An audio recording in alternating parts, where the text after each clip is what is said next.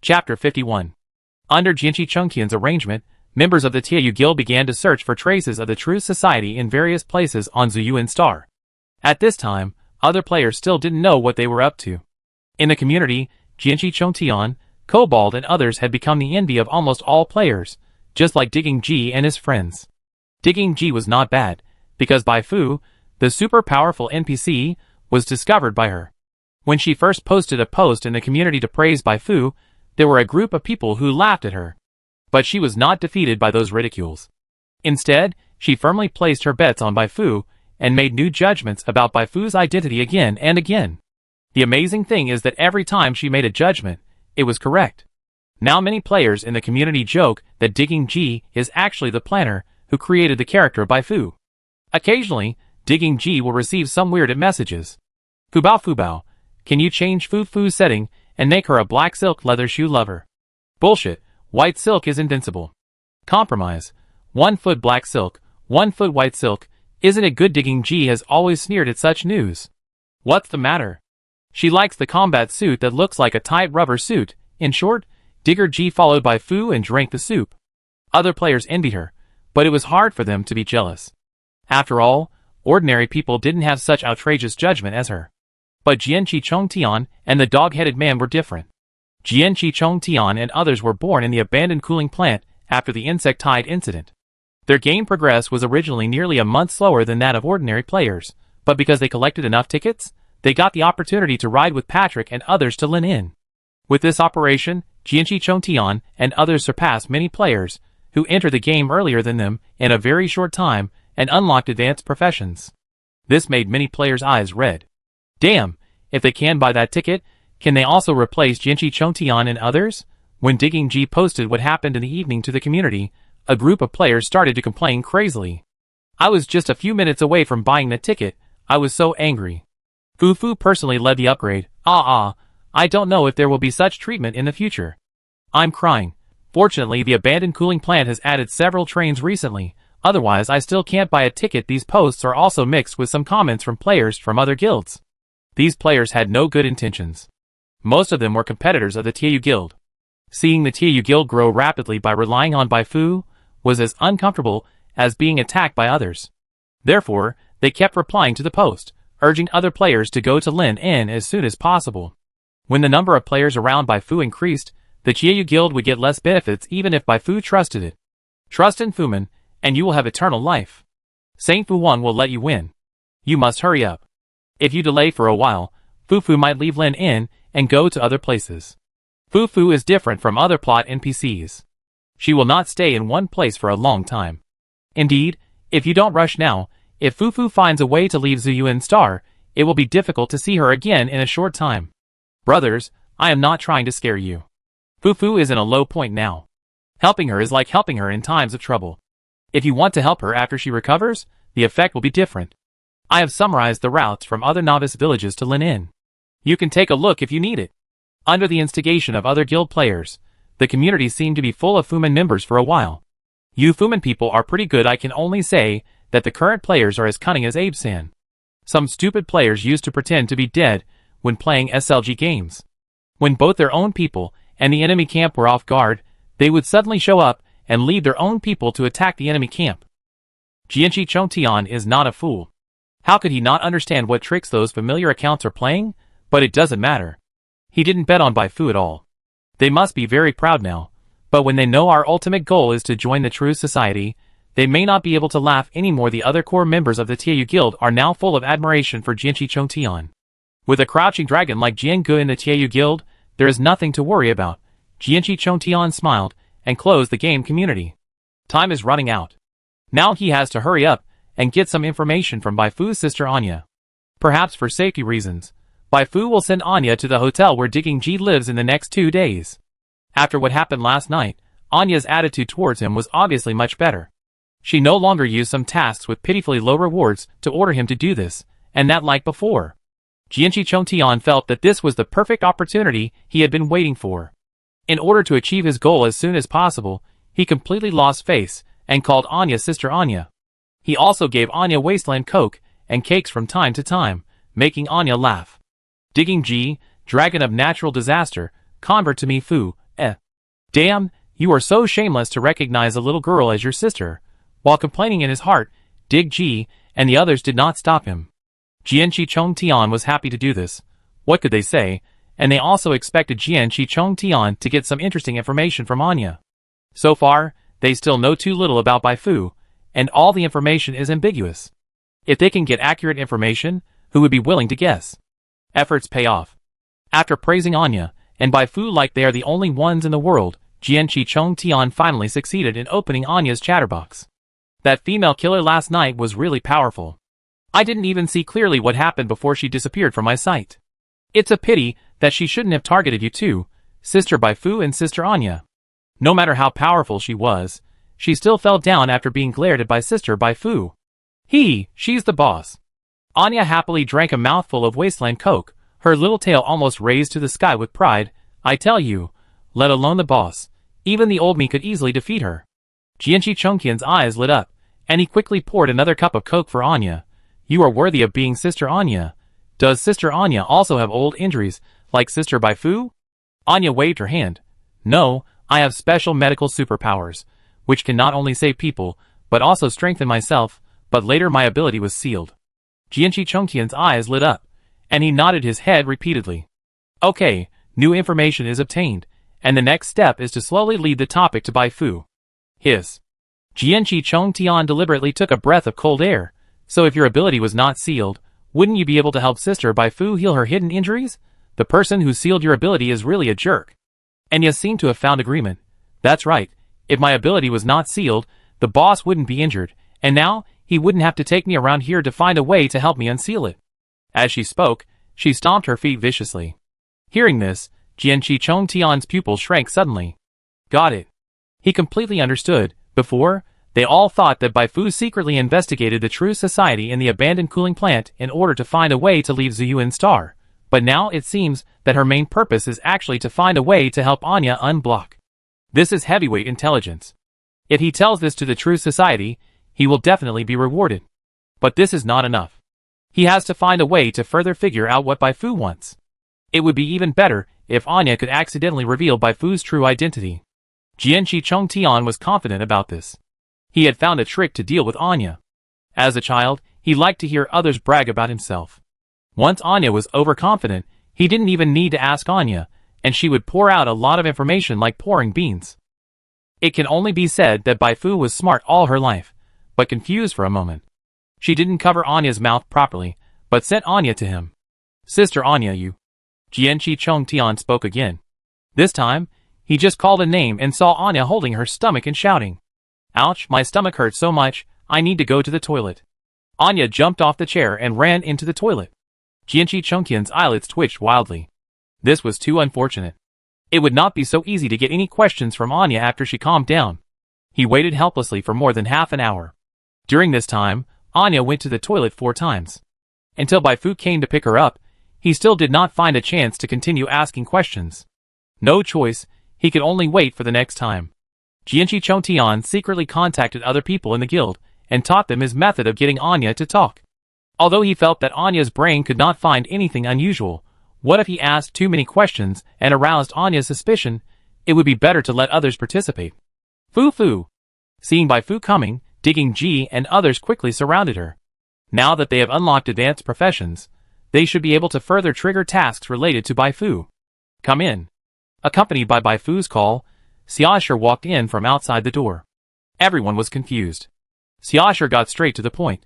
In the meeting just now, Bai Fu recommended you to CC, hoping that you could join the action. The director was a little hesitant, but she fully guaranteed it, and the director finally agreed. I am here to ask for your opinions. You triggered the mission special operation. Mission description. CEC has formulated a special operation against foreign wanderers. With Bai Fu's guarantee, CEC allows you to join it. Mission goal. Destroy the wanderer camp. Reward. 10,000 experience points, 5 points of reputation with the pre-march camp. Accept or reject at the same time. All the players in the room received a game prompt. Is the big one finally here? I have no objection. Wherever Fufu goes, I go. Me too. No player hesitated.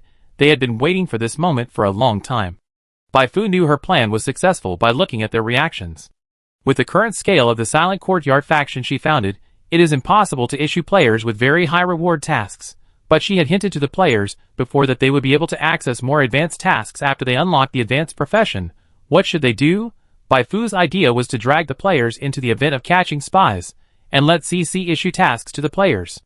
Xiaosher said, since you have no objection, don't walk around today. CC will drive here to pick you up at 3 p.m. tomorrow. Digging G and others immediately agreed. After the notice, Bai Fu, Anya, and Xiaosher walked towards their residence together. On the way, Anya did not forget to take credit to Bai Fu. Boss, I have done what you said. Well done. Bai Fu smiled and touched Anya's head. She set Anya to the player, mainly wanting to use Anya's large calendar attribute to reveal some newly compiled information to the player, thereby enriching Anya's character. Nanny, this is the positioning she gave Anya after careful consideration. Today is a good start. As for whether the planner can successfully add settings to Anya in the future, it is unknown. After returning to the residence, Bai Fu asked about the situation of all the senior executives of Xiaosher's 4 divisions with great interest. She mainly wanted to see if Li Cheng had any accomplices among the senior executives of the 4 divisions, so she couldn't help asking a few more questions when asking Li Cheng. Is his father the deputy director of the intelligence bureau? Bai Fu was surprised to learn that Li Cheng and Xiaosher were both the sons of officials. His father was the deputy director of the intelligence bureau. As long as he managed well, Li Cheng would have the possibility of becoming the director of the intelligence bureau in the future. Why would he work for the True Society with such a background? Could it be that the True Society had caught his lifeline? Bai Fu felt that things were not simple. At this moment, Xiaosher suddenly stood up. Bai Fu raised her head in confusion and saw Xiaosher walking around the coffee table and approaching her, pressing down with his upper body, as if he was going to throw her down on the sofa. What do you want to do? First, we can rule out the possibility that Xiaosher wants to rape her. She doesn't know Xiaosher's sexual orientation, but if Xiaosher really has this idea, she would never have waited until today to do it. She looked weaker before, but now she has the fierce nickname of White Death and a record of killing 2 waves of assassins by herself. It's easy to see that she is not good at raping. Xiaosher, I just want to ask you a question now. Bai Fu, what question? Who are you? Xiaosher's eyes narrowed slightly. When we first met at the abandoned cooling plant, I thought you were just a simple, enthusiastic citizen who awakened special abilities to save the abandoned cooling plant, and even sacrificed yourself. But the more I met you, the more I felt something was wrong. The ability can be explained by awakening, but the calmness when killing people cannot be explained by awakening. Bai Fu asked, is this important? Xiaosher gritted her teeth. It's very important. I must find out your purpose. And I told you that the reason I joined the Intelligence Bureau was because I couldn't stand the truth that the truth would kill people for no reason. It's the same now. I can't accept myself working with a cold-blooded killer. Bai Fu raised her lips. If I am really a cold-blooded killer, what would you do? Xiaosher said seriously, I will withdraw from this operation. Bai Fu couldn't help laughing. I thought you would say you would kill me. I am not a killer, but there are some things I can't explain to you. Yeah. Xiaosher nodded and distanced herself from Bai Fu. Bai Fu was slightly surprised. You believe this? Xiaosher said, Bai Fu, I actually admire you very much. Ah? When you abandoned the cooling plant, you were able to sacrifice yourself for others. In my opinion, you are as dazzling as a meteor. It is hard for me to believe that a person who is willing to sacrifice himself for others would be a cold-blooded killer, so I need you to give me an answer to relieve the grudge in my heart. Now that you have given me the answer, I feel much better. Bai Fu's mouth twitched. Being too naive will lead to big trouble. Have a good rest. The spy may jump out tomorrow. No words were spoken all night. The next day, when Bai Fu was packing up, a new group of players also drove to Lin Inn. Chapter 52. After learning from Digging G's live broadcast that Digging G and the others had received a new mission from Bai Fu, the players in the car were now as anxious as ants on a hot pot. What they were concerned about now was not only whether they could receive a mission from Bai Fu. After Digging G's analysis and the instigation of the players from the guilds that competed with the Iron Rain Guild, they all felt a strong sense of urgency. According to the currently known information, there is a 90% probability that Bai Fu is not the main storyline NPC of Zuyuan Star, but an important hidden NPC involved in a larger story. When she achieves her goal on Zuyuan Star, she will definitely leave Zuyuan Star. If these players don't seize the time to contact Bai Fu, they may miss the chance to trigger the grand hidden mission forever. Oh no, not necessarily forever. Wait for the nostalgic server to open, and you will be able to reunite with Bai Fu. Fuck, this game has only been in public beta for more than a month, and you are already thinking about the nostalgic server? Wait for a big guy to set up a private server, then directly raise Fu Fu's favorability to 100. Young people should not be too young, with this game's performance, whose private server can make this game run normally. Some players, who have been unable to buy tickets from the abandoned cooling plant to Lin and have started to do tricks, such as looking for someone to buy a cheat that can teleport directly from the abandoned cooling plant to Lin In. As a result, they were deceived and lost 5,000 yuan, and the official was listed as a typical case in the community. Zhu Yuanxing's XX top laner was defrauded of 5,000 yuan by someone who claimed to be selling a teleportation plugin that can teleport players to Lin In. Please be careful. After this post was published, no player dared to play tricks anymore. Public execution, who can stand this? They can only go crazy in the community and complain to the official. Not bad, not bad. Bai Fu, who had been lurking in the community, nodded with satisfaction when she saw this scene. Thanks to the analysis posts published by Digging G every 2 or 3 days, now basically all the players who know her have reached a consensus that she is a mysterious alien from the universe. At this stage, her identity is almost perfect. If it is further deepened, it will easily conflict with the subsequent game plot. Her next plan is to make good use of the newly added injured setting to make players think that she has certain abilities when she is not injured, so as to prompt the planner to add corresponding abilities to her when she is strengthened next time. Bai Fu has a preliminary idea. Her biggest weakness now is that she can't fight pursuit battles and lacks group attack methods, so she plans to do something in this regard. The operation is very simple. Just let Anya say I remember how the boss was in front of the player whenever she has nothing to do. In this way, the player can get information from Anya, a big sieve, and she successfully creates an image of a master in front of the player. Anya also gets Wasteland Coke and dessert rewards from her. It's a win-win situation. Thinking of this, Bai Fu looked at Anya with a look of satisfaction. Anya's appearance is really wonderful. A lowly who looks weak, pitiful and helpless, can easily gain the trust of the player at that station. Letting her fool the player is simply twice the result with half the effort. Get ready to go. At this moment, Xiaoshi came out of the room dragging a weapon box. It was almost noon, and the operation was about to begin. Bai Fu nodded, and took Anya and followed Xiaoshi downstairs. Their first stop was CC. Because this operation was outside the Lin In settlement, it would take about a day to go back and forth, and the players would follow, so Bai Fu had to send Anya to a safe place first. There was no doubt that the safest place for Lin In now was the underground air defense fortresses in CC. Boss, you must come back alive. If you die, I will not live either. Anya tightly grasped the corner of Bai Fu's clothes. Bai Fu smiled and punched Anya. Get lost, you just know how to say unlucky things. I am very tough. Let alone a mere true society spy. Even if she accidentally entered the Rice Flower City and was targeted by the Death God elementary school student, she would struggle a bit. After settling Anya, Bai Fu and the people around held a simple meeting. At the meeting, the action team leader once again introduced the action goals. The Honey Badger Wanderer Camp is a wanderer camp that makes a living by robbery. The population is between 30 and 40, and they have 2 heavy machine guns. They moved to the vicinity of Lin a month ago. Not long ago, they attacked a caravan belonging to Lin, causing 7 casualties. The purpose of our operation this time is to completely wipe them out without leaving any alive. The words of the action team leader were filled with cold murderous intent. Wanderer camps are usually small groups formed by a group of people who are unwilling to be bound by the laws and regulations of major forces. Most of these people are bandits that make Zhang San, the lawless lunatic, ashamed. In addition to collecting intelligence from other forces, the main task of the Gene Pre-March Intelligence Bureau is to regularly clean up the wandering camps. Bai Fu didn't pay much attention to what the action team leader said.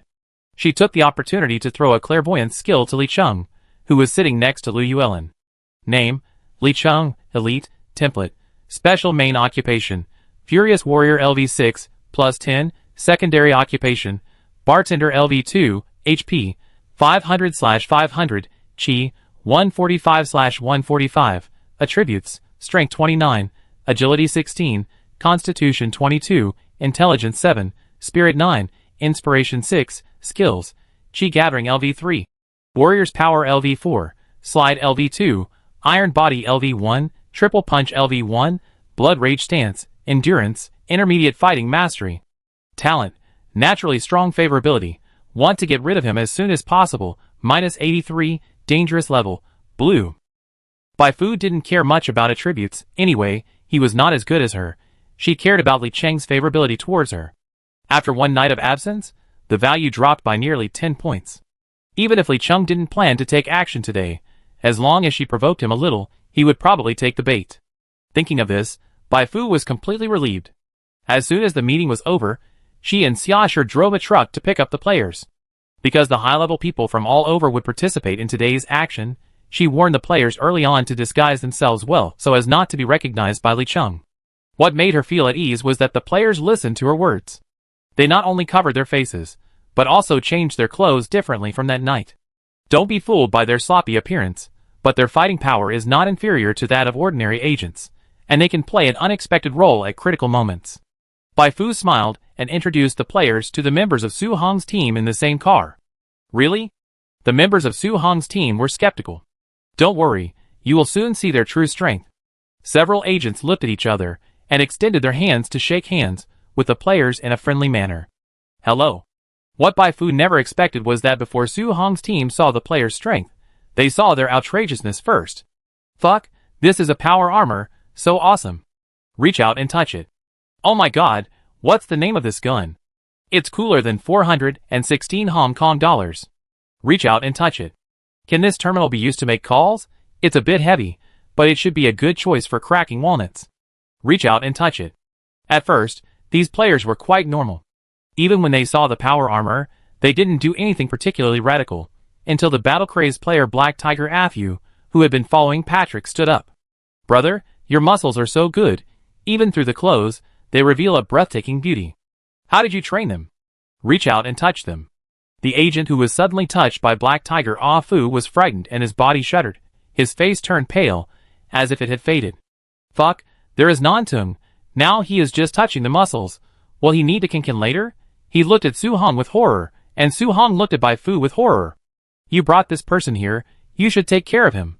Bai Fu's eyelids twitched slightly. Players are like this, they always do something that makes people feel dizzy, and she dares to use players boldly because she is familiar with the player's background. She looked at the agent who was touched. Dude, do you know that there is a saying that moderate fitness attracts the opposite sex, and excessive fitness attracts the same sex? I guarantee with my integrity that he has no ill intentions. He is really just interested in your muscles, not in you sexually. Black Tiger Afu nodded quickly. Since White Death God Bai Fu said so, the members of Su Hong's team accepted this statement for the time being. It turned out to be a misunderstanding. While saying this, the agent who was touched still sat far away from Black Tiger Afu. Black Tiger Afu looked innocent. What's wrong with liking muscles and fighting? Isn't this a hobby of a real man? An hour later, the convoy arrived near the camp of Honey Badger wanderers. This is a barren land, with broken stones and scattered waste everywhere.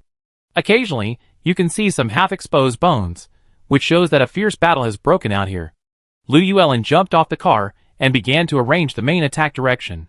Among them, Su Hong's team and Bai Fu were arranged to the west, and the other two teams were divided into the east and north, leaving only the south empty. After receiving the order, Su Hong's team and Bai Fu arrived at the designated location quickly, lying on the ground, waiting for the general attack order. Soon, Lu Yuelin raised a small loudspeaker and began to persuade the wanderers to surrender, but he was responded with ruthless shooting. If you don't accept the toast, you will be punished. Fire! At Lu Yuelin's command, the action teams in 3 directions launched attacks at the same time. Da-da-da. Bullets were fired one after another, like the sickle of the god of death, constantly harvesting the simple shelters built temporarily outside the camp. The wanderers' camp under attack was not a pushover either. With angry roars, they quickly launched a counterattack. Kill all those bastards outside. Do these police dogs really think we are easy to mess with? Today I must smash their dio.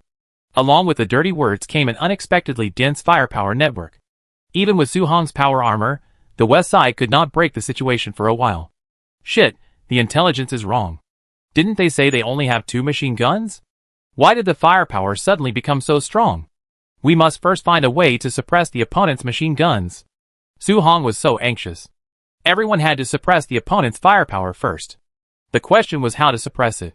They didn't bring heavy firepower weapons this time. If they wanted to destroy the machine gun position, they could only rely on grenades. Let me do it. Everyone looked back and found that the one who shouted was one of the 10 people who followed Bai Fu. His codename seemed to be Patrick. This is too dangerous. Just as Su Hong was about to shake his head, Patrick had already picked up 2 grenades from the ground. The next second, Patrick, carrying grenades, rushed out from behind the bunker like a cheetah. His trail was quickly captured by the wanderers hiding in the camp. The muzzle turned, and in an instant, bullets smashed at Patrick like raindrops. Patrick used a force displacement skill to move 2 meters to the left and front, just avoiding the attack area of the bullets. Before the opponent could react, he rolled into the pit in front. The set of moves was smooth and flowing, almost stunned Su Hong. Is this the real strength that Bai Fu said? Quick, shoot and give him a chance. Su Hong quickly called on his agents to open fire. Under the cover of the agent team, although Patrick was shot several times, he still managed to kill in front of the machine gun position without any danger. He threw 2 grenades in succession. Boom, boom, after 2 roars, the machine gun position was completely silent. Charge! Digger G shouted, and all the players rushed out at once. Hey! Su Hong was really confused this time. No, brothers and sisters, aren't you afraid of death? Which agent fights like this? Don't they first find out the details of the enemy, and then adopt appropriate tactics to attack the enemy? But it must be said that recklessness really works. The players' charge directly knocked out the wanderers in the camp. No matter what, let's follow. Su Hong took the lead, Bai Fu followed closely, and everyone quickly rushed into the wanderer camp through the gap opened by the player. Li Cheng, who was watching the whole process, had his eyelids twitching wildly. The people Bai Fu called were so brave. No wonder the second wave of assassins he sent that night was severely damaged, and no wonder these people were not afraid of death and dared to speak harshly to their true society. Iron Rain Guild? After the dark web was reopened yesterday, he passed the intelligence he collected to the True Society through the dark web. He believed that with the powerful intelligence capabilities of the True Society, it should be able to quickly investigate the origin of this organization and eradicate it. But now is not the time to dwell on such things. While passing the information to the True Society, he also applied for assistance from the True Society. Although the current situation was somewhat beyond his expectations, it was not completely off the track. What he needed to do next was to lure Bai Fu into the trap he had set up in advance. If he could capture her alive, he would capture her alive. If he could not capture her alive, he would send Bai Fu to death. Li Cheng was somewhat impatient to see Bai Fu's expression when she found out that he was the spy. Unexpectedly. Chapter 53. Director, the West has been breached, but Su Hong and his men rushed into the camp without caring about the overall situation. I'm afraid something will happen to them. Li Cheng found Liu Yuelin and explained the current situation. After getting Liu Yuelin's approval, he immediately led a 4-man team to the west for support. Li Cheng is very excited now. He has been waiting for this moment for a long time. After 2 consecutive failed assassinations of Bai Fu, he was under tremendous pressure. If he fails again this time, even if the president does not punish him, his position in the True Society will surely plummet. He joined the True Society to do great things. How could he tolerate himself becoming a marginal person?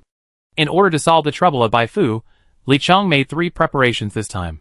First, sneak attack. If the sneak attack fails, try to attract Bai Fu to the ambush site. If this doesn't work, then he can only take some risks and let the people sent by the True Society to assist him to attack everywhere, and then find an opportunity to send Bai Fu on the road.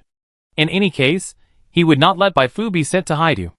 After rushing into the wanderer camp, Li Cheng found Bai Fu and others, who were hiding behind the bunker, and shooting at the wanderers. He walked over angrily and scolded Su Hong. Stupid, do you know what you are doing? If you rush in rashly, what if there is an ambush? Can you afford the loss? Su Hong hesitated to speak. It was really difficult for him to refute what happened today. After scolding Su Hong, Li Cheng looked around again.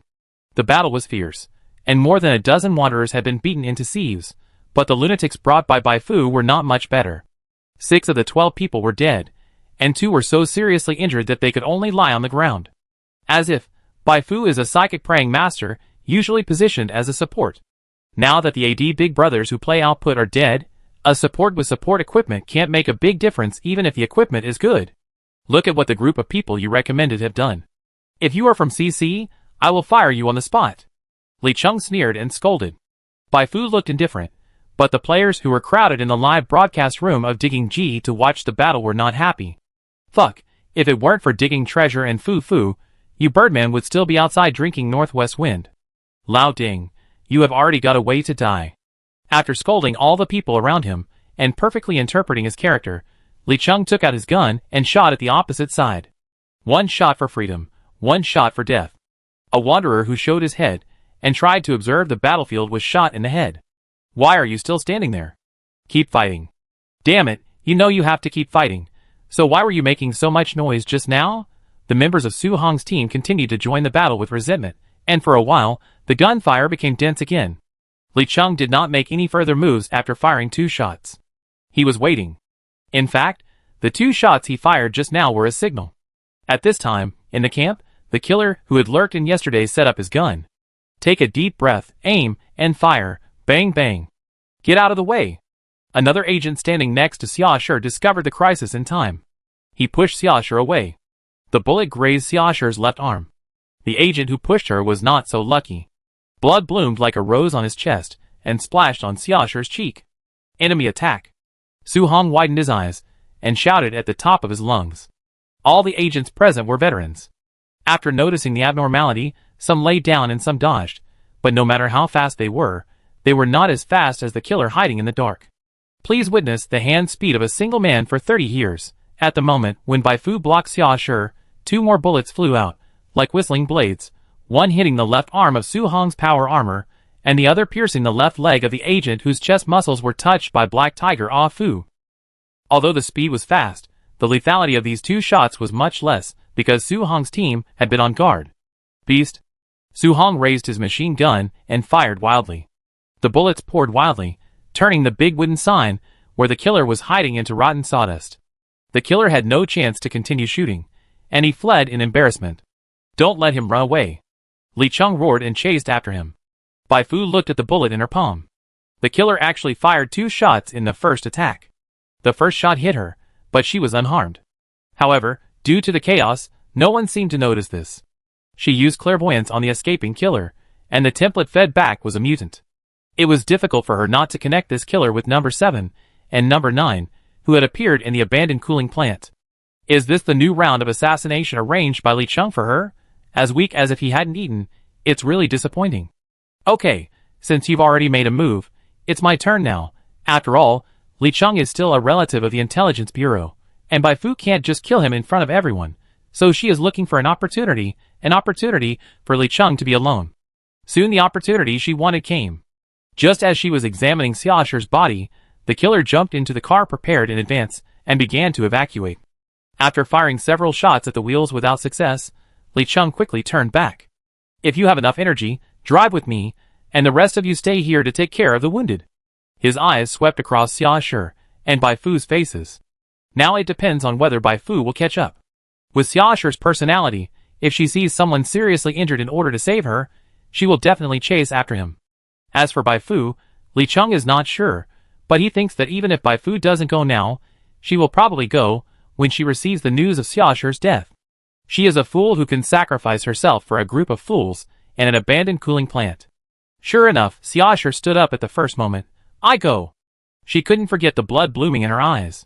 If she hadn't been pushed away in time, she might have been the one shot. She rushed out of the camp and ran straight to the car she came in. Bai Fu hurriedly chased after her, and when Xiaoshi was about to sit in the driver's seat, she grabbed Xiaoshi.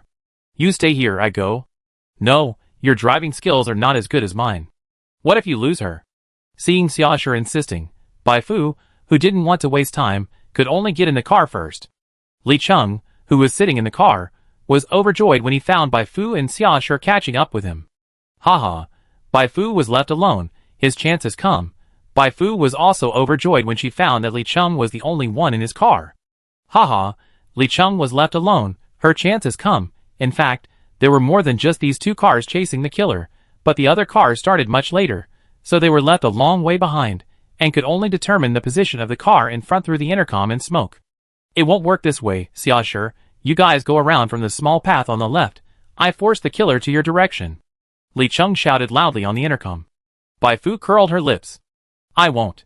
She didn't know if Li Cheng had other arrangements, such as arranging other killers to block the small path on the left, but whether there were any, she didn't intend to do what Li Cheng said. If you let me go with you, I will go with you, then I will lose face.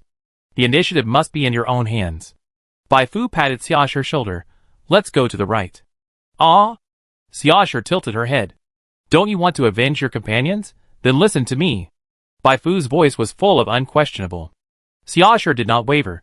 If you can't give me a convincing reason, I won't do it even if you point a gun at me. Bai Fu thought about it, and gave up the idea of playing bondage play with Xiaoshu in the car.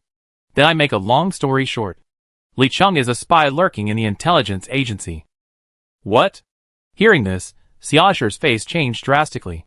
She once suspected that she had heard something wrong. Li Cheng's father was the deputy director of the intelligence bureau, and he had a promising future. Moreover, Li Cheng had almost never suffered any loss.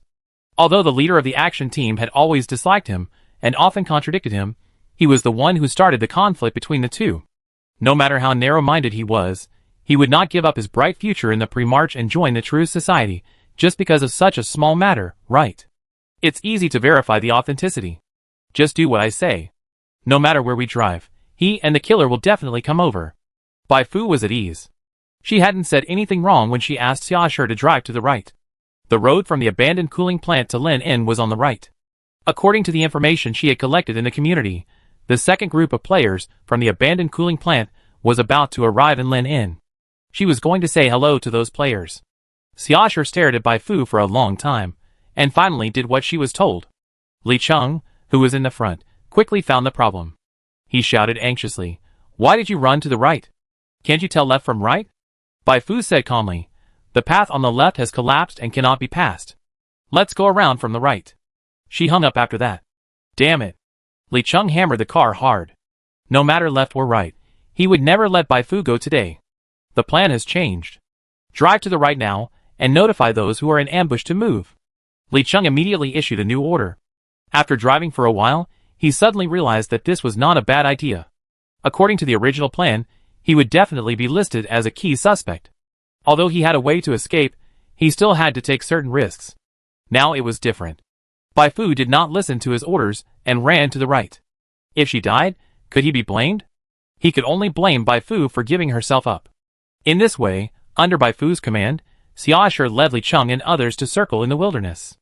Every time Li Cheng asked them why they changed direction again, Bai Fu could always find an excuse to prevaricate. Either the road was blocked or they encountered an amoeba. Half an hour later, on the road leading to Lin, the players in the car were bored and brushing the community. At this moment, a modified truck suddenly drove up from the side and rear. They had been in the car for almost a day, and this was the first time they met other cars on the road. Some curious players stuck their heads out of the car. It would have been better if they hadn't looked at it.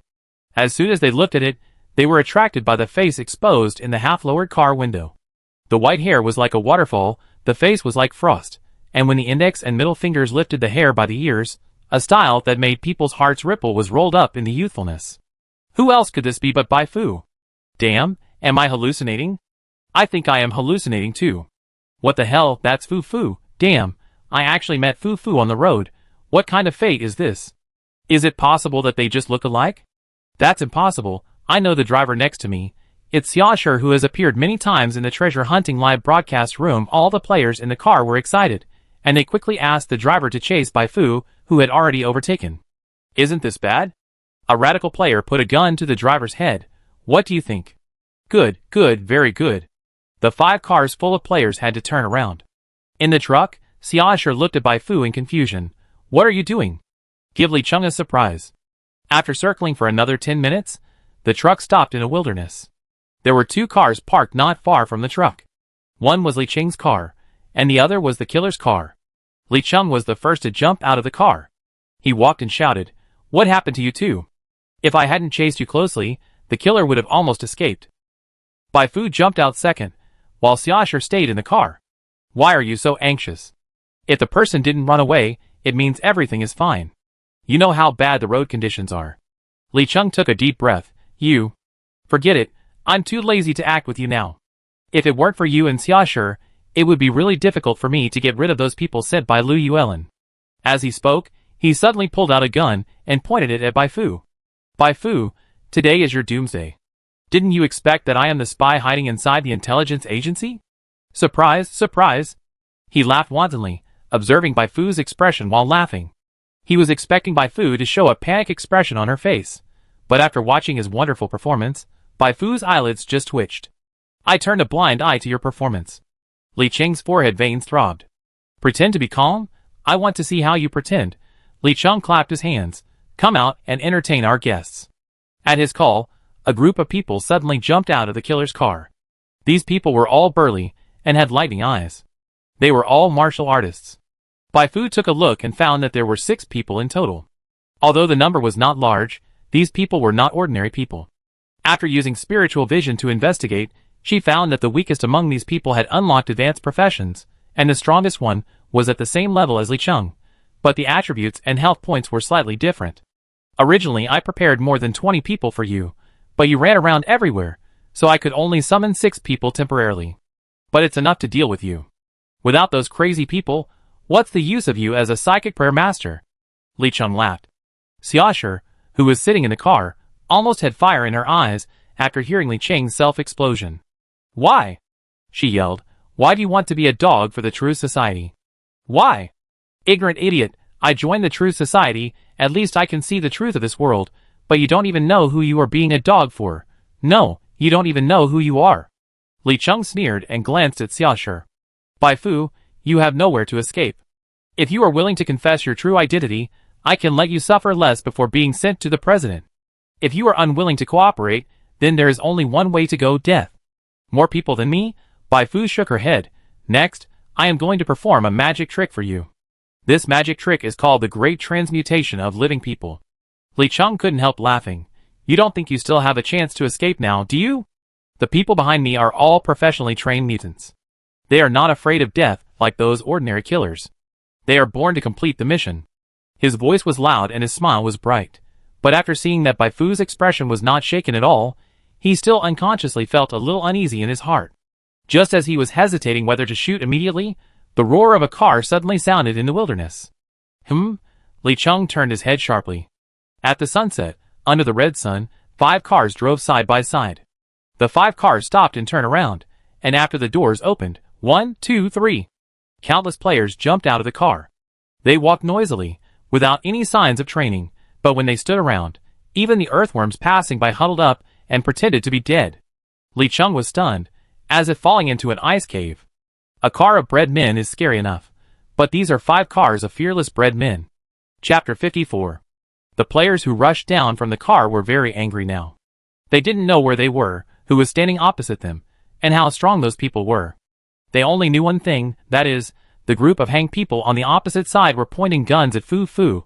What else is there to say? I chop you into pieces with one knife.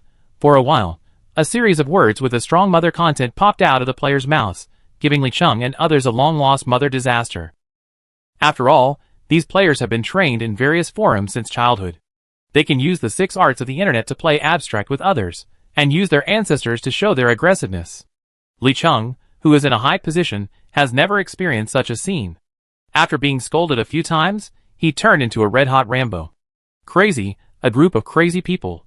Li Cheng now has no time to think about where these players came from. He only knows that he is surrounded. If he wants to survive, he must find a way to break out of the encirclement. This is not easy, because he found at a glance that there were nearly 100 people rushing over, and nearly 100 people were squeezed into 5 small cars. It was like compressed seaweed becoming a spirit. He thought of the people who helped Bai Fu kill the Shadow Girl that night, and the people who rushed into the Wanderer camp today regardless of their safety, and under the dense firepower net. If these people were as strong as those people, it would be almost impossible for him to walk out alive. The reason why Li Cheng used the word almost impossible instead of completely impossible to describe it was because he suddenly realized that the only chance was right in front of him. Bai Fu, you made a mistake, a fatal mistake. Abandon fear and rekindle confidence. After tightening the gun in his hand, Li Cheng turned back into the smiling boy. Ha ha ha. It seems that you must have known in advance that I was a spy through some means, and told Xiaoshi this news in advance, otherwise Xiaoshi would definitely react more violently after learning the truth. But, he waved his left hand, and the 6 mutants standing by the car raised their weapons. Li Cheng sneered. You should never stand so close to me. 7 steps away, the gun is fast, and within 7 steps, the gun is fast and accurate. He has absolute confidence that he can pour all the bullets in the magazine on Bai Fu before the group of lunatics who came to entangle him. In fact, even if there is no gun, Li Cheng is not worried now. The energy in his body is not cultivated in vain. Although his personal martial arts is not the best in the whole 4 places, it is also first class. After using Blood Rage stance to explode, he can fight the strongest in the 4 places on equal terms in a short time. At this time, Bai Fu was less than 2 meters away from him, and he only needed 1 breath to strangle Bai Fu's neck. Thinking of this, Li Cheng aimed his gun at Bai Fu's forehead and shouted, "Listen to me, you bastards. If anyone dares to move, I will shoot Bai Fu to death." The players who were about to rush up and beat Li Cheng until Li Cheng stopped. They were even angrier, and felt that they might turn into super hunters in an extremely angry state in the next second, but no matter how angry they were, they didn't dare to do anything at this time. The gun in Li Cheng's hand was not a fake one. It was a real gun that could smash a person's head like a watermelon. They came all the way from the abandoned cooling plant just to see Bai Fu. If Bai Fu was shot in the head as soon as they met, then there would be no point in playing the game. Ah, villain. What should I do? I can't tell his specific level with my reconnaissance skills. With this level difference, we have to save Fu Fu with our head. Xiaoshu in the car was also anxious at this time. Bai Fu fought against the true society and the insect tied in the abandoned cooling plant to save her life. How could she watch Bai Fu die? Li Cheng, you just want a hostage now, right? I will exchange with Bai Fu. You can capture me. I am more valuable than Bai Fu, with my identity. Even if people from everywhere come over, they dare not attack you. You? Li Cheng looked at Xiaoshu, who was leaning out of the car window with contempt. Don't worry. One of the reasons why I betrayed the original Jean is to kill all disgusting things like you. Xiaoshu, who was scolded, was about to say something, but Bai Fu waved her hand at her. It's okay, leave this to me. You just need to keep an eye on those mutants. Bai Fu's face was filled with a gentle smile, as if she was not facing a crisis at all. When she turned around and looked at Li Cheng, her smile became even brighter. I think you may have misunderstood. I call these outsiders here just to let them surround you so that you won't run away. Li Cheng stared at Bai Fu in a daze. Suddenly, he laughed as if he had heard the funniest joke in the world. It seems that you have a deep misunderstanding of my strength. Li Cheng lowered the muzzle of the gun slightly, and quickly pulled the trigger. What he needed was a hostage, who would not resist, so it was obviously more in his interest to break Bai Fu's legs. The bullet passed through the chamber. Because the shooting position was very close, and his shooting action was very sudden, he was very confident that Bai Fu could not avoid this shot, so he turned the muzzle of the gun and aimed at Bai Fu's other leg the moment after shooting. Bang! Xiaoshu hurriedly shouted, "Get out of the way! Get out of the way! Get out of the way with your head!" Li Cheng was about to catch Bai Fu, whose legs were broken and whose body was falling, but the moment he stretched out his left hand, he suddenly realized that something was wrong. Where was the blood? There was no blood on Bai Fu's legs, no blood, no wounds. Through the hole in her pants, she could see a slightly concave black one-piece armor. Li Cheng's pupils shrank suddenly. What kind of armor could block the gunshot from the modified heavy pistol in his hand at such a close distance? He didn't have time to think about it. This time he aimed directly at Bai Fu's feet. Armor usually doesn't protect feet, but the moment he pulled the trigger, Bai Fu reached out and grabbed the muzzle of the gun. A bullet was fired, and the imagined scene of palms exploding and blood flying did not appear. Bai Fu's body didn't even shake. Are you sure this thing will work on me? A pleasant voice sounded, but it sounded like the whisper of a devil to Li Cheng. His heart was in turmoil. Bai Fu's thigh blocked his gunshot, so why could her hands block it? You know, she was only wearing a pair of the most common black gloves. In fact, this shot did cause some damage to Bai Fu. To be honest, it was a close-range shot after all. This gun was already working very hard. If it was another gun, it wouldn't have done any damage. If you want to blame someone, blame Bai Fu for increasing her physical fitness to a very high level, and using hardening on her palm very carefully. When Li Cheng was surprised, Bai Fu's body took 2 steps back. Her right leg suddenly tightened, like a long whip whipping at high speed, and kicked Li Cheng's chin with a fierce whirring sound. Although she had not received professional combat training, she was still very clear about where to attack to quickly make the enemy lose their combat effectiveness. It's bad. Li Cheng was aware of the crisis, but he didn't even have time to slide, so he could only use all his strength to urge the chi in his body to protect his chin. Boom! Li Cheng flew backwards like a heavy tank, and 2 damage values floated above his head at the same time. -41. -3. One was kicked, and the other was thrown. With just one attack, Bai Fu knocked off nearly 1/10 of his health, although it was Li Cheng shooting and Bai Fu raising her legs high. In fact, all this happened within a few seconds. It was not until Li Cheng jumped up from the ground with a somersault that everyone around him finally reacted.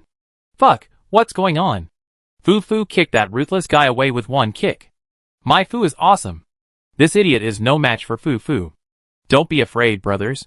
We are the kings. Amidst the shouting, nearly 100 players rushed towards the 6 mutants like a tide. Those with guns fired, and those without guns took out cold weapons and started to move around. Unlike the players, who quickly accepted this situation, Xiaoshi and others were directly stunned. Isn't Baifu a psychic prayer master who plays as an auxiliary? When did she retreat to catch bullets with her bare hands and kick out a promising summer? Don't think you can beat me by just kicking me. You are looking for death. Li Cheng was completely furious. He hadn't suffered such a big loss for a long time. When he caught Baifu, he would definitely take off Baifu's legs with his own hands.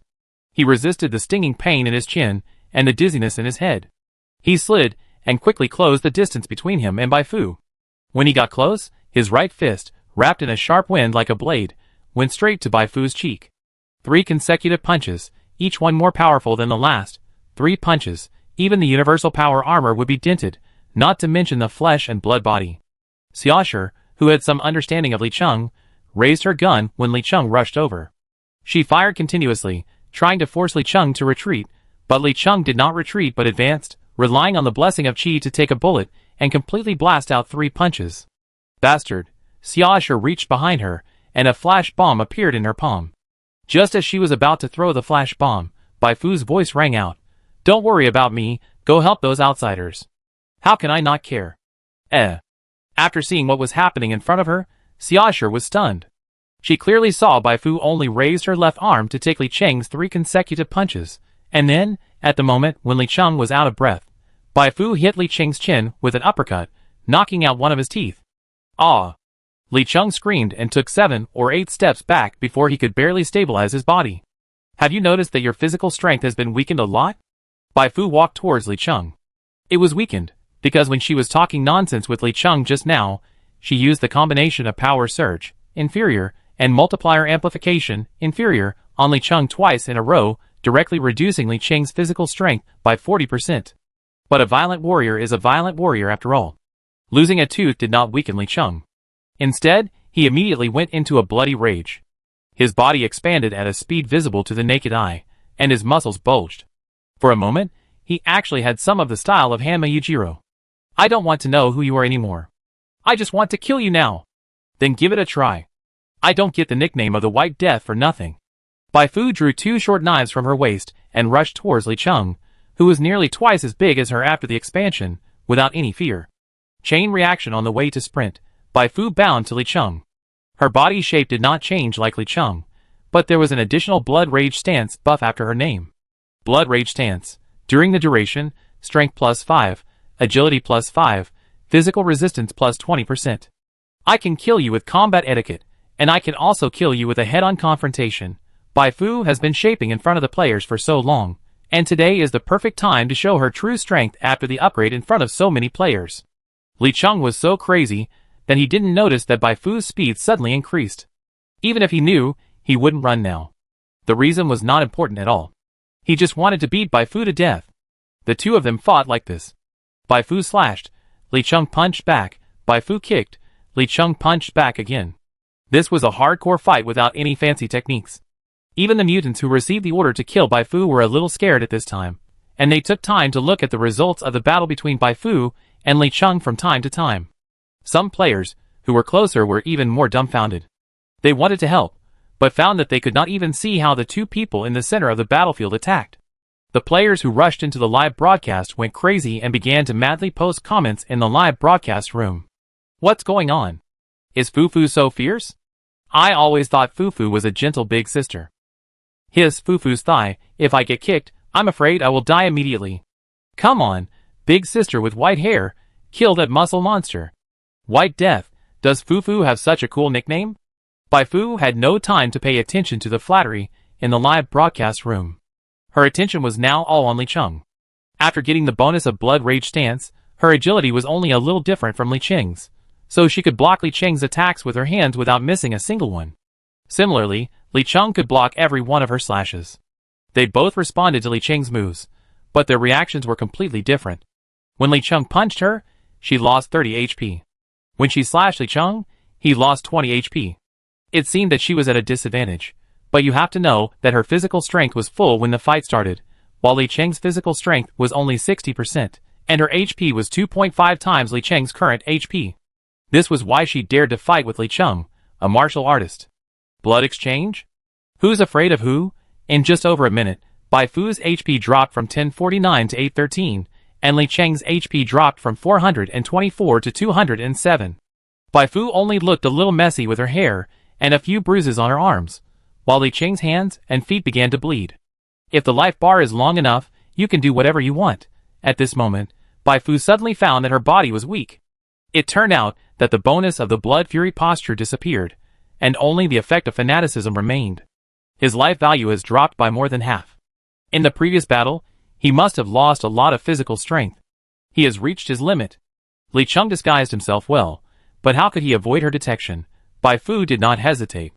She stopped saving spiritual energy and directly turned on spiritual energy boiling, converting 10% of spiritual energy into additional physical damage bonus. She took a step forward, still using the familiar formula, still in the familiar place. Her right fist wrapped in a black glove hit Li Cheng's chin with unparalleled power, like a dragon out of the sea. Rising Dragon Fist. -61, +16. This punch was almost a real injury. Li Cheng's huge body took off like a rocket, and then, like a neon rocket, it fell down just a few seconds after taking off. When it landed, blood splattered like a kettle, and there was a loud bang. Li Cheng struggled hard for a few times, but finally fell back because of a broken bone and could not move. Bai Fu turned around and stared at the mutants. "It's your turn next." The whole audience was silent. Everyone only saw Bai Fu stepping forward with her slender legs. The White Death is here to collect people. Chapter 55. The 6 mutants looked at Li Cheng lying on the ground in astonishment. They have always looked down on Li Cheng, but they looked down on him only because Li Cheng betrayed the original Gene body and willingly served as a lackey of the true society. In terms of strength, even the strongest among them dare not say that they can beat Li Cheng. However, just now, Li Cheng was beaten into a cripple by Bai Fu, and he was beaten in close combat, which he is best at. It's really a ghost. The 6 mutants were in disbelief, and could not help but take a deep breath. Isn't Bai Fu's job a psychic praying master? If she can beat Li Cheng in fighting, which she is not good at, how high must her attainment in psychic power be? They felt as if a mountain was pressing on their shoulders. Is this the true strength of the White Death? This woman is not a good person. She has been hiding her strength since she abandoned the cooling plant, deliberately showing weakness to us, and then seducing us to send waves. The most urgent thing is to report what happened here first. Seeing Bai Fu getting closer and closer, the strongest mutant C3 stood up and took over the command. C6 returned to the car and report the situation using the car terminal. C5 and C4 will be responsible for driving away those rookies. The rest of you will deal with Bai Fu with me. Don't be afraid. No matter how powerful she is just one person. Wait for C6 and you to complete the task. With the combined strength of the 6 of us, we may be able to survive in her hands. C6 twitched his mouth. With the combined efforts of 6 people, you only want to survive? But after seeing Li Cheng's miserable state, he gave up the idea of complaining. At this point in the mission, they no longer have to kill Bai Fu, but try to avoid being captured alive by the original Gene body, which will lead to being unable to withstand the torture and leaking secrets. He turned around and rushed into the car, and threw a heavy grenade launcher out of the car. Li Cheng was lying down, his identity was exposed, and now he had no value. They no longer needed to care about Li Cheng's safety. The grenade launcher had to be used. It would be better if Li Cheng was accidentally blown to death. What? Jun, are you serious? The players nearby were all shocked. Bai Fu could block a pistol, but it might be a bit too much to block a heavy grenade launcher. They rushed towards C2 who caught the grenade launcher, but just after taking a few steps, C5 and C4 began to pour bullets at them crazily. Luckily, there are many natural shelters in this place, and they ran fast, otherwise many players would be killed in this round of attack. Damn, they are so unethical and actually use a grenade launcher. Several players who had managed to escape the shooting hid behind rocks and cursed. They wanted to stop it, but they had no long-range weapons, and the few small pistols they had could not change the situation at all. Oh no! Xiaosher, who had been hiding in the car, changed her face when she saw the heavy grenade launcher. She quickly threw a few flash bombs and smoke bombs forward, hoping that these things could buy Bai Fu some time to hide. Then, she jumped off the car carrying 2 assault rifles equipped with special incendiary bombs, and rolled after landing, hiding behind a large rock on the right. Bai Fu, go on. I have notified the 4 sides, they will be here soon. We just need to hold on for a few. Halfway through her words, Xiaosher was stunned. When she was blocking the smoke, Bai Fu did not move at all. Bai Fu, what are you doing, Bai Fu? No matter how far the road ahead stretches, it is only a dead end. The mutant whose eyes were flashed was also stunned when he saw this situation, and then he was overjoyed. This opportunity has come, isn't it? As long as they can hit Bai Fu with 1 shot, even if they can't kill Bai Fu, they can seriously injure Bai Fu, and they can break out of the siege before the people from all sides arrive. C2 now. C1 and C3 shouted at the same time. C2 was also a well-trained veteran. How could he miss this great opportunity? He raised the grenade launcher excitedly. Take it, Bai Fu. At this moment, the surroundings seemed to suddenly enter slow motion. Bai Fu's eyes swept around, and what came into view were the anxious expressions of the players and Xiaosher, as well as the surprised expressions of the mutants. Almost everyone thought that this grenade would completely change the situation. Wow, it's a bit like the atmosphere before using the world, Bai Fu. Battle etiquette instantly, an invisible psychic force locked onto C2. C2 was horrified to find that his body seemed to be firmly fixed to the space, and could not move. This situation did not last long. As Bai Fu on the opposite side suddenly made a throwing motion, his body also made the same throwing motion, as if it was controlled by the silk thread extended by Bai Fu. So, the heavy grenade launcher held tightly in his hand flew out, and flew towards Bai Fu in a parabola. This was a development that no one except Bai Fu had expected, so when the other 5 mutants reacted, they could only watch and could do nothing. Because the time was too short, they didn't even have time to change their facial expressions, let alone question or scold C2. Bang! Bai Fu caught the grenade launcher thrown by C2 steadily. Surprise! With his finger on the trigger, C2 had already broken free from the control of combat etiquette, and the other 5 mutants also realized the seriousness of the problem. Damn it! C2, you betrayed us. Are you crazy? Get out of the way! The situation was reversed, and this time it was the mutants' turn to panic, while the player and Xiaosher showed surprised expressions. Unlike last time, no one came forward to stop Bai Fu when she pressed the trigger. With a slight vibration of the launcher, an armor-piercing bullet flew out of the thick barrel, and hit the strongest C3 straight. C3 had no time to dodge, and he screamed, and damage values kept floating above his head. You caused 76 points of critical damage to C3. You caused a disabling blow to C3. C3 fell into a state of slight disability. C3 fell into a bleeding state, losing 2 points of health per second. C3 was hit by the armor-piercing shell and flew backwards, knocking C1 next to him to the ground. During the flight, a large mouthful of blood spurted out of his throat, and the whole person looked even more miserable than Li Cheng. No, how can I die here so easily? In addition to pain, C3's eyes were full of unwillingness. With a hideous face, he struggled to get up from the ground, but at this moment, the second grenade flew out from the barrel of the launcher, and the target was still C3, and C1 who was knocked to the ground by C3. Boom! This round was a high explosive bomb. At the moment of hitting, C3 and C1 were blown away. C1 was particularly unlucky, and a piece of his hand was blown off. Before the blown-off arm fell to the ground, Bai Fu pressed the trigger for the 3rd time. This time, it was still C3. The grenade exploded, and a raging fire immediately ignited on C3's body. Under the burning flames, C3 just screamed twice, and then he was completely silent. 3 bursts, armor-piercing, high-explosive, burning, all in one go. A clear and pleasant notification sounded in Bai Fu's ears. You killed C3, 100% contribution, 6,000 experience points after correction based on the level difference hiss. The surrounding players were all stunned. Although they had known that Bai Fu was very strong through various channels, they still didn't expect Bai Fu to be so strong. Is this the strength that the NPC in the hidden plot should have? Too exaggerated.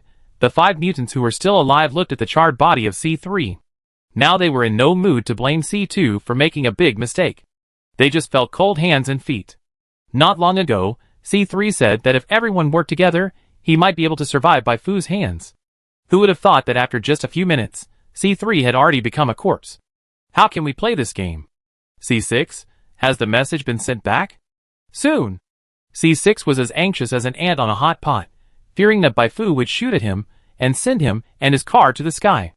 The grenade launcher he threw out was a heavy grenade launcher with a drum capacity of 30 rounds. Although the drum was not full at the time, there were at least 10 grenades in it. This time, his worry was unnecessary. Baifu had no intention of attacking C6. Of course, she didn't attack C6 because she was afraid of blowing up the car C6 was riding in. She had wanted a military car of her own for a long time, and it was a bit painful to spend money to buy it. Besides, she couldn't customize the power armor for Anya after buying the car. Now, the people of the True Society gave her experience and a car, just like a living bodhisattva. Stop him, quickly, C4, C5, don't worry about those bastards, now we must cover C6 and let him report what happened here. C2, who was still intact, shouted. C4 and C5 looked at C2 with strange eyes. Damn it, if you hadn't thrown the grenade launcher to Baifu, would the situation have become like this? They suspected that C2 wanted to assassinate them. But C2 was right about one thing, they had to cover C6 now. As for C1, whose hand was blown off. As soon as they turned their heads to look, they found that a grenade hit C1's head. You killed C1, 100% contribution, and 5,000 experience points after correction based on the level difference. Killing is done. Get close. As long as you get close, you don't have to be afraid. How could Xiaoshi, who had been hiding in the dark, easily give C4 and C5 a chance to get close? She drew her gun and shot. Although those special incendiary bombs were not enough to kill the mutants instantly, they were more than enough to prevent them from getting close to Baifu. Damn it! C4 and C5 were furious, but they could do nothing. Fortunately, C2 did not add insult to injury at this time, but kept shooting at Baifu, trying to stop Baifu from using the grenade launcher. But Baifu, who was already crazy about killing, didn't care about those bullets at all. Even if she was hit in a more vulnerable place, she would only lose a few points of blood, and there would not even be a conspicuous wound. What was there to worry about? She walked through the center of the battlefield under the rain of bullets from Xiaoshi and the mutants, strolling leisurely. She didn't look like she was here to fight, but rather like she was taking a walk after dinner. But with her previous experience, no one dared to underestimate her now. She was not in a hurry. She would only press the trigger after aiming, trying to maximize the effect of each grenade. For a moment, she actually exerted the terrifying suppression force of the tyrant beating Jill with a grenade launcher. In the wilderness, explosions, gunshots, and shouting intertwined. The players who were eager to help Baifu gave up the idea this time. Why go up? Go up and get killed? Just watch Fufu fight 6 people alone. This VIP seat is not for ordinary people. They just hate that there is no one pushing a cart and shouting. Melon seeds, peanuts, small benches nearby, otherwise they would be as happy as gods. You played well, Fufu. I can't imagine how powerful Baifu will be after her full strength is restored. Maybe she can explode? Oh no, my wife is so strong. Will I be able to catch up with her in the future?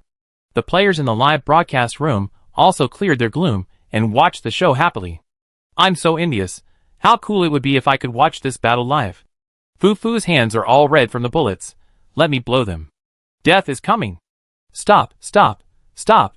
It's my turn to play now. At first, Xiaoshi was still assisting Baifu very seriously, but after C2 and C4 were injured and the battle situation was completely decided, she stopped. Her eyes kept switching between Baifu and the players, her face full of shock. A death god carrying a grenade launcher to harvest lives, and a group of outsiders who can chat and gossip beside the bloody battlefield. Monsters with monsters, she may really have found a ghost in the abandoned cooling plant, but it was this group of ghosts that helped to break the crisis and took the initiative back from the True Society. Xiaoshi felt that she was ignited. She usually did everything in a disciplined manner, which was inseparable from her family education, but now she just wanted to vent her emotions. Damn True Society, aren't you arrogant? Now you are arrogant in front of Baifu again? Go kill them! Baifu was startled by the shout. She turned back with a strange look on her face, and found Xiaoshi yelling at her with a flushed face. Forget it, now is not the time to care about Xiaoshi. Baifu casually fired a grenade to send C4 away, and then she walked to the car. At this time, C6 was still shouting at the terminal. That's enough. She pulled out a gun and fired all the bullets at C6's head in front of his horrified eyes. The sound of gunfire and screams reached the True Society through the terminal. After a while, a series of intermittent voices came from the terminal. I admit that I underestimated you. Baifu put it away and asked with interest, "Are you the president of the Truth Society?" "No." The person on the other side of the terminal denied, "I am Bernardo, the director of the operations department. There is no need for the president to come forward in person to deal with you. From now on, I will put you on the Truth Society's first-level must-kill list. The next time we meet, it will be the time of your death." TSK. Everyone can say something ruthless. "Bai Fu, I hope your life is as tough as your mouth." She closed the terminal after saying that, not giving Bernardo a chance to curse back at her. "You old ding, you're going to die." After dragging C6's body off the car, she shot the dying C2 to death.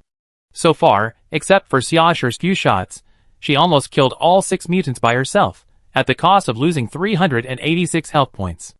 "Awesome, awesome, awesome." Suddenly, Xiaoshi rushed over, hugged Bai Fu and cheered loudly. Bai Fu felt that her brain was almost shaken by her. "Stop! Stop jumping, or your saliva will smear your face." Xiaoshi suddenly remembered that Bai Fu was still a little injured, so she quickly let go, apologetically. "Wait a moment, I'd bandage you right away." "No need to bother, I brought medicine." Bai Fu took out a bottle of recovery potion stolen from the Wildfire gang from the tactical bag behind her buttocks, drank it in one gulp, and her blood volume began to recover slowly. Just when she was about to say something to Xiaoshi, the roar of a car rang in her ears. She looked in the direction of the sound and saw a familiar car. "Is it finally here?" She glanced at Li Cheng, who was still hanging on the ground. "You completed the mission special operation, and received 10,000 experience points, and 5 points of reputation with the pre-march. You completed the hidden mission Death of Mutants, and received 50,000 experience points. You completed the hidden mission Who is the Spy, and received 100,000 experience points, Special Potion Gene Enhancement Potion, and Prayer Card Production Guide." A series of prompts rang in her ears, a wave of fat. Chapter 56. When planning to attack Li Cheng, Bai Fu had a hunch that there would be a hidden mission here, but after everything was done, the rewards given by the game still exceeded her expectations. 1 ordinary mission posted everywhere plus 2 hidden missions. The experience points of the rewards alone added up to 160,000. In the previous battle, she also gained 31,706 experience points. Counting the 30,342 experience points she had originally accumulated, she now has a total of 220,000 experience points, which is enough for her to upgrade the Psychic Prayer from LV3 to LV6 in one go. The huge level increase was exciting enough. The hidden mission Who is the Spy? That caught Li Cheng actually had an extra reward. Bai Fu quickly poked at the 2 extra rewards and expanded the item details. Special Potion Gene Enhancement Potion. Quality: Purple Additional Effect. Gene Enhancement Potion made by a secret research institute before the war. It has the effect of stimulating the potential of the human body. It is more effective when used with Evolution Potion. Note: there is a certain chance of causing muscle atrophy. After many iterations, although it has not yet reached a perfect state, the success rate has reached 93.7%. Bai Fu's eyes lit up. The item description said that the human potential was stimulated, which actually meant adding attributes or talents. The sentence after that was even more interesting. The APT-011 trial potion she had snatched from Yulia was the so-called Evolution Potion. Although the success rate of the Gene Enhancement Potion was only 93.7%, she had the lucky talent, and didn't have to worry about muscle atrophy caused by failure. The lucky talent she got from the last enhancement was becoming more and more useful. Bai Fu's eyes fell on the last reward again. Prayer Card Making Guide. As the name suggests, this guide is a tutorial to teach people how to make prayer cards step by step. The profession of Psychic Flow has many different categories, like other schools, and one of them is to fight by making prayer cards in advance. Other people fight by rushing up with weapons, or by with a staff, or controlling various mechanical equipment to bombard, while the Psychic Prayer Master who plays prayer cards fights by throwing prayer cards to the opponent or himself. This gameplay is a bit similar to the prop-based gameplay in other games. You buff yourself, buff the enemy, and then use props such as fire, holy water, poison, and hypnosis to smash the enemy. Although it is not as easy as the mechanical system after the level is increased, it feels quite good to smash people to death with props. This is a good thing, but unlike the Gene Enhancement Potion, this reward is not thorough enough. Because Bai Fu's current profession is a very ordinary Psychic Prayer Master, she does not have any bonuses related to Psychic Prayer cards, and cannot derive new prayer cards with special effects through her psychic knowledge. If she wants to make prayer cards, not to mention the low success rate, she can only practice with the skills she has now. In this regard, Bai Fu's evaluation is barely enough, but this is only temporary. After she unlocks the relevant profession, her strength will surely usher in a new wave of explosions. According to the official website, psychic professions that play cards are relatively rare in the entire game, and they are even more advanced and rare professions on novice planets, such as Zuyuan Star. Since the reward includes a prayer card production guide, this means that Zuyuan Star must have a knowledge book on related professions. Bai Fu was very excited. As she looked at the mission reward, the truck coming from a distance had stopped, and several agents from all 4 regions jumped off the truck in a hurry. The leader was Su Hong wearing a power armor. Although his face was covered, his running steps still showed his inner nervousness. "Are you all okay?" Li Cheng, the traitor, and Su Hong stopped. He had seen Li Cheng lying on the ground, and the mutants, who were beaten beyond recognition. He was shocked and unbelievable. 1, 2, 3. A total of 7, not one less, exactly as Xiaoshi said in the terminal communication. He had originally prepared to rescue Bai Fu and Xiaoshi from the enemy's encirclement at all costs, but he didn't expect that when he ran over, he saw that all the enemies were lying down. Xiaoshi was his team member. He was indeed a first-class genius in mechanical manufacturing and logistics, but in terms of combat, he could only be described as a seldom drag. Bai Fu's strength was very strong, which was verified by the previous 2 assassinations, but it was impossible for her to defeat these 7 people with her strength. So this feat should have been achieved by the dozens of people who appeared around at some point. Although these dozens of people looked unremarkable, their movements were lazy, and they said something incomprehensible from time to time. Those who could do such a thing in a bloody battlefield were either stupid or masters. Su Hong was more likely to accept the latter possibility. But this idea was quickly rejected by Xiaoshi. An agent, who caught up from behind, was shocked when he saw Li Cheng and others lying on the ground. "Damn! What's going on?" Xiaoshi explained. "Li Cheng brought these mutants to kill us suddenly." Fortunately, Bai Fu was very powerful. Not only did she seriously injure Li Cheng, but she also almost wiped out the 6 mutants by herself. The eyes of the agents, who came from all directions, all converged on Bai Fu. The afterglow of the setting sun sprinkled on the silver-white long hair, as if she had put on a medal called the warrior's blood for the warrior. There was no expression on that beautiful face, silently telling the cruelty of the White Death. Damn, she was so good at pretending. The thousands of words in Su Hong's heart turned into just one sentence at this time. Awesome. Soon Liu Yuelin and others also arrived at the scene one after another. After understanding the situation on the scene, their performance was not much better than Su Hong. "Well done, I will immediately give you the hard drive containing advanced psychic knowledge as agreed after I go back." Liu Yuelin's tone was full of emotion. Bai Fu said, "Happy cooperation?" When others were dealing with the bodies of the mutants, the group of players around them also tried to run over to watch the show, but the people around them didn't tolerate them, and directly set up a cordon around them. They could only wave at Bai Fu outside, hoping to attract Bai Fu's attention. If they were lucky enough to receive the task, it would be even better. But today they were disappointed. After staying at the scene for a short time, Bai Fu drove the car she had stolen and followed Si Chu back to Lin Inn. Li Cheng said that he had called more than 6 people this time. If they continued to stay here, they might come to kill them at any time. Before leaving, Bai Fu still leaned out of the car window and smiled and greeted the players. These players were very useful, and it was necessary to leave a good impression on them. "Fu is smiling at me, hee hee. Hey, don't be so narcissistic. Alas, it's a pity this time. If I had a gun, I would definitely get a lot more experience. This little bit of experience is nothing. Missions are the most important. What profession do you think Bai Fu is? Her fighting power is too strong. It would be great if I could change my profession to hers. Let's go to Linen and unlock the advanced profession first." A group of players crowded back into the car. On the way back to Linen, Xiaoshi couldn't help asking after struggling for a long time, "I have a question that I don't know if I should ask." Bai Fu said casually, "Ask." Xiaoshi asked, "Why is there such a big gap between your strength at the abandoned cooling plant and the strength you showed just now? Do you suspect that I am hiding my strength?" Bai Fu slowly turned her head away. Xiaoshi did not reply, but from her expression, it seemed that she did think so. If it was a power awakening, the strength would not fluctuate so much. Bai Fu nodded. "Is there a bug in the car?" Xiaoshi's black eyes revealed sincerity. "No." "That's good. Then I have to start making up a story." As soon as she finished speaking, Bai Fu closed the car window, turning the entire car into an enclosed space. No one spoke, and for a moment, The only sound in the car was the ticking sound of the pendant swinging. Xiaosher's heart tightened for no reason. According to her experience, when things suddenly turned out like this, it meant that Bai Fu was going to attack her.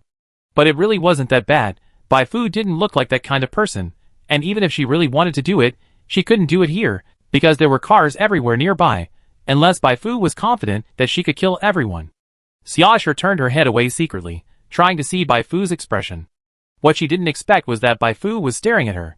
She quickly sat up straight, as if she was absent-minded in class, and suddenly found the teacher standing outside the window.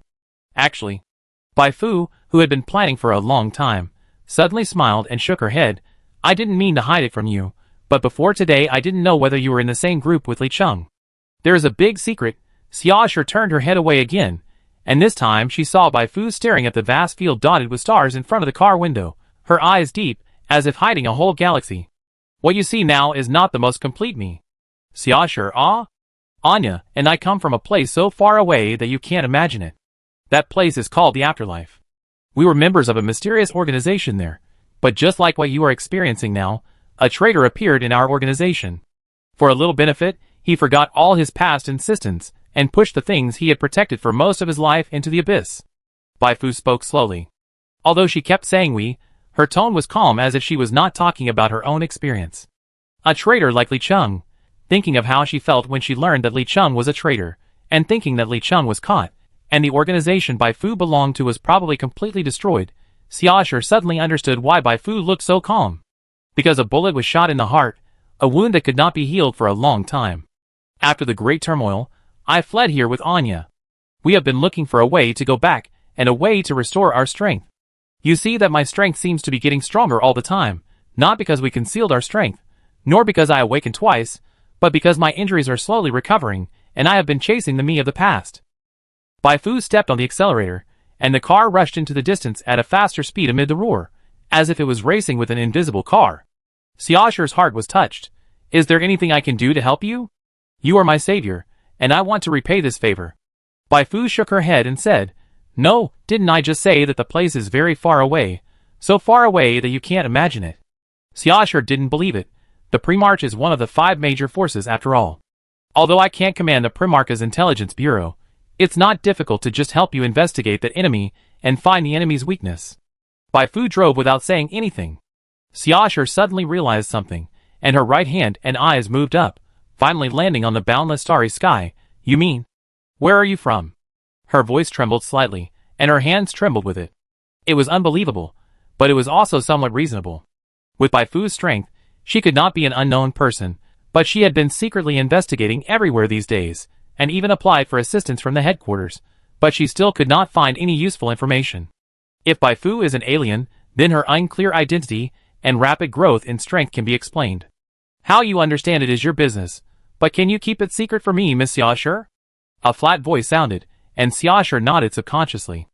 After a moment of silence, she realized a problem. Why do you have to say it to this extent? You can obviously make up a reason to fool me. Aren't you afraid that I will expose your secret? Is it possible that I made this up? Bai Fu held back her laughter. She had gone to such great lengths to make up stories, just to improve Xiaosher's favorability. The words Li Cheng said when he was angrily scolding Xiaosher made her realize that the mission related to Xiaosher was definitely not simple, and it was likely to contain a huge reward that was no less than destroying the true society. Leaving Xiaosher with an impression that she was very reliable and worthy of complete trust in advance, she would be able to intervene in the mission earlier and get more rewards. She was certainly not afraid of Xiaosher talking nonsense. On the one hand, Xiaosher's favorability towards her was 62 points, and on the other hand, she had not told Xiaosher in person that she was from the starry sky. Even if Xiaosher talked nonsense everywhere, she could say that Xiaosher was talking nonsense to Xiaoji. I won't think that everyone is untrustworthy just because I was betrayed once. We have experienced life and death together twice. At least now it seems that you are trustworthy. Although you can't help me now, I may ask you for help in the future. I can see some things that ordinary people can't see. Your future may be far greater than you think. Xiaosher hesitated to speak. Her biggest dream is to kill the true society in her lifetime. What kind of future is greater than this? She couldn't imagine it. But at this moment, she suddenly thought of a document she had accidentally read. I don't know how to help you recover your strength, but if it's about leaving here, I do have a clue. Before I joined the 4, I found a file codenamed 001 in my father's laboratory. According to the records in that file, Zuyuan Star used to have no psychic power. All the changes began on a certain day 20 years before the war. The file speculated that psychic power was the power brought by alien life. If there really is such an alien life, then there must be a way to leave here. You triggered the plot mission psychic power, the game prompt sounded, and Bai Fu was happy. Okay, the mission is here so soon? Chapter 57. Spiritual Energy. Task Introduction. Xiaoshi shared her past experiences with you. Does the mysterious 001 file really exist? Is the content in the file true? The dusty history is waiting for your exploration. Task Objective. Find the 001 file that Xiaoshi mentioned. Reward: 30,000 experience points, exploration level, memory fragments. Accept or reject a mission unfolded in front of Bai Fu, and she chose to accept it without hesitation. The reward for this mission was not very high for her now, but the exploration degree and memory fragments in the mission reward made her very interested. It was the first time she encountered such an abstract mission reward. Even if it was not for the method of leaving Zuyuan Star and entering the starry sky, she wanted to see what these two were. Where is the laboratory you mentioned? Bai Fu asked. Xiaoshi did not hide it. It is in Haidu, but the laboratory is underground and ordinary people can't enter it. I will help you find it next time I go back to Haidu. It seems that this is the only way to do it for the time being. Bai Fu is not a member of the original gene, and the original gene will not let her enter the laboratory easily, so I can only ask Xiaoshi for help first. The car sped all the way, and finally returned to Lin Inn after more than 10 minutes. As soon as he got off the car, Lu Yuelin sent someone to send Li Cheng to the interrogation room and block the news from the outside. The matter was of great importance, and even he, who always played badly, became serious at this time. Bai Fu sat in the long corridor. No one came up to talk to her, but everyone who passed by her was whispering. Most people were shocked or questioned, but a few people felt that they saw their own mother when they saw Bai Fu. White Death? No. It's the fucking god of wealth. Some time ago, someone opened a bet on whether Bai Fu could survive the next round of assassination by the True Society. Some agents had nothing to do, so they invested some money in Bai Fu. They didn't invest much, thinking that even if they lost, they wouldn't lose much. Unexpectedly, Bai Fu not only survived, but also really caught the spies hiding everywhere. Now they only hate that they invested too little, and didn't get rich overnight. I have brought you the person, and the information you requested. At this moment, the leader of the action team led Anya out from the deep corridor, and handed Bai Fu the hard disk containing advanced psychic knowledge. He smiled like a sunflower spirit. Don't worry, if Li Cheng's old father dares to cause trouble for you, just come to me. Here is my contact information. Bai Fu didn't say anything polite to him. More people mean more ways. After receiving simple inquiries everywhere, she returned to Xiaoshi's home first. She asked Anya to take a shower, while she received the reward for the mission. Who is the spy? A transparent glass bottle appeared in her hand out of thin air. It was an oral solution, which was highly praised. If it was an injection, she really didn't dare to inject it randomly, fearing that it would be injected in the wrong place. She opened the sealed lid, tilted her head back, and drank the gene enhancement potion in one gulp. The potion did not have any strange smell, but instead had a hint of coolness. However, after entering her stomach, a strange feeling like heartburn suddenly came up, and quickly turned into a stronger stimulation. Bai Fu was prepared, so she didn't scream. She didn't use the strengthening potion in the car because she was afraid of making a noise. She silently felt the tingling pain bursting from deep in her muscles. This pain came in waves, and occasionally accompanied by a sudden feeling of soft bones. To be honest, this feeling was worse than when the evolution blood template was unlocked. 1%, 2.3%. The strengthening progress bar slowly climbed. After more than 10 minutes, all the discomfort disappeared, and the progress bar finally reached the full value. Your evolution blood template is enhanced. You gain 5 points of strength, 4 points of agility, 2 points of constitution. You gain the talent strong body. This result made Bai Fu very happy. Not only did the attributes get greatly improved, but she also didn't expect that there would be a new talent. The effect of strong body is very simple and crude, which is a fixed plus 200 health points, and 2% all abnormal resistance. The resistance bonus is still very low now, so it can't reflect the value, but 200 health points can be said to be quite important to Bai Fu now. Bai Fu opened her attribute panel. Her current experience was 222,048 points. She invested some experience in the psychic prayer profession in one go, raising the psychic prayer level to LV6. After this wave of upgrades, her various attributes increased dramatically.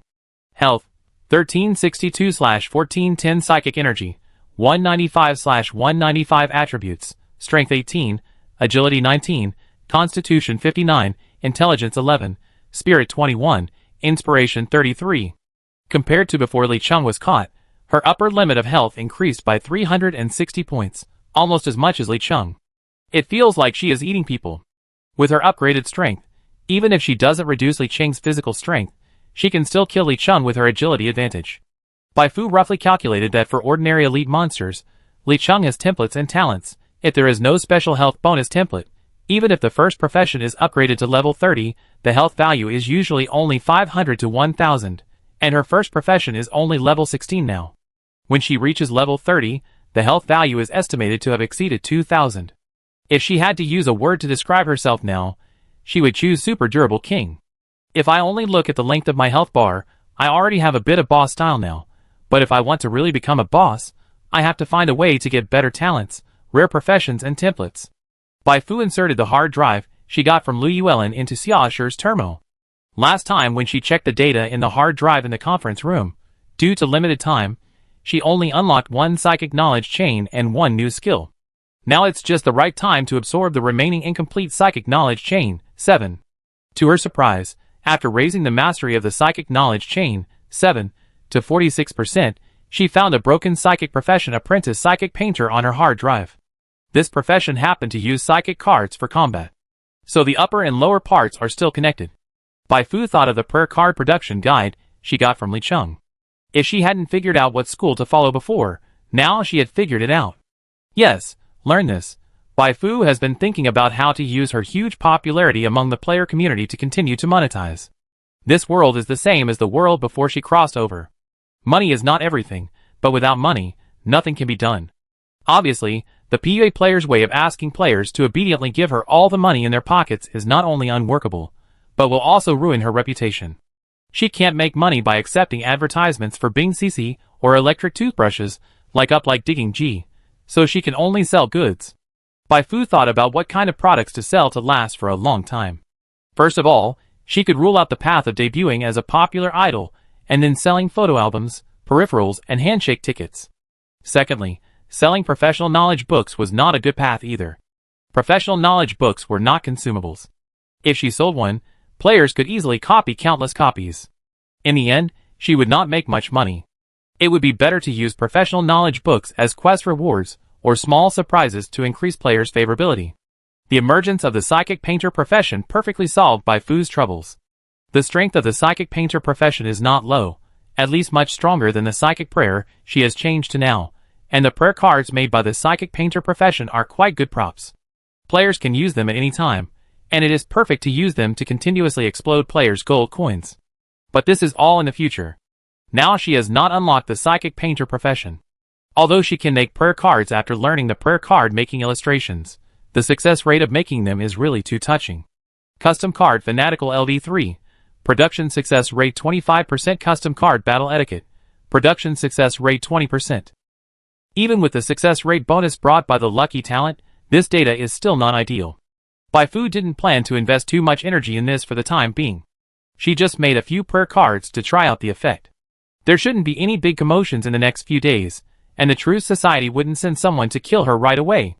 This was a rare leisure time, and she decided to make use of it to get in touch with the players. Thinking of this, she opened the community to see what the players, who had just arrived in Lin, were doing. At this time, the community became extremely lively, and all the posts on the front page were discussing her battle with Li Cheng and others. 360 degrees to enjoy Fufu's battle pictures. A god descends to Earth and fights 7 people alone. This is the strength of the technology flow. Technology, metaphysics. The key to victory is to control the opponent to throw the weapon over. Some players are going crazy, and from time to time, they say Fufu's legs are good for years, and some players are arguing about which school of profession is more awesome. Among the numerous posts and replies, Bai Fu can occasionally see a few comments from players who have personally experienced that battle. Most of them felt very sorry. They had finally participated in the plot, but because of their poor strength, they got almost nothing in the end. Alas, I don't know if I left a good impression on Fufu today. Damn, I feel like I lost 100 million. It's all because there are too few shuttle buses between the abandoned cooling plant and Lin Inn. Otherwise, I could have worked with Paida and others to improve Baifu's favorability in advance. Let's improve our strength first. According to the previous situation, if we don't unlock the advanced profession, we won't be able to receive tasks even if our favorability is high enough. Just now I saw a buddy who wanted to learn to convert to Buddhism. Fufu and others went to borrow money, but he was hacked to death by the clever gangsters. It made me laugh. I plan to buy a gun. It will be easier to complete the task with a gun. Where can I buy one? Take me with you. The most frequently appearing word in these replies is buy a gun and do the quest to level up. Baifu's eyebrows slightly raised. She seemed to have found a way to both improve the player's favorability and make a quick buck. It is foreseeable that more and more players will come from the abandoned cooling plant, and these players are as eager to buy guns as those who speak in the forum. It costs money to buy a gun, and since there is always someone who wants to make money from the players, why can't that person be her? The only problem is that she doesn't produce guns, but it doesn't matter, she can be a gun carrier. Baifu has set her sights on two sources of goods. One is CC. Every once in a while, CC will eliminate a batch of guns with reduced durability. Baifu's plan is to buy these guns and resell them to players. She is not worried at all that this will ruin her reputation. There are no jump products, only jump prices. These guns are bad, but this is only for professional agents. For players, they are still rare good things, especially when the price is set relatively low. Just like selling mining cards in the seafood market, if you disguise the mining cards as 99% new for girls' personal use and put a high price, then you are a profiteer, but if you clearly sell mining cards and set the price very low, then you are a timely reign. The second is the gangs that have been selling guns and ammunition to the outside world. Baifu plans to let all the gangs of players shoot in the name of testing the players, and then sell the weapons she secretly confiscated from these gangs to the players. Chapter 58. The morning breeze blew, and the barking of dogs echoed in the streets. As the sun gradually rose, the sleeping Lin Inn settlement was gradually awakened. Baifu drove straight to Digging G's residence. Sitting in the passenger seat was Anya, the quest issuer and new merchant of Silent Courtyard. After turning a few corners, the outline of the hotel appeared in the field of vision. She had good eyesight, and saw at a glance that there were more than 20 new players standing outside the hotel. When she stopped the car, those players also noticed her presence. Damn, it's Baifu! The players who were just chatting turned around, their faces showing surprise. They originally thought that they had to unlock the advanced profession before they could see Baifu again, but they didn't expect Baifu to show up on her own initiative. Quick, start a live broadcast to make other players, who can't come to Lin Inn envious. After getting off the car, Baifu didn't rush to let Anya issue tasks to these players, because it would make her seem that she needs the players very much. Once the players form this perception, it will not be so easy for her to cut the leaks of the players in the future. She tucked her hair around her ears. Are you here to find Digger G too? She paused, and suddenly said to the player standing in the front, long time no see. If I remember correctly, we once fought against the insect tied together in the exhaust gas cooling plant. Your nickname was Super Big Melon Skin. Fuck. Super Big Melon Skin was shocked. He never dreamed that Baifu could remember his name. You know, there were hundreds of players fighting with Baifu at that time. Could it be that Fufu is? To me, just when this thought came to mind, Super Big Melon heard Baifu's voice again. Your nickname is Bu Xiang Wan La. Yeah, I remember you too, sure Busher Yu Bing. So Fufu remembered the names of all the players who fought with him at that time. Super Big Melon felt a little disappointed, but soon he felt that this was just like a little cow riding a rocket to the sky. In ordinary games, NPCs can't remember their names, and their attitudes may change 180 degrees immediately after the mission is over. No, in fact, this kind of experience is also unique in Stellaris. Who else can provide this kind of emotional value except Baifu, who will erect a monument for the players? When the players on the scene were excited, the players in the live broadcast room also laughed. Please give your nicknames, like a human being. JPG. Got it, next time I will change my nickname to I Like You. Taking advantage, right? Fufu was able to hold back her laughter when reading these names. Too cool. Just when everyone was chatting, Digger G suddenly walked out of the room. Fufu! Baifu turned her head and looked at her, then looked at the players around her with an apologetic look. I'm very sorry, but I have something urgent to do with Digger. Let's talk later. After that, she took Anya upstairs, and the players downstairs could only look at Digger with envy. Damn it! They were the first to talk to Bai Fu, and they were chatting happily with Bai Fu, but when Digger came out, Bai Fu left. Is this the benefit of intervening in the plot in advance and increasing the favorability? This feeling of having one's love snatched away from them was too uncomfortable. What made them feel even more uncomfortable was that as soon as they closed their eyes, they could imagine the scene of Bai Fu issuing new tasks to Digging G in Digging G's room. They always felt that they were awesome. If they could have arrived at Lin and a few days earlier, would they be the ones who could enjoy this kind of treatment now? Most players have a competitive mentality, especially those who came here early in the morning. Seeing Digger G so happy, they must be eager to show themselves. At that time, she doesn't need to take the initiative to speak. These players will come to her and ask her to issue them tasks. After receiving the tasks, they will definitely be more active in showing themselves. In short, let's leave them alone first. Bai Fu retracted her gaze. Are you the only one here today? Digging G asked. Do you want me to call the others over? Bai Fu said, no, just tell them when the time comes. I'm here to inform you of something important. Your performance yesterday was recognized by the 4th Division. The 4th Division agreed that you will continue to participate in the 4th Division's operations as non-staff members in the future. The 4th Division will launch a new operation within a week at the latest. This operation is very important, not only for the 4th Division, but also for me. There may be a way to further restore my strength. But the difficulty of this mission is also very high. You must be mentally prepared. If you want to quit in an emergency, you must tell me in advance. What? A way to further restore strength? After hearing this, Digging G no longer had the intention of quitting. She just felt that she had worked so hard for so long and finally gained Bai Fu's trust. You know, Bai Fu would never take the initiative to tell her about her situation before. She immediately patted her chest and said that she would definitely fail. Yes. Bai Fu smiled and said, then I leave first. I come back to talk to you about the details when I have time. She pushed the door open and left. Before she could go downstairs, the group of players standing downstairs surrounded her. Although I don't know what Bai Fu just said to Digger G, it must be something important, otherwise Digger G would never smile so happily. They can't sit still. When they unlock the advanced profession and come to Bai Fu again, the opportunity may be cold.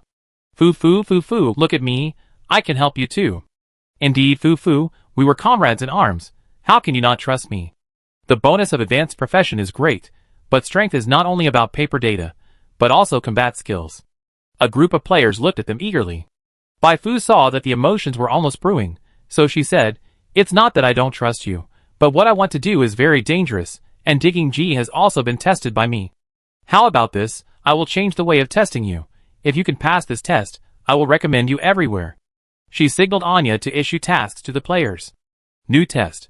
If you can eliminate the gangs entrenched in Lin, Bai Fu will recognize your strength. Try your best to prove yourself. After reading the content of the task, these players were ecstatic. They just wanted to try to block Bai Fu, but they didn't expect Bai Fu to actually change the content of the test task. There is no level limit, but let them fight monsters. If they are lucky, they may be able to complete the task today, so that they may be able to catch the last train to follow Bai Fu. Great, there aren't many NPCs as considerate as Bai Fu these days. I go right away. Several excited players ran away immediately. The rest of the players started to think seriously. This mission is not easy. The levels of those gang members are not high, many of them are not as good as them, but the gang has guns. If they rush forward without any preparation, they will most likely be shot to death, and lose experience in vain. As expected, we still have to find a way to get some guns. But they all regarded the gangs as their targets. Would it reduce Bai Fu's favorability if they went to the gangs to buy guns? Do you have any difficulties? Bai Fu asked very considerately. Super Big Melon scratched his head embarrassedly. Fu, do you know where Lin can buy guns? Bai Fu pondered. The players around were all nervous. Bai Fu issued a test task to them, but in the end, they still needed Bai Fu's help. It was really embarrassing. Fortunately, Bai Fu did not show a strange expression. There are a batch of obsolete guns everywhere. Those guns can be used, but their performance is not as good as new guns. It's fine as long as it works. It's better than nothing. Bai Fu said, if that's the case, then I go talk to everyone. Anyway, those guns are going to be destroyed, so it shouldn't be a problem to ask them to sell them at a low price. The players around cheered. It has to be Bai Fu. If it were any other NPC, they would have been told to get lost. Bai Fu drove away, and came back about an hour later. This time, in addition to Anya, Xiaoshi and a bunch of guns came with her. When Xiaoshi first heard that Bai Fu wanted to sell those obsolete guns, she thought Bai Fu was crazy. These guns were all things that everyone hated in CC. CC wanted to sell them to scavengers at a lower price, but the scavengers were very smart, and would rather spend more money to buy new guns than take these guns that could break down at any time. CC had no choice but to hand these guns over to her, a mechanic, to deal with. But after seeing the players surrounding her, Xiaoshi realized that she was wrong. It only has 3/4 of its durability left, but it only costs 280 credits, less than half of a new gun. Wow, so cheap. This one only has 1/4 of its durability left, but the price. Shit, only 100? Even if it drops due to bad luck, I won't feel bad. I just buy 3 to rotate. In a flash, Xiaoshi found that each player in front of her bought at least 2 guns from her. Including the money from selling bullets, she made more than 10,000 yuan in one go. Before coming, Bai Fu said that there were more than 60 buyers like this, which meant that she could make 50,000 yuan from this business. Even if she had to give half to Bai Fu, it was much higher than her basic salary. Even Xiaoshi, who didn't care much about money, had her eyes light up at this time. She looked at Bai Fu as if she were a god. Where on earth did you find such a group of buyers, little guy? Bai Fu curled her lips. If she were to sell goods, she would have more tricks waiting for players. For example, selling the same weapons she used, such as drawing weapon lucky bags, such as counting points for consumption, and reaching a certain number of points to buy more advanced weapons. There is always a trick to empty the player's pockets, and the player will not call her a profiteer afterwards. Just like now, she and Xiaoshi made a lot of money with just a little time cost, but in the eyes of the players, they are simply saints who save people in an emergency. Thanks to Bai Fu and Xiaoshi, otherwise, I really don't know how to complete this task. I think Sister Xia is also a kind-hearted person. Go, kill those gangsters and give Lin in a clear and bright world. The players who bought guns ran to fight the local gangs happily. Bai Fu smiled and watched these players leave. When these players killed all the local gangs, the guns in their hands were almost scrapped. In order to participate in new operations, they had to continue buying guns. Considering that the gangsters had been sent away and the black market had suffered a severe blow, they could only come to Xiaoshi if they wanted to buy guns. Then she would put the guns she had robbed from the gangsters on the shelves and make more money from the players. Since these guns were robbed, she could set a lower price and increase the players' favorability. When Bai Fu took Xiaoshi to stand downstairs of the hotel for 2 hours. During this time, some players came to accept tasks and buy guns. She told these players that if they still wanted to buy guns, they should go to Xiaoshi's workshop, and then took Xiaoshi and Anya back. She used the money she won from the dark web to order a set of power armor from Xiaoshi. In order to get the power armor as soon as possible, she couldn't waste Xiaoshi's time anymore. It's just selling things, just let Anya do it. As for herself, she watched the players carry out anti-gangster operations in Lin Inn while sneaking into those gangs to buy goods. The gangs in Lin Inn settlement are in trouble. Not long ago, a group of ruthless people came to borrow money and made them suspicious. Unexpectedly, another group of ruthless people came today and wanted to kill them without saying a word. Don't you know we have backers? No way. These people don't care about them at all. Having backers is great, but can having backers help you get more bullets? In a short period of time, Linen's gang suffered a devastating blow. Except for some who ran away quickly when they saw the situation was not good, the others were crushed by players, and Linen's public security was cleared. This incident shocked Linen's managers. The reason why these gangs can exist is, on the one hand, because the world is chaotic, and on the other hand, because someone colluded with these gangs. Now that the gangs have been defeated, those backers behind the scenes can't sit still. They quickly found people to lobby everywhere, and let people everywhere come forward to manage those players. Sichu originally wanted to intervene, but after learning that the player was related to Bai Fu, he immediately gave up the idea. If you want to take care of it, go take care of it yourself.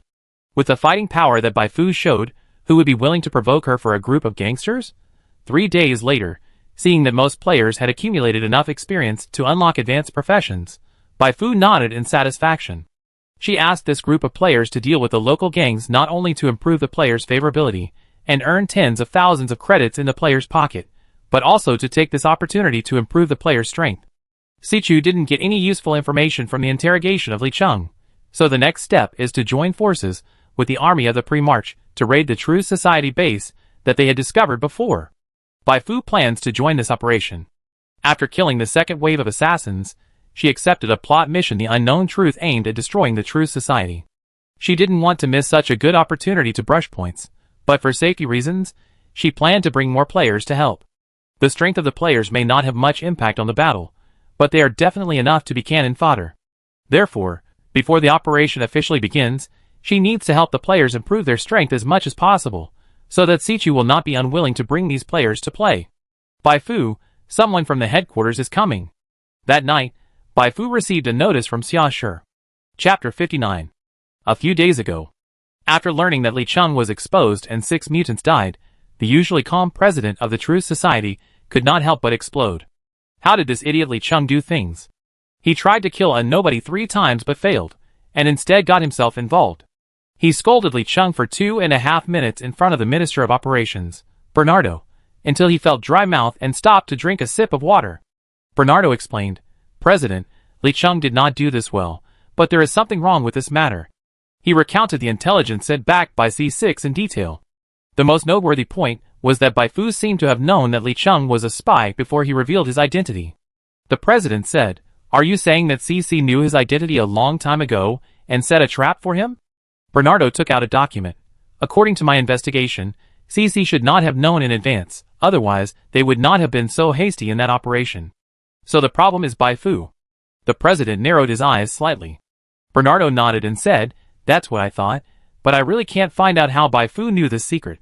When Li Cheng assassinated her for the second time, one of her subordinates followed the assassin sent by Li Cheng, but the subordinate was quickly killed. According to the information sent back by Li Cheng personally confirmed that the subordinate followed alone and did not have any communication equipment on him. Unless he turned into a ghost after his death, and then the ghost notified Bai Fu otherwise." The president sneered, "I don't believe in ghosts." "What do you mean, President?" The president slowly uttered his conclusion. "There are 2 possibilities. The first is that Bai Fu can read minds. The second is that there are spies among us. Which one do you believe?" It's normal for him to think so. He couldn't imagine that there would suddenly be a group of people called players, who could be resurrected from the dead in the world. Bernardo broke out in a cold sweat. "President, no. Not really. Only the top leaders know Li Cheng's identity. There are spies among the top leaders. This? Who dares to guarantee it?" The president has decided to carry out a round of internal rectification. In fact, Li Cheng's exposure has little impact on the overall situation, because he has been dragging it out for a long time, but the president is just unhappy. Since the abandoned cooling plant, the woman named Bai Fu has attacked the True Society 4 times. Although the actual damage caused to the True Society in each wave is not great, it is too damn shameful for the True Society to be unable to deal with a woman. Now there are rumors outside that the True Society should be renamed the True Insect Society. A cold light flashed in the president's eyes. "Bai Fu, right? I don't care who you are, or how mysterious you are. If you provoke the True Society, you will die. Stop hiring assassins on the dark web, and send our own assassins. By the way, if I remember correctly, Yulia's new fake body is in the original Jean body now, right? She let Bai Fu escape in the abandoned cooling plant. Let her go with us." Bernardo took action immediately after receiving the order. The elite assassins of the True Society, Guido and Yulia, received the notice one after another, and their performances were different. "Ah, I beat Bai Fu?" Guido's mouth twitched. Bai Fu was able to kill 6 mutants by herself, and her strength should not be underestimated. Fortunately, Yulia would act together, and he felt much better. With Yulia, a psychic genius, we will win. Yulia's reaction was very different from Guido's. "Ah, I beat Bai Fu?" Same words, but the tone revealed an uncontrollable excitement. Here she is, she has been controlling her fake body to move in the secret laboratory in the Primarchus territory, just for this opportunity. She held Bai Fu's photo, her eyes sparkling, her cheeks rosy, and even her breathing became rapid. The symptoms were very similar to those of a player addicted to Bai Fu. "Finally, I've waited for this day. Bai Fu." Yulia stroked Bai Fu's face in the photo with her deft fingers. She remembered the day at the abandoned cooling plant, Bai Fu's roar of enough, and the punch Bai Fu hit her. From that day on, Bai Fu's figure was deeply imprinted in her heart. She thought about Bai Fu's body when she ate, when she took a bath, and when she slept. Bai Fu almost became her only thought. "When I catch you, I will cut your body open piece by piece to see how you escape from my control." Yulia's eyes flashed with a strange light. As long as she figured this out, she would have a chance to get rid of the control of the true society. Achoo. Bai Fu sneezed as she left Digger G's residence. I always felt like I was being stared at by something incredible, but it should be an illusion. Just now, she found Digger G and the others, and officially confirmed with them that the time to set off to attack the True Society base would be the day after tomorrow. Time is running out, and now she has to hurry up and make a few more prayer cards. Every extra prayer card will give her an extra life-saving trump card in battle. Not long after Bai Fu left, Jianqi Chong Tian immediately called together the top leaders of the Iron Rain Guild and held a meeting in the virtual conference room. Everyone, I have good news. Ever since Bai Fu came to inform him, Jianqi Chong Tian has been in a state of excitement. What good news? Vice President Cheese Snow Leopard asked in confusion. The dog-headed man laughed. Brother Jian, don't keep us in suspense. If you don't tell me, I will. Jianqi Chong Tian said hurriedly. Didn't I ask everyone to look for the traces of the True Society before? Just now, I have found it. What? Is the information true or false? Everyone in the conference room looked at Jianqi Chong Tian with surprise. Jianqi Chong Tian explained. Just now Bai Fu informed me that CC's next action is to attack the base of the True Society. I have been lurking around her for so long, and it is really right to lurk around. This is an opportunity, Brother Jian. Cheese Snow Leopard's brain worked rapidly. If we can tell the base about the attack in advance, we will be taken seriously as soon as we join the True Society, which will be very beneficial to our subsequent development. Jianqi Chong Tian agreed very much. I think so too. The only problem is how to inform them in advance. Bai Fu didn't tell me the specific location of the base, so we can't go there in advance. We can only take it one step at a time. But it doesn't matter if we can't inform them in advance. Our main goal this time is to join the True Society, and we can slowly brush up the faction reputation later. As far as I know, no player has joined the True Society yet. If we succeed, we will definitely become the top guild in version 1.0. His words aroused endless imagination in the conference room. Tieyu Guild is a very well-known guild, but it is still a long way from being a top guild. Jianqi Chongtian's biggest dream is to lead Tieyu Guild to the top and achieve fame and fortune. To be honest, he and Bai Fu have been getting along pretty well these days. If he were not the president of Tieyu Guild, he might have stayed with Bai Fu. But there are not so many ifs in the world. If he wants to be the first, he can only use Bai Fu as a stepping stone. In the following time, Jianqi Chongtian and the core members of the guild discussed how to notify the True Society in advance. The day before the operation, Bai Fu watched Li Cheng being stuffed into the car to Haidu. She heard that the high-level Gene Originals in Haidu were going to interrogate Li Cheng in person. She didn't care much about this kind of thing. She just wanted to try the power armor made by Xiaoshi. To her surprise, when she arrived at Xiaoshi's workshop, she didn't see Xiaoshi. She looked around nearby and found that Xiaoshi was wearing sportswear and a single ponytail, running hard. She was sweating profusely, and her body seemed to be swollen, but she was still running. Are you okay? Why are you running here in the middle of the night? Bai Fu was puzzled. After realizing it was her, Xiaoshi stopped, her face a little serious. I like running when I'm upset. Running can make me empty my mind and body, so that I can think about problems better. Upset? Are you not complaining that the fee I gave you for customizing your power armor is not enough? That's not the case. Xiaoshi shook her head. When Li Cheng was sent away, he said that to me again. What did he say? You don't even know who you are. Bai Fu patted Xiaoshi on the shoulder. It's a philosophical question. Many people don't know who they are. Don't worry about it. Xiaoshi looked confused. I don't think he is being mysterious. I just can't figure it out. After this operation is successfully completed, I plan to take a leave and go back to have a good talk with my dad. Bai Fu was slightly stunned. Wait, you seem to have set a flag just now? Chapter 60. Bai Fu knew very well how powerful the flag was. She was still hoping to get something out of Xiaoshi. If she died without getting anything, wouldn't it be a waste of her time to get close to Xiaoshi? Just as she was thinking about whether to persuade Xiaoshi not to get involved in the attack on the True Society base, Xiaoshi suddenly spoke. Okay, let's not talk about this. You came to me for the power armor, right? I have already made it this afternoon. Where's Anya? Call her over, and we will test it now. Seeing that Xiaoshi didn't want to continue talking about her own affairs, Bai Fu didn't continue to pester her. If she lowered Xiaoshi's favorability, she would not be able to get any tasks. I go call Anya over. 10 minutes later, the three of them arrived at the test site. A power armor about 1.6 meters high stood quietly in the corner. The power armor was silver gray all over, with large areas of alloy armor on the chest, back, shoulders, wrists, and elbows. It couldn't be said to be very handsome, but the round shape exuded a terrible suppression force all the time. For the power frame, I used the best T23 model at this price. The materials used for each armor component are also the latest Type 3 alloy. You can rest assured about the strength. Even Captain Su Hong's power armor is not as good as the one you customized for Anya in terms of comprehensive performance. Xiaoshu pressed on the power armor, and the power armor immediately unfolded. She motioned Anya to go in and try it out. Bai Fu threw a spiritual vision over, and the data panel of the power armor popped up. It can be said that this is the longest equipment description she has ever seen. At a glance, she found that the panel has nearly 30 lines, each of which describes in detail the modules of this power armor and the functions attached to each module.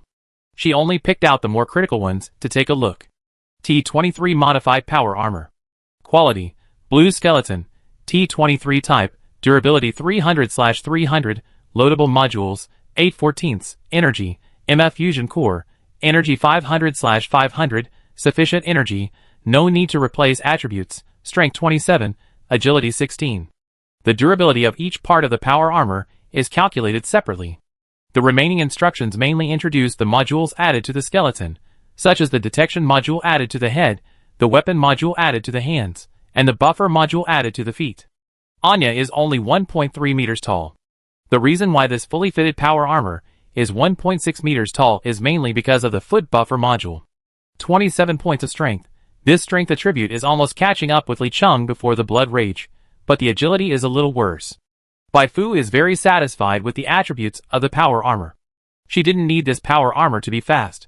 She positioned Anya as a fixed turret, so she spent a lot of money to let Xiaoshu install heavy machine guns and micro cannons on the power armor. Fixed turrets have a disadvantage, which is that they are easy to become targets. Although the durability and defense of this power armor are high, it is still easy to be scrapped if it is hit too much. But it doesn't matter. Bai Fu has already thought of a solution. In the days waiting for the official start of the operation, she made prayer cards whenever she had time. Even though the success rate was very low, she still made a lot of prayer cards by relying on time, including 5 universal cards Psychic Shield and 3 customized cards Battle Etiquette. Among them, the one she values most is Universal Card Psychic Shield. Universal Card Psychic Shield. After using, it generates a full body shield with a shield value of 390 points, which lasts for 5 minutes. With this card, Anya and her mecha can hold out longer. Considering that the destination of this operation is far away from Lin Yin, Bai Fu decided to bring Anya with her. She was afraid that Anya would encounter an accident when she was away. Bringing Anya with her can not only allow Anya to assist her, but also allow her to quickly run away with Anya if she finds that the situation is not good. While she was thinking, Anya, who was wearing power armor, had already started the test. Moving, running, jumping, shooting, all the test results were qualified. Bai Fu believed that if Anya was thrown into the player group, she could easily kill dozens or hundreds of players. This was the power of money. Is there anything else to change? If so, I will help you change it now. Xiaoshu asked. Bai Fu shook her head repeatedly. No, this is enough. In addition to the power armor, she also purchased a lot of weapons from Xiaoshu, all for the purpose of getting as much benefit as possible in the next action. Following the pre-march to fight the True Society, it was unknown when this good opportunity to brush rewards would come next time. The next day, before the official departure, the 4th Division held another meeting. At the meeting, Liu Yuelin introduced the goal of this operation and the tasks that the 4th Division would undertake in this operation. 2 weeks ago, agents from the 3rd Division intercepted a secret report from the True Society during the operation. The report mentioned that the True Society secretly built a Bagros base in the Bagros shelter located between the Pre-March and the Old Republic. At that time, the higher-ups had formulated a plan to raid the Bagros base, but due to Li Cheng's secret obstruction, the plan was forced to be postponed. After Li Cheng was arrested, we checked all the communication records between Li Cheng and the True Society and found no information related to the Bagros base. Now we have no way of knowing whether this secret report was deliberately leaked by the True Society. Even if it was not, since 2 weeks have passed, we have no way of knowing whether the Bagros base has strengthened its vigilance. It can be said that this operation is full of variables, But the higher-ups have decided that even if the Bagalow's base is a trap set by the True Society, this trap must be destroyed, so you know. Llewellyn spread his hands helplessly. Our mission is to lead the military, collect intelligence about the Bagalow's base as the first priority, and decapitate the person in charge of the Bagalow's base when necessary. The participants nodded silently without expressing their opinions. They knew this information a few days ago, and today they just went over it again. At the end of the meeting, Llewellyn reorganized the special agent team participating in this special operation. Su Hong's team originally had a total of 5 people, but 2 members were seriously injured in the process of destroying the Wanderer camp, and are still unable to get out of bed, so now there are only 3 people left. After consulting Bai Fu, Llewellyn agreed to let Bai Fu join Su Hong's team as a foreign aide. You will personally command all the people you recommend, but we have agreed in advance that this operation is different from the past. You must discuss with us before making a decision. Otherwise, if there is a problem, I will be easy to talk to, but the military representatives will be different. They will shoot at the people you recommend without hesitation. I don't want things to get to this point. Bai Fu agreed casually. At this moment, her attention was focused on the game prompt that just sounded. You triggered the faction conflict mission Bagaros. Both the faction conflict mission and the faction quest have the word faction in them, but their natures are completely different. Faction conflict missions are only triggered when a conflict breaks out between 2 factions. There are usually multiple mission objectives under a faction conflict mission. Each time a goal is achieved, a corresponding reward can be obtained. If multiple goals can be achieved, there is also a chance to obtain hidden rewards. Bai Fu carefully looked through the mission objectives of Bagaros. Mission objectives: 1. Explore the internal situation of the Bagaros base, and the reward depends on the contribution. 2. Ruthless killing. Each time a member of the True Society is killed, 1,000 experience points will be rewarded. 3. Kill the person in charge of the Bagaros base through decapitation. The reward depends on the contribution. 4. Command your team to complete the operation with team power. The reward depends on the contribution of your team. 5. Eliminate the Bagaros base. The reward depends on the contribution. The 5 objectives are progressive, and the 4th mission objective is the most attractive to Bai Fu. The game judged her as the team commander, but she can actually only command the player and Anya. Does this mean that if the player contributes to this faction conflict mission, she can also get a certain reward? It seems necessary to test it. If this is true, then the player can no longer be treated as cannon fodder that can be discarded at any time. She needs to tailor appropriate tactics for the player to better earn rewards. After the meeting, Bai Fu first went to communicate with Su Hong, and then told the players the action time together with Su Hong. The players who received the accurate information cheered, and ran to the community to show off. This moment has finally come. I let Patrick show off in the abandoned cooling plant last time. This time, I will definitely not fall behind. Fufu led the task. You guys, just be jealous. Ha ha ha. This is the first time I have received a task with such rich rewards. It's great. If it weren't for Fufu, no one would pay attention to us. Fumin! The eyes of those players who couldn't participate in the task were red. Fuck, I'm going to vomit blood. I can't get to Lin until tomorrow, but Fufu is leaving today. I feel like I lost 100 million. I curse you to be killed by the True Society as soon as you show your head, and then be forced to resurrect in Lin. Damn, the people above are so vicious, but I like it amidst the quarrel. It was afternoon. At that time, at Lin Station, agents and players from all over the place gathered together. More than 20 vehicles loaded with various weapons were lined up, making the surrounding players feel itchy. Is that a rocket launcher? Oh my god, it's a power armor. I wish I could have won too. Llewellyn looked around and shouted, "Count the number of people," and set off immediately after confirming everything is correct. The troops sent by the pre-march have already set off in advance, and they now need to catch up as soon as possible. Bai Fu drove the car herself, and she asked Anya, who was wearing a power armor, to sit in the back seat, so that the co-pilot seat was empty. After looking around for a while, she called Digger G over. "You get in the car, I take you. I just happen to have an empty seat here." Digger G got on the car with a look of surprise. This change made the other players around stunned. It turned out that after raising Fufu's favorability, there would be such treatment. Bai Fu did not call Digger G over randomly. Digger G's combat ability was very poor, but she could definitely be regarded as a top war correspondent, and her propaganda ability was first class. It just so happened that she needed Digger G's propaganda ability in this operation. Bai Fu did not make a random decision to take the players, to attack the Bagalow's base.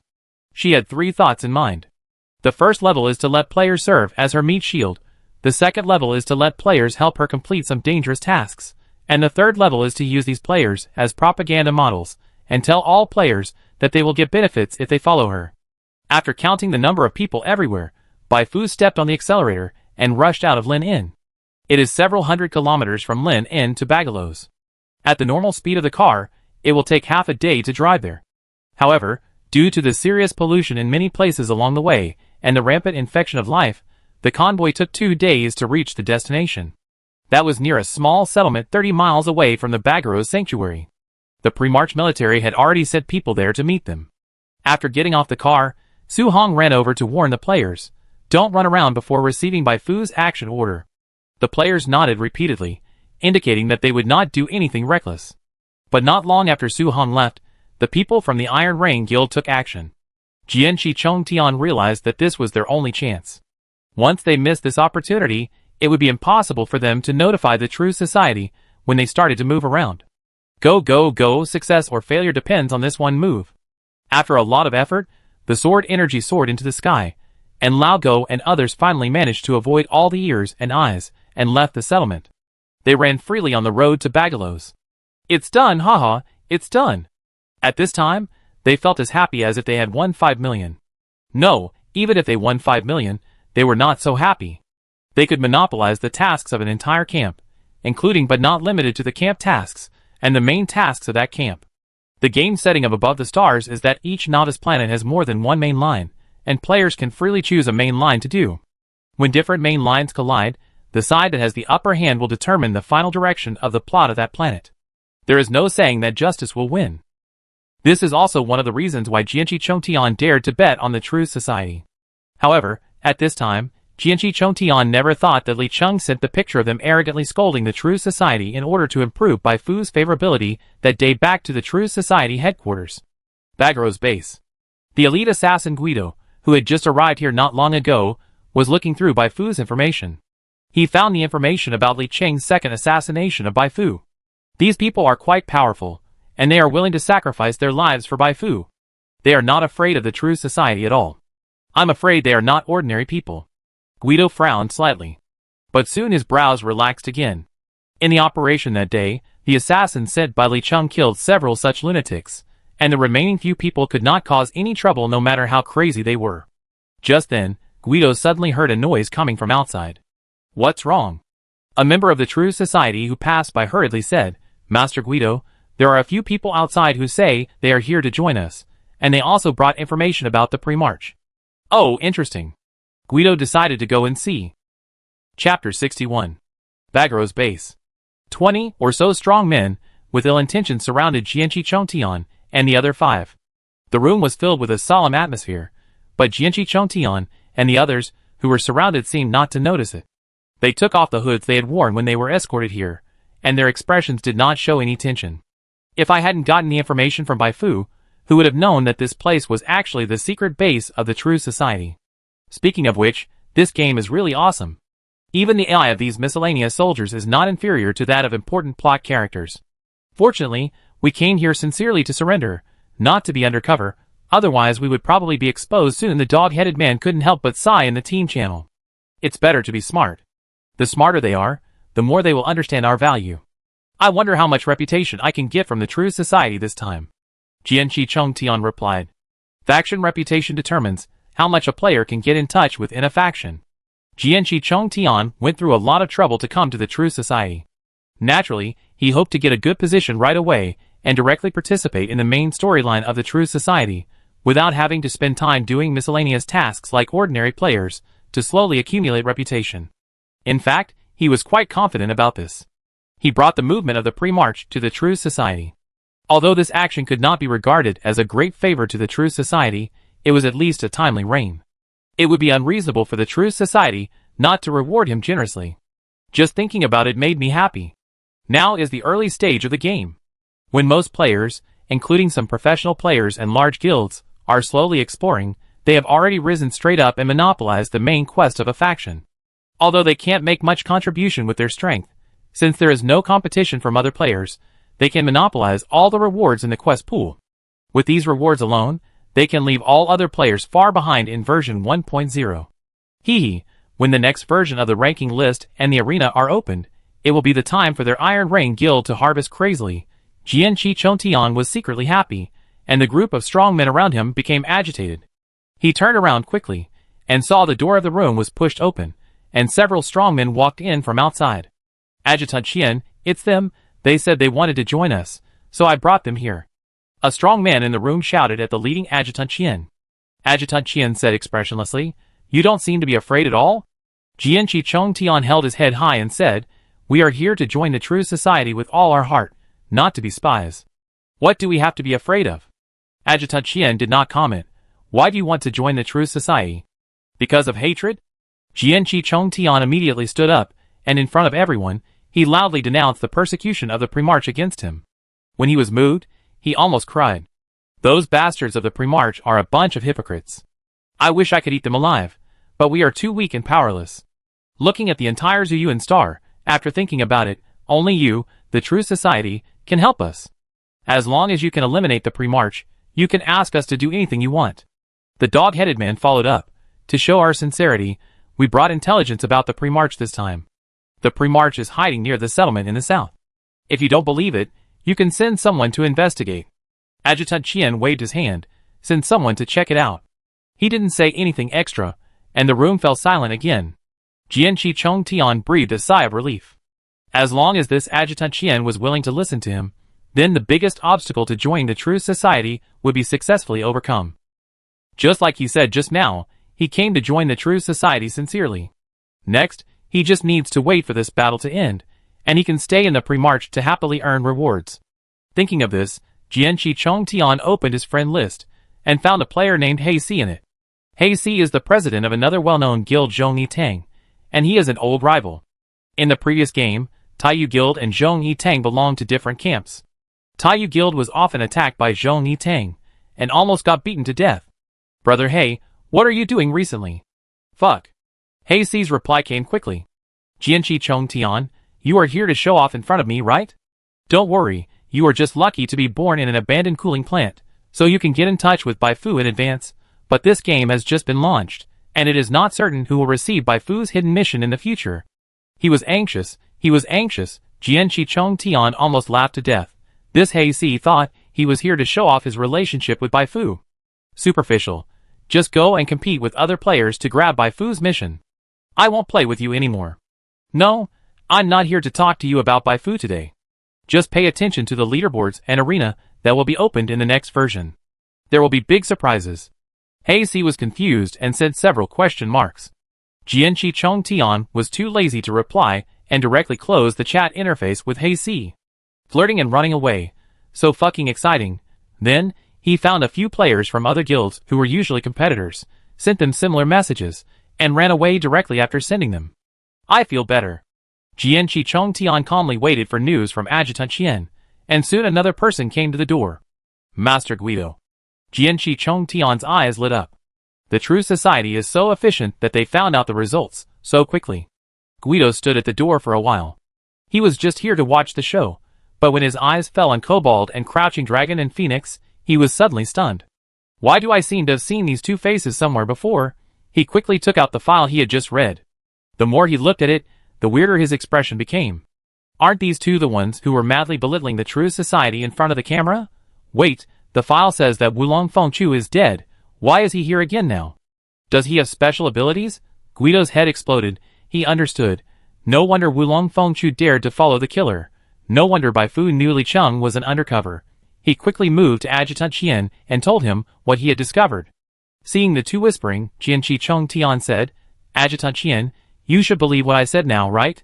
In fact, this time, I not only brought information about the Primarch, but also information about Baifu, the white-haired woman who destroyed your plan in the abandoned cooling plant. Baifu, right? Adjutant Qian suddenly laughed. Catch them all. Adjutant Qian's favorability towards you reduced by 60, huh? Jianqi Chongtian and others, who were still smiling just now, were all stunned. Damn, why did the favorability suddenly drop so much? Wait, brother, this is not the time to joke. Seeing the true society soldiers approaching, Jianqi Chongtian shouted. We are here to surrender to you. What are you going to do? But Adjutant Qian and Guido acted as if they didn't hear him. If they didn't speak, the True Society soldiers would not stop, and they quickly held down Jianqi Chongtian and others by the shoulders. Jianqi Chongtian was anxious, and he couldn't help but shout while struggling, "Are you crazy? I trusted you so much, and thought you were the only hope to eliminate the pre-march, and sent you intelligence, but you actually treated the people who came to surrender to you like this. Your actions will chill the hearts of all those who are loyal to the True Society." The dog-headed man then complained, "You will hurt yourself sooner or later if you do this." At this time, Guido walked over and thrust the terminal on his hand in front of the dog-headed man. "Is this photo of you?" "Photo?" The 5 players all looked at the terminal, and the dog-headed man's face appeared on the screen. The dog-headed man swallowed his saliva and suddenly had a bad premonition. He denied, "No. You are fooling around." Guido pulled out the photo of Crouching Dragon and Phoenix Child again. "You really want to join the True Society? You two are Baifu's lackeys. Didn't you arrogantly say that if we provoke Baifu, no one in heaven or on earth can save us? Fuck you." Jianqi Chongtian and others' faces turned green. They never expected that the words they said to quickly improve Baifu's favorability would end up in the hands of the True Society. "You are from the Iron Rain Guild, right? I want to see how your Iron Rain Guild will kill us." Jido was very angry. He has no confidence in defeating Baifu, but he can't deal with Baifu, and he can't deal with Baifu's dog? The dog-headed man subconsciously asked, "Where did you get this photo?" Guido sneered. After Lennon was unblocked, Li Cheng immediately sent back the video he took that night. "I originally thought that he was too stupid to expose himself as a spy of the True Society. Now it seems that he is not stupid, but has made a contribution. If it weren't for the video he sent back, we would really be deceived by you today." "What? Li Cheng is a spy of the True Society?" Jianqi Chongtian was petrified on the spot. This was the first time he heard this news. The news had been blocked everywhere. Baifu had never told him this before. He didn't even know that those assassins were actually related to the True Society. If he had known that Li Cheng was a spy of the True Society, why would he have gone to such great lengths to find this Bagro's base? But this was not the most annoying thing. From Guido's words, it can be analyzed that the reason why Li Cheng was exposed was all their fault. What a rip-off! Not long ago, he was still showing off in front of Hazy and the others, mysteriously asking them to pay attention to the rankings and arena that will be open soon. Now, let alone joining the True Society to take exclusive tasks, they will soon be killed by the True Society. When the rankings and arena are opened, Hazy and the others will definitely jump out and laugh at them. Why are you still staying on Earth? Just find a rocket and fly away. Misunderstanding, all misunderstanding, really. Jianqi Chongtian's brain was about to explode. Seeing that Guido and Adjutant Qian's faces were getting uglier and uglier, he suddenly had an idea and pointed at the Kobold and Crouching Dragon and Phoenix and shouted, "I was also deceived by them. They told me that they hated the Primarchs as much as I did. I thought they were telling the truth and brought them here. I didn't expect that they were actually Baifu's lackeys." The other 2 players quickly agreed. "If you don't believe me, I will kill them both now." The sword was soaring into the sky, ready to give the Kobold and Crouching Dragon 2 punches. Guido and Adjutant Qian looked at each other. They couldn't tell whether Jianqi Chongtian and the Kobold were related, but they remembered what Jianqi Chongtian had said just now. "You just said that as long as we can destroy the pre-march, we can ask you to do anything, right?" Jianqi Chongtian nodded quickly, and finally got away with it. Adjutant Qian waved his hand. "It's too troublesome to tell them apart. Send them to Dr. Luo together." "Dr. Luo?" Jianqi Chongtian soon knew what Adjutant Qian was up to. As soon as they arrived at Dr. Luo's laboratory, they were tied to the bed. Dr. Luo came up and gave him a shot of a de-energizer, and then kept reaching out to touch him. "You have developed well, and your muscles are also very stylish." Jianqi Chongtian was shocked.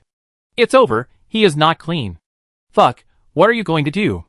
Dr. Luo laughed and said, "Of course I will use you as my experimental subjects. It's really hard to find such a strong experimental subject like you. Don't worry, with your help, I will do my best to develop the perfect APT-011 evolution potion. With this, the strength of the True Society will be greatly increased, and in the future we will definitely be able to eliminate the original gene body, and comfort your souls in heaven." Fuck you. He came here to monopolize the mission of the True Society, but he failed to do so and became the research subject of the True Society. God knows how long this research will last. He can't commit suicide now. If this research lasts for a month or even a year, then his account will be completely useless, and he can only delete it and start over. He finally relied on Bai Fu to come from behind and become one of the top players in Zuyuan Star. If he deletes his account and starts over, what's the point of playing? The sword energy soared to the sky and was about to break. Let me go quick, damn it, or you can kill me, please, brother. Can't I call you brother? Dr. Luo pushed his glasses. Kill you? No, how can I bear to kill you? Fuck you, you quack, damn true society, I will never forgive you. For a while, a passionate quintet sounded in the laboratory. Now Jianqi Chongtian regrets.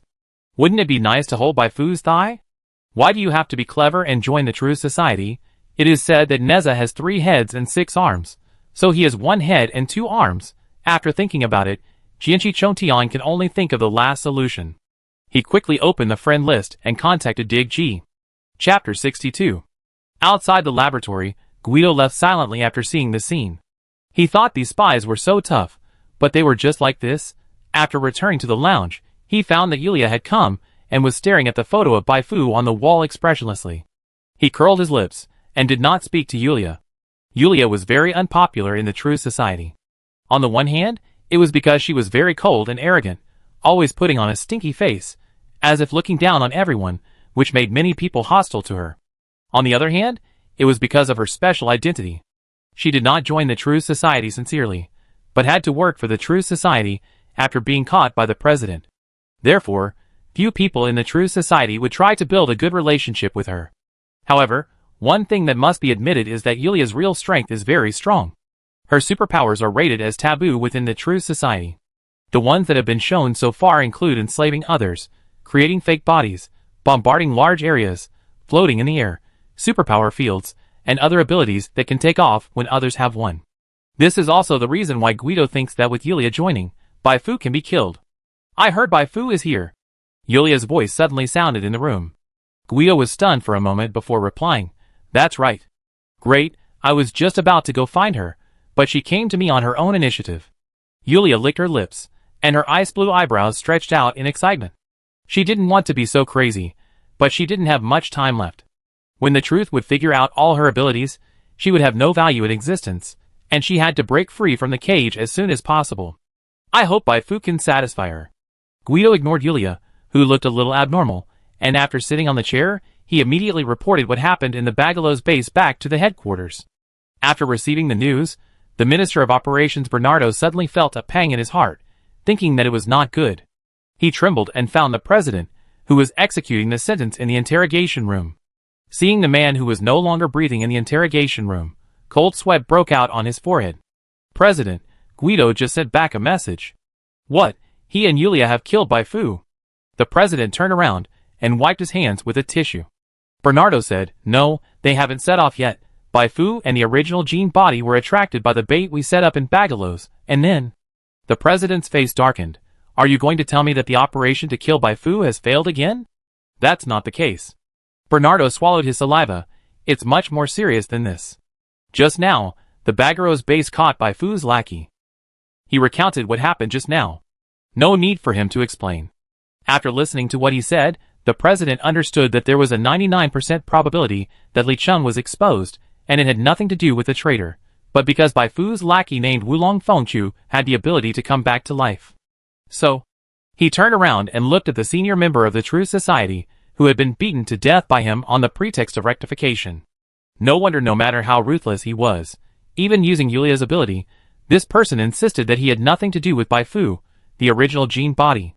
It turned out that it was not because this person was very stubborn, but because he was really not a traitor. He just had dirty hands and feet, and took a lot of money. Bai Fu! The hoarse voice was completely squeezed out of his throat. Bernardo was sweating profusely. After a long time, he heard the president say, Don't let this matter be disclosed today. Bernardo dared not say no. He quickly agreed. On the other side, as one of the main combat forces of the 4 divisions in this operation, Bai Fu was attending the pre-war meeting hosted by the military of the Gene Pre-March. The Gene Pre-March dispatched a lot of people to attack the Bagalow's base this time, perhaps to fight back against the great humiliation of the True Society's rebellion against Li Cheng. The Intelligence Bureau alone dispatched 2 subordinate departments, the 3 divisions and the 4 divisions, and the military also dispatched people who had a lot of say in the Gene Pre-March. But then, there are problems. There are so many people, and so many things to say, so the meeting started with a quarrel. The participants quarreled over whether the Intelligence Bureau would investigate first and then launch a general attack, or whether the military would launch an attack and the Intelligence Bureau would take the opportunity to break into the Bagalos base. Liu Yuelin, who always likes to slack off, became the main force of the quarrel this time, and was not afraid even when facing the threats of the military representatives. Don't think that Boss Liu is usually careless, but he is still very responsible when dealing with the outside world. Otherwise, how could those people with connections around us obey him? Who doesn't like a leader who doesn't make decisions internally and is willing to take the initiative to protect the outside world? Su Hong whispered to Bai Fu. Bai Fu nodded. She actually had a good impression of Sichuan. Except for that birdman Li Cheng, no one else had ever given her a hard time. Recently she had been calling her sister Fu or sister Bai. She was very sweet. Bai Fu looked around, and at that moment, she suddenly received a game prompt. Under your indirect influence, the true society has been damaged to a certain extent. What the hell? Bai Fu was a little confused. She was sitting here in a meeting and did nothing. How could the true society be damaged under her influence? She quickly opened the plot mission The Unknown Truth that was triggered after killing the second wave of assassins sent by Li Cheng. After Li Cheng was caught, the progress of this mission increased from 0% to 0.13%, and the progress never moved after that. But when she looked at it again, she found that the progress had somehow increased to 0.28%. What the hell, is there a bug in the game? Bai Fu was confused. She looked through the game prompts for a long time, but couldn't figure out the situation. But considering that the increase in the progress of the mission was not a bad thing in any way, she didn't continue to worry about it. Is the meeting over? She asked Su Hong and Xiaosher beside her. Xiaosher said, it was finally decided that our intelligence agency would investigate the situation first, and the official action will be in half an hour. Bai Fu had no objection, and her objection would not change anything. While she and Xiaosher were chatting, the military representative Bask suddenly came over. You are Bai Fu, right? I am Bask from the Gene Pre-March Combat Countermeasures room. Bask had a gentle smile on his face. I heard that it was all thanks to you that we were able to find the traitor Li Cheng. I am looking forward to your performance in this operation. He simply said hello and left. Bai Fu didn't pay too much attention, but subconsciously sent a clairvoyance to the stranger she met, but the data fed back was very interesting.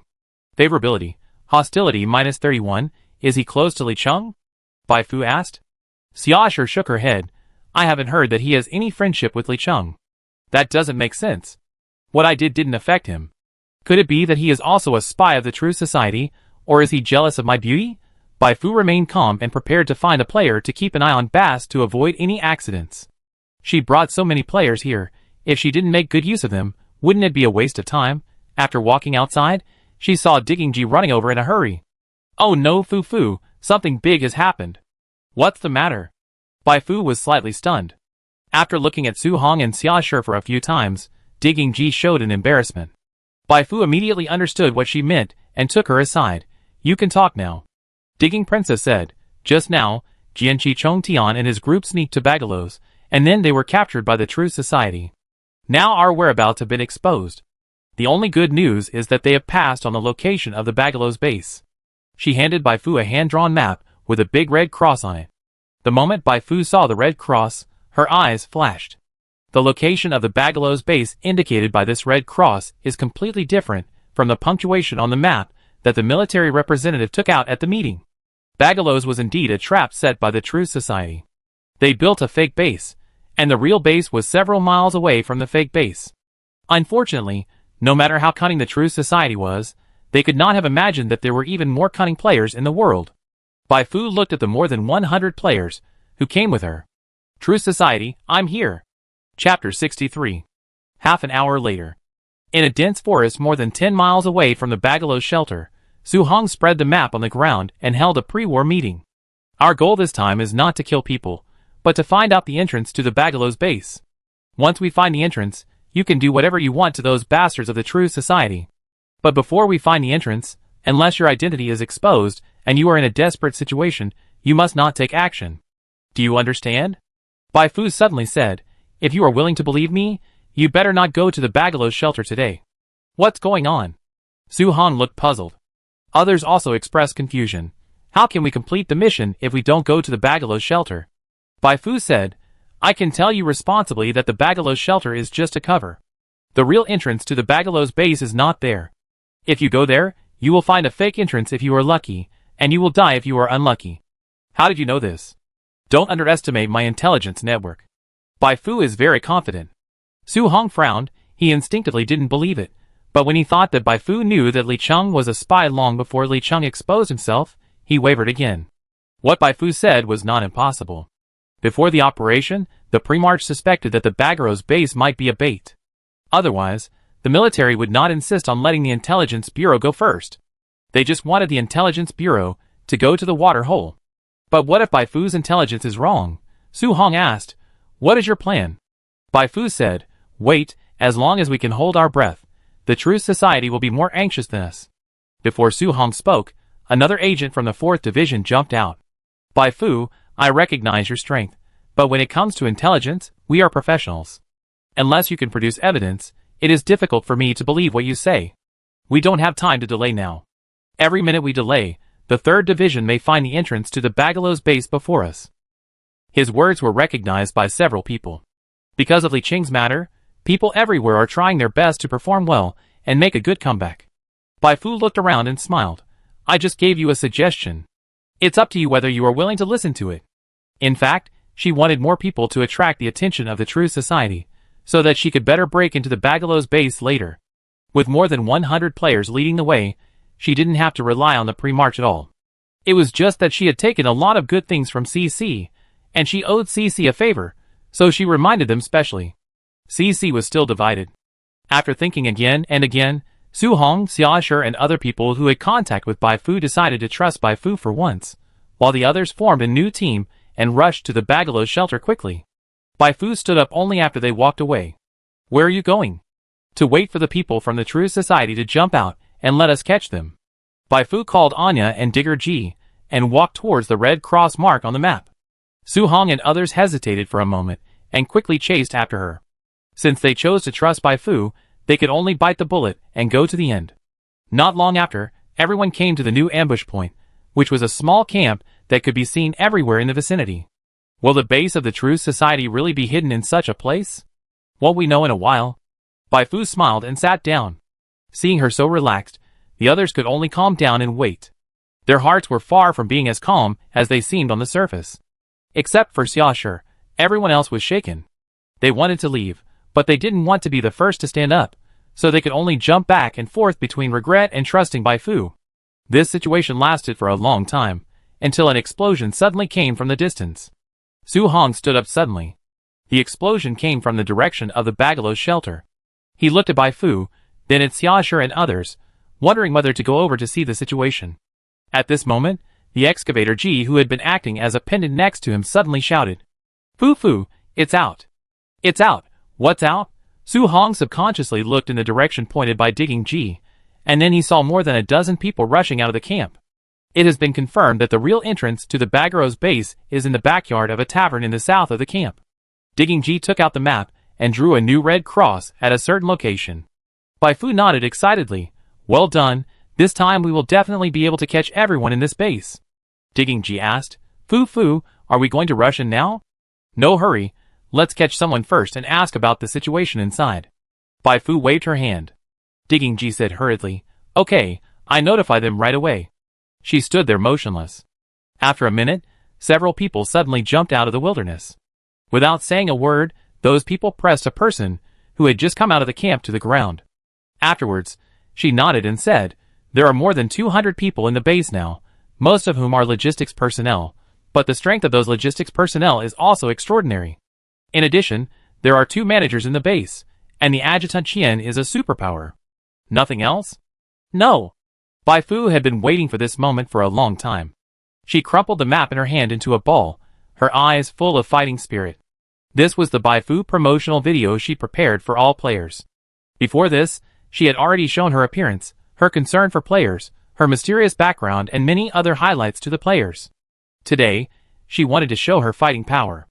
She hoped that the players' praise would prompt the planner to strengthen her strength, but if she didn't show her abilities more in front of the players, even if the players wanted to brag about it, they would not be able to use their imagination. Let's go! Bai Fu walked towards the camp opposite. At this time, even if Su Hong and others were slow, they understood what was happening. Bai Fu found the real entrance to the Bagalos base. They were shocked. Could it be that Bai Fu had planted spies inside the Truth Society? Seeing Bai Fu, Anya, and Digging G walking further and further away, they hurriedly followed them. 10 minutes later. At the tavern marked on the map, hundreds of players, who had been ambushed nearby under Bai Fu's arrangement, rushed out in a swarm. Before the people in the tavern could react, they successfully captured the tavern. Nice, no one escaped. This old ding just wanted to contact the base secretly, but I arrested him on the spot. Fu, take us to charge. The most excited people here are the second batch of players, who rushed to Lin in. This is their first time to go on a mission with Bai Fu. The first mission is so big, they are so happy now. Bai Fu did not delay, and immediately issued the general attack order. Let's go! After receiving the order, Black Tiger Afu was the first to open the entrance to the backyard of the tavern and jumped in. Then other players followed one after another. Only Digging G was the calmest. She knew that her fighting ability was poor, so she came here to live broadcast at close range. Our reporter Dig G reports to you. We are now standing right above the True Society's Bagros base. Not long ago, the Iron Rain Guild's president Jian Chi-Chung Tian used himself as bait to go deep into the base, and passed on the base's coordinates. Under Fu's leadership, we are about to launch a general attack, Dig G said enthusiastically to the audience in the live broadcast room. Okay, now let's focus the camera on Fu. She turned around, and saw Su Hong asking Bai Fu. Who are you? Su Hong stared at Bai Fu with wide eyes. I suspected you were an agent of the Old Republic or the Railway Guild, but now I think it's absolutely impossible.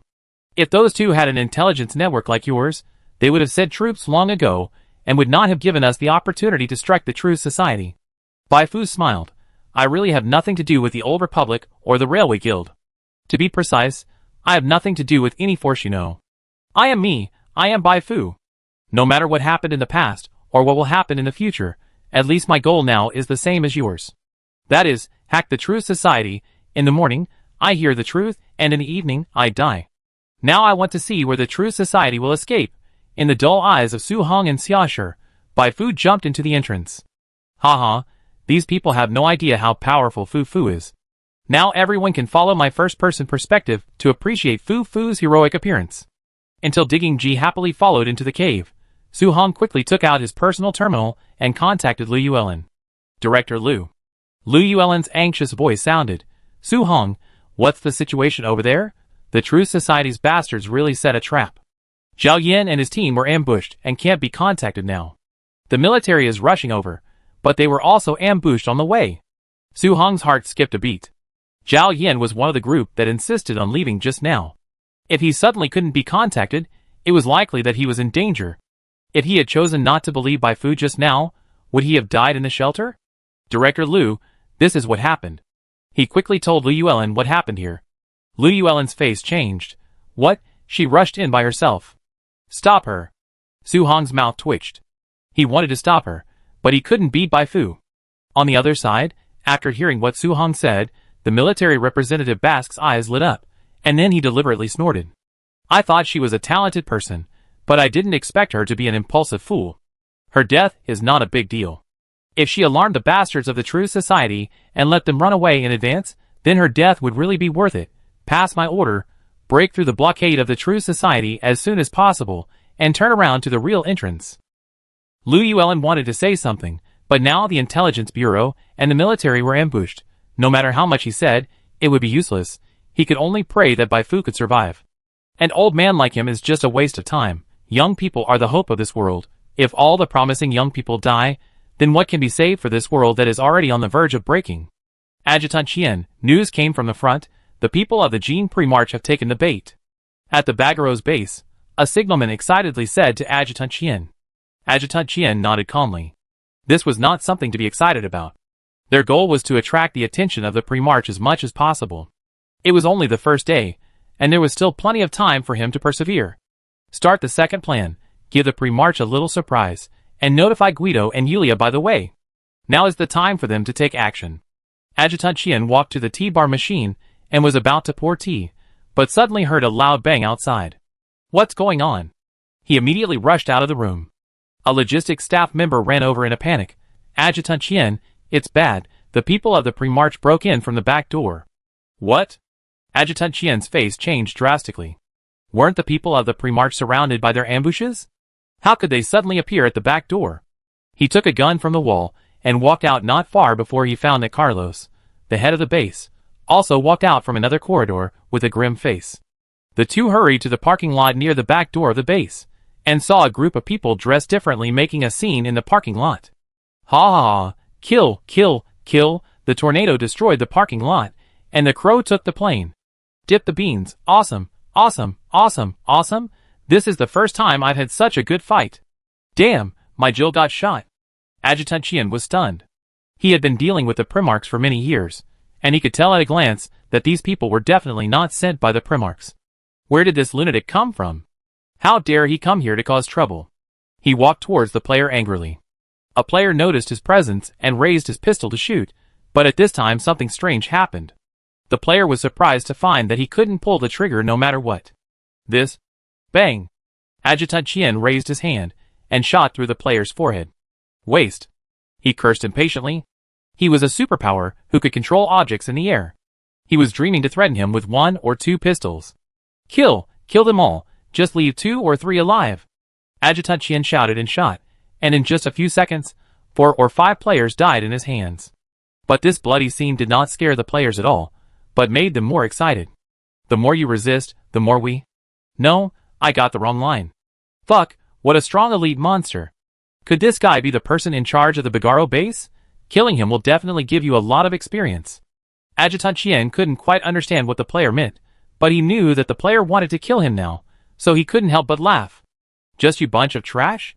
He locked onto the gun in the hand of a player in front of him on the left again, then he raised his own gun and pressed down heavily with his right index finger. The gunshot didn't sound as expected, but was replaced by a cold shout. Anya! Adjutant Chien saw that there was a silver-haired girl standing on the left side of the player he locked onto, and on the left side of the silver-haired girl was a power armor that was slightly shorter and fatter than her. Fire! Adjutant Chien realized that something was wrong, but this time, he couldn't move no matter how hard he struggled. This was the restraint he usually imposed on others, and today he suffered a backlash. When he saw the heavy machine gun on the right hand of the power armor begin to spit flames, and when his body was hit by the bullets, he was finally able to move. Under the impact of the bullets, he was twisted and turned. Ah! The screams echoed in the parking lot. Bai Fu raised the shotgun in her hand and fired a shot. Boom! Adjutant Chien fell to the ground like a rotten rag. His chest, abdomen and face were covered with bullets. His flesh and blood turned outward. He was deader than dead. You killed the adjutant of the Bagaro's base. Contribution 36.2%.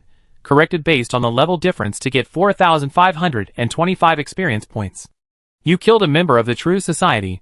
An additional reward of 1,000 experience points. Carlos, the head of the base standing at the entrance of the parking lot, suddenly narrowed his eyes, and a chill instantly rushed from the soles of his feet to the top of his head. On the other hand, the players were all stunned when they saw Bai Fu kill Adjutant Chien, who had easily killed several players, in just 3 seconds. So awesome?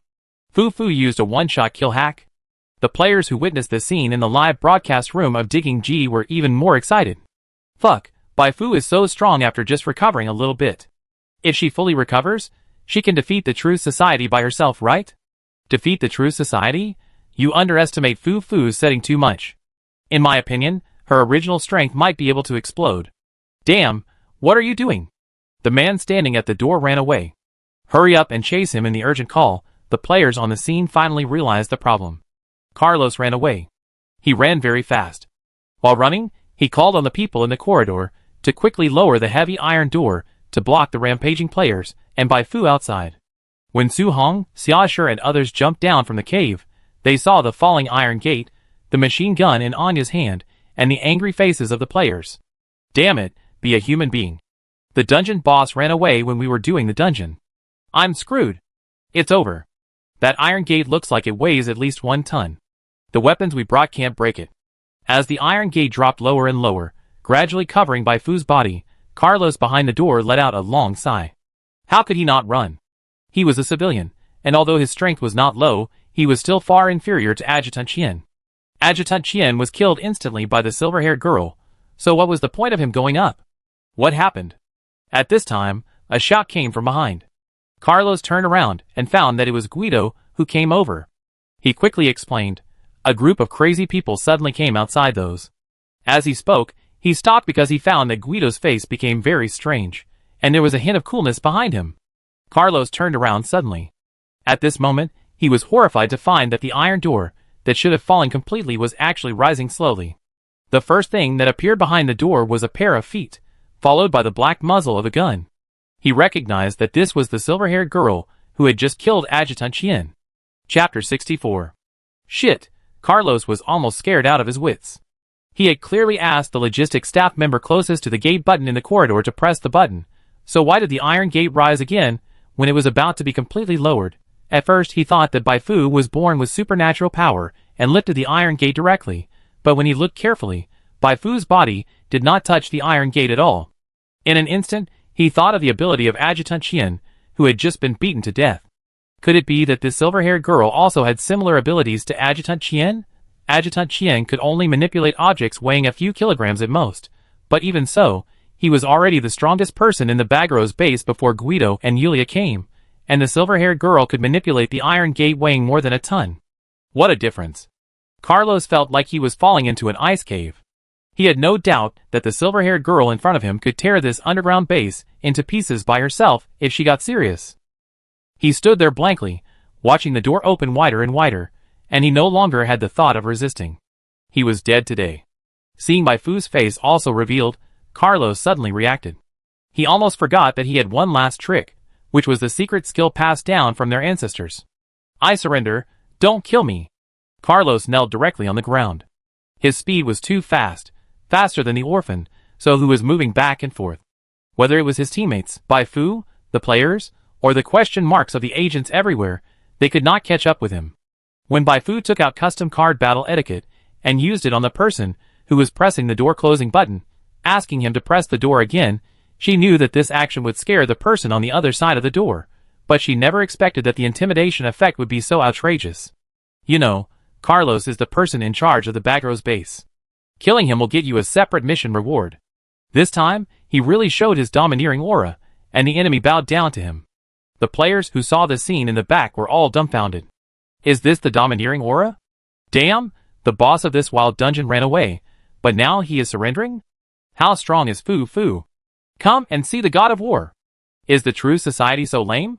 I wanted to join the true society before Carlos could never have imagined that his actions had dealt a heavy blow to the image of the true society. The sharp contrast between him and Bai Fu made many players who intended to join the true society waver. Bai Fu is so powerful, and the true society is so unlucky. If you rashly join the true society, will you not get any benefits and the true society will be destroyed? While these players were hesitating, Guido, who saw Carlos surrender, was about to explode. Damn it! Even if Bai Fu is very strong, why do you surrender directly? As a loyal member of the true society, Guido raised his gun in anger. But before he could do anything, Bai Fu shot Carlos in the face 3 times. The shotgun shot at the head at close range, and the flying bullet instantly hit Carlos' head into a bloody mess. Under the impact of the bullet, the brain tissue spurted out like a fountain, covering the wall next to it.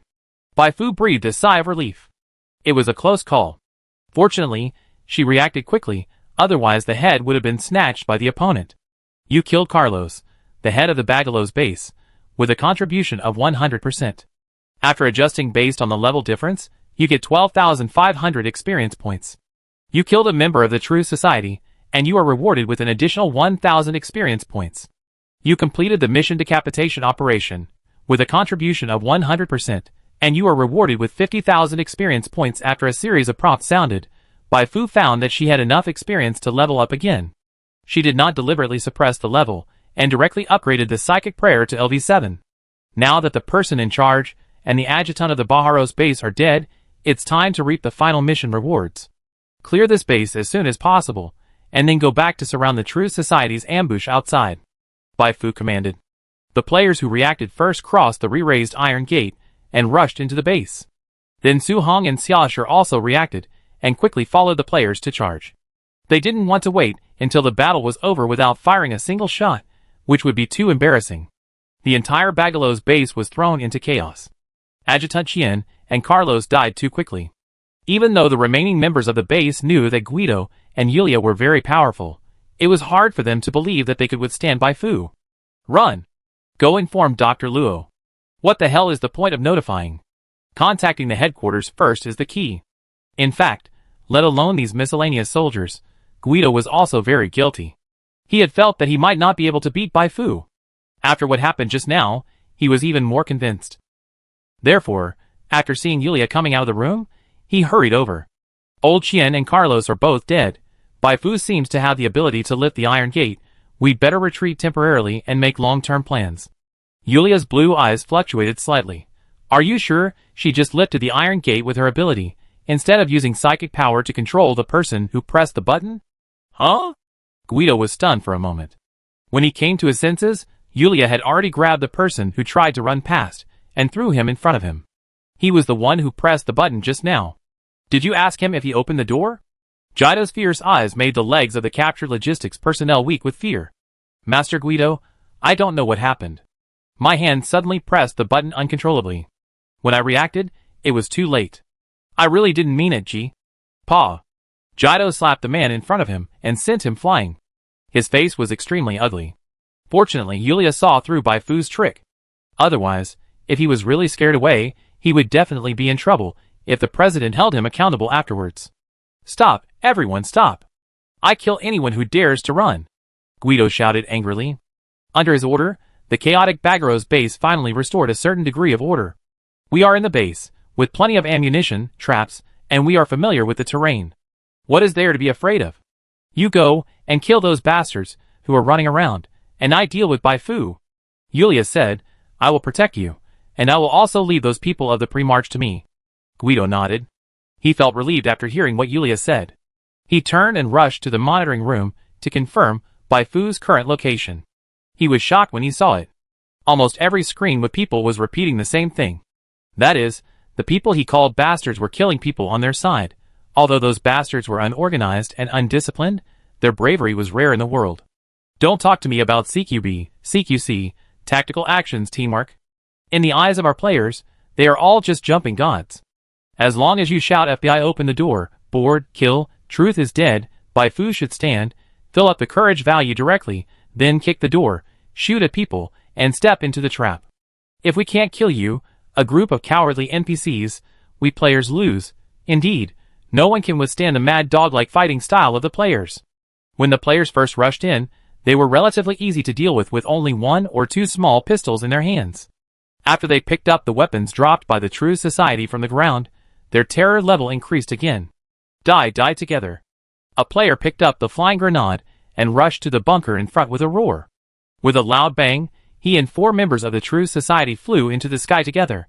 The next second, the other players did not even grieve for his death for a moment, and excitedly picked up the equipment dropped on the ground after his death, and continued to attack forward. Haha, I've been coveting the assault rifle he just picked up. That's obviously the gun I like. Do you know what first come first served means? Jido's forehead was bulging with veins. He found that the morale of those he called back began to collapse again. Fortunately, the president sent Yulia over this time, otherwise this decline would have turned into a defeat. Jido quickly locked onto Bai Fu, who was sweeping through the rooms. Then he locked the door of the monitoring room and quickly rushed to Bai Fu's location. Bai Fu, you wait for me. At this time, on the other side, the 4 agents following Bai Fu were already a little numb. They wanted to do something, but after watching Bai Fu and the player's fighting style, they found that they could do nothing. Rush forward like the player without caring about his life? I don't have the courage. Cover the player from behind? Many times, the player has already reached the next target point when they just set up their guns. Help Bai Fu? Bai Fu is even more ruthless. She is like a god of war. The player has to hide, but Bai Fu doesn't hide at all. Her fighting process is to kick the door to attract firepower, and then let Anya shoot from behind. As elite agents, they suddenly became a hindrance in the assault battle. What happened? Shocked and deeply frustrated, Su Hong suddenly felt that he might be old. Add 1,000, add 1,000, add 1,000. Bai Fu continued to harvest lives, and the experience point acquisition prompts almost never stopped. This situation continued until the group of players in the front suddenly stopped. Stop, stop, stop! Stop for what?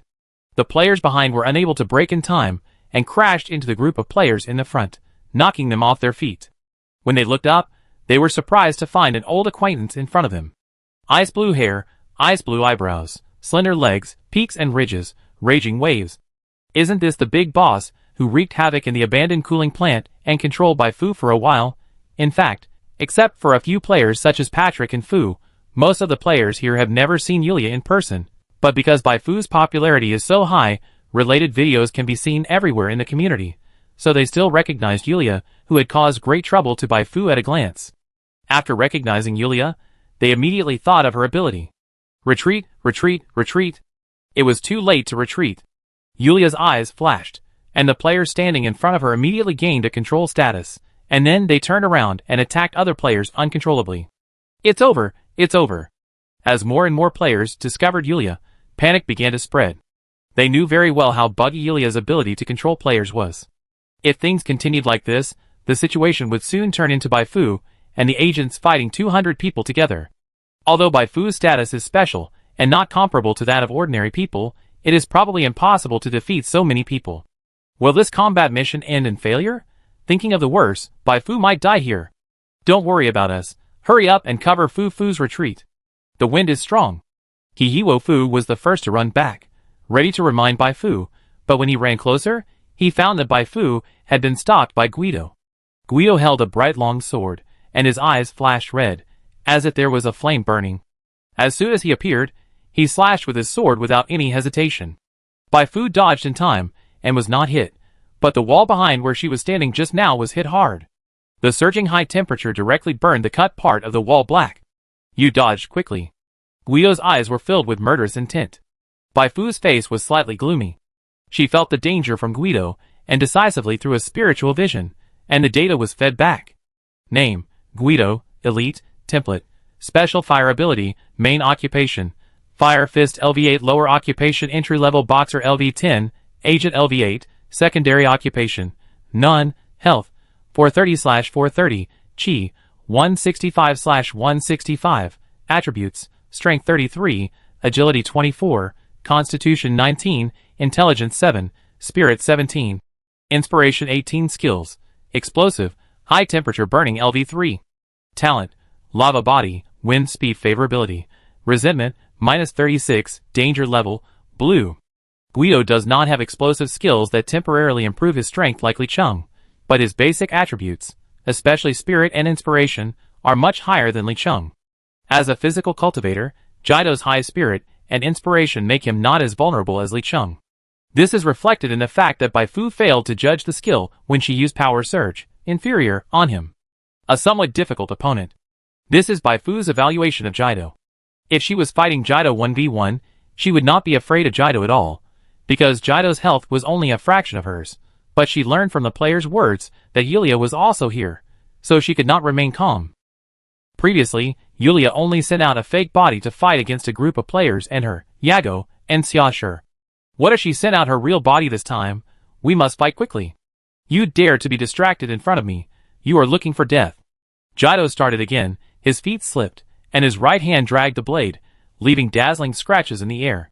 When he was 3 meters away from Bai Fu, there was a loud explosion under his feet. With the help of the thrust, his forward speed suddenly increased several times. All this happened so suddenly that he was sure that Bai Fu would not be able to dodge it. Swish! The blade passed by Bai Fu's neck, but the imagined scene of a broken throat and blood splattering did not occur. Guido's pupils shrank suddenly. What happened? He felt that he did not cut into the neck, but into the mud. Bai Fu threw the used psychic shield card on the ground. Guido's knife directly cut off more than 170 points of her shield value. The shield value is not bound to her physical data, but even if she took such a knife, with a physical value of 61 points without any protection, she would lose at least 40 to 50 points of life, and be accompanied by the double debuff of bleeding and burning. Skills with burning effects are amazing. I will put the mask of pain on your face right now. I still have 3 psychic shields in my hand. Bai Fu is not afraid of being stuck. She quickly pulled the trigger, and Anya beside her was not idle either. With her head locked and her hand machine gun firing together, the bullets were like the scythe of death. Jido had never expected that his knife did not cause any damage to Bai Fu, and in the moment of his surprise, he was hit hard in the face. Fortunately, he reacted in time, and used his chi to protect his face as much as possible. He dodged and swung the long knife in his hand to chop the flying bullets continuously. The bullets followed his footsteps, and left a string of deep bullet holes on the wall. -41. This is far from enough. Bai Fu did not retreat but rushed forward, holding a gun and rushed towards the sword net woven by Guido. This posture looked more fierce than the fearless players. Guido was so angry that he laughed. It was the first time he met such a reckless opponent. But is recklessness useful? His ability is not just a simple chopping. The burning energy left on the enemy after each knife fell is his greatest reliance. When the burning energy is superimposed to a certain level, 6 layers, it will explode in the enemy's body. He and Bai Fu fought in a group. After a few slashes, Bai Fu's wrist guard was chopped to pieces. He was also shot twice. The pain did not make him weak, but stimulated him to fight more and more bravely. Yulia! Guido shouted. This is a once-in-a-lifetime opportunity. As long as Yulia's protection, he can guarantee that he can completely lock Bai Fu with the sword light, and then cut Bai Fu to death one by one like a slow slicing. However, what surprised Guido was that even if he shouted loudly, Yulia did not respond. Could it be that something happened to Yulia? He just saw those people running to stop Yulia, but it stands to reason that with the strength of those people, it is impossible for them to pose a substantial threat to Yulia. Guido was puzzled. Taking this opportunity, Bai Fu grabbed the knife with her left hand, used Psychic Shield to withstand the instantaneous burst damage caused by 6 layers of burning, and then launched the battle ritual. Oh no! Guido realized that something was wrong, but it was too late to dodge. He was fixed in place, and Anya, who had already found the position, rushed up. There is nothing to be afraid of, and there is nothing to hesitate about. Growing up in an abandoned cooling plant, Anya has long been accustomed to seeing dead people. She only knows that she will kill anyone who is unfavorable to Bai Fu. Boom! The power pump runs at high speed, and the iron fist of the power armor hits the back of Guido's head with unmatched force. Guido's head is pressed forward suddenly, and the whole neck seems to be broken. He is not dead. The strength of his body protected by Qi is not comparable to that of ordinary people, but Bai Fu is waiting in front of him. Bai Fu took the knife and slashed down. Guido dodged in panic. He was very fast. Even though he was dizzy, he still avoided the fatal blow. However, his arm could not escape the slash. It was cut into pieces, and the flesh was turned inside out. It was very tragic. Yulia! Guido was completely furious. It was supposed to be a 2-on-1 fight, but how come it turned into a 1-on-2 fight? What are you in such a hurry for? At this time, Yulia's voice and footsteps finally came. Guido turned around with pain, and saw Yulia walking over with a group of control players. He secretly breathed a sigh of relief. It was not too late. Hold her, I need to stop the bleeding. Guido hurriedly ran towards Yulia. Yulia did not speak, but just winked at the control player.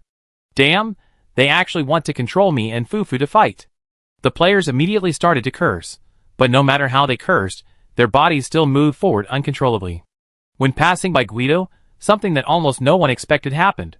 4 players attacked at the same time, and pulled the trigger continuously at Guido. Bang, bang, bang. Guido was completely defenseless, and was beaten to pieces. He still didn't understand what happened until he fell to the ground. Bai Fu, player, shock. Yulia walked to Bai Fu with an elegant step, and the smile on her face began to stretch. The annoying guy is dead, now let's have a good talk. Bai Fu stared at Yulia's eyes, and the excited look seemed to want to eat her alive. Chapter 65. Yulia's smile was very bright, highlighting a beauty that seemed to come out of a painting. But now no one cared whether she was beautiful or not, and no one could feel the warmth from her smile. After she finished speaking, the whole corridor fell into a strange silence. Guido really died at the hands of his own people, not just cooperating with Yulia to act. Because at the moment he fell to the ground and Yulia spoke, all the players who had attacked Guido, and Bai Fu received a game prompt.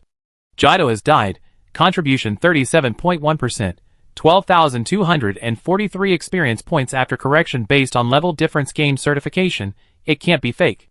This is something no one expected. Although Guido's death brought Bai Fu more than 10,000 experience points, Bai Fu was not happy at all at this time. There are 2 reasons for this. The first reason is naturally because she was killed, she could have gained more experience.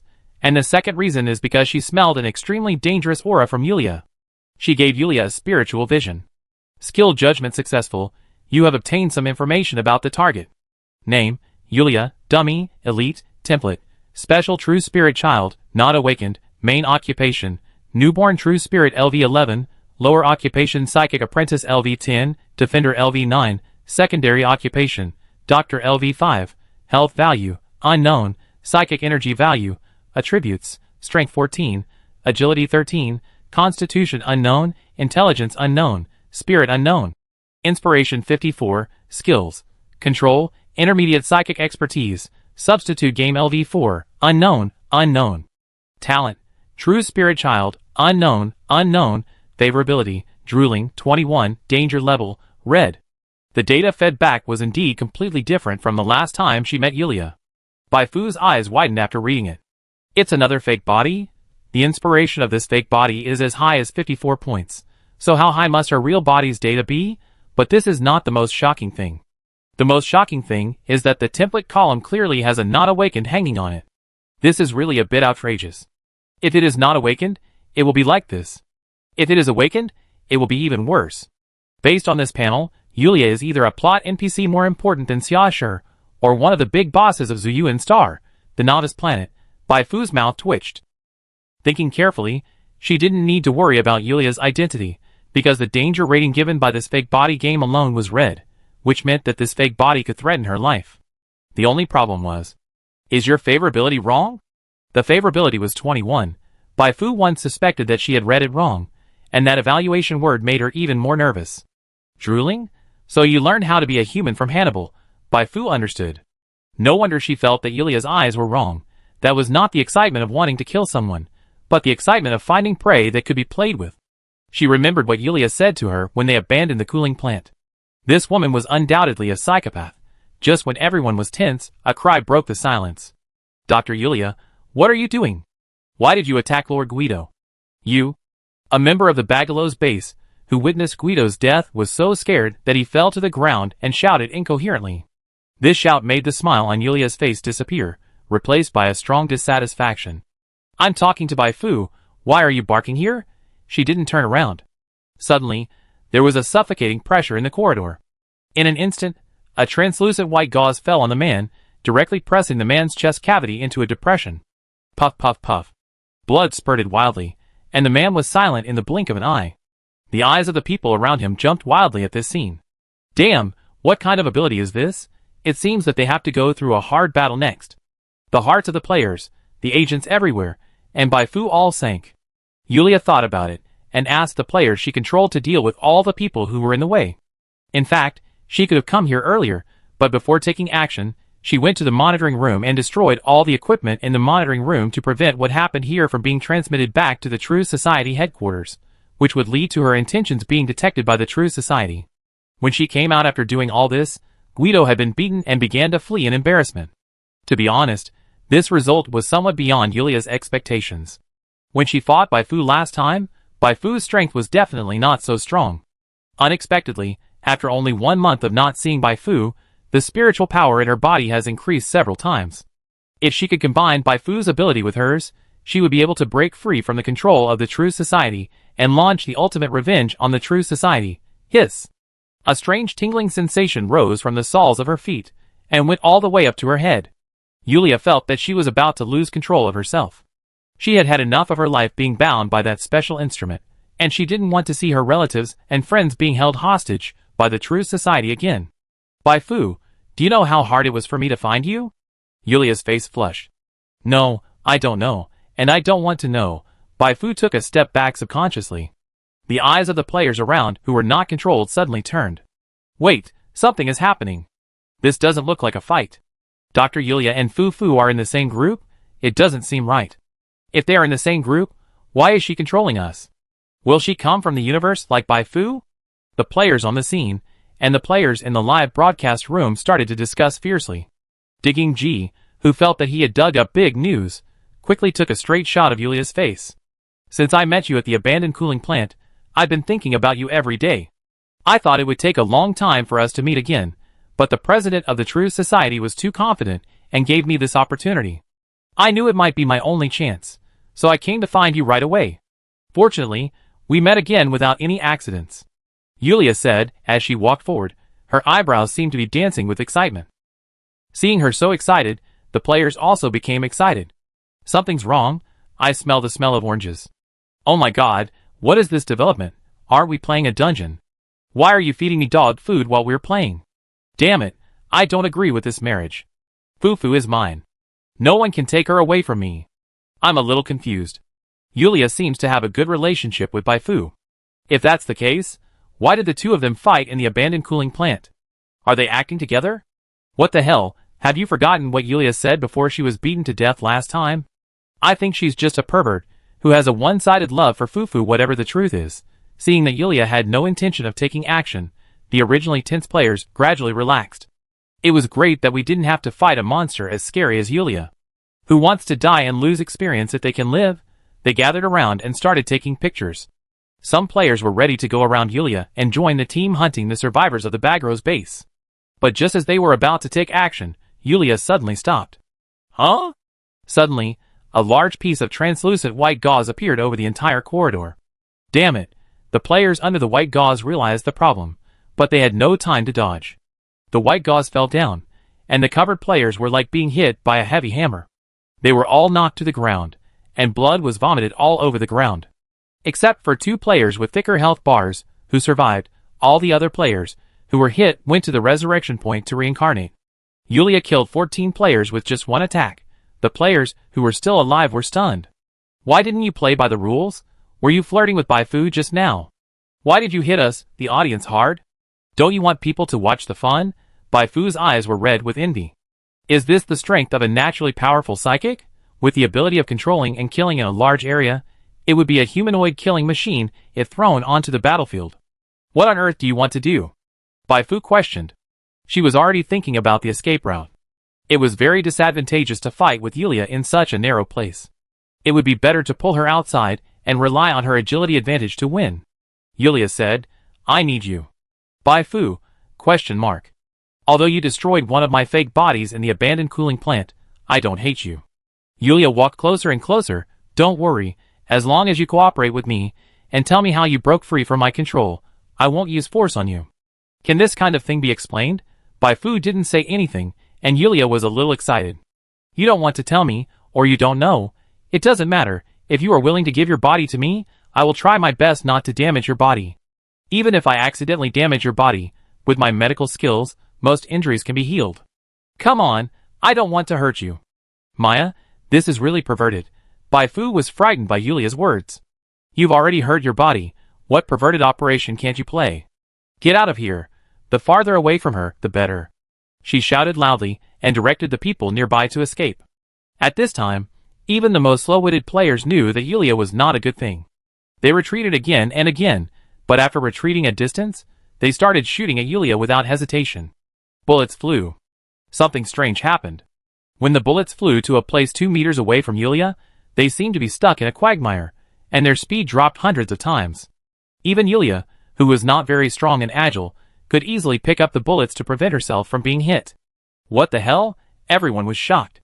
Just as they were about to retreat, white gauze fell from their heads. Boom! Another 6 players were taken away on the spot. Yulia calmly threw the bullets on the ground and looked around. Are you sure you want to resist, even if I control these people who came with you to kill each other? Baifu remained silent.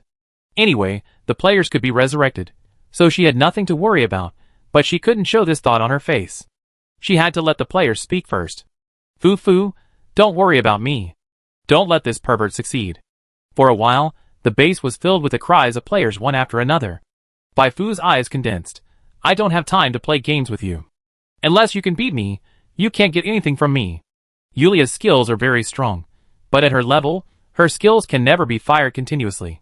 Finding the gap between her skills is the opportunity to win. Since you don't listen, I can only use force on you. A silver-white light flashed in Yulia's eyes. You were attacked by the envoy. During the skill judgment, your inspiration is greater than 30, and you are immune to this attack. The game prompt sounded. Baifu was not idle either. She immediately drew a battle etiquette card. The reason why she frequently used prayer cards instead of her own skills was that prayer cards did not consume extra spiritual energy, and did not occupy the cooling time of her own skills, which was very convenient. You used battle etiquette on Yulia, dummy.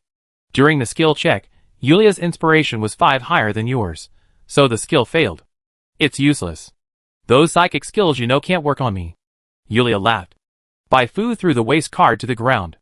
Battle etiquette can't be used, and the chain reaction of stealing buffs and the power surge, disadvantage, that reduces physical strength will not work.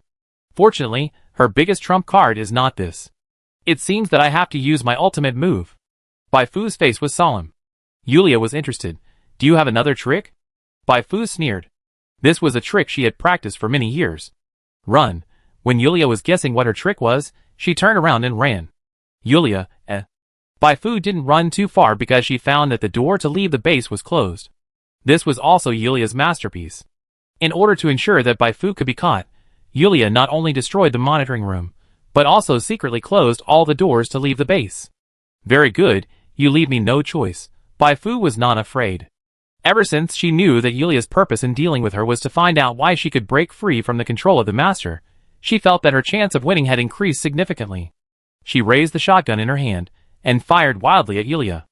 Under the shield of the force field, all her shots were blocked without exception, but she did not stop. After she finished firing the shotgun, she took out her pistol. After she finished firing the pistol, she picked up a gun from the ground.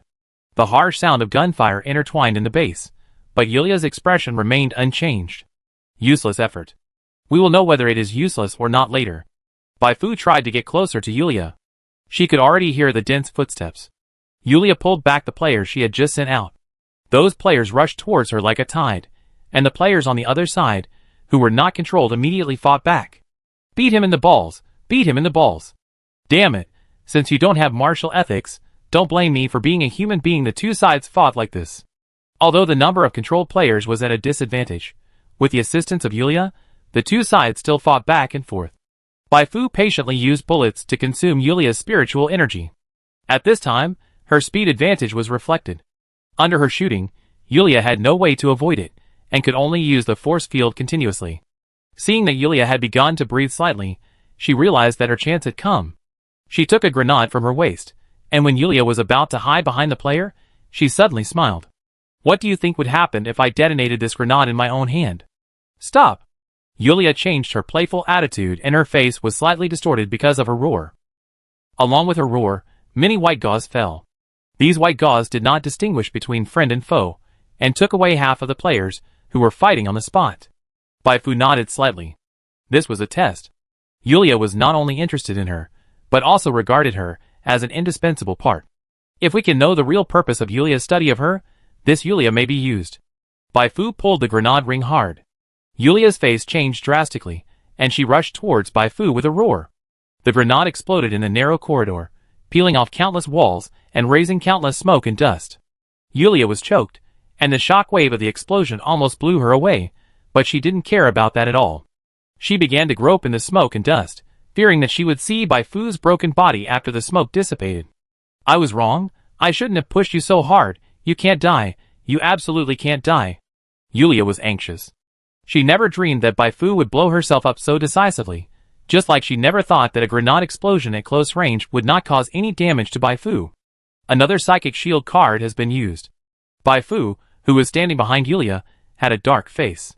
Fortunately, she made some prayer cards in advance, otherwise she would have fallen into Yulia's hands today and been studied by Yulia. Now, the situation has reversed.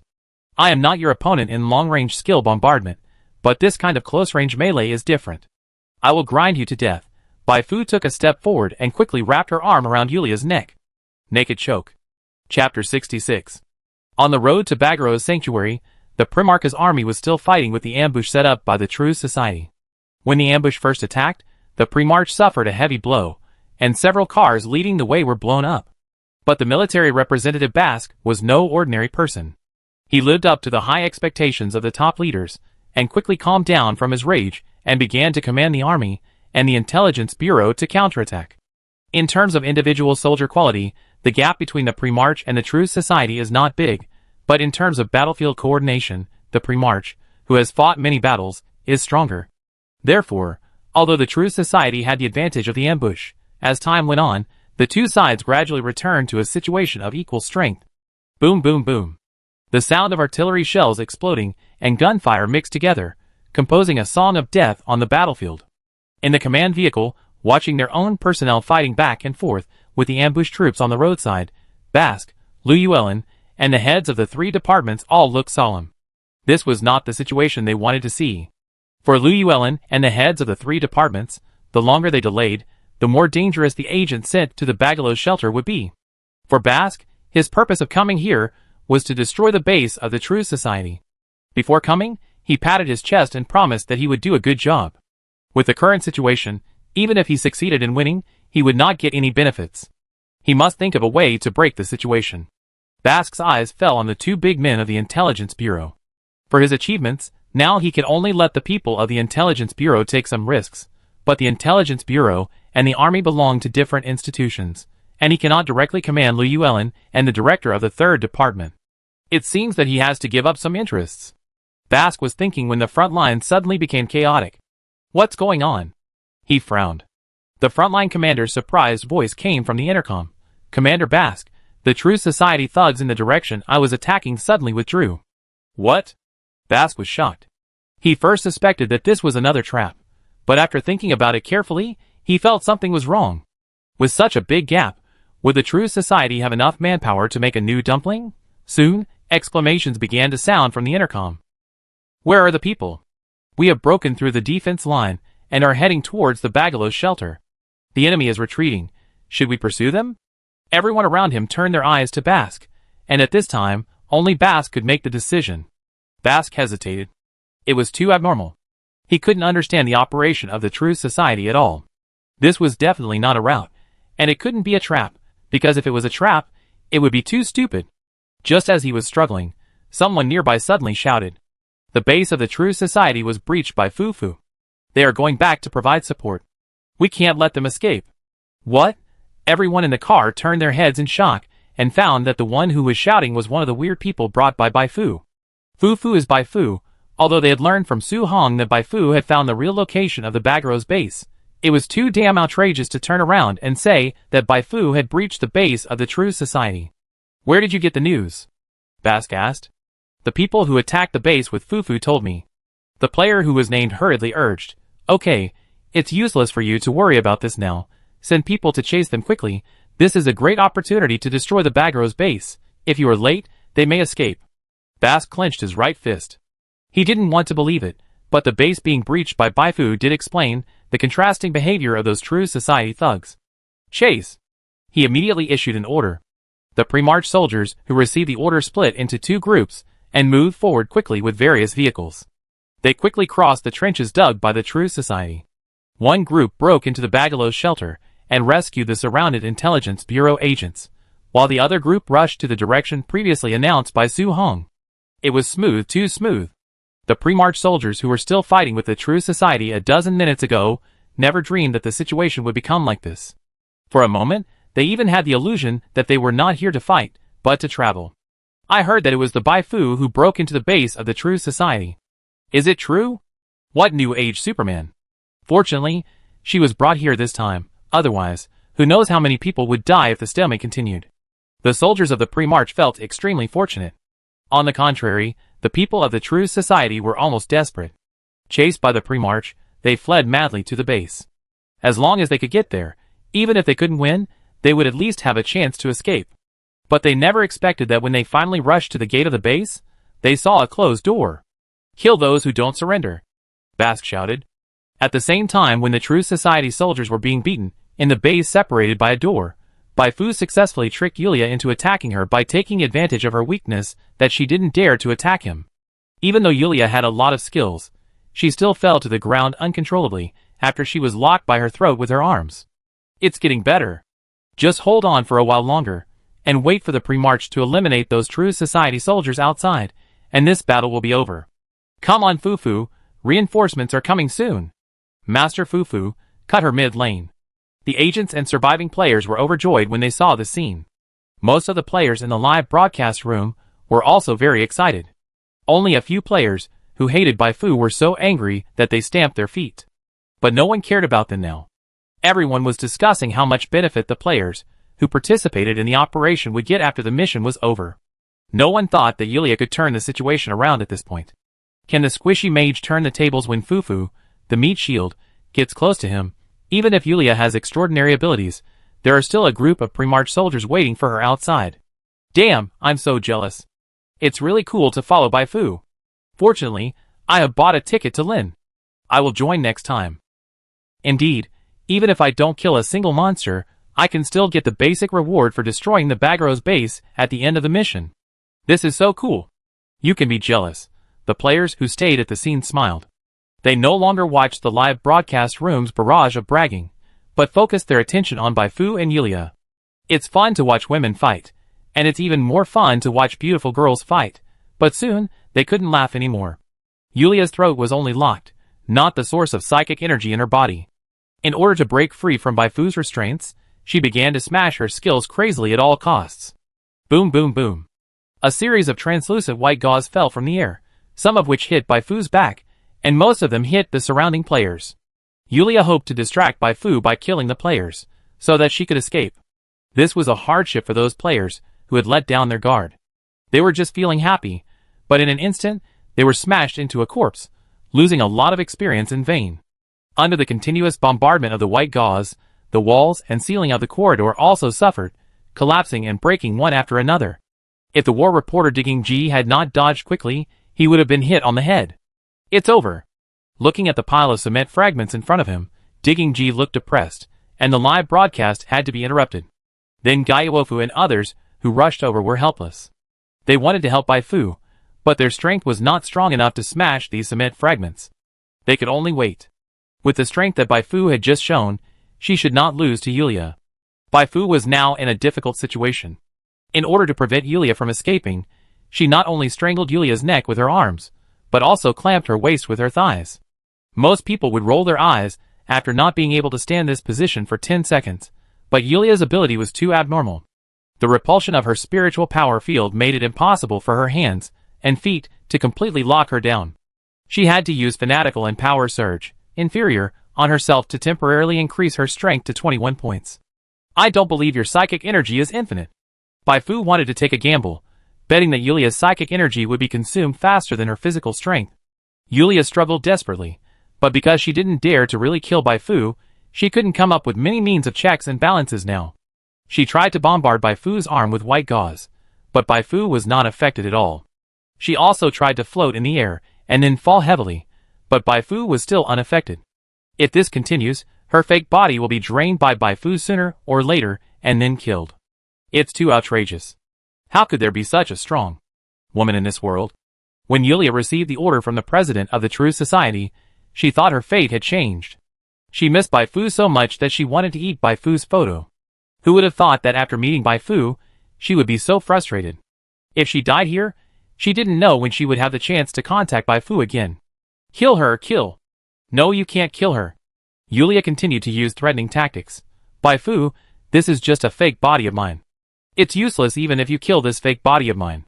I will come back. Baifu was happy. Come back. I treat you to a thigh-lock neck triangle set meal next time. Aren't you afraid that the people you care about will get hurt? Afraid? Not just you. Sooner or later I will destroy the True Society as well. Baifu sneered. She felt that the force field around Yulia's body was weakening. Could it finally clamp Yulia? Yulia took a deep breath and decided to change her strategy. Do you hate the True Society? Baifu said, the True Society wants to kill me, so I can only send it on its way. Actually, I hate the True Society too. Yulia suddenly said. Are you kidding me? Baifu curled her lips. Yulia said to herself, I need you because studying you can help me get rid of the control of the True Society, so that I can take revenge on the True Society. The True Society is more powerful than you can imagine. If you really want to destroy the True Society, you'd better cooperate with me. Is the True Society very powerful? Why don't I feel it? Baifu was unmoved. Yulia said, you haven't met the president of the True Society, so you don't know how powerful he is. You won't think so after you meet him. Stop talking nonsense. No matter how strong he is, he will die if he meets me. As for you, just hope that I can't find your real body. Are you pinning your hopes on the Pre-March? I advise you to give up this plan. The Pre-March has a deeper secret than the Society of Truth. There will be no good end if you have in-depth contact with the Pre-March. This sentence caught Baifu's attention. Li Chum also said something similar when he was arrested. Let me tell you the truth. I don't have much spiritual energy left. How about we make a deal? Yulia changed the subject. As long as you agree to let me study you, after the matter is completed, I can give you anything I have, including my life. Before Baifu replied, she added, I know you won't agree now, but it doesn't matter. When you have contact with the True Society and the Pre-March for a while, you will believe what I said just now. Baifu's eyes turned slightly. She suddenly realized that this was an opportunity. Yulia was an expert in psychic power, and what she lacked now was psychic knowledge. Can you really give me anything? Really? Bai Fu said, I don't believe it unless you can give me some psychic knowledge first. Rich woman, be me 50 to prove your strength. Yulia was silent for a long time. Go to shelter number 11 in the Goli Desert. I will find a way to contact you. Okay, I look forward to seeing you next time. Bai Fu continued to increase the strength of her hands, and finally, the psychic energy in Yulia's body was exhausted. In just a few seconds, Yulia fainted due to suffocation. She slowly loosened her aching hands and feet, stared at Yulia's fake body for a few seconds, picked up the gun that fell on the ground, and shot the clone away with a few shots.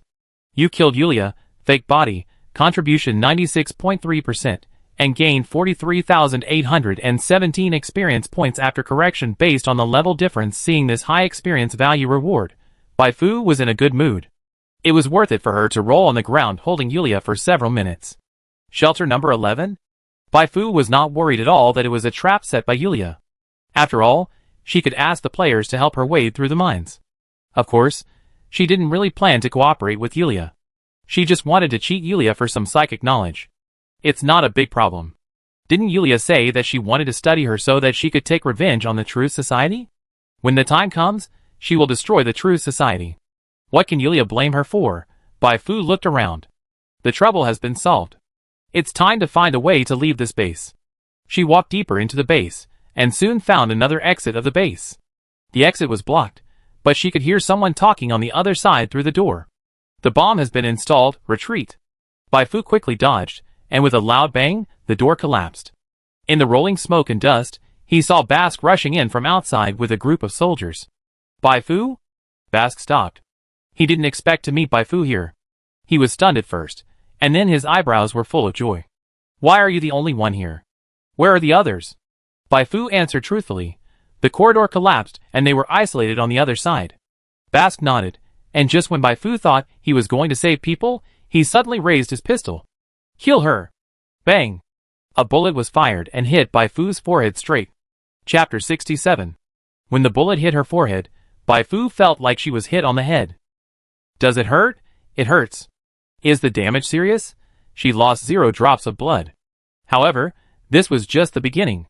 Although the soldiers who followed Bask into the battle were a little confused about the situation, they were brought here by Bask after all. Therefore, when they saw Bask shooting, they didn't care whether Bai Fu was a companion or not, and they drew their guns and started shooting wildly. Bai Fu reacted very quickly, and immediately after being shot, she dodged into the corridor next to her. Bullets as dense as rain followed her footsteps, leaving a series of bullet marks on the ground and walls. It's useless to hide, Bai Fu, the entire base is surrounded. Unless you can teleport, you can't escape today. Bask was surprised that Bai Fu was not killed by one shot, but he quickly calmed down. It's not surprising that the Psychic Prayer Master has the means to block bullets. Although the sneak attack failed, the situation is still under his control. Most of the people brought by the True Society and Bai Fu were killed or wounded and almost wiped out. The members of the Intelligence Bureau, who had a good relationship with Bai Fu, were now clearing out the remnants of the True Society in the Bagro shelter, which meant that no one could come to save Bai Fu now. He just had to kill Bai Fu before the Intelligence Bureau came over. Then, whether he blamed Bai Fu's death on the True Society or accused Bai Fu of colluding with the True Society, everyone else would have to accept it. Bask was very excited. Before he left, his superior secretly told him to kill Bai Fu. He was still worried about how to find an opportunity, but he didn't expect Bai Fu to come to him. This is a great achievement. As long as he can complete this task, he can truly enter the core of the Gene original body. He led the soldiers to start a carpet search, step by step reducing Bai Fu's hiding space. Have you experienced the pain of having your fingernails peeled off piece by piece, and your eyelids cut off? Bai Fu, if you come out now, I can make you suffer less. Bai Fu curled her lips when she heard Bask's lines that sounded like a murderer in a horror movie. She had known for a long time that this guy had no good intentions. After all, the two had never met before, but Bask's favorability towards her was reduced by 31. Who would believe that there was no problem? For this reason, she specially sent a few players to keep an eye on Bask, but it was a pity that Bask hid too deep and did not make any extra moves until he showed his fangs. Bask's strength is worse than Guido's, not to mention Yulia. Although I lost a lot of physical strength in the battle with Yulia, I have the battle etiquette. a magical skill that can hit people by surprise, so it is not difficult to defeat Basque. The only problem is that Basque brought too many people. With Baifu's current physique, she doesn't need to be afraid of ordinary bullets, but the elite soldiers brought by Basque all carry special weapons such as grenades and acid bombs. When she used combat etiquette to control Basque, if these elite soldiers threw grenades and acid bombs at her, she might not be able to withstand it even if she had a psychic shield card in her hand. But it's not a big problem. The Baghero's base is full of twists and turns. Even the people inside the base may get lost if they are not careful. Basque and others are not to mention it, but she is different. She has a game map. Unless Basque directly blows up the entire base, she has plenty of time to slowly play guerrilla warfare with Basque. The Primarch brought some heavy weapons with him this time, but it would take a while for those heavy weapons to blow up the Baghero's base. The advantage is mine. In order to make herself more stable, Baifu planned to give herself another insurance. Basque had many people, but she was not alone. Those more than 100 players were not just for show. As long as she spread the news, those players would come to kill her soon. As for spreading the news, it was easy for her. After making up her mind, Baifu immediately ran to the place where she had just fought with Yulia. She shouted across the wall, "Something happened. Basque is colluding with the True Society. He is now crazy, and wants to kill all the people who know about it. I will try my best to hold him back. You run away quickly, and tell the people outside this news to prevent everyone from being harmed by him." Baifu knew that Basque would definitely spread rumors to discredit her, so she spread rumors before Basque spread them. This sentence directly confused everyone standing next to him. They were very happy that Baifu did not die in the battle with Yulia. But what about Basque colluding with the True Society? No. Not really? Su Hongwei opened his mouth and looked around blankly. The Primarch soldiers who broke through the closed door and rushed in not long ago were also confused. They seriously suspected that the person standing opposite was not Baifu at all, but a True Society thug disguised as Baifu, with the purpose of causing them to fall into civil strife. I will contact Commander Basque immediately to ask about the situation. A lieutenant named Lu Ling hurriedly took out his intercom. Before he could contact them, Basque had already come to him. Urgent notice, Baifu is a spy sent by the True Society. All units must immediately block the Baghero's base. Do not let even a mosquito out. Lu Ling, you will lead the team to attack from the back door immediately and cooperate with me to double-team Baifu. Ah, Lu Ling was full of questions. What the hell is going on? How did Baifu become a spy of the True Society again? Just now, he suspected that Baifu on the other side of the wall was fake, and now he began to suspect that Basque on the other side of the intercom was also fake. Just when he was unsure whether to execute the order, he suddenly heard Baifu yelling, "He slandered me. How could I be a spy for the True Society? I not only captured Li Cheng, but also destroyed the Baghero's base. Which spy would target his own people like this? Basque is the spy. He sent you to the ambush circle of the True Society, but because of my actions, the ambush troops of the True Society had to return to support, resulting in the failure of the plan to wipe you out. So now he hates me to the bone." Basque was stunned for a moment. He never expected to hear Baifu's words from the intercom, and he never expected Baifu to throw dirty water on him like this. His heart sank slightly. "Baifu, do you know what you are saying?" Baifu sneered. "Look, he is anxious and has started to threaten me. Basque, do you think I was brought up by fear? Your good days are over. Even if you kill everyone here today, your secret will not be kept." I said. Basque's blood boiled, and he almost couldn't breathe. "You've spread rumors about me. Baifu, you're a spy with extraordinary courage. Lu Ling, as a commander, I order you to act immediately, otherwise you will be punished by military law." Lu Ling, this. Baifu laughed even louder. "Military law? Basque, you should be punished by military law as a traitor. You said I was a spy of the True Society. Why don't you show me the evidence?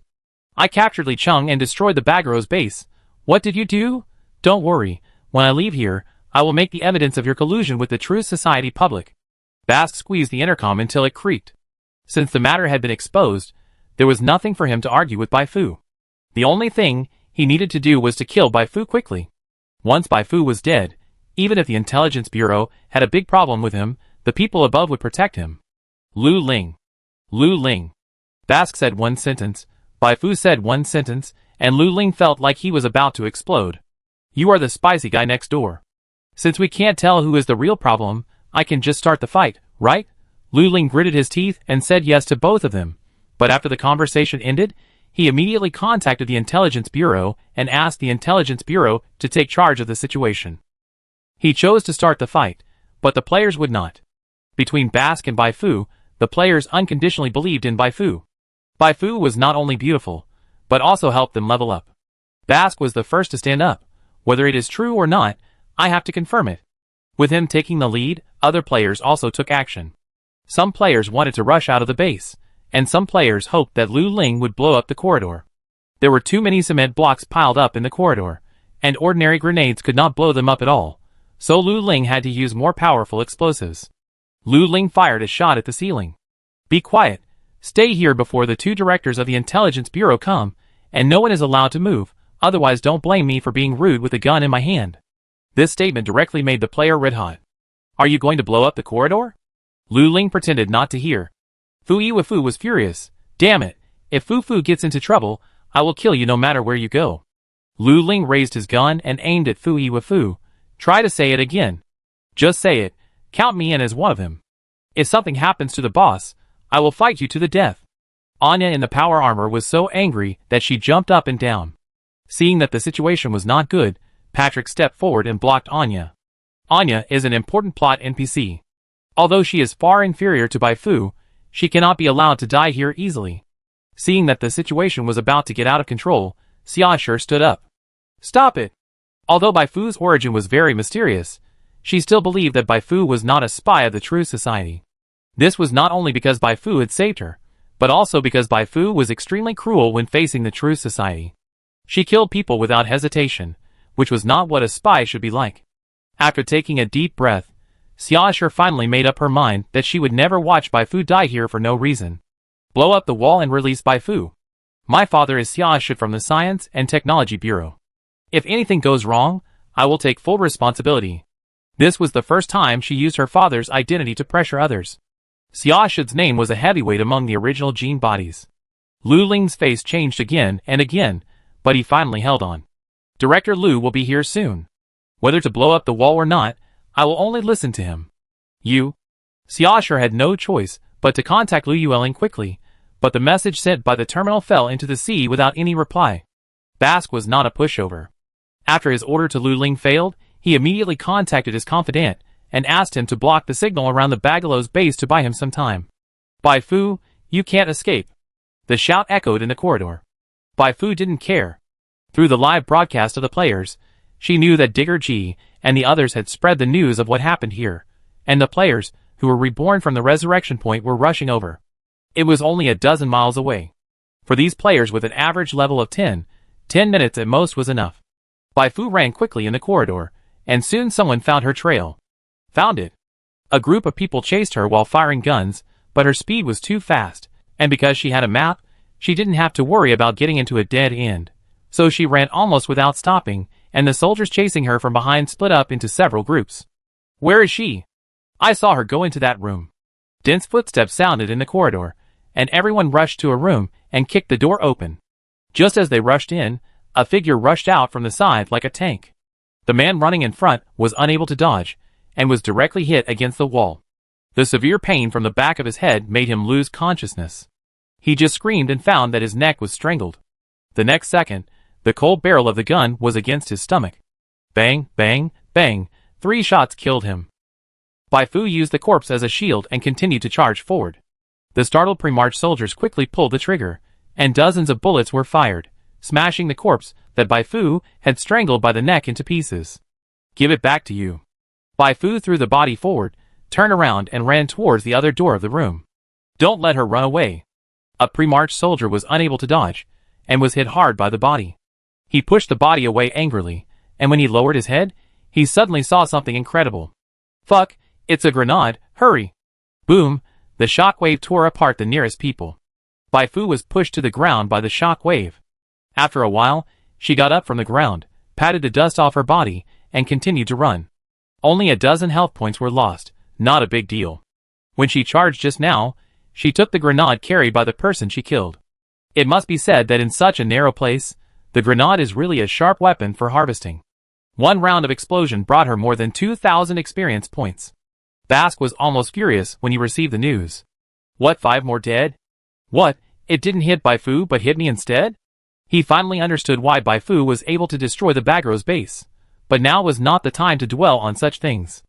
The best thing to do was to send Bai Fu to the road as soon as possible.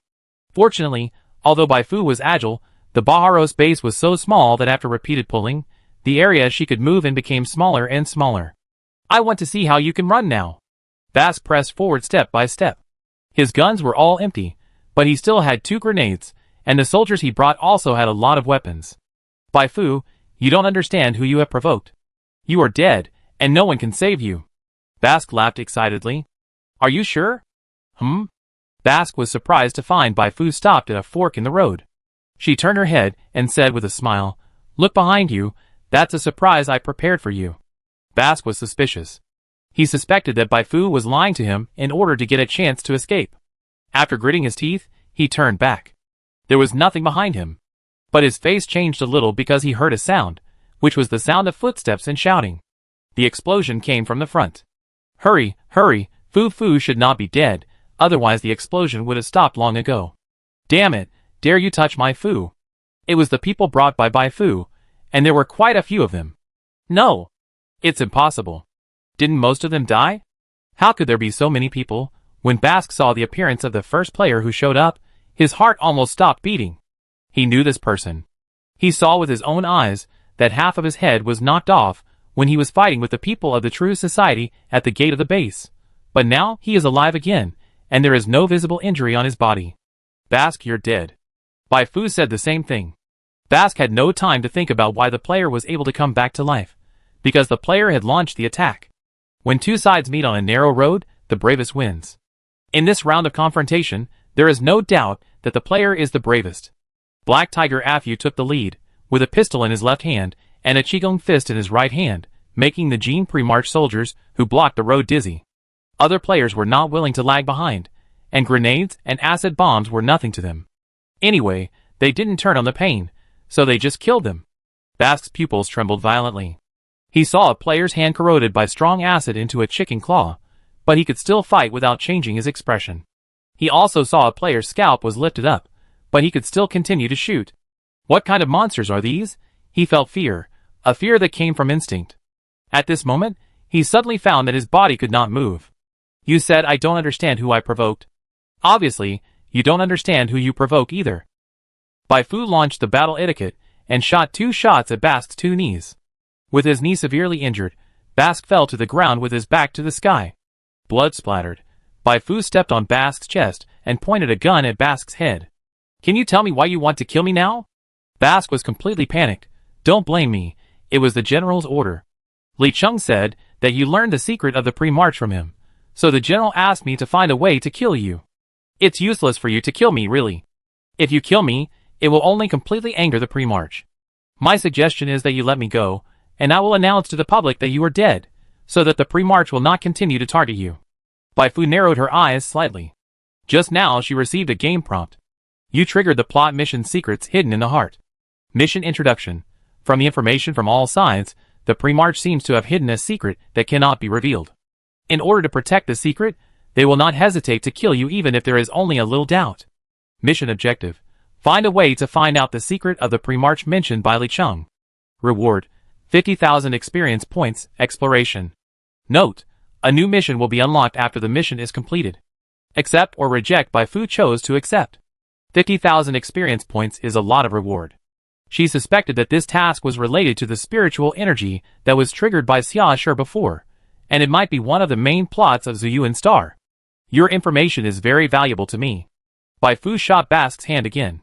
She didn't rush to send Bask to the road, because she would still need Bask when she ran away. Then, she joined the hunt for the remaining pre-march soldiers. With her departure, the player completely controlled the situation on the field. As they were fighting, a violent explosion was heard from behind. Bai Fu stopped.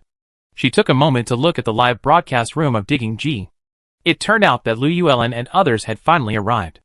Under his leadership, Lu Ling blew up the collapsed corridor. It seemed that it was time to leave. Bai Fu lifted Bask from the ground and walked towards the blown-up corridor. She heard anxious voices from a distance. Hurry up, you must stop that madman Bask. Lu Yuelin was really anxious. If it weren't for Bai Fu, Li Cheng's shadow would still be everywhere. He couldn't understand why Basque suddenly went crazy and wanted to kill Bai Fu. Bai Fu is a spy of the true society? This excuse can only fool fools. The military is really getting more and more unscrupulous. The director of the 3rd Department, who was walking next to him, frowned. He and Lu Yuelin had always been at odds, but this time he still stood firmly on Lu Yuelin's side. No matter how much he and Lu Yuelin quarreled, it was an internal conflict, and the nature of Basque's move to deal with Lu Yuelin was different. If he didn't stand with Lu Yuelin, he would just let the military bully the intelligence bureau. He couldn't do such a thing. The two ran all the way, but they stopped not long after they ran out. "Uncle Lu, why don't you go?" Xiaoshu asked in confusion. Lu Yuelin said, "Look for yourself." Xiaoshu passed Lu Yuelin and saw Bai Fu carrying the dying Basque through the corridor full of blood and corpses. Blood bloomed on Bai Fu's white clothes, like red plum blossoms. Against the backdrop of death, Bai Fu looked more and more like the god of death who harvested lives. Even the players who knew that Bai Fu was not dead were stunned after seeing the scene with their own eyes. "How did you do it?" Su Hong was amazed. Facing so many people besieging him, he not only survived, but also captured Basque alive. It was too exaggerated. "Is Bai Fu really made of iron?" An angry shout broke the silence. "Bai Fu, put down Commander Basque." The one who scolded was Basque's confidant, who raised his gun. Bai Fu responded by knocking the wound on Basque's body with the muzzle of the gun, causing Basque to scream like a pig being slaughtered. "Are you sure you want to threaten me?" Basque's confidant was so angry that his face turned red, and he couldn't speak. "Anya, come here." Bai Fu called Anya over. "Oh, send someone to drive my car here quickly, otherwise your Basque commander might die from excessive blood loss." "You?" Basque's confidant was so angry that he trembled all over, but for Basque's safety, he had to do it. But he still kept a trick and contacted the general immediately when sending someone to drive the car. Bai Fu led Anya through the crowd with a swagger. Lu Yuelin couldn't help but persuade, "Bai Fu, if you want to trust me, let go of Basque. I will guarantee your safety, and let Basque give you an explanation." Bai Fu shook her head and said, "I appreciate your kindness, but it's not necessary. I have almost done what I should do here. I have to go somewhere else next." Lu Yuelin wanted to say something, but finally gave up. If Bai Fu wasn't strong enough, she would have turned into a corpse now. He had no reason to persuade Bai Fu to let go of Basque. Basque was crazy there, and he deserved the result now. That is, a few minutes later, at the gate of the base, seeing Basque's confidants leading people to kill, Lu Yuelin knew that he was right. Basque was abandoned. The general ordered to kill Bai Fu directly. "Don't worry about Commander Basque." Commander Basque was ready to die before this operation. "Fuck, you are really evil, even more evil than the true society." Bai Fu shot through Basque's eye socket. "You killed Basque. Contribution 100%. Corrected based on the level difference to gain 10,000 experience points." Then, she took Anya and Digger G and quickly jumped into the car. Digger G had to be brought with her. Such a good propaganda officer couldn't be thrown away casually. She also needed Digger G to show other players the way and attract other players to find her. "Stop her, don't let her run away." The base was in chaos. Many soldiers were confused. Bai Fu was a hero who rescued everyone from an ambush in the last second, but how could she become a target of death in the next second? While they were stunned, Bai Fu had already rushed out in the car. Those who received the order would certainly not let her go so easily, but just as they were about to act, Xiaoshu stopped them. "I suspect you don't have the general's authorization at all. You are just taking revenge." Xiaoshu's eyes were filled with anger. Bai Fu was dealing with the true society, but these people who were supposed to deal with the true society were dealing with Bai Fu. Insects. A bunch of insects. No wonder the true society can be so arrogant until now. Basque's confidant, who was stopped, was even more angry. "Get out of the way, or I will shoot you to death." Xiaoshu sneered. "If you have the guts, shoot. My father is Xiaoshu. It's great to have a good father." Basque's confidant's back teeth were almost broken, and in the end, he didn't dare to do anything, so he could only let a few people surround Xiaoshu, and then he went around to chase her. During the confrontation, Lu Yuelin secretly gave Su Hong a look, saying that these military people were too arrogant and must be taught a lesson. Su Hong understood, and quickly took people to deflate the military car. After all this trouble, when Basque's confidant successfully got on the car, Bai Fu had already slipped away far away. Fuck. In the evening, in a tavern in the Bagalo's shelter, Basque's confidant was so angry that he pounded the table. He didn't know how to explain to the general. At this moment, he suddenly found a person walking in front of him. Who are you? Guyuofu didn't say anything, but just silently took out his gun. Bang, bang, bang. After a few bullets, he no longer had to worry about how to explain. This is the end of trying to kill Fu Fu. Guyuofu looked at the soldiers rushing towards him calmly. On the way to the Goli Desert, Bai Fu received a new game prompt. You have completed the faction conflict mission Bagaros. Chapter 68. After receiving the task completion notification in the car, Bai Fu did not rush to settle the task. The roads from Bagalos to the Goli Desert mentioned by Yulia are mostly abandoned. It is inevitable to encounter various mutant creatures or desperate people wandering in the wilderness along the way. She was worried that she would encounter an accident when settling the task, so she waited until she drove the car to a small settlement before starting to check the gains of this trip to Bagalos. Faction Conflict Mission Bagalos. There are a total of 5 branch objectives. Branch 1, explore the truth. Explore the internal situation of the Bagalos base. This task was completed by Bai Fu and Basque while playing hide-and-seek. Since many players participated in it, her contribution to this task was not particularly high, only more than 30%. In the end, she received a reward of 5,000 experience points and 2 additional attribute points. This experience is dispensable to her, but the attribute point reward is a pleasant surprise. Let's increase the physical fitness first. Branch 2 Ruthless Killing and Branch 3 Decapitation Operation were settled before leaving the Bagalos base, so Bai Fu ignored these 2 items and focused on Branch 4 Team Strength and Branch 5 Eliminate the Bagalos base. In this round of operations, she and the players made an indelible contribution, which can almost be said to have completely reversed the situation. For this, the game directly gave an excellent rating. The reward for Branch 4 is 100,000 experience points, and the reward for Branch 5 is 150,000 experience points and a new skill. Apart from experience and a new skill, there are no other rewards. Bai Fu was stunned. Although the mission settlement gave her a lot of experience, the rewards other than experience still seemed a bit perfunctory. She selected the skill she had just acquired and began to check the skill description. Xenocorrosion. Every time your skill causes psychic damage to the target, it will apply the Xenocorrosion effect to the target. This effect can be stacked up to 5 times. Each time a layer is stacked, it will continue to burn the target for 5 seconds and cause an additional 1% of the target's maximum health value psychic damage. When it reaches the 3rd layer, it will reduce the target's total resistance by 10%. When it reaches the 5th layer, the Xenocorrosion effect will become very unstable. It will detonate within 3 seconds, causing 10% plus inspiration *1 of the target's maximum health value. Psychic damage. The cooldown time after detonation is 5 seconds. Note, this skill can be evolved into an exclusive talent. Damn it. After reading the skill description, Bai Fu's depression was gone, and her eyes lit up as if she had won 5 million in the lottery. Isn't this similar to Brand's passive? Before this, she was a pure support, relying on her tankiness to fight back and forth with the enemy, but with this passive, the situation is completely different. If her opponent's maximum health is 500, then with her current attributes, after 5 psychic attacks on the target, she can cause 110 psychic damage to the opponent with the passive effect of the alien erosion alone. Of course, this 110 damage is only a theoretical value. Since the opponent has a certain degree of psychic resistance, the actual damage caused in the end will be discounted. But even so, this is also exaggerated. The skill itself has basic damage. After 5 consecutive hits, she can almost take away 200 health points of the opponent, but this is not the limit of the alien erosion. After just one look, Bai Fu thought of a new use of this skill. She can first stack the alien erosion passive on a target, and then immediately use chain reaction after stacking 5 layers to bind this target with other targets.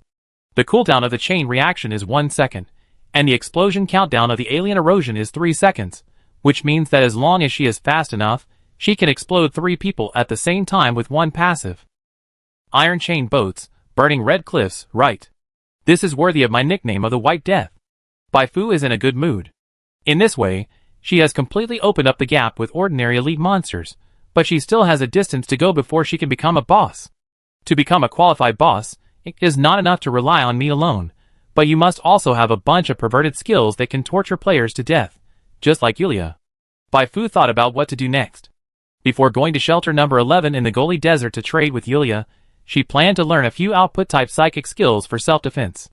The only output-type skill she has mastered now is Psychic Boiling, but the damage caused by Psychic Boiling is physical damage and cannot trigger the passive erosion of the alien dimension. From Bagalos to the Goli Desert, there are many large settlements along the way. When the time comes, go to those settlements to ask, and you should be able to find skilled books or career mentors. If that doesn't work, go to the dark web to post a task. Anyway, I still have 300,000 credits now. Bai Fu closed the skill description and invested experience to upgrade the psychic prayer from LV7 to LV9. As long as she accumulated more than 20,000 experience, she could upgrade to another level. However, compared to simply upgrading the level, she was more looking forward to getting the psychic knowledge she wanted from Yulia, so that she could unlock the apprentice psychic painter profession.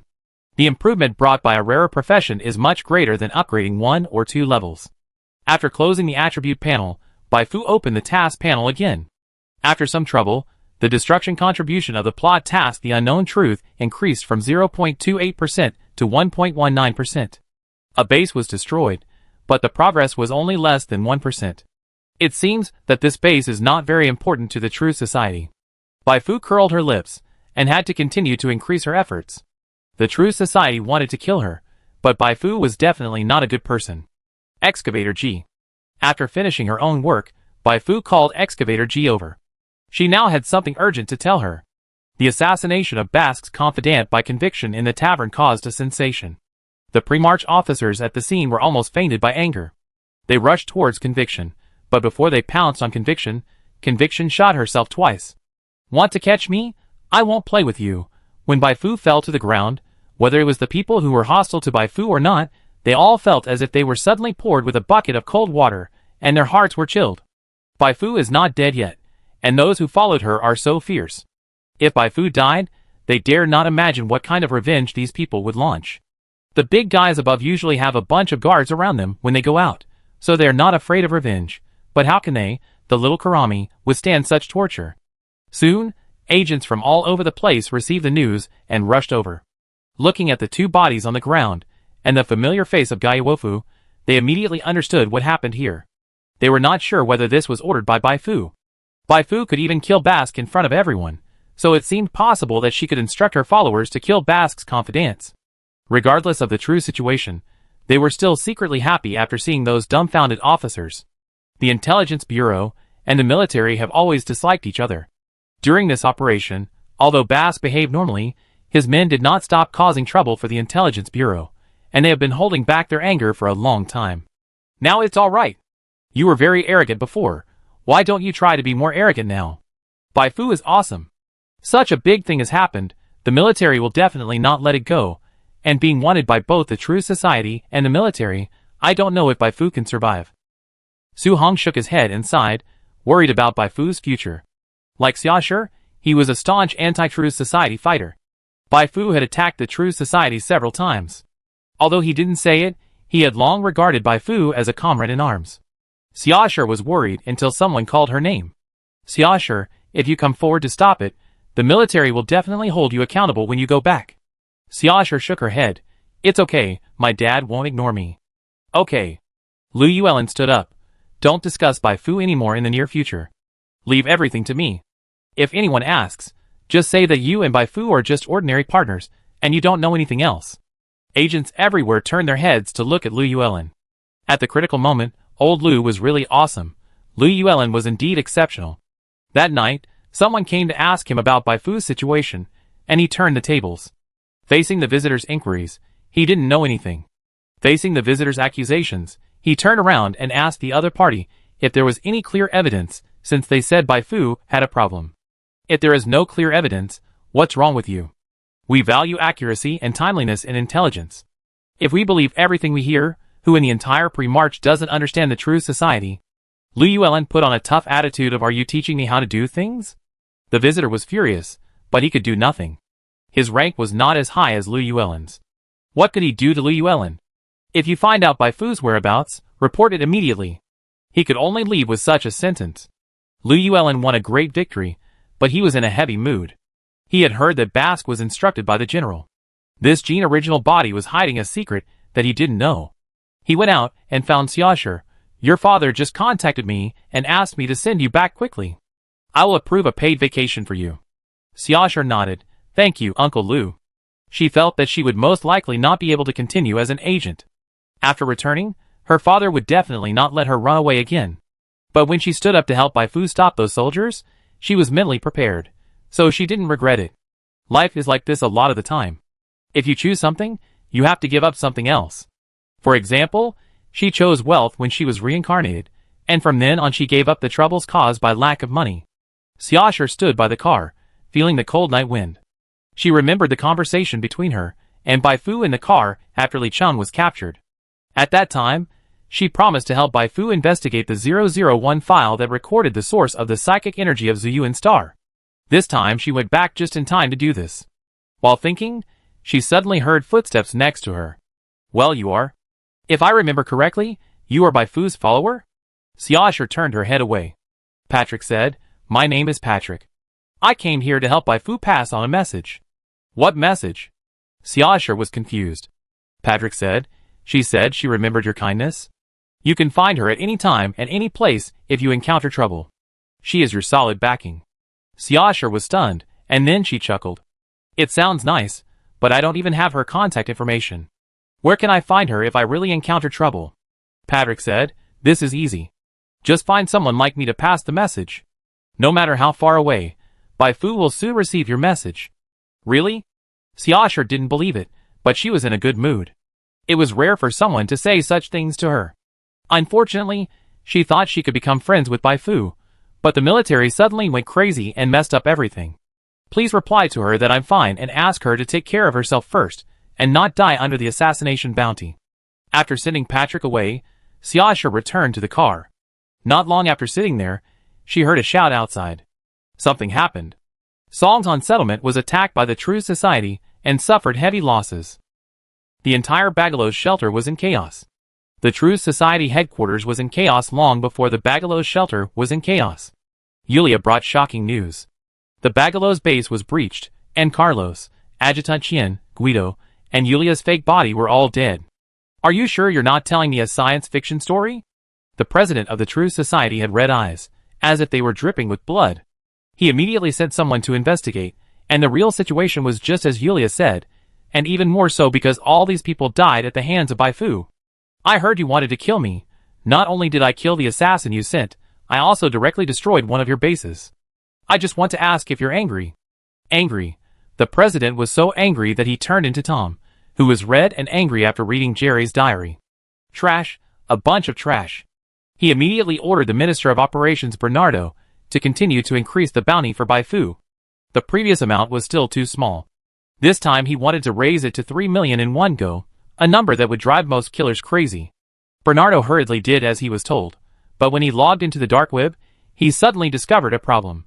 President, the Pre-March has also issued a bounty for Bai Fu, and the bounty is 1 million. What? The president's face gradually returned to normal. What's going on? Bernardo's face was solemn.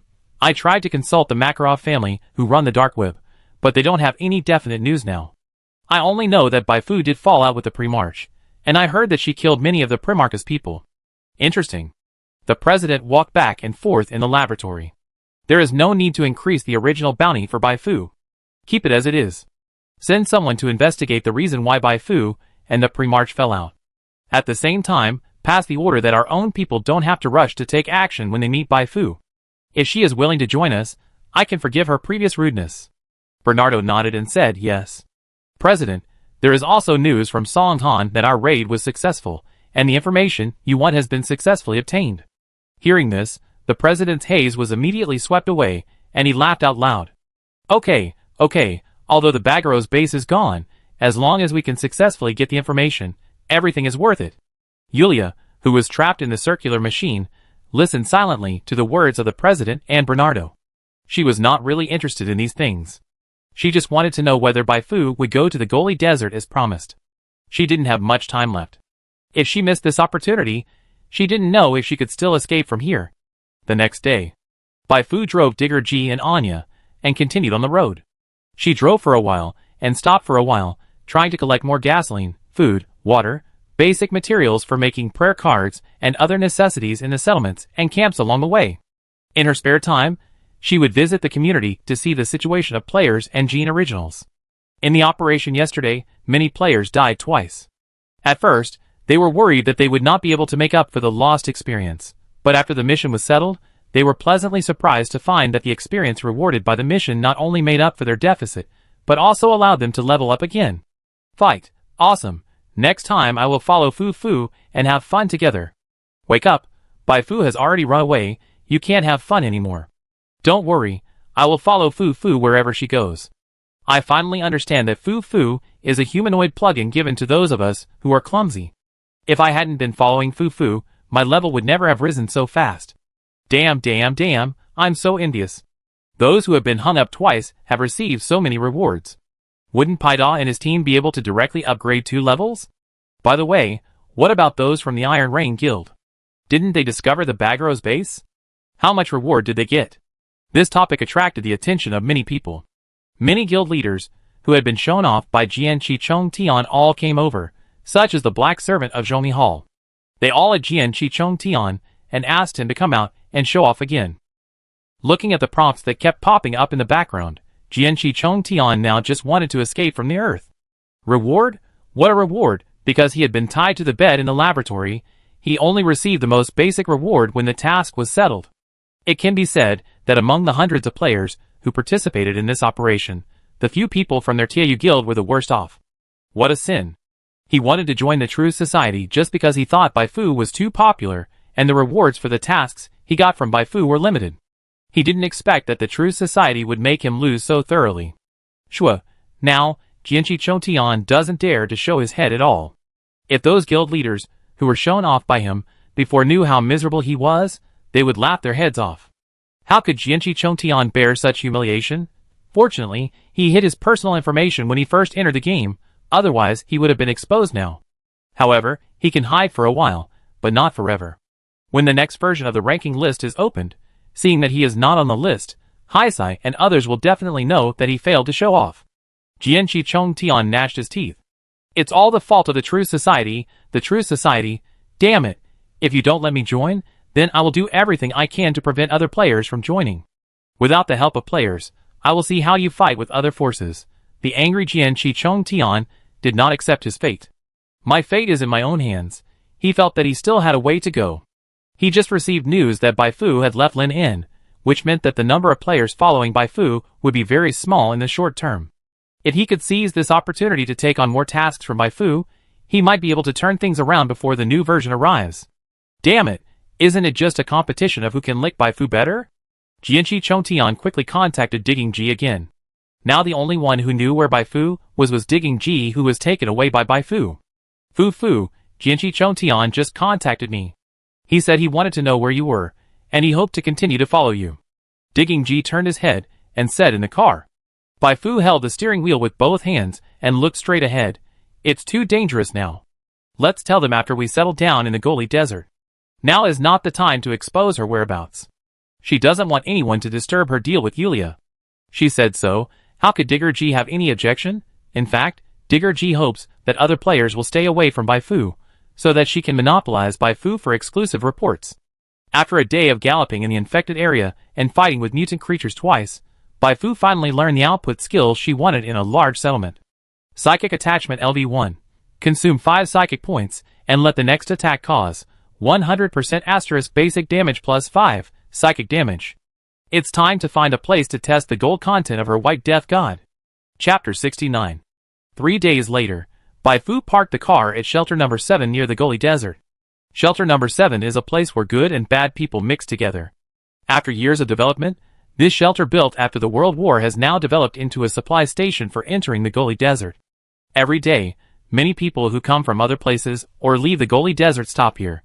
Food, water, fuel, weapons, production materials, a night of pleasure, and even human lives can all be bought here as long as you have money.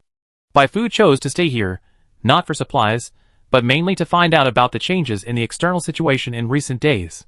The news seen from the community is still too one-sided, but it is not the players' fault.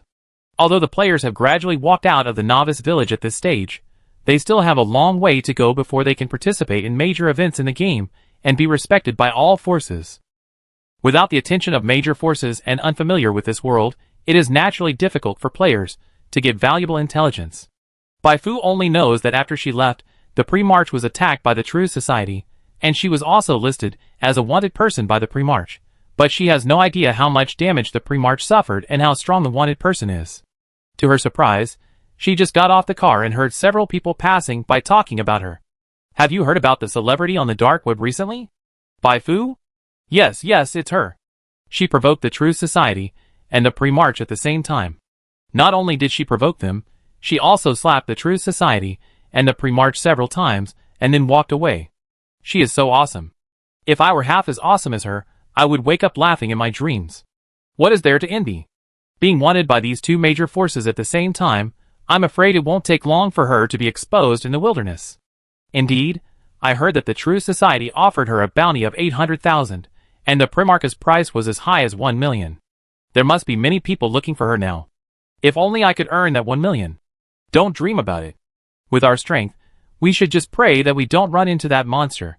That's right. The people who spoke shook their heads and sighed. Is it possible that the monster is standing in front of you right now?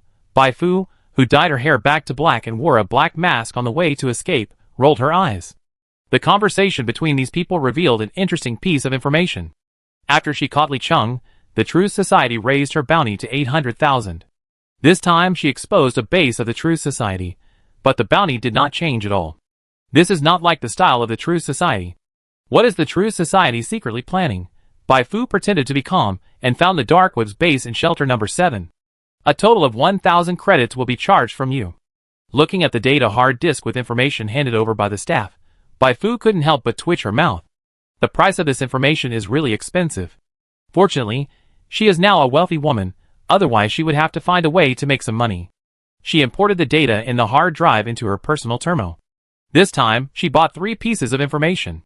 The first piece of information was a detailed report on the attack of the pre-march by the True Society. The report mentioned that the True Society's target was a research institute in Songzon settlement. Since the pre-march had a very strict news blockade afterwards, even the all-powerful Makarov family did not know what the True Society had stolen. The second piece of information was a detailed introduction to shelter number 11. Unlike the thriving shelter number 7, shelter number 11, located deep in the Goli Desert, was now in a state of decay, with a large number of desert predators and mutant sandworms lurking nearby. The third piece of information was an introduction to Yulia. Bai Fu just wanted to give it a try and asked the Dark Web to help her investigate Yulia. She didn't even know Yulia's full name, and only gave a slightly abstract portrait. Unexpectedly, the Dark Web found the information quickly. Name, Yulia Viviani, female, age, 22, deceased, place of birth, Red Sandworm Camp under Shelter 11. The following is a long introduction. Yulia was born in an ordinary poor family, but she showed extraordinary psychic talent at a very young age. The leader of a wanderer group called Watchers was attracted by her ability, and coaxed her into joining the Watchers with a basket of bread. With Yulia's joining, the Watchers took 3 years to grow into the most powerful wanderer group near Shelter 11. During these 3 years, Yulia earned the name Black Crow. When Black Crow appears, death is coming. There were members of the wanderer group who were unwilling to be expelled and spent all their wealth to offer a bounty on the Dark Web, hoping to use the killer to kill Yulia. However, 3 waves of killers went there in succession, and they all died inexplicably the moment they saw Yulia. Since then, no killer has taken the task of killing Yulia. Of course, this is not because all killers are afraid of Yulia. The bounty for that task is 20,000 credit coins, which is not low but definitely not high. This leads to the fact that strong killers look down on this bounty, and the killers who look down on this bounty are not strong enough. In any case, Yulia became famous in the Goli Desert because of the assassination. She herself was not interested in killing. She was more interested in medicine than helping the Watchers fight. With the help of the Watcher boss, she systematically learned the basic knowledge of medicine. With a sickle in one hand to harvest lives and medicine in the other hand to save lives, black and white are perfectly integrated in Yulia. If everything goes well, with the help of Yulia, the Watchers are expected to become the most powerful force in the Goli Desert, but unfortunately Yulia was accidentally attacked by a giant sandworm and died. Her life was frozen at the age of 22. After her death, the Watchers fell apart, and are now covered under the yellow sand like many wandering groups that rise and fall. This happened 2 years ago, which means that Yulia is 24 years old this year. 24 years old, a member of the True Society, Bai Fu thought. The intelligence said that Yulia was dead, but in fact, Yulia was not dead. Instead, she joined the True Society. It seems that something extraordinary happened during this period. I feel that there is a mission here, but I don't know what the reward for the mission is. Bai Fu put this matter aside for the time being. She now has a more ambitious plan. No matter whether she can get the psychic knowledge she wants from Yulia this time, since she has completely offended the True Society and the Primarch, for safety reasons, she will have to develop well next. She had two ideas. The first idea was to continue to collect psychic knowledge and lay a solid foundation for unlocking advanced professions, and the second idea was related to players. Her opponent was not a certain person or a certain monster, but two huge forces. Even if she unlocked a high-level profession and her personal strength reached the top of this planet, it would be difficult for her to kill the True Society and the Primarch by herself. There was no way. The novice planet did not allow such a powerful person to exist. To achieve this goal, she needed other help, and the first person she thought of was the player. But this time Bai Fu decided to change the way she interacted with the players. Her previous actions helped her attract a lot of attention from players, but attention was just attention, and it was far from being transformed into actual combat power. As players explored the game more and more, their attention would gradually shift to other places. The colorful world is fascinating. Bai Fu was also a game player, and she knew that most players were easy to change their minds. Players treated her like a sweet girl in the last second, but they might call her Mrs. Nyo in the next second. Who said, there are so many NPCs in this game who are prettier, stronger, and more mysterious than her?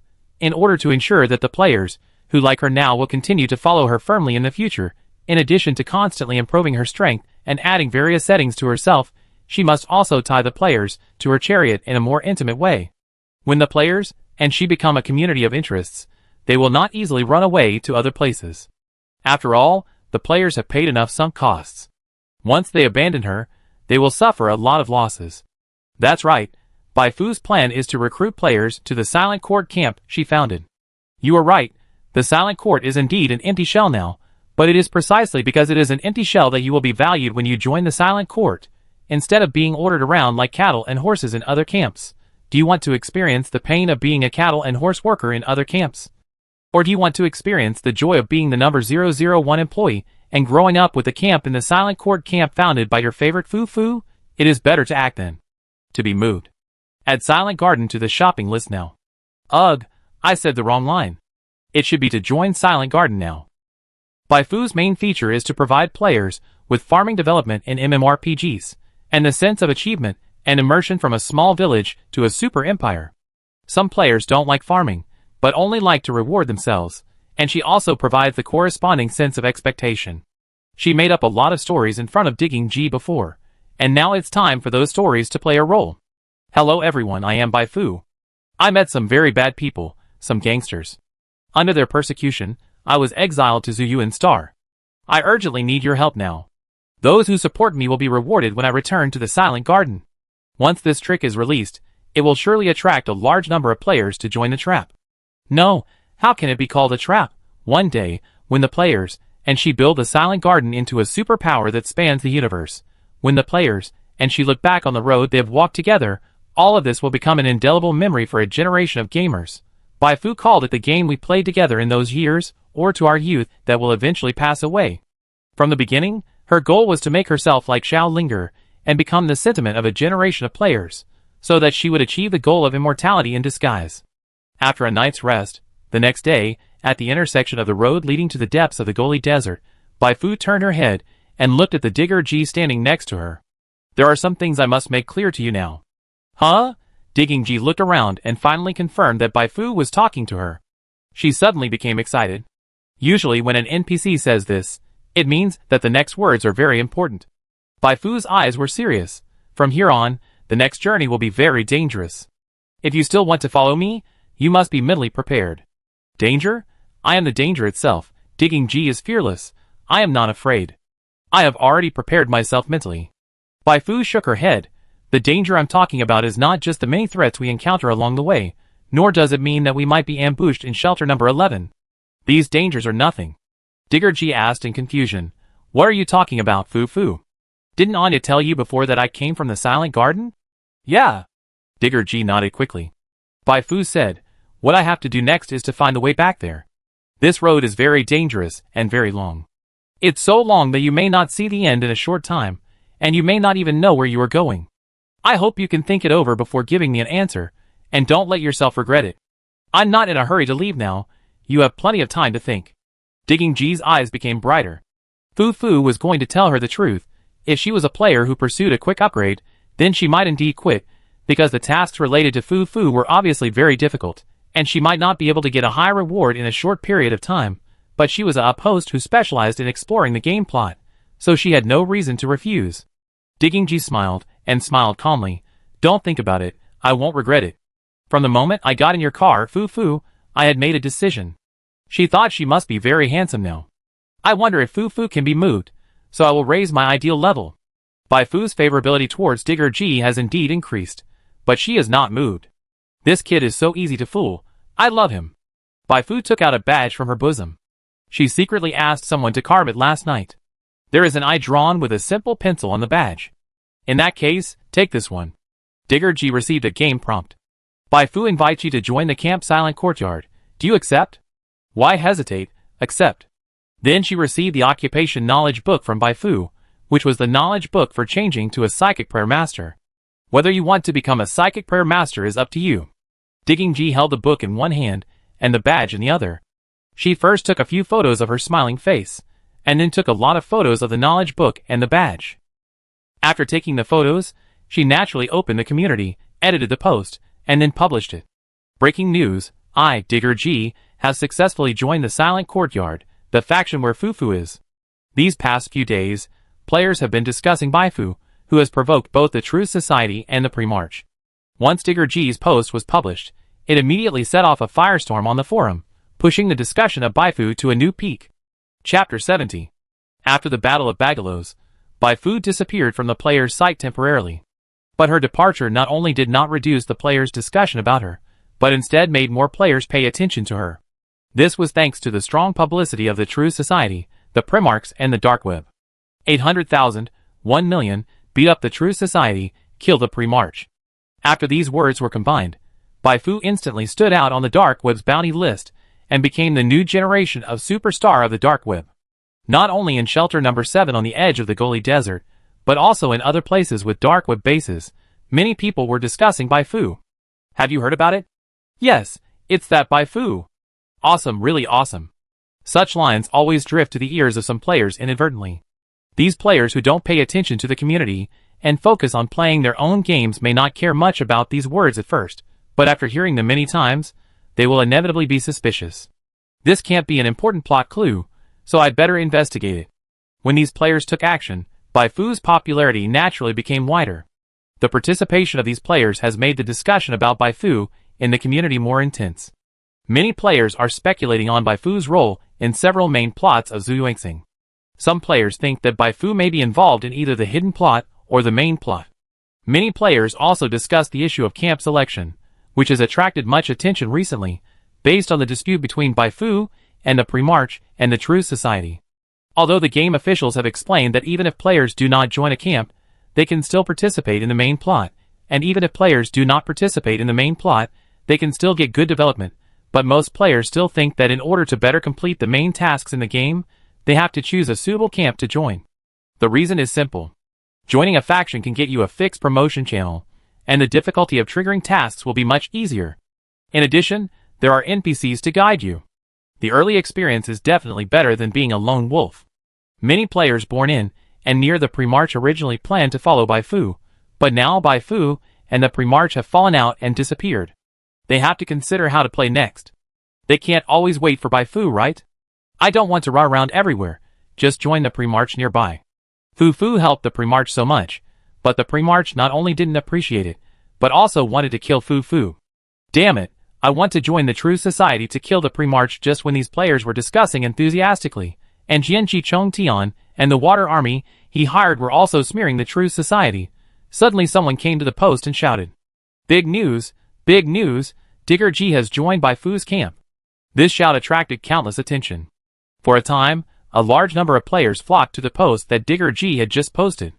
At this time, Digger G was proudly answering the questions in the post. Joining Fu Fu's camp is not as difficult as imagined. I didn't do anything in the past few days. I just stayed with Fu Fu. Then she suddenly asked me if I wanted to continue to accompany her. Fu Fu said this, how could I refuse? I said yes, and then she gave me a badge and a book of professional knowledge. Damn, she was so pretentious, The players who came in were all red-eyed. The sharp-eyed players found that Digging G's level was one level higher than when she ran away. She was upgraded and given a book of knowledge. Digging G didn't join the camp, but she just invited a beautiful playmate. It was so cool. Digging treasure, have you forgotten the time when we fought side by side? Tell me where you are, I will never tell anyone else. I want it too, Digging Treasure, I've been your fan for 10 years. There are many players at Digging G in the forum, and Digging G has also received many private messages. It's not that I don't want to tell you, recently Fufu is wanted by both the True Society and the Pre-March, so it's not convenient to reveal her whereabouts. Okay, I go ask Fufu and see what Fufu says. After being bombarded with private messages, Digger G could only turn her head and look at Baifu next to her. All this was within Baifu's expectations. Given Digger G's face-loving and show-off personality, it would be strange if she didn't show off in the community after joining the Silent Garden, and this was exactly what she wanted to see. Since she had decided to use the faction to tie the players to her chariot, she couldn't just stand there and watch when she saw the players start discussing joining other factions. She had to do something, otherwise when she could announce her position, there would not be many players for her to choose from. She invited Digger to join the Silent Courtyard in order to attract the players' attention and let them not rush to make a decision. Don't rush to join other factions. I have another faction for you to choose from. But Baifu is also very clear that this level of publicity can only attract a wave of attention temporarily. After a long time, players will consider joining other camps again. In order to maintain the popularity, she needs to constantly create new hot spots to catch the players' attention. She has already thought about how to do this, that is, to make Digger G a model. You see, Digger G can become so strong by following me. Why don't you players, who think you are better than Digger G, come to me to make money? Fufu, I want to ask for your opinion on something, Digger asked. Baifu, who had been spying on the community, nodded calmly. Go ahead. Digger said, Patrick and Jianqi Chongtian, who worked with us before, also wanted to help you. I know that our situation is very dangerous now, and we can't expose our position casually, so I was ready to refuse them, but they kept asking me, so I can only ask for your opinion. Baifu pretended to be hesitant. Digger G said hurriedly, if it's difficult, I will reject them immediately. Baifu shook her head. It's not difficult at all. The True Society and the Pre-March are in a mess now. It's almost impossible for them to make a big effort to trouble me.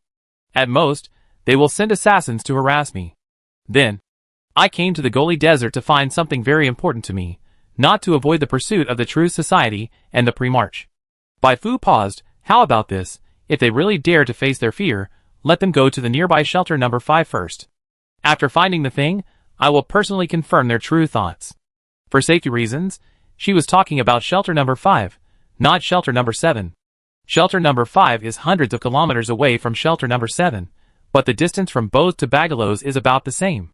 Digger G quickly went to the community to appease other players, and repeated what Baifu had just said. This worried some players. Although they found a way to contact Baifu, not all players have the ability to go to shelter number 5. Let's wait and see as the first group of players to arrive in Lin and follow Baifu to do several missions. Patrick and his friends are different. Although they are not rich now, they can still afford the money to go from Bagalos to shelter number 5.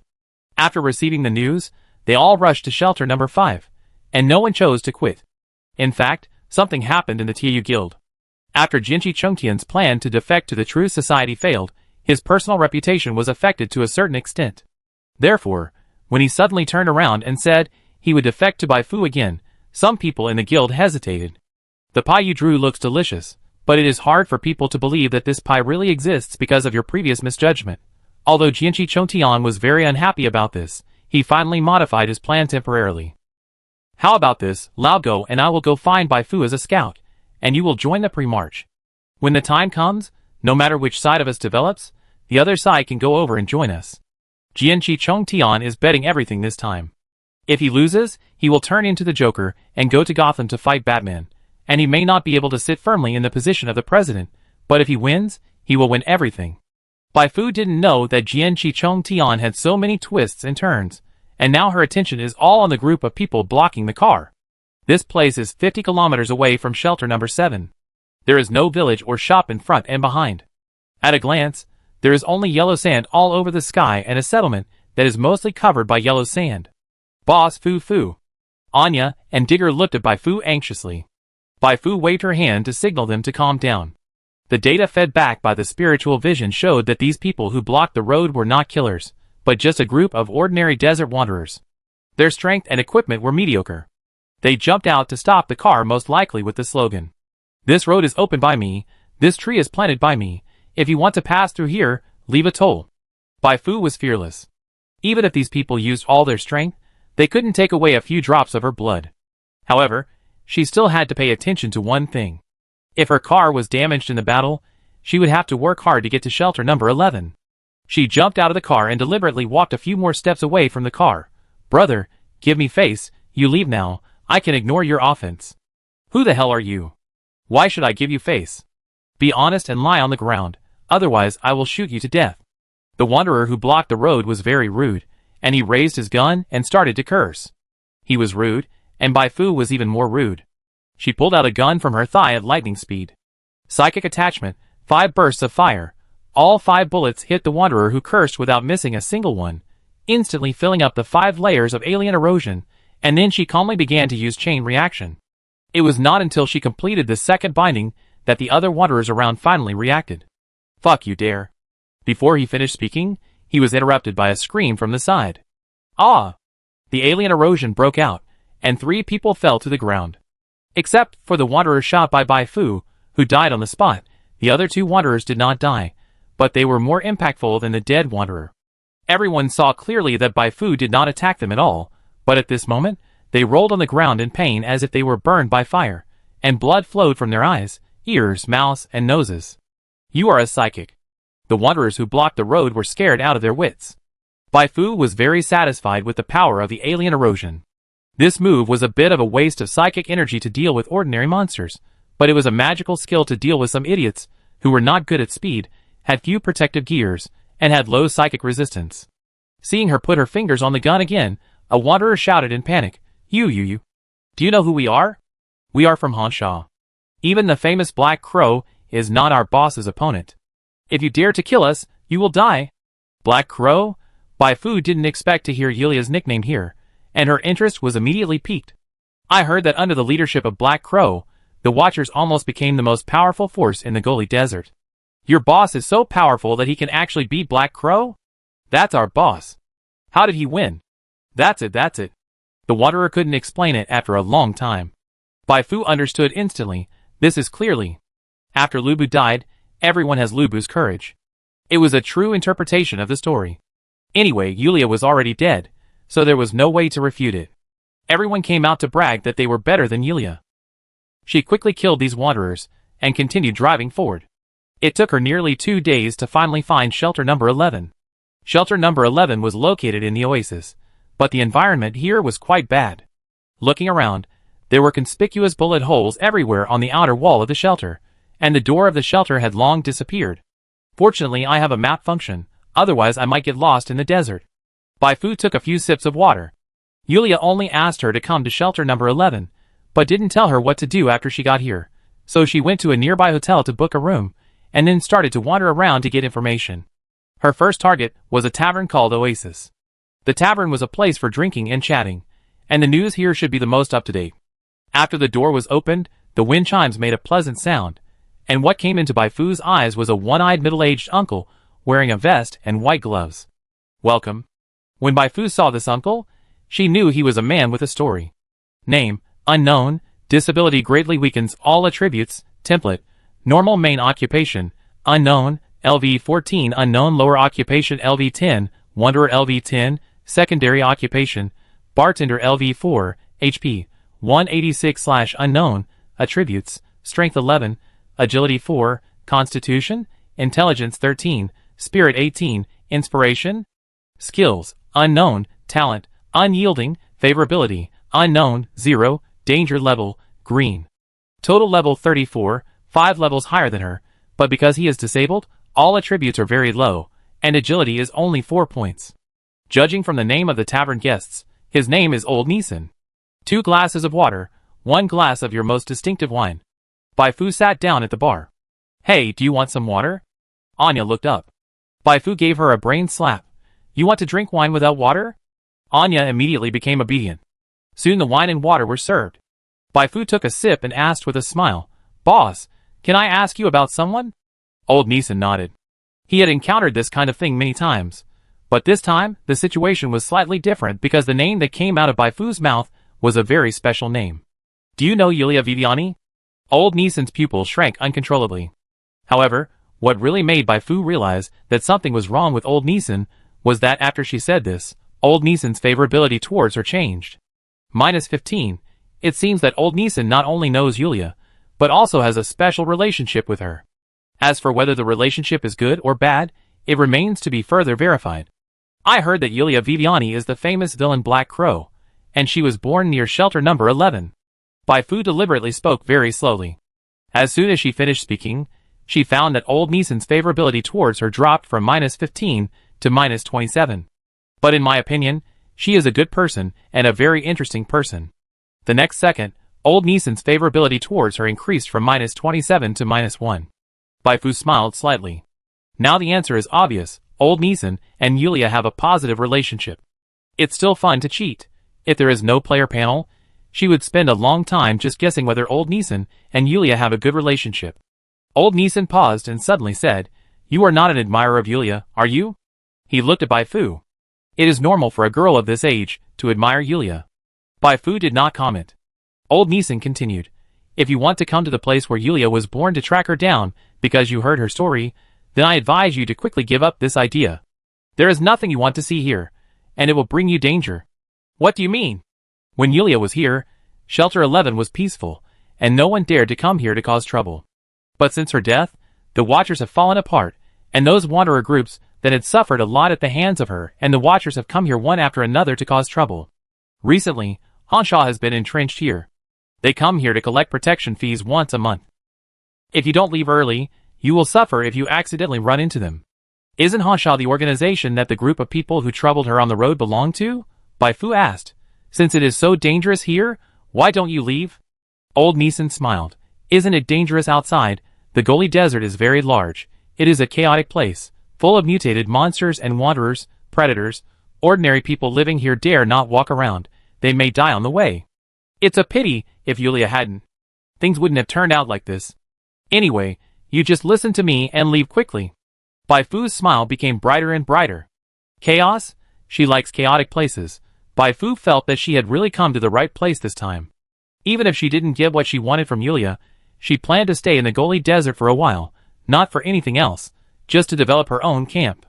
To make players stay in the silent courtyard wholeheartedly, the sense of immersion, emotional value, and sense of achievement are all later.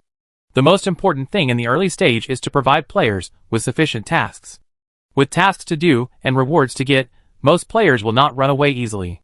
From this perspective, there are not many good places like the Goli Desert, which is full of monsters and scum, and can easily assign players tasks to kill monsters and level up. Sweeping the yellow sand and striving for the Goli, what the Watcher cannot do, I will do in the Court of Silence, and what Yulia failed to achieve, I will let the players achieve. In the following time, Bai Fu drank a little wine, while asking Old Neeson various questions about Yulia. Perhaps because he believed that she was an admirer of Yulia, Old Neeson's favorability and attitude towards her improved a lot, and he no longer avoided her on some questions. That child is a genius. If she is given enough time, I believe she will grow into a top master of Zuyuan Star. The most valuable thing is that even with such a powerful force, the child can still maintain a pure heart. Many people in shelter number 11 have received her kindness, and received medicines, and life-saving food from her. She said that her greatest wish was to restore order to the Goli Desert. Unfortunately she died. Fortunately you met me. If you tell others that you admire her now, you will definitely be scolded. Now the name Yulia is almost a taboo in shelter number 11. This aroused Digger G's curiosity. Digger G who doesn't dig into the plot is not a good Digger G. Why did it become like this? Isn't Yulia the benefactor of shelter number 11? Old Neeson sighed, with a cold light flashing in his one eye. That was in the past. Now everyone thinks she is a disaster. If it weren't for her, the wanderer groups, like Hanshaw, wouldn't come to shelter number 11 to cause trouble so often now. It's hard to comment on Digger G, but she can only say that she has seen a lot of similar things. Just as they were chatting, there was a noisy voice outside. What happened? Old Neeson was puzzled. A man ran in from outside in a panic. It's Hanshaw's people are here. Old Neeson was stunned. Didn't Hanshaw just come a few days ago? It's not even a month. Why are they here again? The man said, they said their people were killed, and now they are here to catch the murderer. Not only here, they are also looking for other shelters and settlements. That being said, if we don't grab some of the Red Sand Wanderers camp, wouldn't it be a shame for their bad reputation? Soon, Shelter 11 was in chaos, and the group didn't leave until midnight. Old Neeson was exhausted. You see it now, right? Today they are just here to make a scene, and they might cause trouble for you next time, so you better leave quickly. Bai Fu asked, if I'm not mistaken, you have a special relationship with Yulia, right? Are you her relative, or a member of the Watchers? Old Neeson had never expected Bai Fu to say such a thing. He stared at Bai Fu with a serious expression. Bai Fu waved her hand. Don't worry, it was Yulia who asked me to come here. She said she would find a way to contact me when I got here. You? Old Neeson opened his mouth slightly. It seemed that he knew that Yulia was not dead. Bai Fu stood up. To prove that I am not lying, I decided to use those wanderers as a gift. You want to kill them? No, I don't need to do anything yet, Digging G. Bai Fu's call made Digger G confused. Ah, I fight the wanderer? She is already level 12, but her real combat power is not even comparable to the level 10 monsters. It is too difficult for Fu Fu to ask her to fight those wanderers. Don't worry, it's just a small problem. Bai Fu threw a card to Digger G. Universal Card Psychic Shield. After use, a full-body shield with a shield value of 450 is formed, which lasts for 5 minutes. After seeing the effect of this card, Digger G's mentality suddenly calmed down. There is no way I can lose tonight, that's it. Bai Fu is going to make a fortune from players by selling cards. This is the buyer show she prepared for other players. Chapter 71. Should I save money to go to shelter number 5? It depends on what you think. I don't plan to continue. It's not about money. I won't be able to play games for a few days. I plan to join the Old Republic nearby. Ah, I'm so confused. Similar conversations are constantly taking place in the Zuiwangxing section of Xingyu Club. When they first learned that going to shelter number 5 would give them the opportunity to meet Bai Fu and join the Silent Court camp to which Bai Fu belonged, many players were tempted. However, after determining that shelter number 5 was far away from where they were, quite a few of them backed out. Just as this sentiment was spreading, there was a sudden movement in the live broadcast room of Digging G, and the title of the live broadcast room became Digging G Teaches You How to Kill Monsters and Level Up. What? When seeing this title, both Digging G's fans and the people who came to watch the show after receiving the news were shocked. Don't you know how terrible your gaming skills are? You can play in a mess even if you follow the guide. Now you come to teach others how to kill monsters and level up. Isn't it a bit too much? Baby, we don't have a job, so let's not force it. Listen to me and change the title of the live broadcast room back. Indeed, forget about killing monsters and leveling up. Just live broadcast Fu Fu's profile. Dense bullet comments floated through the live broadcast room. Digger G didn't seem to listen at all. After the bullet comments floated for a while, she calmly started the live broadcast. The time was late at night. The location was an endless desert. Since the camera in the live broadcast room has a special night vision function, all the players squatting in the live broadcast room can clearly see the smug smile on Digger G's face. Everyone doesn't seem to believe me. Digger G put one hand on his waist, looking quite handsome in the night, but it doesn't matter, I'm serious today. She turned around and pointed to a ruin in the distance. Let me first introduce the current situation. Not long ago, a group of wanderers robbed civilians in the desert. After the robbery, they drove west and are now resting at the place I pointed to. Just now, Fu Fu issued a task to me. The task goal is to kill this group of wanderers. According to observation, there are 10 wanderers, no more and no less. Their average level is level 8. The most powerful wanderer has unlocked an advanced profession.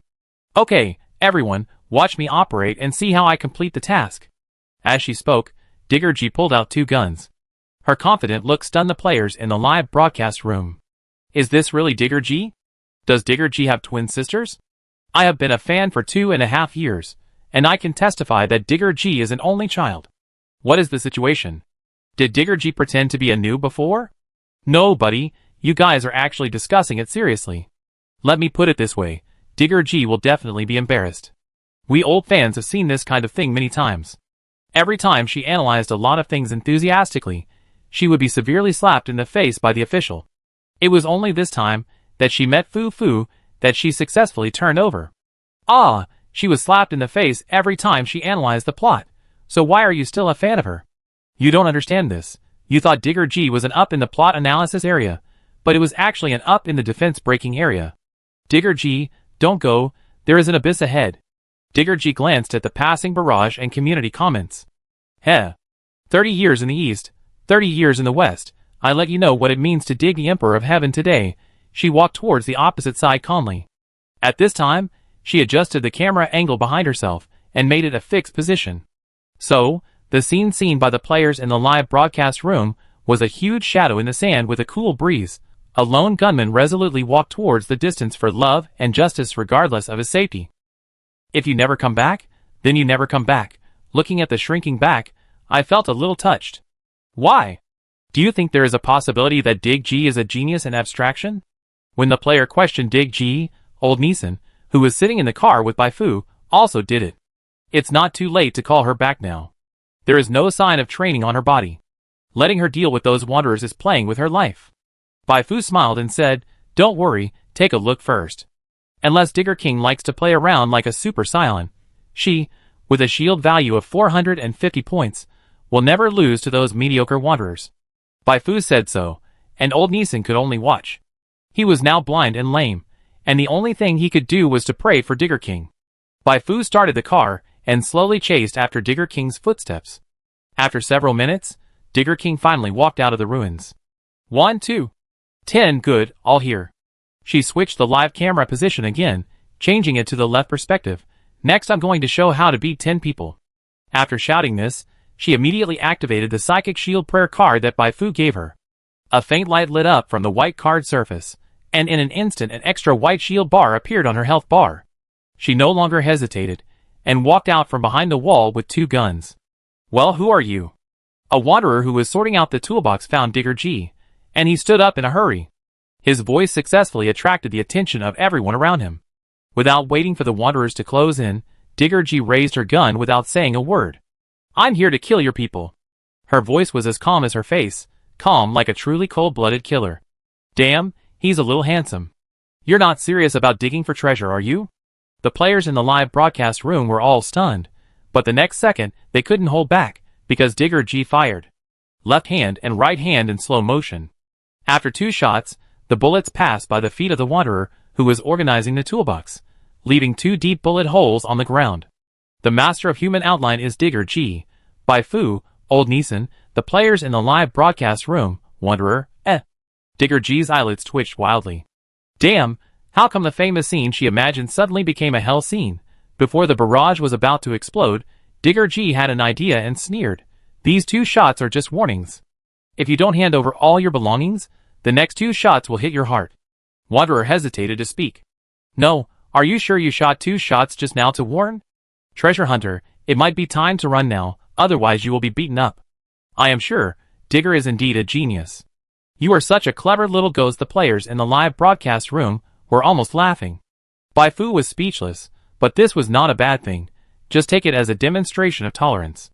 Look, Digger is so bad, but he can still beat 10 wanderers. Why don't you hurry up and buy the prayer cards I made? Old Neeson was anxious. Give me a gun quickly. If I shoot now, I should be able to. He had only said half of his words, when several gunshots suddenly rang out in the ruins. In the vast sand, these gunshots were particularly harsh. It's over. It's all over. Old Neeson couldn't bear to look at the miserable state of Digger G. He turned his head away, his shoulders trembling slightly, but before this emotion broke out, a hand knocked on his shoulder. Digger G is not dead, don't worry. Huh? Old Neeson raised his head suddenly, and he saw that Digger G was still standing upright, but the wanderer standing opposite her looked as if they had seen a ghost. What happened? The digger moved, still in slow motion with her left and right hands. This time she was lucky. 2 bullets hit 2 wanderers respectively. The gunshots and screams stimulated the nerves of other wanderers, and now these wanderers had no time to think about why the shots just now could not hurt the digger. Kill her! They kept pulling the trigger, wanting to shoot the digger into a sieve, but the terrifying thing was that no matter how they shot, the bullets would roll to the ground after touching the digger's body. Do you understand the value of 450 shield points? The Digger G didn't need to dodge or aim at all. She walked forward and kept shooting based on her feeling. In ancient times, Xiao Ma Gui used 2 guns to slaughter Maple Forest Pavilion. Today, Digger G used 2 guns to sweep the ruins where wanderers rested, I kill one if there is one, and I kill two if there are two, because the distance between the two sides is too close. Even if Digger G's shooting skills are terrible, most of the bullets still hit the wanderers. Until the magazines of both guns were emptied, until 5 bodies were lying on the ground, until blood began to seep into the gravel, the surviving wanderers collapsed. Monster, it's a monster! Run! The development of the incident was beyond the expectations of everyone except Bai Fu, Digger G, and Anya. Digger G was not beaten up, let alone killed. Instead, she defeated 10 wanderers in just over a minute. The frightened surviving wanderers desperately ran towards the car, but they didn't expect that Bai Fu had already used a gun to smash the tires when they confronted Digger G. Run? How to run? This was a one-sided massacre by Digger G. Killing a live broadcast room boiling, killing old Neeson's heart shaking, and killing a wide trade route for Bai Fu.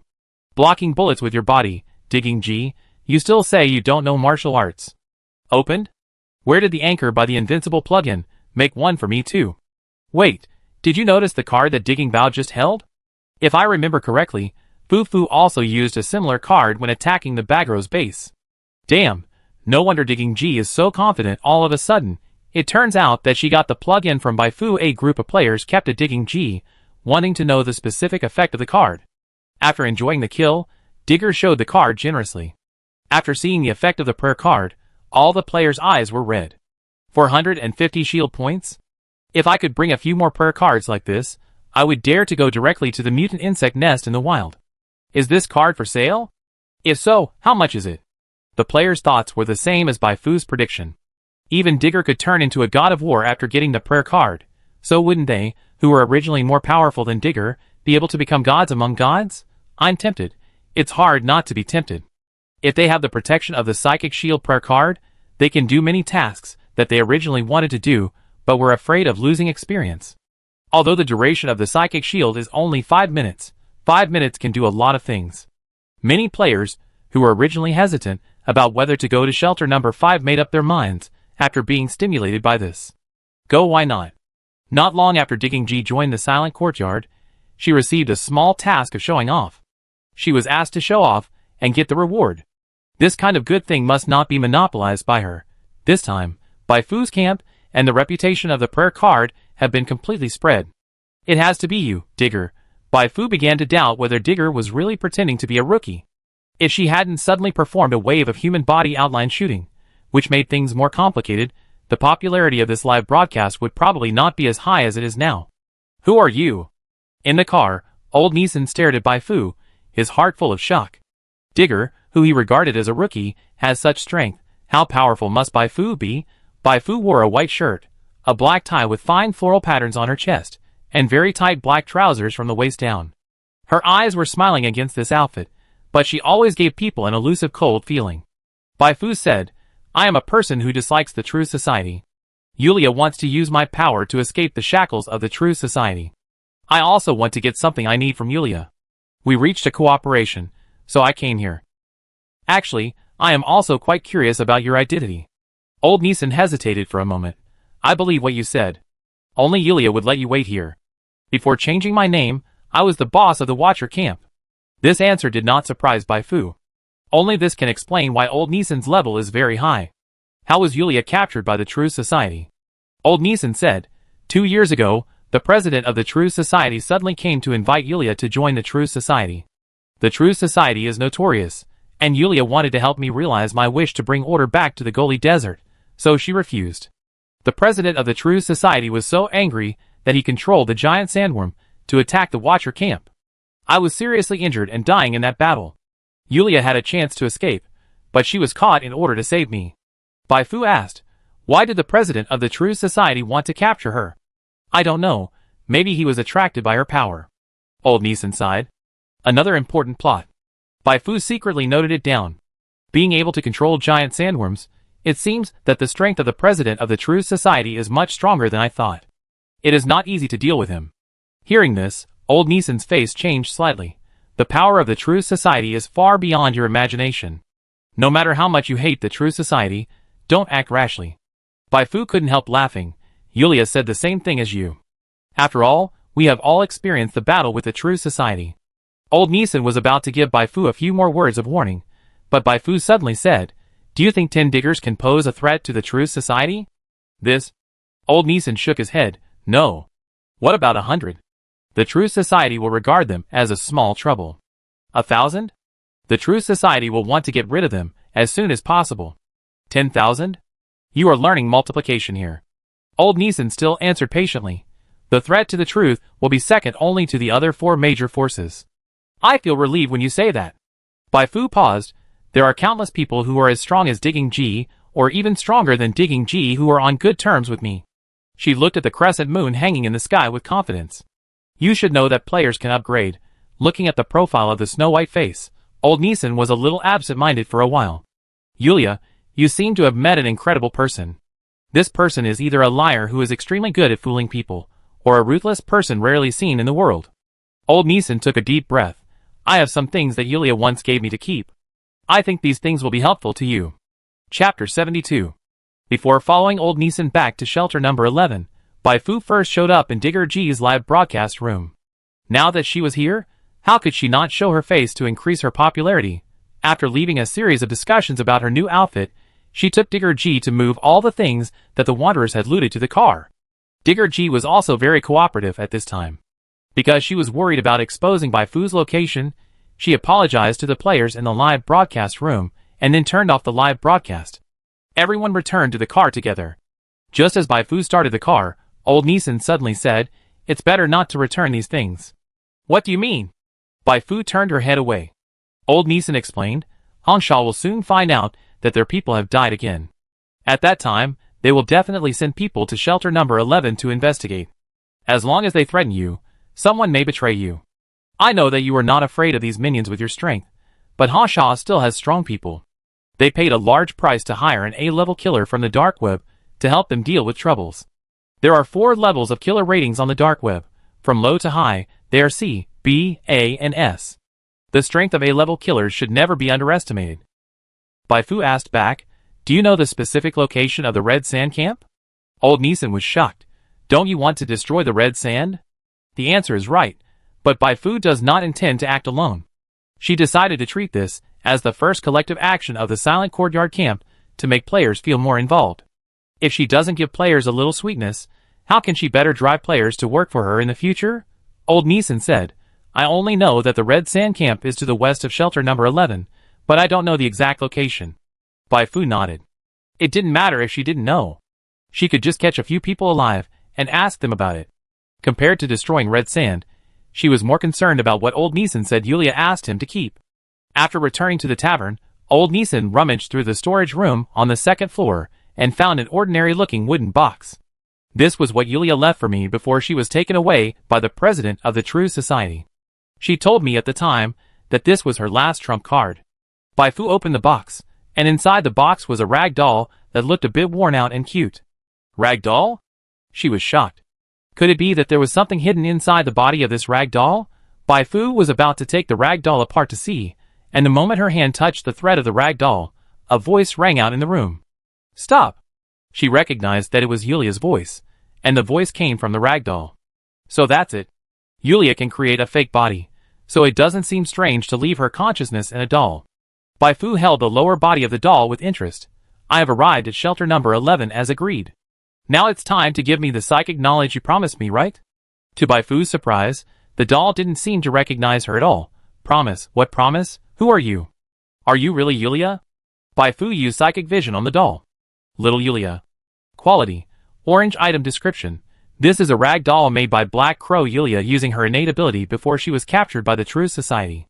It is a legendary item that has all her memories, and can be used to unlock special missions. Note, because it is a rag doll, although it does not feel pain, it also has no fighting power. Please do not bully her at will. In ancient times, there was little Lonnie, and now there is little Yulia. Bai Fu had a bold idea. She asked, you don't have the memory of my meeting with your original body? Little Yulia muttered, I have never seen you, but since Uncle Neeson showed me to you, it means you are not a bad person. Yes, yes, how could I be a bad person? Bai Fu turned her head and looked at Old Neeson beside her. Can I have a private chat with her for a few words? Old Neeson did not refuse.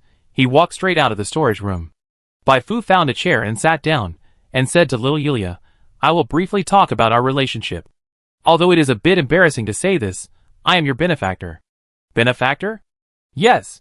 Bai Fu smiled very kindly. We met during a conflict. Under the order of the president of the True Society, your fake body was stationed at the Baggero's base. One day, the Premarch suddenly attacked the Baggero's base, and I was also in the attacking team. At that time, you wanted to take this opportunity to pass on information to the outside world and let the Premarch rescue you. For this reason, you secretly killed many people from the True Society, but you never expected that a member of the True Society saw everything you did, and this person immediately contacted the True Society headquarters. When you found the abnormality, it was too late for you to stop it. Why would I listen to the True Society? No, wouldn't the situation become very bad? Little Yulia's voice was full of tension. Bai Fu said, at this time, I stood up and smashed the communication equipment in the man's hand with a shot, helping you resolve the crisis. That's how we met. Because I was curious about why you wanted to kill the people of the True Society, I talked to you for a few more words. From your fake body, I learned that you hated the True Society as much as I did. We hit it off, and agreed to work together to deal with the True Society. After learning that I was also a psychic prey, in order to thank me, you said you would teach me the psychic knowledge you knew, and asked me to come to shelter number 11 to find you, so I came. Little Yulia didn't speak for a while. She seemed to be thinking whether Bai Fu lied. I don't need to lie to you. According to rumors, you died 2 years ago. If I hadn't really seen you, and you told me to come to shelter number 11, how could I have come to such a remote place?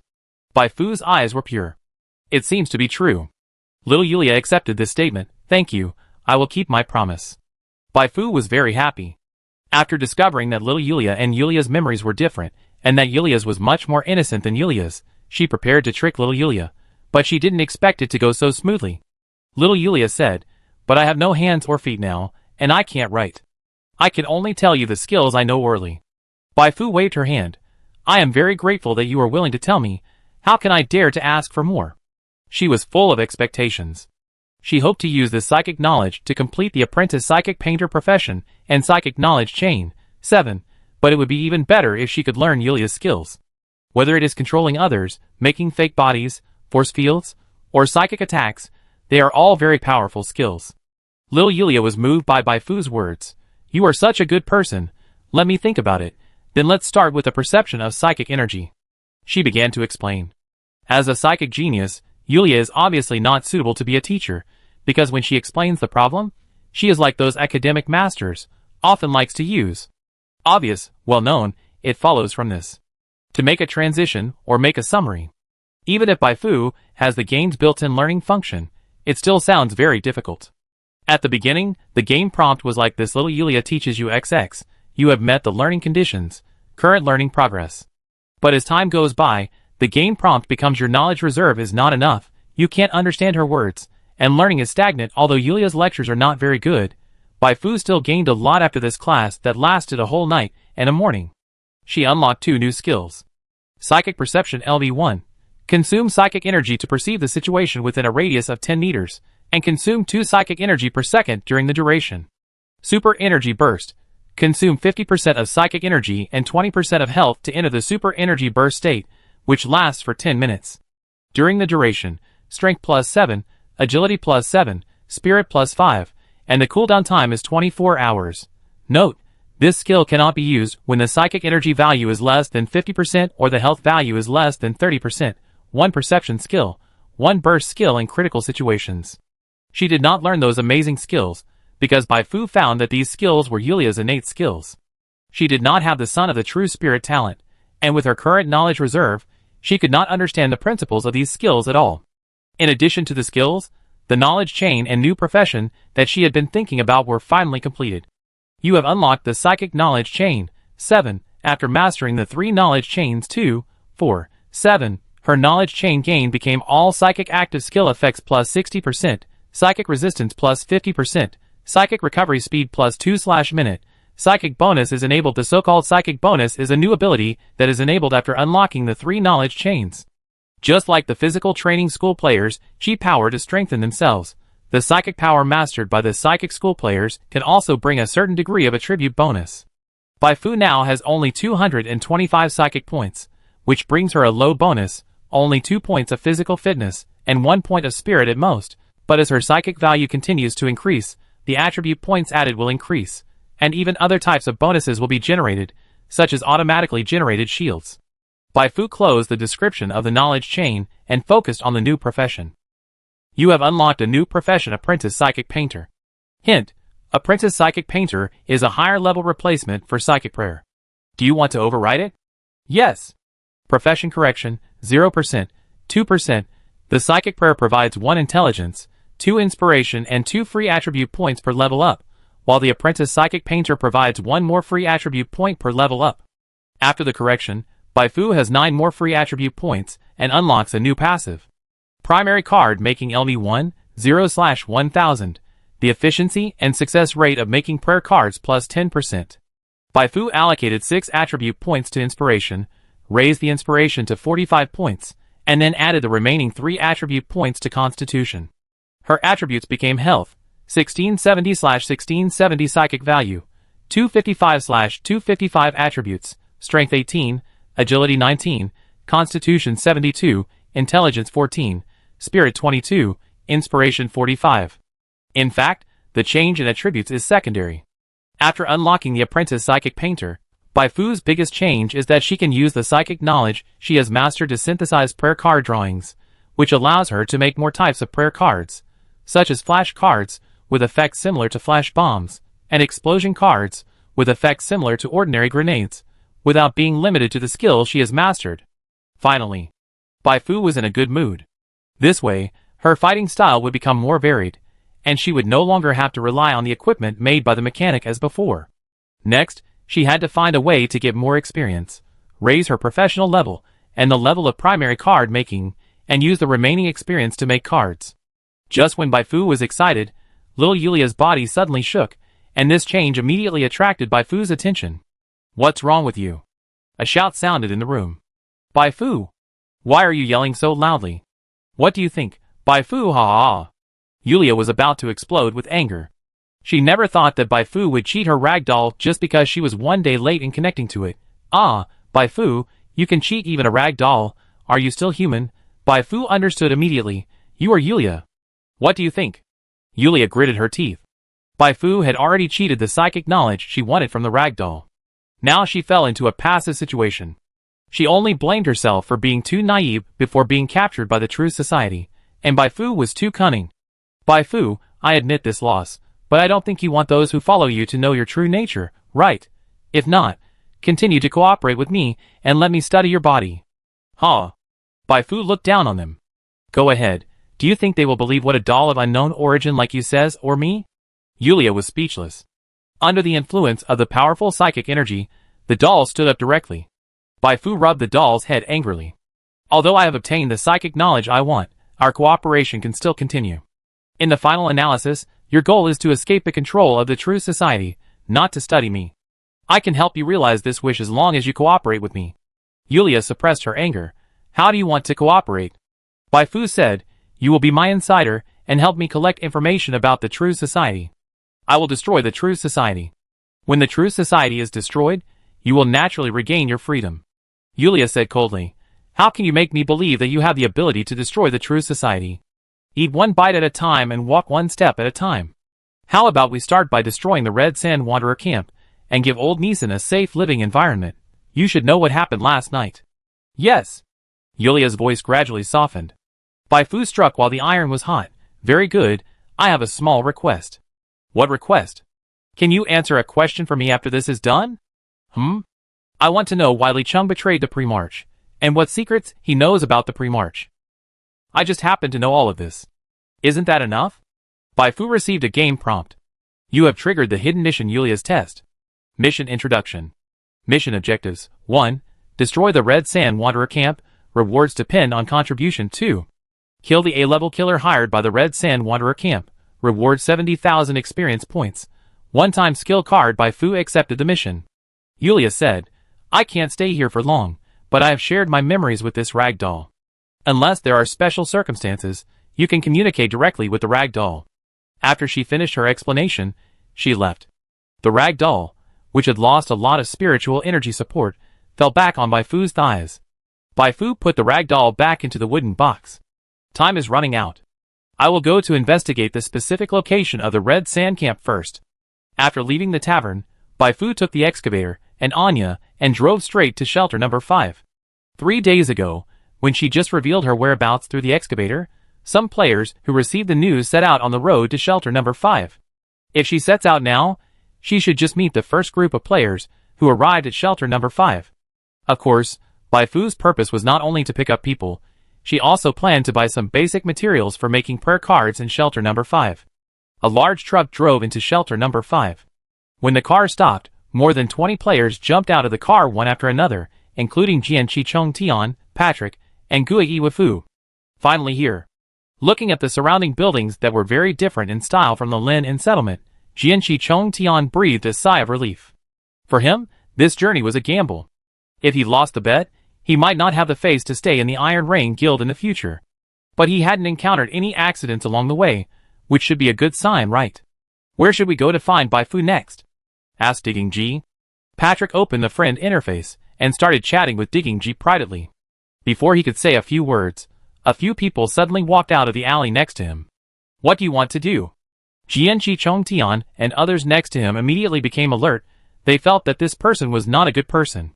Sure enough, the thin man walking in front asked, "Are you here to find Bai Fu?" Conversion to Mai Fu was confused. "How did you know?" The thin man said, "Someone was selling information on the dark web. He showed me your photos, and said that you knew where Bai Fu was, and that you would arrive at shelter number 5 today.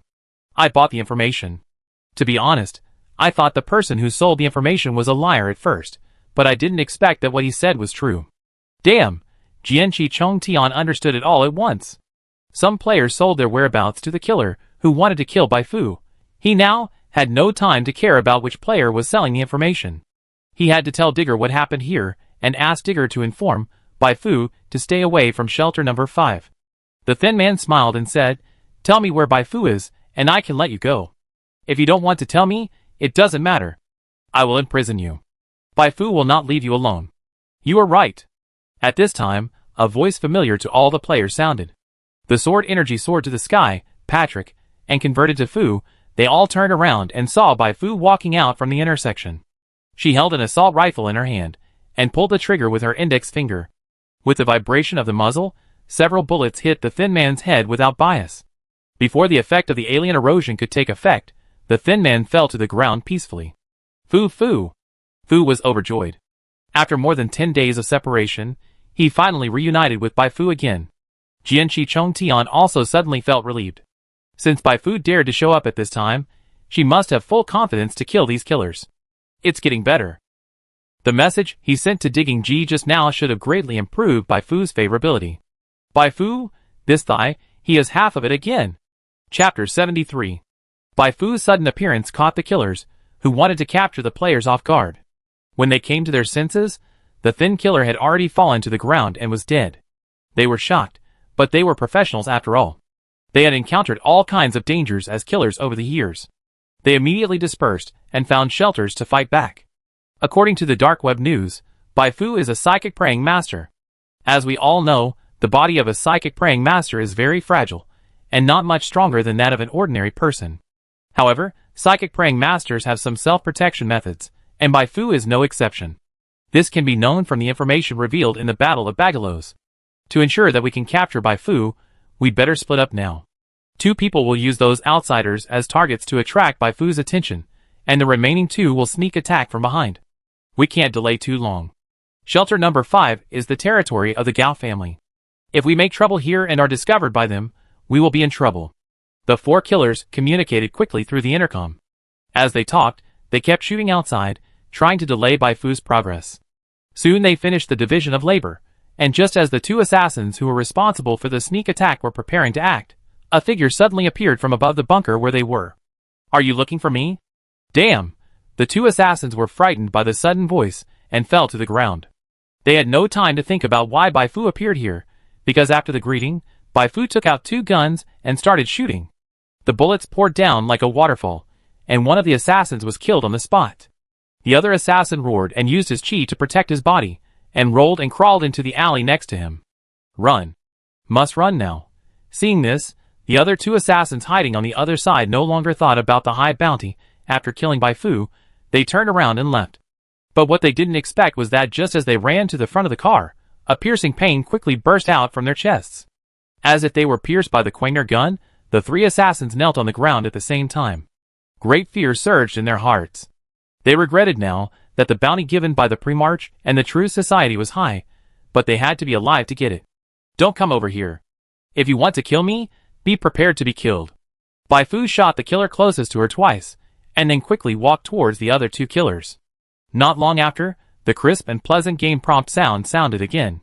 You killed. You killed. Bai Fu calmly put away the gun. From the time she appeared on the scene to the end of the battle, she only took more than 2 minutes, which was unimaginable in the past. Even if she used combat etiquette to control the opponent, it would take a lot of time to kill all 4 killers fleeing everywhere. But now is different. She is no longer Bai Fu, but Super Bai Fu. Use psychic perception to lock the specific position of the enemy hiding behind the bunker, use psychic shield to protect the body that is already very durable, and then rush to the enemy at the speed of 100-meter sprint. Facing such enemies with relatively fragile bodies, relatively few skills, and average levels, as long as you can successfully stack 5 layers of alien erosion on them, then the battle is almost over. The main point is to kill people like killing chickens. However, Bai Fu was still a little dissatisfied. If she was more proficient in using psychic perception, the duration of this battle could be shortened by another 10 seconds. What the hell? It wasn't until Bai Fu started to check her experience that the players around her finally came to their senses. Fast, too fast, faster than killing Hua Xiong with warm wine. Several players wanted to start a live broadcast, but they had just changed the title of the live broadcast room when the battle was over. The players who rushed into the live broadcast room were all stunned. No, buddy, we agreed to broadcast the fight between Fufu and the killer. Where is the killer? Where is the fight?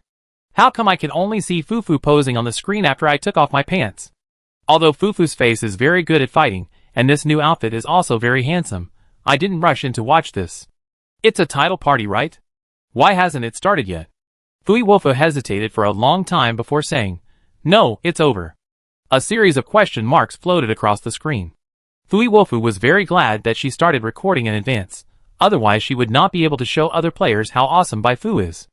As a die-hard fan of Bai Fu, how could she miss such a good opportunity to expand the influence of Fumin? You can watch it for yourself. It's hard to explain it in a few words. It's better to watch it.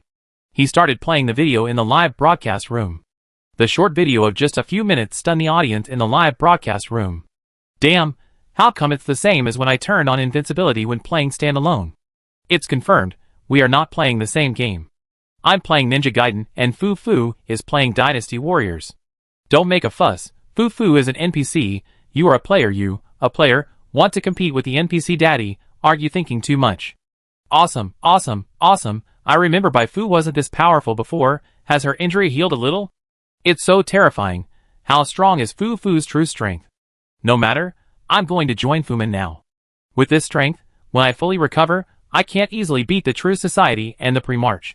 Join the Silent Court as soon as possible to win big. Most of the players in the live broadcast room started to celebrate, but a small group of players were almost fainted.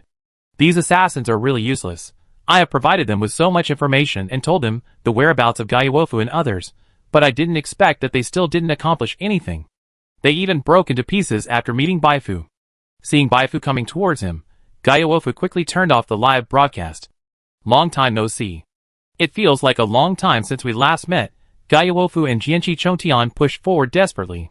If we were to say who among the players now values Bai Fu the most, besides taking Ji, it would be these two. Let's talk in the car first. Bai Fu took 2 steps forward and suddenly stopped. Can any one of you drive? My car can't hold so many of you. It's better to drive the killer's car away. Jianqi Chongtian immediately stood up. I can. The cars in the game are similar to the cars in reality, and the game also comes with a tutorial, so this is not difficult for him at all. A few minutes later, the 2 cars drove away from shelter number 5 at a high speed. A few minutes later, an armored vehicle that looked a bit old stopped at the place where Bai Fu had just fought. Several fully armed strongmen jumped out of the car. While checking the surrounding situation, they contacted their superiors with walkie-talkies. Boss Gao, the person is gone. The other party was too fast. I can't find any extra signs of fighting nearby. This should be a one-sided crushing. There are 5 bodies in total. I have seen 3 of them. They are killers registered on the dark web. They just accepted the task of killing Bai Fu a while ago. Does that mean the person who killed them might be Bai Fu? I dare not draw a conclusion, but there is indeed this possibility. Boss Gao, do you want to contact the original Gene? No, we are not subordinates of the original Gene. Boss Gao rejected the strong man's proposal. Remember, we are businessmen. No matter who it is, as long as they don't destroy our business, they are our friends. We should treat friends in a friendly manner. The strong man nodded repeatedly. Boss Gao meant that Bai Fu killed people quickly, and did not cause any impact on others, so there was no need to worry about it. I will clean up the bodies now. Go ahead. Boss Gao waved his hand. Is Bai Fu really the murderer? If so, then her strength is even stronger than when she killed the assassin sent by the True Society a while ago. What an unfathomable woman. On the way out of shelter number 5, Bai Fu was driving, while talking to the players sitting in the back. If you insist on following me, you will often encounter things like what happened just now, and that's just an appetizer. The troubles you will encounter in the future will be more terrible than what happened just now. Although you are legendary heroes, and you can be resurrected, I suggest that you practice alone for a while before talking about other things. What? Just following you can automatically trigger various tasks. Now the players have no reason to leave. We are not afraid. I just like fighting. I feel uncomfortable if I don't fight for a day. Bai Fu said, since you have made up your mind, I will say it. I need to test your strength. If you can't meet my requirements, even if you insist, I will not take you with me. She suddenly became serious, which made Jian Chichong Tian and others unconsciously straighten their backs. What test? I tell you when we get to the rest stop. Bai Fu deliberately kept it a secret. Her faction is too small now, and the rewards for the tasks she can issue are very low. She plans to have old Neeson issue another wave of tasks to the players after arriving at shelter number 11. The combination of the two tasks, plus the experience gained from destroying the red sand itself, should be enough to attract these players. After all, this is the first battle after the faction publicly recruits players, and Bai Fu still wants to make it big, otherwise how can she attract players to join in the future? Because there were many players on the bus, Bai Fu stepped on the accelerator on the way back, not worrying about any accidents on the road. If there was any danger, the worst that could happen was to let the players go up as cannon fodder. In this way, Bai Fu returned to shelter number 11 smoothly in just over half a day. You guys rest here first. We will set out to wipe out a nearby wanderer camp in a few days. If you have any questions, ask Anya and Digger G. Bai Fu called Anya over again. Anya, you are responsible for receiving them. After explaining the situation, she went to old Neeson to explain the situation, but her purpose was not just that. It would take some time before Hasha came to her again, so she took this opportunity to make some prayer cards. After talking things out with old Neeson, Bai Fu returned to the hotel she had booked. The first step was to raise the level of the psychic painter from LV9 to LV10. Considering that her physical attributes were already very high, and the success rate of drawing prayer cards was closely related to inspiration, she still invested all the extra 3 attribute points in inspiration this time, and raised the inspiration points to 50 points in one go. The second step, after the upgrade, she still had 22,700 experience points left. She invested these experience points in the newly unlocked skill of primary card making, raising the level of primary card making to LV5, and increasing the bonus from 10% to 14%. Let's make some psychic shield cards first. Bai Fu opened the card making interface, which recorded the prayer card drawings she currently had, and the success rate of making corresponding prayer cards. Universal Card Psychic Shield. Proficiency, 10/1000 success rate, 60%. Including the bonus of primary card making and lucky talent, Bai Fu's success rate in making psychic shield cards is 84%, which is already very high, and it will continue to increase with the improvement of proficiency. You must know that before unlocking the apprentice psychic painter profession, her basic success rate in making psychic shield cards was only 25%. Before attacking Bagalos, she spent a lot of money to buy materials to make those 5 psychic shield cards. It makes me cry just thinking about it. Fortunately, she survived. Next, she will earn all the money from the players. Bai Fu started making cards. Because these cards are to be sold to players, she did not put all her psychic energy into them, like she did for herself. 560 shield points are still too luxurious for current players. Anyway, the players will not really die, so giving them 50 or 100 shield points will allow them to withstand a few more hits in the battle. In this way, she can make more prayer cards with 1 blue bar. Bai Fu plans to divide the psychic shield cards currently on sale into 3 different specifications: 50, 100 and 200. Among them, the 50 specification can be purchased by anyone who is a member of the Silent Court camp, while the 100 and 200 specifications require the player's camp reputation or consumption to reach a certain level before they can be purchased. Doing so can indirectly raise the value of the Silent Court reputation, which is a very fictitious data that she says is what it is. If she can't afford to reward players in the future, she can directly use reputation to trick players into working for her. In order to achieve this goal, Baifu also made some distinctions in the pricing of prayer cards. Assuming that a Psychic Shield card with 50 shield points is sold at 100, she would price the 100-point card at 195, and the 200-point card at 380. From the player's point of view, after the reputation is improved, they can not only buy higher-level prayer cards, but the purchase price seems to be much more favorable. However, for Baifu, she actually earns more when players buy higher-level prayer cards because the cost of making materials has been reduced. In short, it's a win-win situation. You successfully made Universal Card Psychic Shield, Proficiency +2, Experience +500. You successfully made. You can also gain experience by making cards, which is to take care of those life-oriented players who don't like fighting. But there is a huge disadvantage of upgrading in this way, that is, it is very expensive. Ordinary players simply don't have that much money to purchase a large number of production materials and potions to restore psychic energy. Only those life-oriented players who are supported by the guild can use this method to quickly level up, and ordinary players can only slowly endure. Baifu is now a wealthy woman, but she won't be able to spend the hundreds of thousands of dollars she has, so she still has to find a way to make more money. She thought of the bounty offered to her by the True Society and the Pre-March. Maybe she can find a way to make this money. While she was thinking, old Neeson suddenly knocked on the door. What happened? Could it be that the people from Hansha have arrived? After opening the door, Baifu found that old Neeson's single eye was filled with confusion. The people you brought are now wandering around the shelter. So it was for this. Baifu looked indifferent. Players, it would be strange if they didn't wander around after arriving at a new place. Most of those players are not only wandering around, but also helping others with work.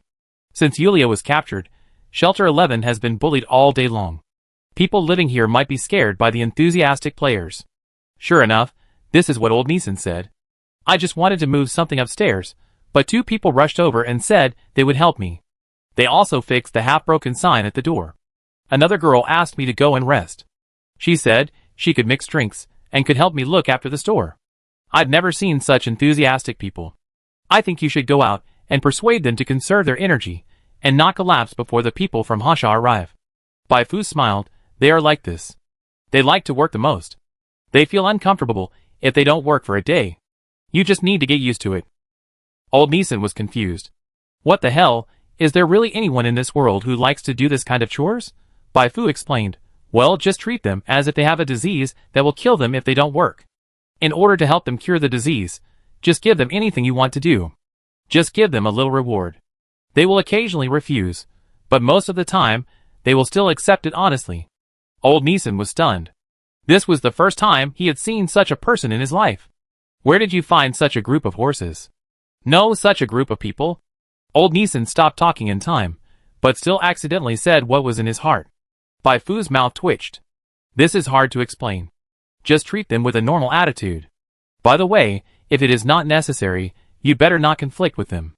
They are gentle most of the time, but once they get angry, it will inevitably bring very serious consequences. Even I may not be able to stop them. Old Neeson said he remembered it. He was still confused when he left Baifu's residence. Being disturbed by him, Baifu remembered that she had something to do. She quickly contacted Anya and asked Anya to arrange for the players to return the things that Digger G had taken back to the residence of shelter number 11. The next morning, when the excitement was over and he was recovering in the tavern of Old Neeson, the roar of cars sounded outside the shelter. 3 cars rushed into the shelter like tanks, almost knocking a passerby to the ground. The passerby was about to yell a few words, but when he saw the badge on the hat of the person sitting in the car, his face turned green with fear. Aren't these people from the Red Sand Camp? What's going on? Didn't they just come here a few days ago? The first person to jump out of the car was a muscular man, with a face full of flesh, followed by a woman with a tattoo on her chest. The woman had a particularly hot temper, and she grabbed the passerby by the collar. Frodo came to your place to investigate a few days ago, and then he disappeared completely. Tell me, did you kill him? The passerby was almost scared to death by the black muzzle of the gun pointing at him. It's unfair. The Red Sand Camp is famous. How dare we attack those who harmed the Red Sand Camp? His crying did not soften the vicious woman's attitude at all. Instead, the vicious woman became even more violent. You still dare to be stubborn, right? I want to see whether your words are stubborn or my bullets are stubborn. The passerby was scared and cried. The vicious woman frowned, then threw the passerby to the ground with force, and kicked him a few times after throwing him. Useless trash. She turned her head and looked at the sturdy man next to her. It seems that he really doesn't know. The sturdy man said, if he doesn't know, then check other people. In just 10 days, we have lost 2 groups of people. We are almost losing face. If we don't find the murderer, the boss will never let us go. You know the boss's methods. The vicious woman seemed to have thought of something, and her body trembled uncontrollably. She quickly took people to investigate in the shelter. The wanderers in the Red Sand Camp rushed around, and soon tortured the residents of the shelter to find out the existence of the player. According to them, those people just arrived in the past few days. They not only helped them with their work, but also returned their stolen things. Huh? The sturdy man raised his eyebrows slightly. Have we met the living Buddha of the desert? Interesting. They are not afraid of us red sand at all. I wonder if they can still laugh after seeing my gun. Under the leadership of the sturdy man, the wanderers of Red Sand began to search for the players in the shelter, and they found the tavern opened by old Neeson. The vicious woman kicked the door open. Then, she walked in arrogantly with the gun in her hand. All the outsiders should leave immediately. Those from outside the area and the tavern owner should stay still. For a moment, dozens of eyes were cast at her. Bang bang. The vicious woman fired 2 shots at the ceiling, and she laughed happily. You outsiders are really brave. You dare to attack our people in Honsha. As soon as she finished speaking, all the players sitting in the tavern stood up. There were more than 20 people, which looked quite spectacular at first glance. The vicious woman shouted, "Where is your leader? Get him out." A group of players looked at each other, and then quarreled in front of the vicious woman. There's only one person, there's not enough to share. Let me do it. I just learned a new skill a few days ago, and now is a good time to try it out. I lack experience to upgrade, give it to me. First come, first served, bastard. The vicious woman was completely unaware of the danger. Seeing that the players ignored her, she fired another shot at the ceiling. If you delay for another second, the next shot will fall. She was interrupted by a player just halfway through her words. Stop arguing, there is more than one monster. Other players turned their heads, and saw the other members of Red Sand coming in from the door. What is there to hesitate about? Go. Patrick took the lead, and the other players followed closely. In just a moment, the Red Sand Wanderer, who came in from the door, was overwhelmed by the players. Old Neeson standing behind the bar was messy. No, there is no such thing as a fight. The other side has a gun. He cast his eyes on Bai Fu, who was calmly drinking water nearby. Bai Fu first shouted to the players to leave 2 people alive, and then said, "Don't worry, they will take care of it." This gully desert has been in chaos for a long time, and it's time for the players to clean it up. Old Neeson was hesitant to speak. He thought he had gradually figured out Bai Fu, but the more he came into contact with Bai Fu, the more he felt that Bai Fu was unfathomable. Chapter 74. Under the players' attack, the wanderers from the Red Sand Camp, who rushed into the tavern, were quickly defeated. They could not fight back, nor could they escape. Instead, they were scared by the players, and their faces turned pale. In the end, they could only kneel down and beg for mercy. If you want to live, tell us the specific location and internal situation of the Red Sand Camp. Faced with the threats from the players, the 2 wanderers who survived by chance told them everything they knew. The player compared their words, and found that they were not lying, so he reported the information to Bai Fu. Red Sand Camp is the largest wanderer camp in the vicinity. There are more than 200 core members alone, and there are many peripheral members who rely on them to make a living in the Goli Desert. Recently, because 2 teams of people died in succession, the boss of Red Sand Camp, Marco, was very annoyed and sent most of the people in the camp out to investigate. So now there are only 60 to 70 permanent personnel in Red Sand Camp, but these permanent personnel are not easy to deal with. They are the most elite thugs under Marco. In addition, there are 3 people worth noting in the Red Sand Camp, namely Marco, Rattlesnake, a Class A killer hired by Marco, and a doctor.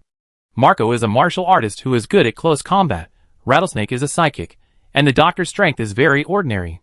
He was originally a plastic surgeon, but because he can make various poisons, he was tied to the Red Sand Camp by Marco. Plastic surgeon? Bai Fu suddenly thought of an interesting way to play, and now she had to take action against the Red Sand Camp. She nodded as she listened. It seems that now is the best time for us to take action. By the way, the doctor must stay for a while. I will be very useful to him.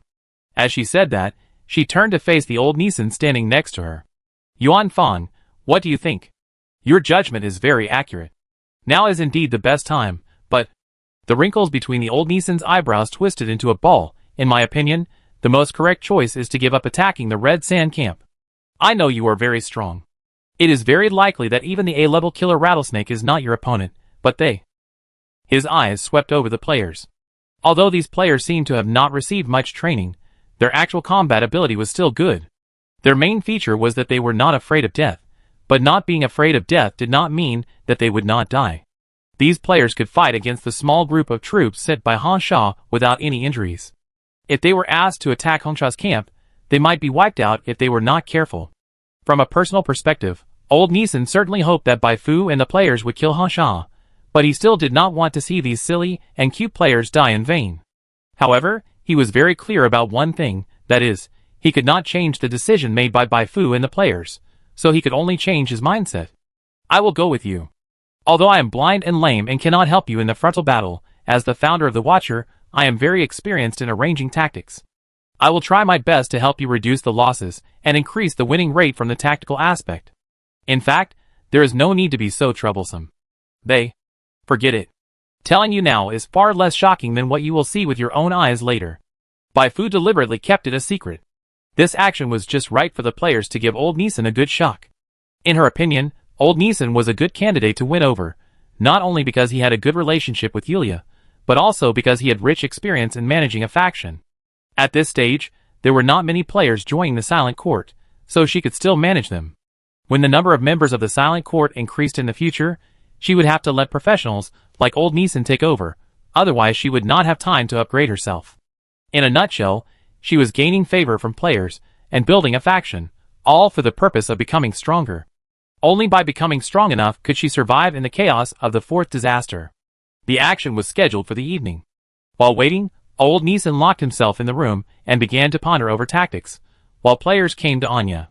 Now Anya has been regarded by players as a novice guide and merchant of the Silent Garden. Players can not only buy some ordinary guns from Anya, but also magical items such as the Psychic Shield card that Digger G had shown in the live broadcast before. However, as a one-time item, the price of the Psychic Shield card still makes players feel a little painful. There is no way, they don't have a fixed source of income now, and can only make money by doing some small tasks. Considering that this task is very critical, most players still bought at least one Psychic Shield card with 50 shield value after touching their pockets. Bundling the goods in the store with the tasks issued by the faction, so that players have to spend money to buy things in the store in order to complete the task, is also a bundling sales strategy. Bai Fu earned more than 2,000 in this wave, which is not much, but it is a good start. The main problem is that her psychic value limits her card making speed, and the players' wallets limit their willingness to buy things. After killing the Red Sand Camp, we have to find something for the players to do to make money. Bai Fu thought for a while. If possible, she wanted to send all the players to the Black Factory and let them work hard to support her. But no matter how close the players are to her, they can't do this. Working hard in real life and working hard in the game, then isn't this game played in vain? Bai Fu remembered a trading market she passed by when she went to shelter number 5. There were people in the market buying materials dropped by mutant sandworms. She could let the players go outside to hunt mutant sandworms, and she would buy the materials collected by the players, and then sell them to the buyers in shelter number 5 at a slightly higher price. In this way, she made a profit from the price difference, and the players also had a fixed channel for making money. After making money, the players would come to her to spend money. After a round of going around, all the money would go to her in the end. The only problem was that she had to find a merchant who could eat the mutant sandworm materials collected by the players. After resting until the evening, when everyone was ready, Bai Fu and Jian Chichong Tian drove a car each towards the Red Sand Camp. Along the way, they encountered several sandworm attacks, and this was when the strength of old Nisan was revealed. Even with only one eye left, after grabbing the sniper rifle handed to him by Bai Fu, he still easily killed the sandworms that tried to approach. It must be said that this is the calmness of an old artist. If it were the past, I could have been 10 seconds faster. Old Neeson shrunk back into the car with pride. The two detained minions of the Red Sand Camp had originally hoped to be rescued after going to the Red Sand Camp. When they saw that old Neeson, old Ding, had such strength, their hearts suddenly sank. It's over. What kind of monsters did they provoke? 3:30 in the morning. The car stopped at an open space 2 kilometers away from the Red Sand Camp, and old Neeson began to tell the players about the tactics he had thought of for a day. Most of the people in the Red Sand Camp are out, but there are still 60 or 70 people inside, 3 times our number, so a strong attack is very unwise. We must first lure out some of them, and then annihilate them in batches. My plan is to use the bodies of the 2 captives as bait to lure the Red Sand Camp in the first wave. After eliminating the people sent by the Red Sand Camp to check the situation, we will split into 2 groups, leaving a few people in the front to continue luring, and the others will go around to attack from behind. It would be best if we can break through the Red Sand Camp in this round of sneak attacks. If not, we will jump to the 3rd step and lure the Red Sand people into the trap. Old Neeson took out the diagram he had drawn in advance and poked the trap with a pen. If we lure them into the trap right away, they may not fall for it, but after we have attacked them twice and successfully repelled our second wave of sneak attacks, they will most likely follow us in a rush. After saying that, he slowed down and looked around. What do you think of this plan? Patrick nodded. Not bad. Guiwofu agreed. Very thoughtful. Old Neeson smiled slightly. Then it's decided. This plan can minimize casualties. Wait a moment. At this time, Jianqi Chongtian, who was trying his best to show off, stood up and said, I have a suggestion for this plan. Everyone turned their heads to look at Jianqi Chongtian. Jianqi Chongtian is the president of a large guild. He often commands players to fight in other games. His suggestions are worth listening to. Honestly, I think that 2 complicated tactics are not very meaningful for us now. We have not received professional training, and we have not cooperated with each other much. It is easy to have accidents. Once an accident causes the plan to fail, we will waste a lot of time if we want to run over again. Jianqi Chongtian's words were recognized by all the players present. They got together because of Bai Fu, and they had not cooperated with each other many times. It was really difficult for them to perfectly execute complex tactics. So my plan is to give up those complicated tactics of seduction. We will take these 2 captives to the Red Sands to ask for punishment. When the Red Sands approach, we will throw the poison sacks of the mutant sandworms at them, which will definitely cause chaos in the Red Sands camp. At that time, we can either attack directly or retreat to lure them into the trap. Poison sacks? This reminds Patrick and the others of the task of collecting poison sacks in the abandoned cooling plant. This method is really good. Anyway, we are not afraid of alienation. If we are lucky enough to hit Marco or Rattlesnake, the mission will be declared completed directly. A group of players praised it. The most excited one among them was Black Tiger Ah Fu. This is how you play games. It's a headache to hear about tactics. Rushby is still the best. But in this case, we have to collect some poison sacks first, which will delay us a bit. If we delay, it may be dawn. That's not a problem. The old dog of the Iron Rain Guild took out a bag filled with poison sacks. Before we set off, Brother Jian and I went to brush sandworms for an afternoon. These poison sacks should be enough. Seeing these poison sacks, other players' eyes suddenly lit up. Awesome. Damn, you are really thoughtful, Brother Jian. Some individual players were originally hostile to Jianqi Chongtian and his team, worried that Jianqi Chongtian and his team would take away the tasks and leave them no meat to eat, but now their concept has completely changed. It is really a lot easier to have a high-level player like Jianqi Chongtian to play with. Facing the admiring eyes, Jianqi Chongtian was in a good mood.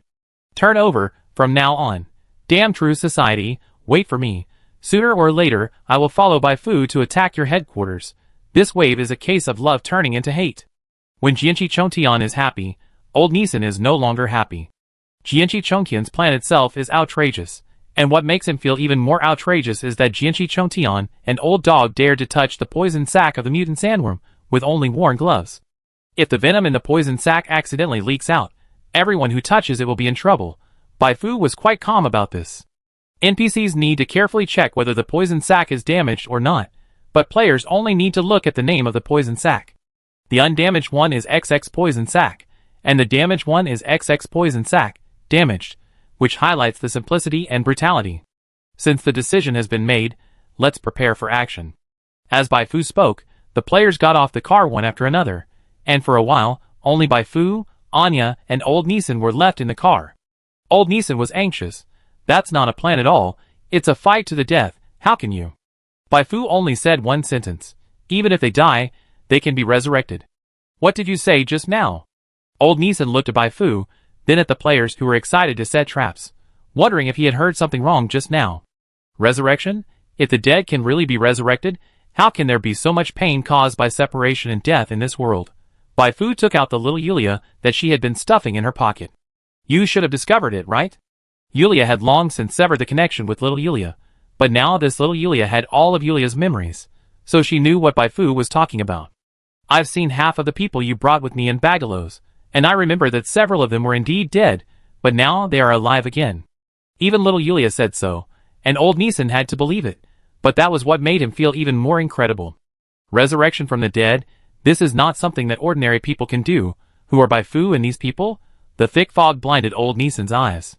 He wanted to seek some answers from little Yulia, but little Yulia was just a rag doll, and no emotional fluctuations could be seen from her appearance. In fact, little Yulia was very excited now, and she was more interested in Bai Fu. She could break free from her slavery, increase her strength many times in a very short time, and drive a group of resurrected monsters. How many surprises did Bai Fu hide that she didn't know? Even if it wasn't to escape from the true society, as a doctor, she also had a strong desire to study Bai Fu. After getting off the car, the players spent 20 minutes setting a simple, but not easy to be discovered trap. The trap contained a small grenade and some poison sacks. Once the grenade exploded, the poison sacks would immediately break, and the splashing poison would directly spray the face of the person passing by.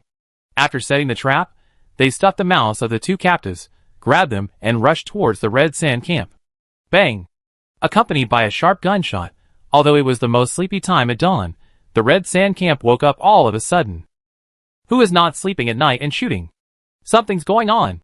Marco jumped up, and at his shout, the elite wanderers who stayed in the camp rushed to the camp gate. Here we are, get ready. Old Neeson said to Bai Fu and Anya, and set up the guns on the car. This battle is a test for the players to join the Silent Court, but she didn't really expect these players to beat Marco and Rattlesnake. The level gap is too big, it's unrealistic. To deal with Marco and Rattlesnake, she has to do it herself. 10 seconds later, the wanderers rushed out from the depths of the camp and began to confront the players. When they looked down, they saw the body of a companion lying on the ground. When they looked up, they saw two other companions tied up by the players. What do you want to do? You dare to kill our people in Hongsha. You are really bold. Jianqi Chontian laughed. You came to our place to burn, kill and loot, and now you ask us what we want to do? I came here from afar just to fucking kill you guys. The muzzle of the gun was sticking out from behind the two captives. Enemy attack. The wanderer who sensed the danger shouted loudly. To their surprise, when they focused their attention on Jianqi Chongtian did not shoot, but other people around him started throwing things at them. What a joke.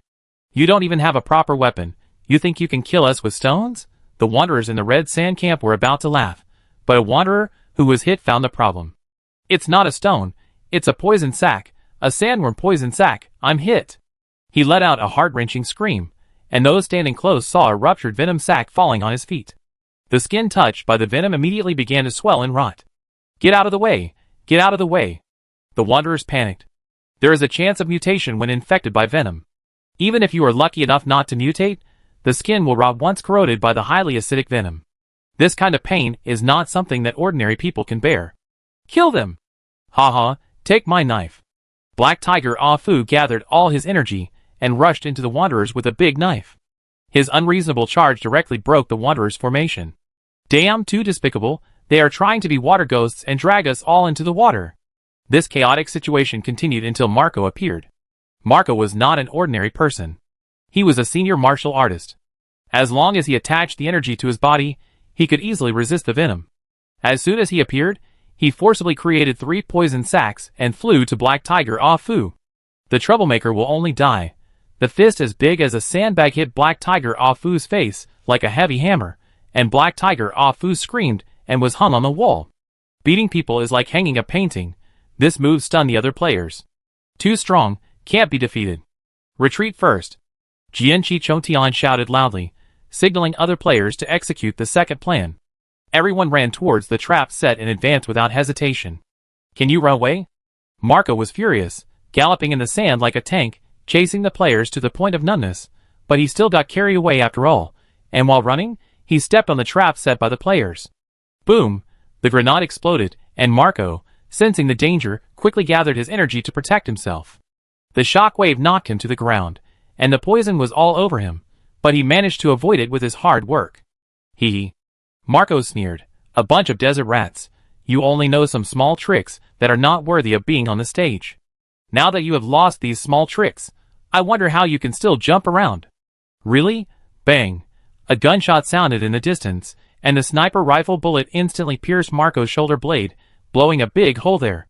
Marco fell to the ground, and when he got up from the ground panting, he suddenly found a pair of boots in front of him. You? He raised his head, and saw a girl in a white shirt and black tight pants. Brother, I lent you my head.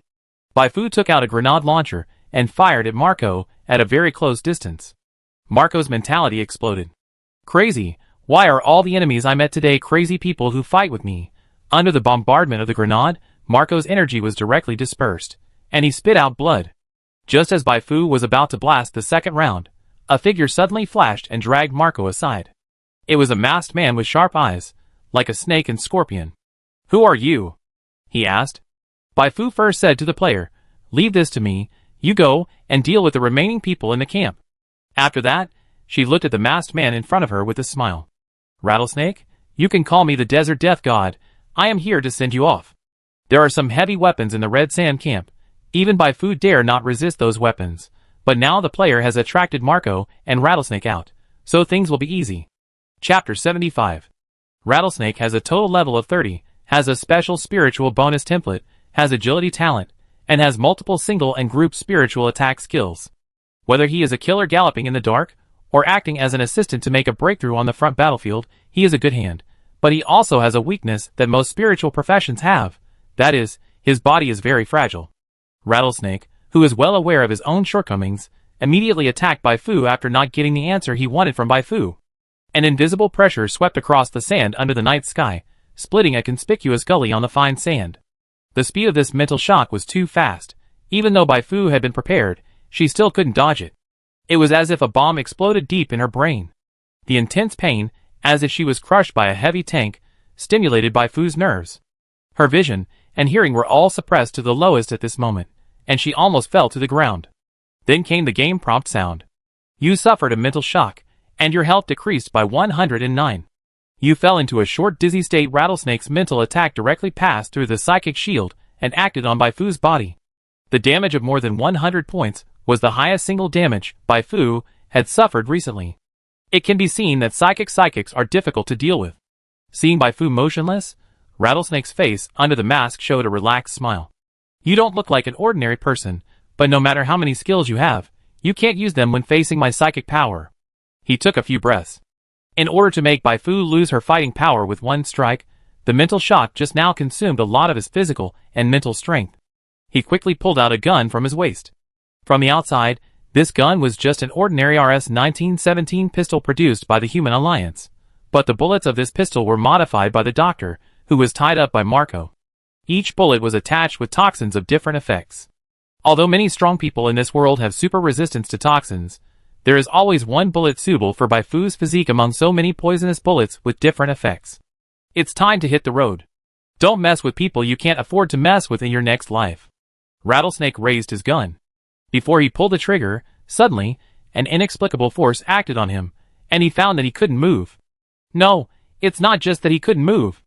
His body began to turn without his control, and his back was completely exposed to Baifu. For a killer, exposing the back is the biggest taboo. What's going on? While turning around, Rattlesnake saw a small power armor standing on a car in the distance. He didn't know if this change was related to that. He just wanted to break free from this restraint as soon as possible. His mental power began to surge, and when he was accumulating power, he was surprised to find that he was free again. Wait, there is wind behind. Baifu endured the pain in her head, and fired a grenade at the back of Rattlesnake. Boom! The dust filled the sky, blocking the view. Baifu did not stop for a step, and rushed directly into the dust with her psychic perception. She only heard Marco's death notice, not Rattlesnake's death notice. In this case, she just rushed forward and it was over. When dealing with the enemy, she must not be soft. At the critical moment, Rattlesnake pulled Marco in front of him to block the fatal blow for himself. He survived, but Marco died. His employer was killed by himself, which had a great impact on his reputation. He now had more reason to kill Bai Fu. This is the first time I have suffered such a big loss. I was not forced to this point when I assassinated the important members of the true society before. It seems that I have to use that trick. Rattlesnake struggled to get up from the ground. At this moment, he suddenly saw the yellow sand being split in the middle, and a black and white figure rushed out like a sports car. He had no time to react, and his heart sank to the bottom. The next second, a fist wrapped in a black glove hit his nose mercilessly, and he flew out as if he was hit by a dump truck. Oh no! Rattler hurriedly released the second mental shock in midair, but before this shock hit Bai Fu had already fired a grenade. You were mentally shocked, and your health points decreased by 65. You killed Rattler, with a contribution of 98%, and gained 39,200 experience points after correction based on the level difference. You completed the task Julia's test target 2, and received a reward of 70,000 experience points. A one-time skill card. Bai Fu's head still hurt, but she was in a pretty good mood now. Rattlesnake is very strong, but he would never have thought that she gave Anya a battle etiquette card before the action. Your mental shock heart control is very strong, but my battle etiquette is not bad. If she fought Rattlesnake alone, she would have lost a few hundred more blood points today. Although a few hundred blood points are not fatal to her with a high health of 1670 points, who would want to toss when she can win more easily? Bai Fu first spent some experience to upgrade the psychic perception that was becoming more and more convenient to use to LV5. In this way, the basic sensing radius of psychic perception became 30 meters, which is better than thermal imaging. After clicking on the skill, she opened the one-time skill card she had just obtained. Rattlesnake, Mental Omen. Quality: Purple item description: a one-time skill card that records Rattlesnake's skill Mental Omen. Additional effect: causes mental shock to targets with a mental level less than 50. The damage depends on the mental difference between the two parties. There is a high probability of causing a stun effect, covering a radius of 20 meters. Sure enough, it is something similar to a prayer card. Bai Fu was very satisfied. This Mental Omen skill card is a very good reward. When surrounded, or when you want to make a fixed point breakthrough, this skill card can exert an effect that is dozens of times greater than the battle etiquette. She inserted the card into her tactical backpack, then took 2 steps forward and began to touch the corpse. As an NPC who came from a player, touching corpses is a good habit she has developed. Although Marco and Rattlesnake's faces were blown into a bloody mess, she still found 2 intact things. You get Rattlesnake's ID card. You get Kirilenko's electric knife. The ID card is the identity verification card that Rattlesnake needs to use when logging into the dark web. With this, she can freely log into the backend of Rattlesnake's dark web. As for Kirilenko's electric knife, it is a special weapon that Marco did not have time to use. It is purple in quality, and made of special alloy. It has much stronger strength than ordinary swords. A fusion core similar to the power source of power armor is installed on the handle of the knife. When slashing, it can produce a super cool special effect of sparks and lightning. Of course, it is not only cool, but also has considerable damage. Ordinary people can't withstand a knife at all. Only people with special abilities can be immune. For example, martial artists like Marco can use chi to withstand it. Bai Fu casually performed a few knife tricks. This electric knife can be said to perfectly make up for her lack of melee weapons. The explosion rate of this red sand camp is extremely high. Bai Fu loved it. She casually put the knife on her back, and then called Anya and old Neeson to walk towards the red sand camp together. With the death of Marco and Rattlesnake, the remaining minions are no longer a threat. She only needs to be careful not to be hit by the heavy weapons in the camp. However, under the second attack of the players, the wanderers in the camp now have no time to operate the heavy weapons. They desperately called for Marco and Rattlesnake to come back for help, but all they got in response was a rustling noise. Damn it, don't blame me then. A wanderer grabbed a handful of valuables in the camp and ran away. With one person taking the lead, the psychological defenses of the others began to fail. When Bai Fu entered the camp, only the wanderers trapped in the camp laboratory were still resisting under the leadership of the doctor. Only 6 of the more than 20 players were still alive during the charge. They couldn't rush into the laboratory, and the wanderers in the laboratory were afraid of an ambush outside and didn't dare to rush out rashly. After Bai Fu arrived, she asked Anya to fire at the laboratory for a minute. The sudden increase in firepower stunned the people in the laboratory. What the hell was going on? Then Bai Fu led the players to rush into the laboratory. She stood in front, and turned into a wall to help the players block all the bullets. The players hiding behind just had to shoot and harvest to happily earn experience. Fuck. So cool, Fu led the players to score points directly. Fuck, I'm so jealous. At this time, the players who were lying in the fountain of shelter number 11 and watching the siege through the shared perspective were all red-eyed. But no matter how red they were, they could only watch, because they did not have the ability to fly from shelter number 11 to the red sand camp area. Monster! The wanderers in the laboratory shot desperately, but the outrageous thing was that they emptied their magazines, and Bai Fu, who was in the front, was still safe and sound. What was even more outrageous was that Bai Fu's clothes were not even messed up. This is the charm of the psychic shield. As Bai Fu officially entered the laboratory, the annihilation war against the Red Sand Camp was declared over. Except for the doctor named Cui Jiming, all the other wanderers were turned into experience by the players. Don't kill me! Don't kill me! Cui Jiming bowed his head. Bai Fu looked at his attributes. His level was very low, and his attributes were not outstanding, but he had a very rare talent, drug sensitivity. This sensitivity did not mean that he was allergic to drugs, but that he was very talented in making medicine, with a far higher medicine bonus than ordinary people. No wonder Marco captured him to make poison. The Silent Courtyard now has a novice guide and merchant, Anya, a manager and combat commander who is about to be fooled, Old Neeson, and a pharmacist is simply a perfect match. Find a merchant who sells guns and ammunition, and the framework of a camp will be almost set up. This is not difficult for Bai Fu. The guns of wanderer organizations, like the Red Sand Camp, are basically impossible to be made by themselves. They must have a source of supply. Just find that source of supply and negotiate. Bai Fu pointed a spray gun at Cui Jiming's head. If you don't want to die, you have to answer whatever I ask you. Do you understand? Cui Jiming nodded like a garlic. After a round of interrogation, Bai Fu asked the player to dig out all the supplies hidden in the Red Sand Camp, and also found out who the Red Sand Camp purchased weapons from, which was the famous Gao family in shelter number 5. The Gao family has a close relationship with the Makarov family, who runs the Dark Web. They not only sell weapons to various wanderer organizations in the Goli Desert, but are also responsible for purchasing various materials from those wanderer organizations. This solved Bai Fu's two problems at once. It seems that I need to talk to them next time I go to pick up a new batch of players.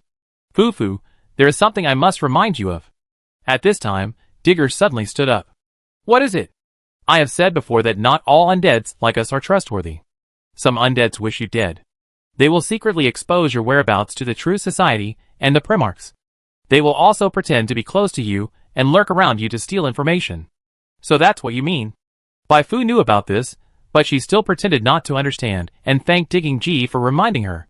She believed that not only some players would take the initiative to do this, but as the true society and the Primarchs realized the power of the players, they would also send players to her side as undercover agents. She had already thought of a way to deal with this. Strike first and gain the upper hand. You can send players to be undercover agents, and I can do it too, and I can do it before you.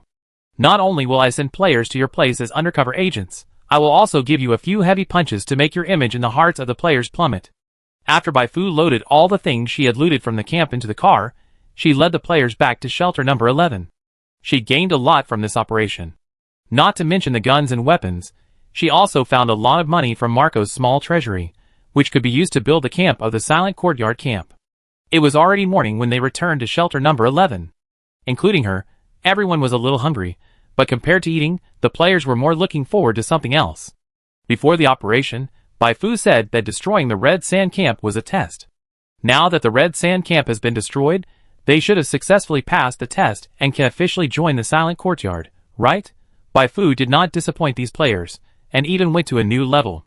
She directly organized a personal awarding of honors, asked the players to stand in a row, and then she distributed the Silent Courtyard Eye of the Sky badges that she customized in shelter number 5 to each player one by one.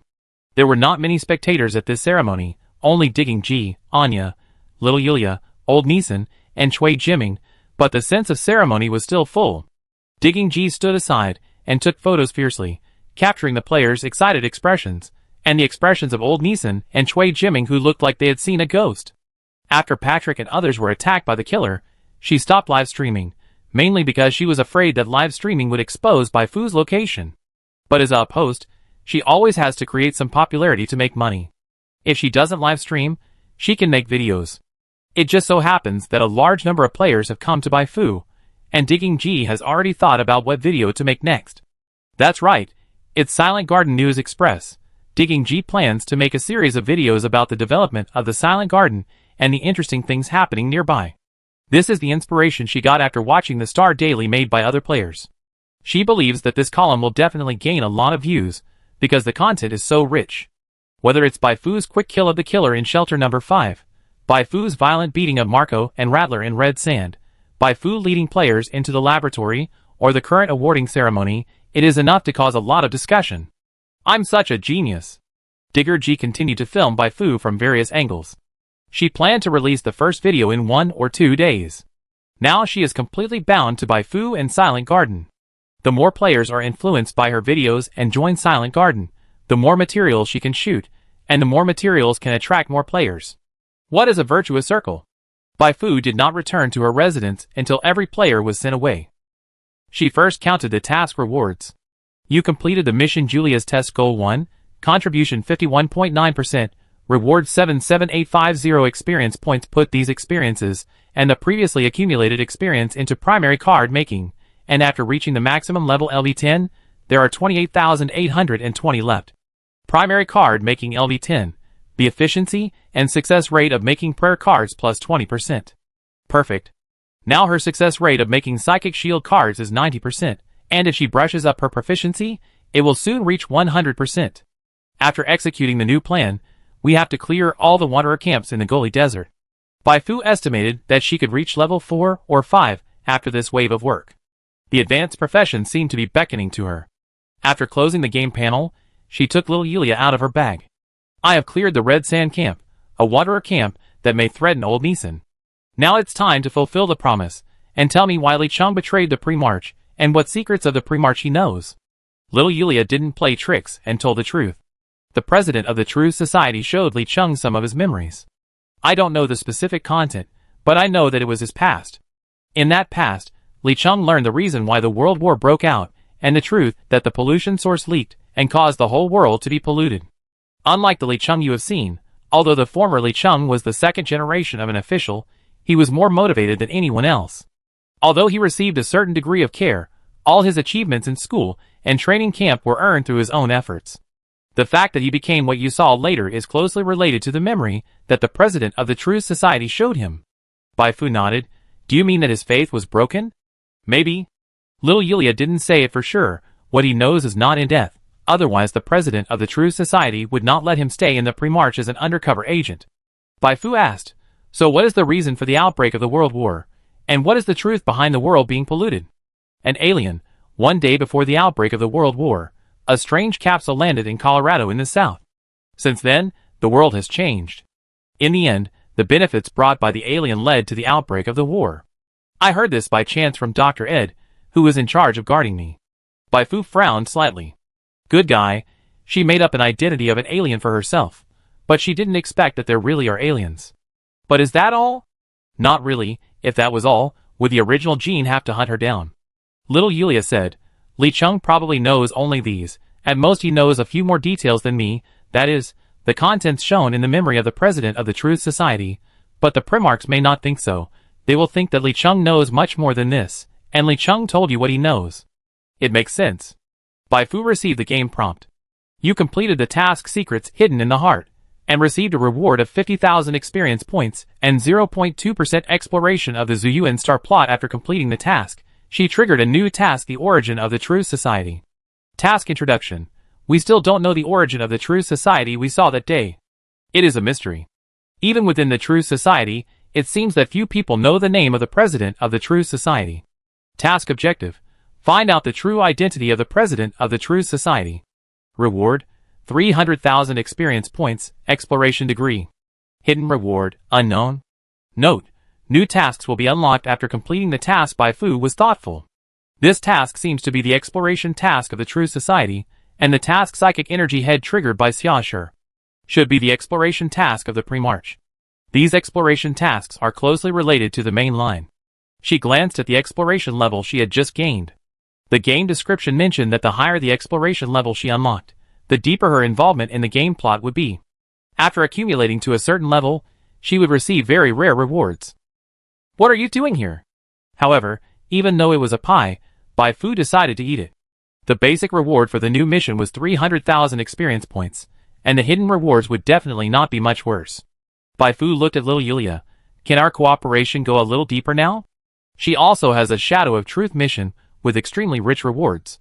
The goal of this mission is to eliminate the True Society, so she needs the information provided by little Julia. Help me save people. Little Julia said, as long as you help me save those people, I can do anything you want me to do. Where are the people? I don't know, but I know who knows. Graham, the Deputy Director of the Special Operations Department of the True Society, is active near the Railway Guild. I only know the approximate range, not the specific location. If you can find out the specific location, you can not only find out the location of the people I asked you to save, but also deal a heavy blow to the True Society. Bai Fu received a new mission. Lil Yulia's request 1. Mission Introduction. Mission Objective, Find Graham. Mission Reward, 100,000 experience points. The reward was unexpectedly rich.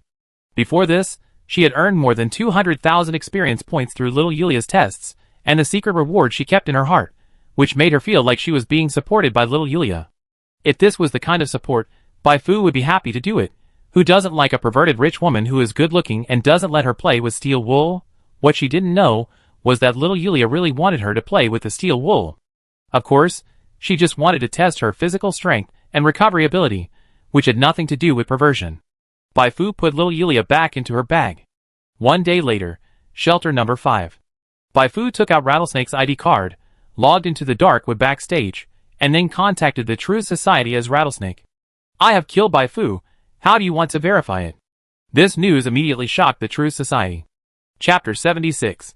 True Society, Operations Department. Yue Wei, who was responsible for monitoring the dark web, logged into his dark web backend as usual after the meeting. The first thing that caught his eye was the backend mailbox that had displayed 99+. For him, his main job every day was to read the backend mailbox, classify the messages in the mailbox, and submit them to his superiors for processing according to the degree of importance.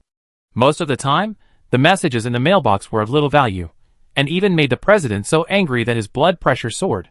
For example, some time ago, Bai Fu repeatedly thwarted the assassination bounty of the True Society, which made the president and the head of the operations department very angry, and even these small minions who did odd jobs also suffered. Fortunately, Bai Fu had a falling out with the Pre-March recently, so there shouldn't be any trouble for a while. He didn't have to worry about Bai Fu's news for the time being. For the time being, when checking the messages in the mailbox, Yue Wei was horrified to find that Bai Fu's name appeared on the screen again. What a sin. Could it be that Bai Fu attacked a base of the True Society again? The president has been fighting with the Pre-March recently, and his mood is unpredictable. If the news of Bai Fu's troubles reaches the president's ears, Yue Wei didn't dare to think about how he would be treated. He clicked on the new message tremblingly.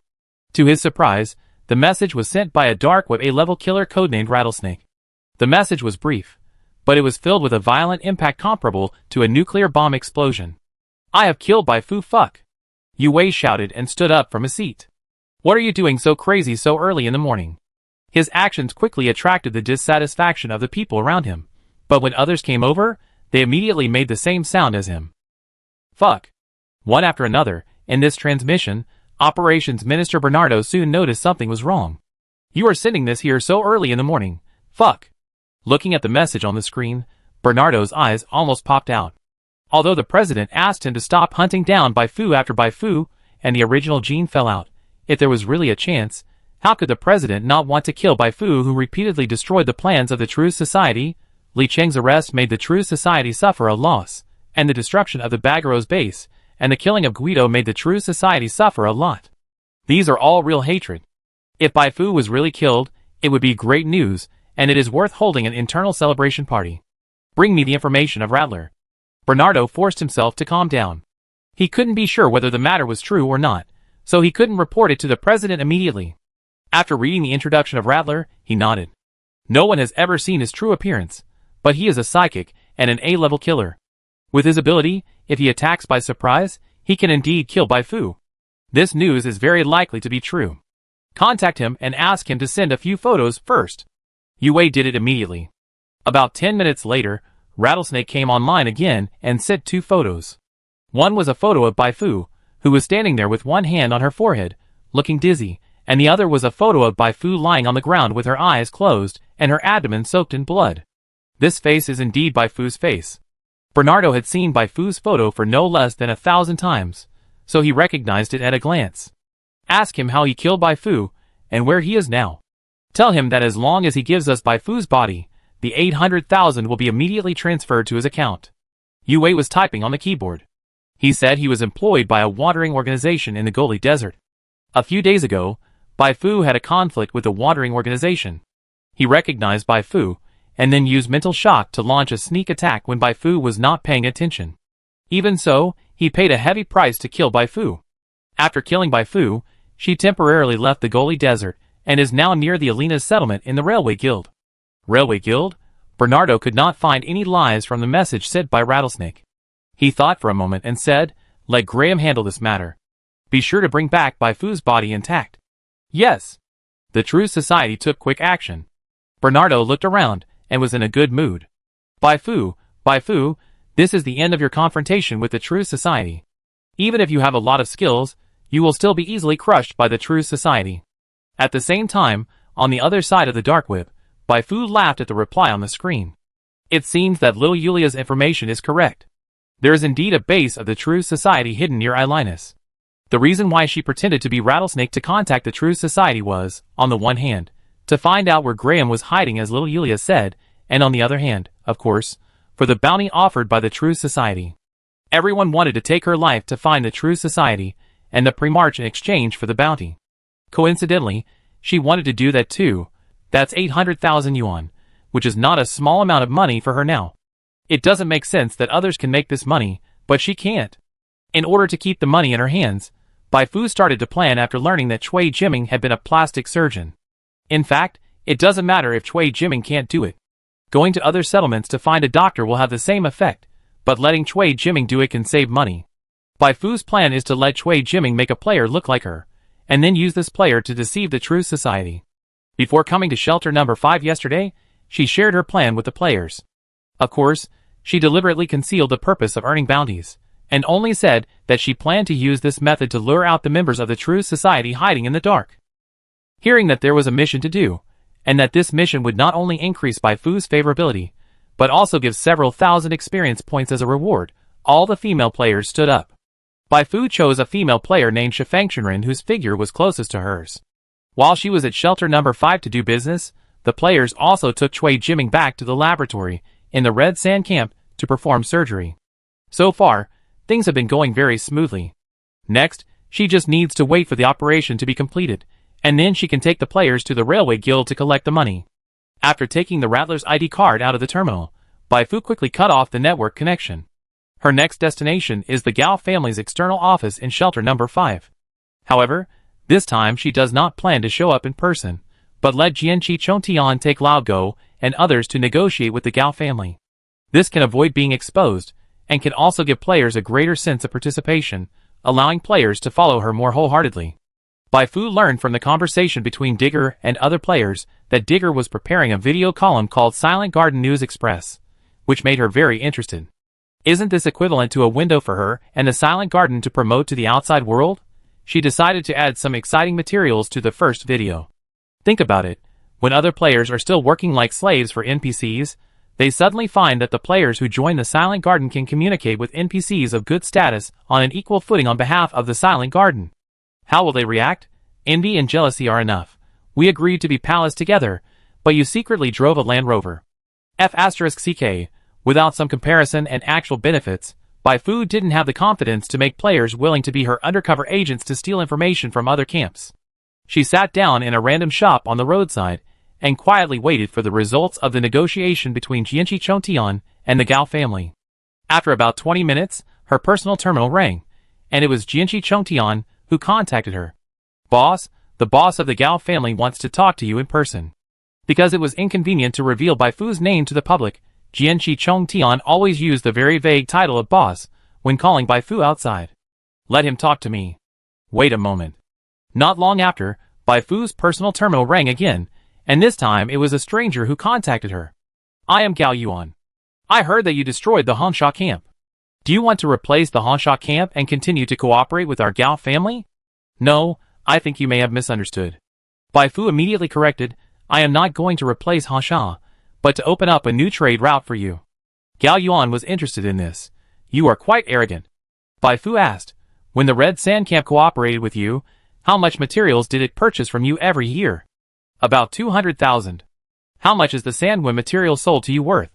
At least 20,000 to 30,000, and at most 50,000 to 60,000. Bai Fu laughed. Let's not talk about the purchase of guns for now. I mean, if I increase the amount of Sandworm material sold to you by 10 times, or even 100 times, can you afford it? What? The usually calm Gao Yuan was so shocked by Bai Fu's words that his voice could not help but rise.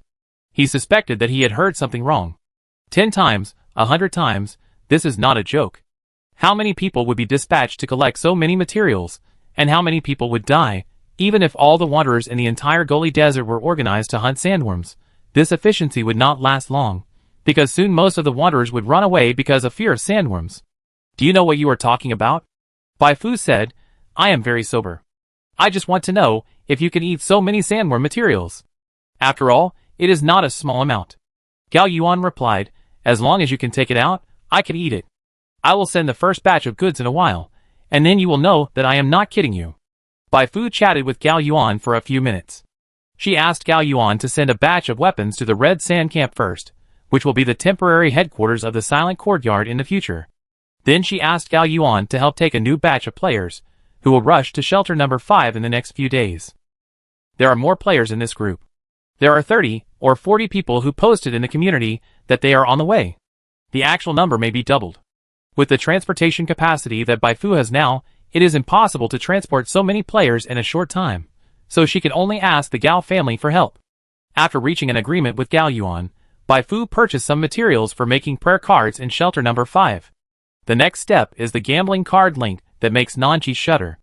The so-called gambling card is to use experience points and the psychic knowledge that has been mastered to synthesize new prayer card drawings. This is the exclusive ability of the trainee psychic painter, and the core of this profession of playing cards for a living. Generally speaking, there are 3 ways for apprentice psychic painters to obtain new prayer card blueprints. One is to buy, the second is to learn, and the third is to gamble. Among them, gambling is undoubtedly the most exciting and the most commonly used method. Take a chance and turn a bicycle into a motorcycle. Even the unlucky ones can't control their hands and want to get a wave, let alone Bai Fu who has the gift of luck. The pitfall is that the gambling mechanism of stars has no guarantee. In other games, there is at least a big guarantee and a small guarantee for drawing characters and weapons, but in stars, you can't draw them. However, there is no such thing as a card pool in stars. Players can choose the type of prayer card they want to draw at any time, and then invest experience points and the psychic knowledge they have mastered to gamble on the card. They will not have to wait for a long time because they missed a certain pool. The most important thing is that experience points are not expensive, as long as you are willing to work hard. My turn, draw a card. Synthesis failed. Synthesis failed. Synthesis successful, you get universal card visual fog. Synthesis failed after 5 more failures. Bai Fu finally got the group control prayer card she wanted. Universal card spatial disorder. After use, the target will fall into a special state of being completely reversed up and down, left and right, front and back, with a coverage radius of 10 meters. The duration depends on the inspiration difference between the 2 parties. The cooling time for the same target is 10 minutes. Judgment object. Prayer card maker. Although the effect of this prayer card is far inferior to the skill card exploded by the rattlesnake, it can be regarded as making up for Bai Fu's lack of group control means, which is very helpful for her next action. The only problem is that she consumed more than 24,000 experience points in this round. You only regret not having enough experience when you need it. Bai Fu rubbed her brows. Next, whether it is leveling up, upgrading skills, or gambling cards, a lot of experience will be spent, and she must do more tasks. She almost wanted to pull out little Yulia and torture her. Why are you still standing there? Hurry up and give me more tasks. But considering that both parties are now in the honeymoon period of cooperation, it is better not to do anything out of line. One rich woman can't meet my needs now. I have to use my eyes that are good at discovering to find more rich women. Bai Fu first thought of Xia Shi. It seemed necessary to let the player get in touch with Xia Shi to see if they could get some benefits out of her. After everything was done, Bai Fu filled up the car with gas and took the player back to the Red Sand camp. Cui Jiming's plastic surgery was successfully completed. The player's recovery ability was much stronger than that of the NPC. Although it was not as exaggerated as the level of breathing to recover blood in COD, this non-fatal injury took a day to heal itself. Even so, in order to let the Immortal Eater recover as soon as possible, Bai Fu still gave her a bottle of recovery potion. A few hours later, Cui Jiming was dumbfounded when he saw the eating immortal Cui Jiming jumping around after the bandages were removed. This must be a monster.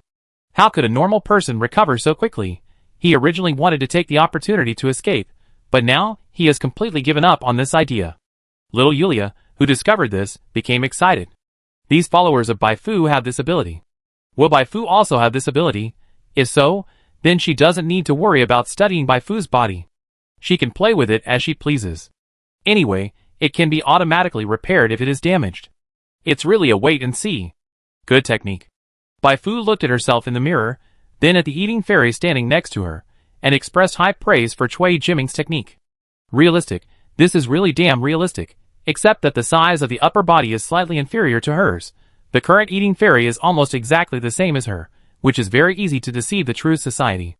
Railway Guild, Linus Settlement. It took Bai Fu more than 2 days to get here. Unlike the original Gene body, the large settlements of the Railway Guild are connected by railways. The convenient transportation makes the Railway Guild's trade very developed. The largest office of the Dark Web is set up in the Railway Guild. The relatively prosperous trade makes the Railway Guild always dislike participating in the struggles of other forces. Perhaps this is one of the reasons why Graham dares to hide in the Railway Guild to make trouble. Bai Fu did not delay, and asked a player who had never met the true society before to send the body of the eating immortal to the Dark Web station in Linus. Hurry up and notify the true society to come and inspect the goods. In order to protect Bai Fu's body, I also spent money to buy a freezing device. This expense must be charged to them. The player disguised as Rattlesnake complained impatiently to the staff of the Dark Web. While complaining, he handed over Bai Fu's Dark Web ID card. This is what I found on her after I killed her. It is enough to prove her identity. The staff of the Dark Web replied respectfully, "Please rest assured, we will notify you as soon as possible and convey your request to the True Society. Even if the True Society breaches the contract, we will advance the bounty on their behalf."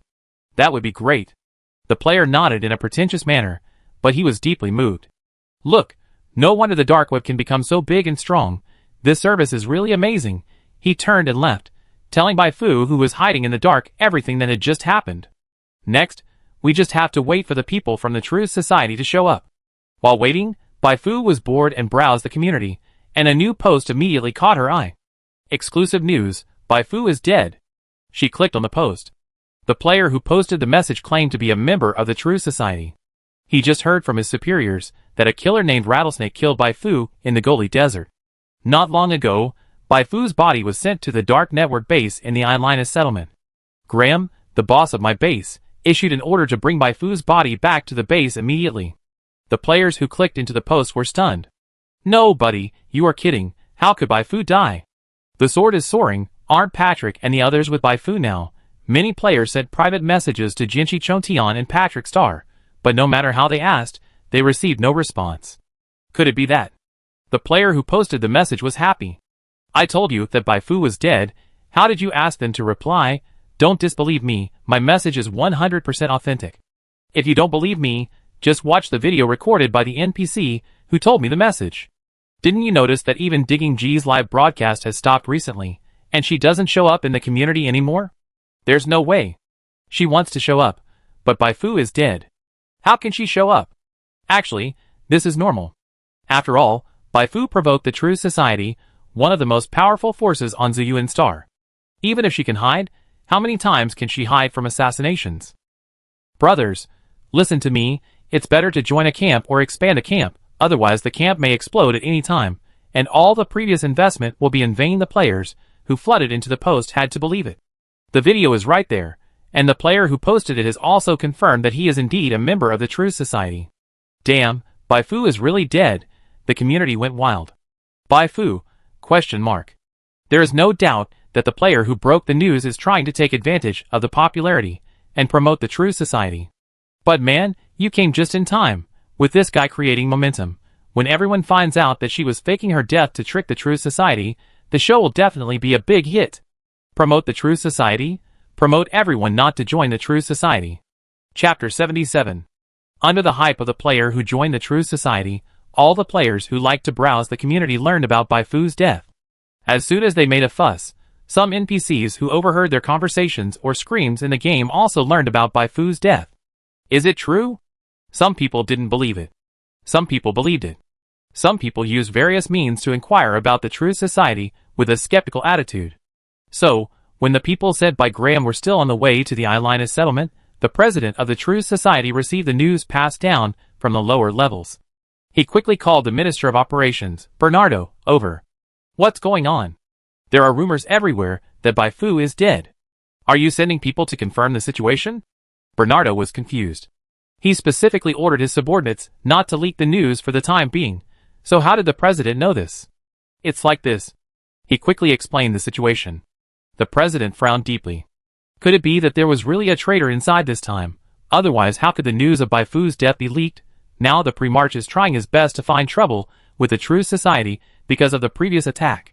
In order to avoid being stabbed in the back by the traitor at a critical moment, it seems that he needs to conduct another internal purge. But considering that a senior executive was accidentally killed last time, this purge must be more cautious. Putting aside these complicated thoughts for the time being, the president asked Bernardo to contact Graham to confirm the situation. Half an hour later, the accurate news came back. The dark web has verified it, and our own people have just arrived to confirm that the body said by Rattlesnake is indeed Baifu. Okay, ha. The president was overjoyed and slapped the table next to him. He once wanted to recruit Baifu to join the True Society, but it would be a rare happy event if he could kill Baifu, a little bug who didn't know the height of the world. Bernardo, spread this news. I want to let those who dare to disrespect the True Society take a good look. This is the True Society. Anyone who dares to go against the True Society, whether it is an ordinary citizen, a supernatural being, or a famous force, will eventually be wiped out. After sending Bernardo away, the president called all the members who were doing psychic research in the headquarters. Baifu's strength improved too fast. Whether it was because she had hidden her strength before, or because she grew fast later, it was certain that Baifu was definitely a psychic genius. I will have someone bring Baifu's body back as quickly as possible. You all should be prepared, and do your best to figure out the difference between her body and that of an ordinary person. This is related to the future of me and the entire True Society. The researchers were all excited when they heard the news. It is not easy to find a person with extremely high psychic talent as a research subject these days. The True Society successfully captured Yulia, but Yulia's ability was too complicated, and they could not conduct effective research at all. They could only lock Yulia up first. If Baifu's body was brought back intact this time, it would definitely have a great boost to their research. Under Bernardo's leadership, the news that Baifu was confirmed dead spread. In order to make his words more credible, he also deliberately asked the team of True Society members, who were responsible for escorting Baifu, to take a few photos of Baifu's body and Baifu's dark web ID card. This became the most powerful evidence. Even those who were reluctant to admit it could only believe that Baifu was really dead. Life is unpredictable. As intelligence personnel, the members of the Primarch Intelligence Bureau received the news at the first time. After Baifu and the Primarch fell out, those who were on good terms with Baifu, such as Su Hong, had been secretly praying that Baifu could successfully escape the Primarch's pursuit. Who would have thought that Baifu escaped the assassination bounty of the Primarch, but ended up in the hands of the True Society? On the other side, Xiaosher also received the news at the first time. Looking at the photo of Baifu lying peacefully in the freezer, she was distracted for a moment. She clearly remembered that after they parted, Baifu asked one of her followers to comfort her, saying, "You can find her at any time, any place, if you encounter trouble." Now, Baifu is dead, where can she find him?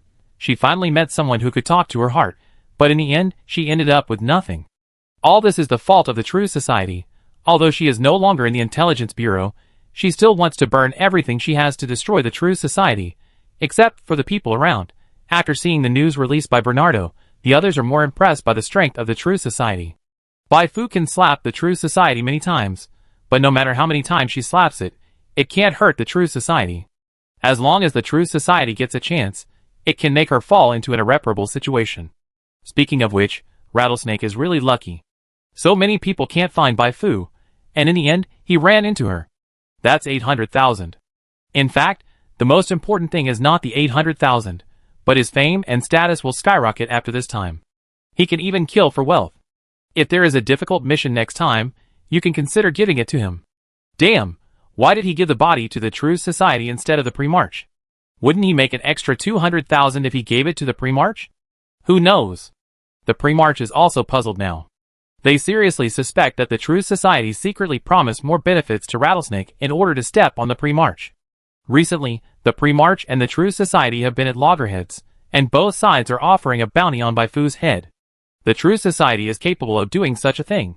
Damn Rattlesnake, notify the intelligence agency, beat Rattlesnake to death if you see it next time. The people of the original Gene body were about to faint from anger. On the contrary, Bernardo was in a very good mood, but he was not overwhelmed by joy. The more they couldn't relax at this time. If Baifu's body was intercepted on the way, they would lose face. He quickly contacted Graham and asked Graham to send more people to meet them. In the afternoon, the warm wind blew. The car carrying Baifu's body sped across the wilderness. As the car was driving, the driver suddenly noticed something unusual. Someone is following us. He vaguely saw the dust raised by other vehicles in the rearview mirror. The superpower sitting in the passenger seat sneered. Captain Graham's worries are indeed not unreasonable. Although I don't know which link leaked the news, someone really wants to attack me halfway. The driver laughed.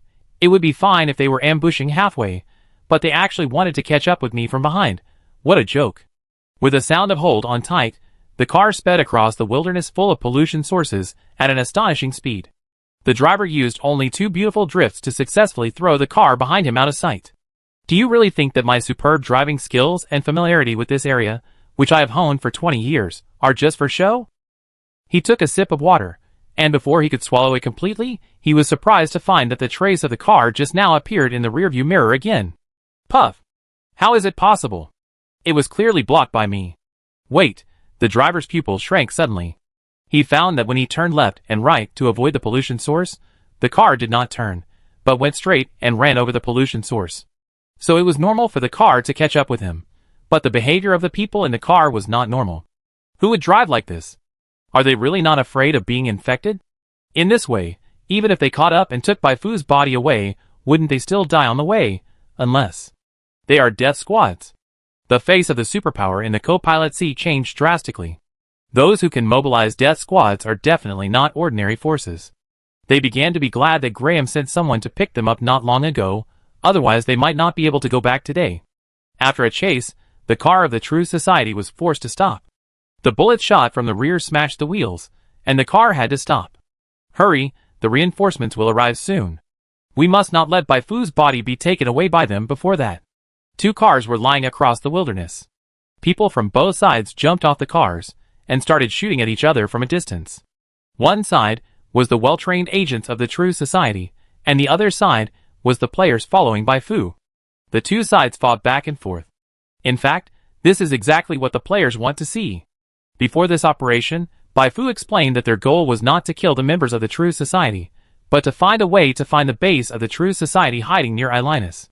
Therefore, they could neither kill the members of the True Society right away, nor be killed by them. The current stalemate between the 2 sides was the best situation. If they wanted to delay, they would have to delay. 10 minutes later, a cheer full of surprise suddenly came from the other side. Here they come, reinforcements are coming, haha, kill them. The smoke and dust in the distance meant that the people of the True Society were not bluffing. The players who saw this scene looked at each other. The opportunity has come. Jianqi Chongtian immediately gave orders. We will go drive the car later, and sneaking into the True Society base will be left to you.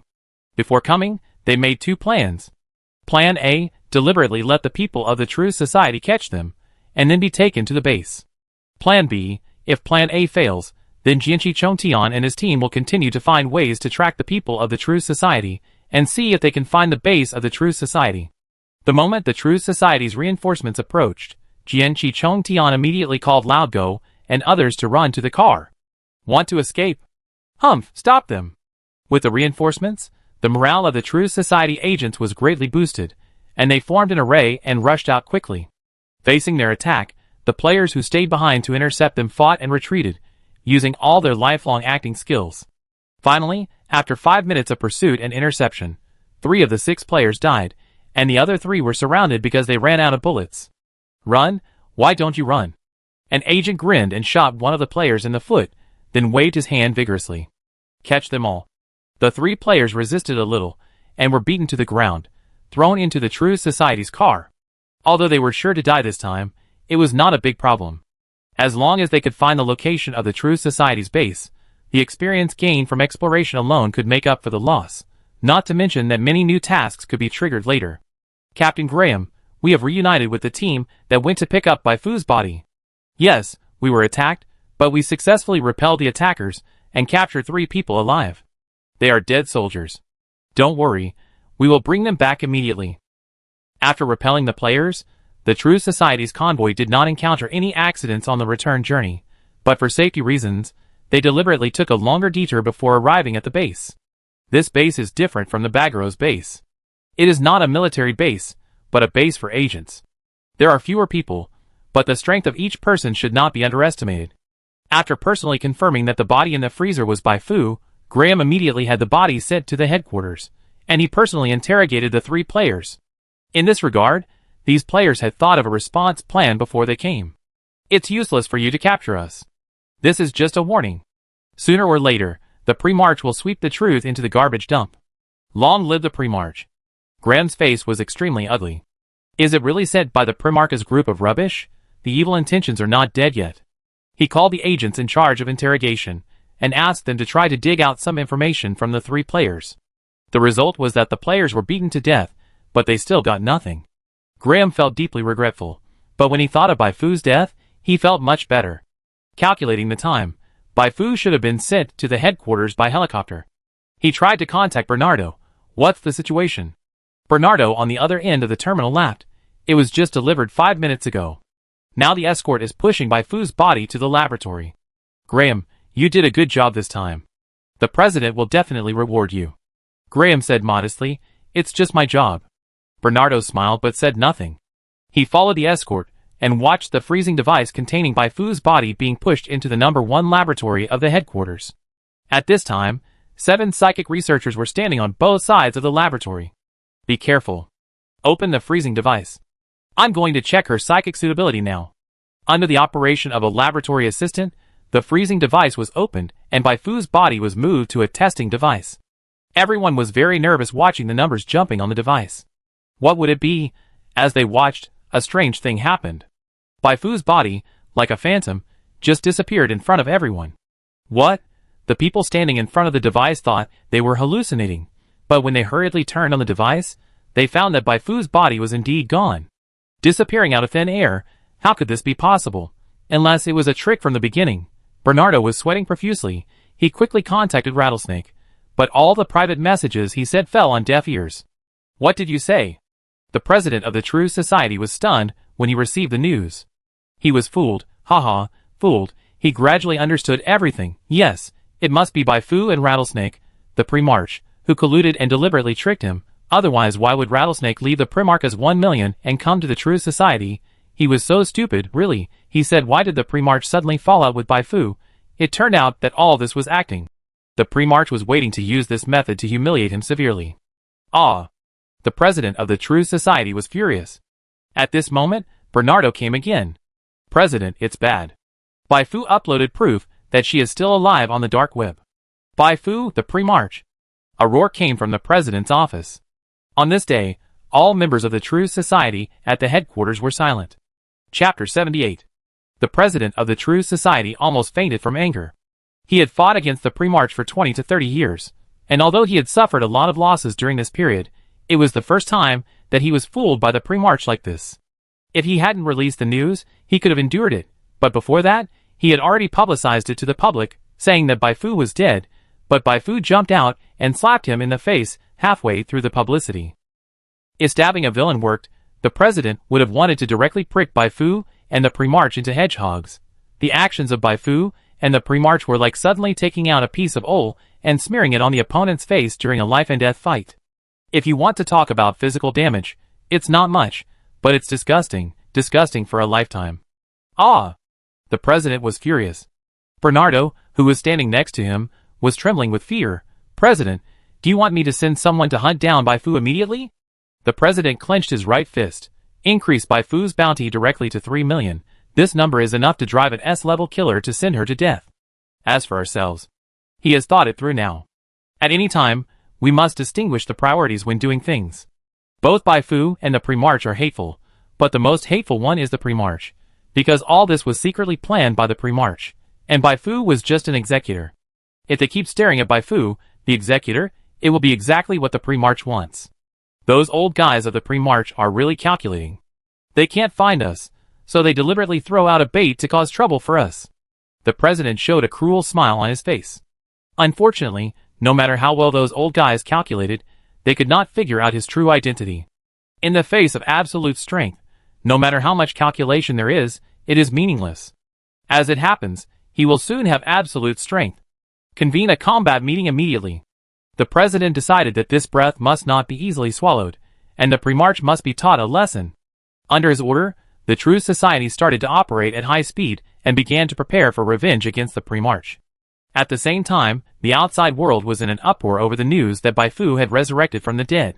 Well-informed players in the community shared the intelligence they had just obtained. Ah, didn't they say Fu was dead? How come she was resurrected again? From the beginning, it was the news that Bai Fu was dead that was unilaterally released by Rattlesnake. This time, the true society has lost all its face. Damn Rattlesnake, you are really a liar. You made me sad for a long time.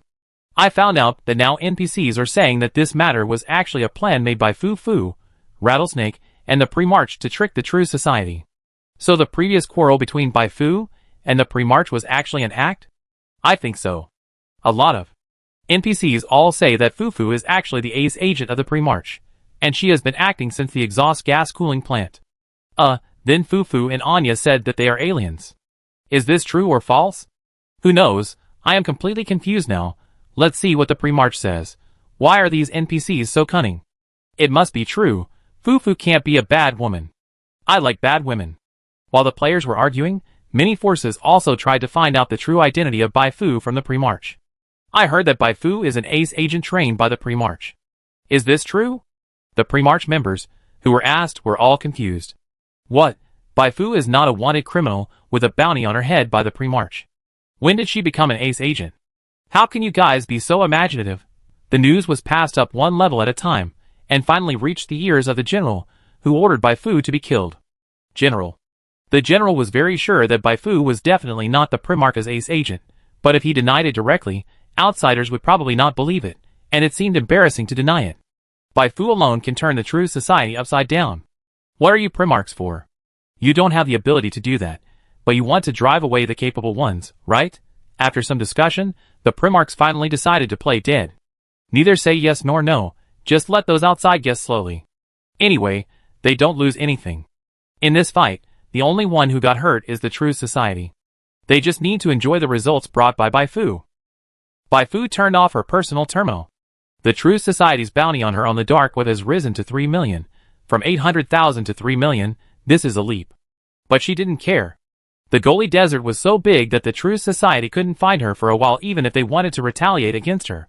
She could now enjoy the 800,000 yuan that the true society gave her. She took out a small portion of the money, and gave it to Jianqi Chongtian and the others. Most of the remaining money would be used to build the base of the Court of Silence, and a small portion would be used to buy materials for making prayer cards. For her, only the money she spent was useful. After clicking the money, Bai Fu opened the taskbar again, and a new prompt popped up. You have completed the task Little Yulia's request. 1. And received a reward of 100,000 experience points. She has found Graham's hiding place. The next thing to do is to torture Graham to find out where the people that the true society used to threaten Yulia are imprisoned. This is the task content of Little Yulia's request. 2. The task reward is 150,000 experience points, which is quite considerable. Let's go back first. Bai Fu was not in a hurry to find trouble with Graham immediately. With her current strength and the number of players following her, it would be too difficult to break through the base and capture Graham alive. She planned to return to shelter number 11 to develop a wave, and then bring more players to ensure that the mission can be successfully completed. On the way back to shelter number 11, Jianqi Chongtian and others looked at her several times and hesitated to speak. Although they didn't speak, Bai Fu still knew what they wanted to ask. It was nothing more than that the outside world had been rumored that she was the ace agent of the Gene Original, and the news about the spaceman was all made up. Jianqi Chongtian and others would inevitably feel confused after hearing it so many times. Let them guess. The more players guess, and the more outrageous their guesses are, the better it is for her. After the car entered the Goli Desert, Bai Fu suddenly received a new prompt. The truth is unknown's destructive contribution increased from 1.19% to 1.83%. Huh? She remembered that the contribution suddenly increased from 0 to 0.28% last time. What's going on? Does this progress bar automatically increase every once in a while? After looking through the dark web and the player community, Bai Fu finally figured out the situation. It turned out that on her way back to Shelter 11, the Truth Society sent many people to launch a new round of attacks on the pre-march. Because this round of attacks came very suddenly, the pre-march suffered a lot of losses, but the pre-march was one of the 5 major forces after all, and their counterattack also caused a certain degree of damage to the Truth Society. The Truth Society attacked the pre-march because it was provoked by me, and then suffered losses. It turns out that the indirect damage will also be counted as a contribution. Bai Fu's mind suddenly became active. It seemed that her big spy plan could be implemented. She would use the players to find out the location of the Truth Society base, and then announce the location of these bases. She only needed to sit back and reap the benefits. A few days later, Bai Fu successfully returned to Shelter number 11. Under Gao Yuan's arrangement, the second wave of players who came to her had been placed in the Red Sand camp. During this period, Gao's convoy also went back and forth several times and made a simple repair to the Red Sand camp. The first cooperation between the two parties can be said to have gone very smoothly. Considering that the number of players in the Court of Silence has exceeded 100, she simply does not have that many task rewards to distribute to these players, so she decisively proposed to deepen cooperation with the Gao family. How do you cooperate? If I remember correctly, you occasionally accept some commissions, and then give these commissions to the wanderers in the Goli Desert to do? Bai Fu told Gao Yuan about her ideas. No matter how efficient those ordinary wanderers are in doing commission tasks, they can never be higher than players. Therefore, instead of trying to find other wanderers to cooperate with, the Gao family might as well hand over all this business to the Court of Silence. After the reputation is spread, the Gao family can completely imitate the Makarov family to build a commission platform, take more commission tasks, and then hand them over to players. I have to say that this pie looks very delicious. The Gao family followed the Makarov family, and Gao Yuan knew how profitable it was to successfully build a platform. He was tempted. He had seen the strength of the players in the past few days, and realized that Bai Fu was not exaggerating when she described the strength of the players. The only problem was that he was not sure how many players Bai Fu could recruit. If there were only about 100 players now, it would be a bit too unrealistic to say that she wanted to set up a commission platform. Try it first. You won't lose if it doesn't work. Bai Fu was still optimistic about the prospects of the commission platform. Once she really set up this platform, even if she didn't have the main task, she could easily attract a large number of players. The reason is simple. Players who join other factions or become lone wolves have to work hard to find tasks to do, but if players join her silent court, it will be different. They don't have to do anything, and the tasks will come to them, and they can also choose the tasks they want to do. The game experience is directly maximized. Gao Yuan thought about it again, and still reached a preliminary agreement with Bai Fu. The two parties agreed that after Bai Fu killed a few more wanderer camps, they would further discuss the establishment of a commission platform for cooperation. After sending Gao Yuan away, Bai Fu ran to meet the new players. Damn, it's really Bai Fu. Bai Fu is not dead. I cried, my family, you know, I chased her all the way from the abandoned cooling plant, and finally caught up with her today. Bai Fu was warmly welcomed. There were also a few players who asked her if she was the ace agent of the pre-march, but she just pretended that she didn't hear them and diverted the attention of these players with another thing. Test mission. Upon hearing this, the eyes of the players present all lit up. They had already learned from Patrick and others how exciting the previous test mission was. This time, we should clear out the other 2 wanderer camps that have caused trouble in Shelter number 11 before. Hearing this news, old Neeson was stunned. He recalled the past. Back then, he also wanted to integrate all the wanderer camps in the Goli Desert with enthusiasm, and return a beautiful situation of stable development to this chaotic area. However, just when his dream was about to come true, the True Society came, Yulia was captured, the Watcher camp was disbanded, and he became a useless person who could only live in anonymity. He would never forget this pain that penetrated his bones. What's wrong? A voice sounded in his ears. Old Neeson turned his head, and found that it was Bai Fu who asked the question. He shook his head, Nothing, I just remembered some past events. Bai Fu did not say much. After getting these new players ready, she set off with them. A total of more than 70 players drove 4 cars to the depths of the Goli Desert. Because the location of these wanderer camps was learned from the Gao family in advance, Bai Fu did not need to capture any prisoners this time. Just charge and it's done. You killed. You killed. You completed the hidden mission Destroy Wan's camp. At this time, the role of the players was reflected again. Because of the players' raids, Bai Fu's efficiency in destroying the 2 camps was greatly improved. Even if the time spent on the journey was counted, it only took 1 day. If she had done it alone, it might not have taken 3 or 4 days. In the end, Bai Fu successfully earned 120,000 experience points. She calculated that there were a total of more than a dozen well-known wanderer camps in the Goli Desert. If she could destroy all of them, she could at least gain another 600,000 to 700,000 experience points. Counting the experience points she had accumulated before, this was enough for her to level up to level 3. With a total level of 33, 2,300 players, and a large number of prayer cards, this configuration should be enough to defeat Graham. It seems that the distance to high-level professions is not as far as imagined. Just when Bai Fu was thinking about where to find the 2 psychic knowledge chains, the game community released a new announcement. The 1.1 version that players are looking forward to will be updated soon. After the update, the game will unlock functions such as leaderboards and arenas. At that time, the game will also open more novice villages for new players to experience. Bai Fu didn't care much about these things. Because it was just a small update to supplement the function, the time players would be offline would not be long, which would not affect her plan. However, Bai Fu still underestimated the impact of this update on her. 0 o'clock. When all the players were forced to log off, she suddenly received a game prompt. Confirming the plot participation, 0%, 20%, 100%. Correct plot exploration of Zuyuan star 0.2%. Correcting the role positioning, 0%, 6%.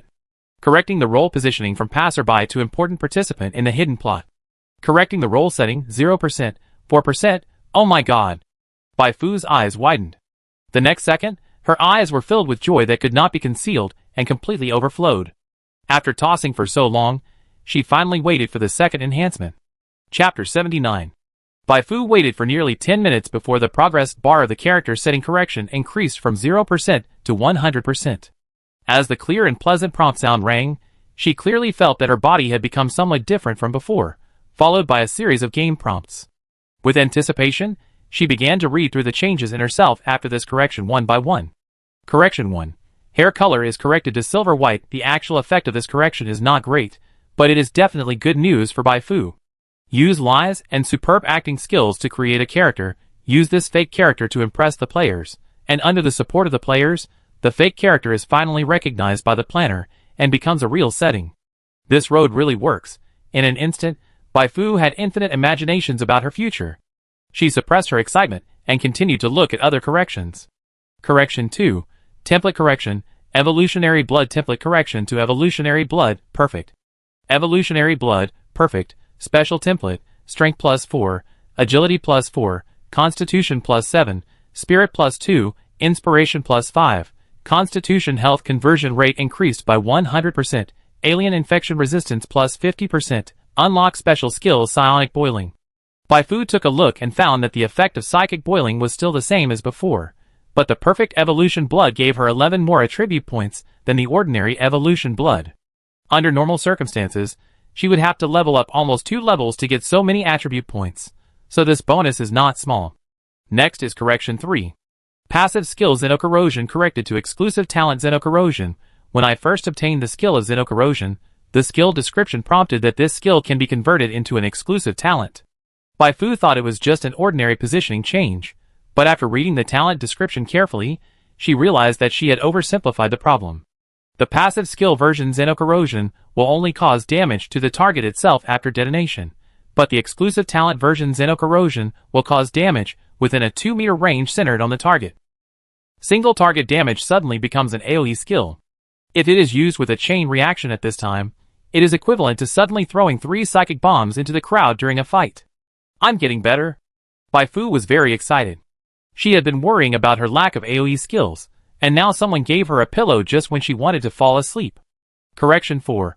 Unlock the talent Psychic Affinity. Psychic Affinity. Your psychic affinity is different from that of ordinary people. The conversion rate of inspiration psychic value is increased by 100%, and the psychic recovery speed is +2/minute. With the blessing of psychic affinity, Baifu's maximum psychic value has almost doubled, which is a huge improvement in her strength. More psychic energy means she can last longer in battle, and it also means that her psychic energy bar can produce more prayer cards. Whether it is looking at the health bar or the mana bar, my current data is not worse than the boss of the same level, right?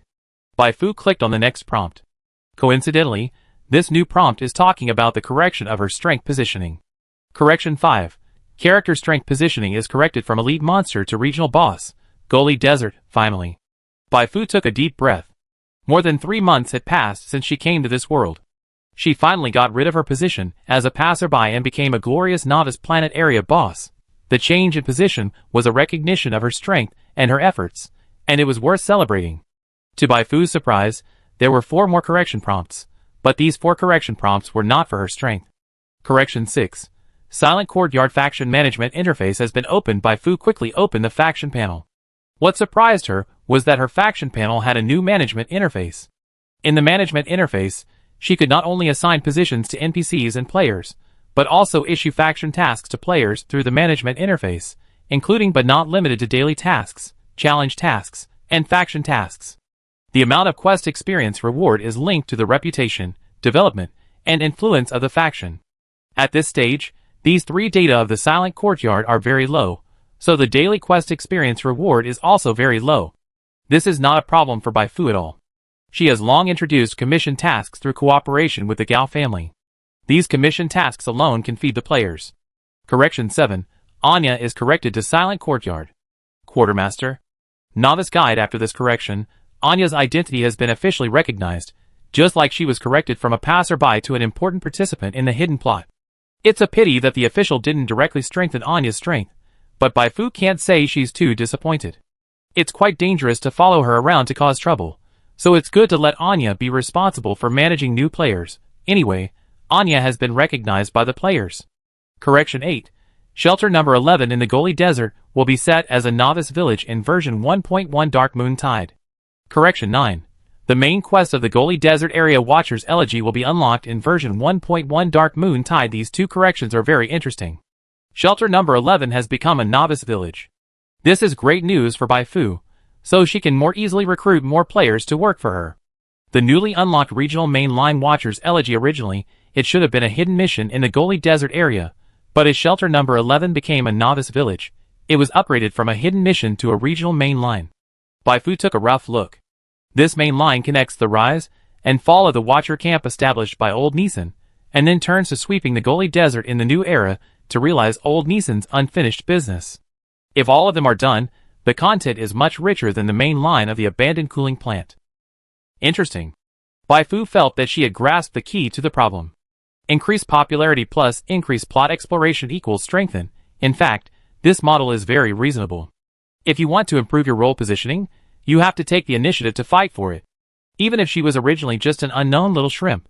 But if she does better than the protagonist, her influence is greater than the protagonist. Who can say that she is not the real protagonist? Who can say that what she does is not the real main storyline? Watcher's Elegy being promoted from a hidden mission to a regional main storyline proves that her idea is correct. This game world is dynamic, and the official encourages players to actively change the game plot and create their own unique game experience. It feels like I'm competing for luck in the fairy world. Baifu felt her blood boiling.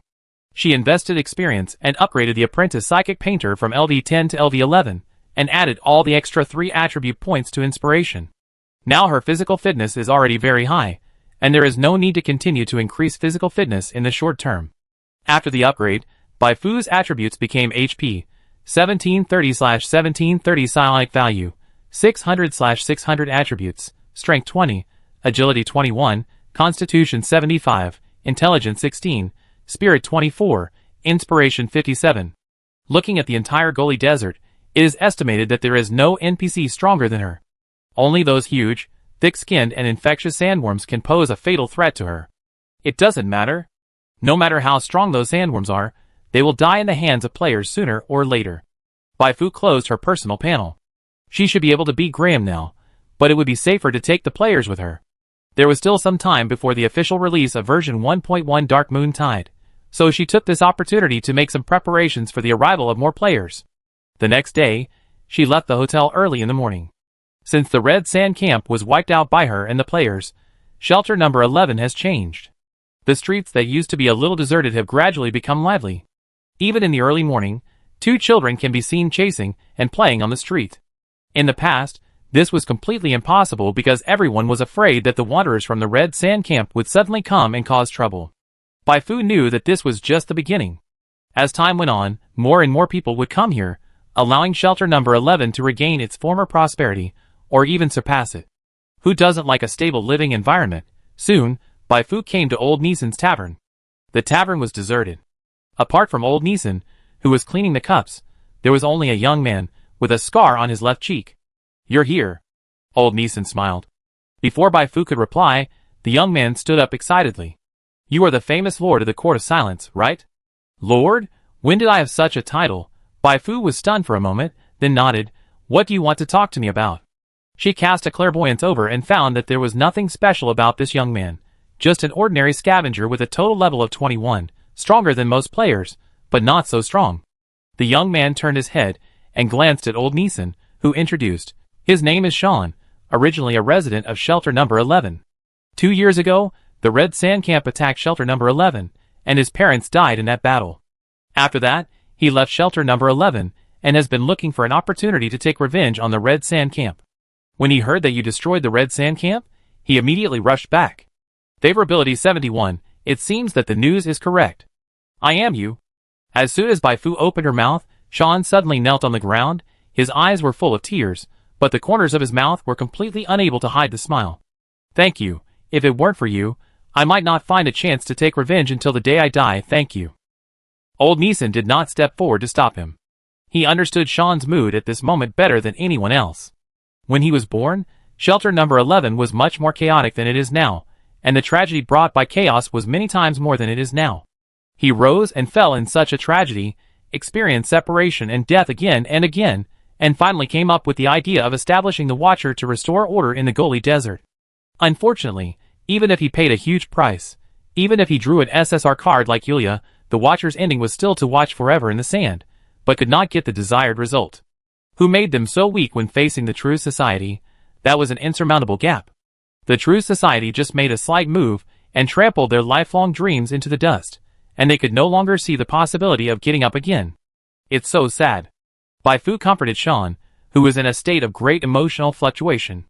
This feeling of being appreciated was actually quite good, but now was not the time to indulge in it. "I have something to discuss with you," she said to Old Nissan.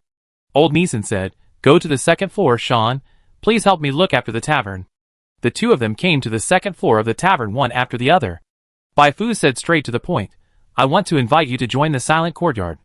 Old Nissan hesitated for a long time and shook his head. "I am a useless person abandoned by the old times. In addition to running this tavern well, what I want most now is that Yulia can come back safely. I harmed her. If I hadn't invited her to join the Watchers, she wouldn't have been captured by the True Society." This is a lie. Bai Fu saw it at a glance. "Really? If I say that joining the Silent Courtyard will hopefully realize the unfinished ambitions of the Watchers, will your answer still be the same?" Old Nissan opened his mouth slightly. Bai Fu said, "I originally came here just to complete the deal with Yulia, but now I plan to stay here for a while. My plan is to complete the deal with Yulia first, and then eliminate all the disobedient wanderer camps in the Goli Desert. After completing these 2 goals, the next thing to do is to rebuild the abandoned settlements in the Goli Desert, and gradually eliminate all the mutant life nearby with these settlements as the center. This is a grand plan.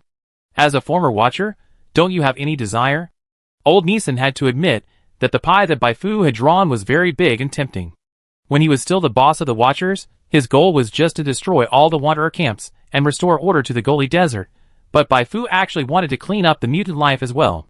If possible, he certainly hopes that all this can be achieved, but is it possible? Before the outbreak of the war, the Goli Desert was just a small desert, and it was the war and pollution that made the area covered by the sand become larger and larger. Come on, the new Goli Desert needs your management skills. If you really don't have any ideas, I'm afraid you would have left the Goli Desert, this sad place, a long time ago, right?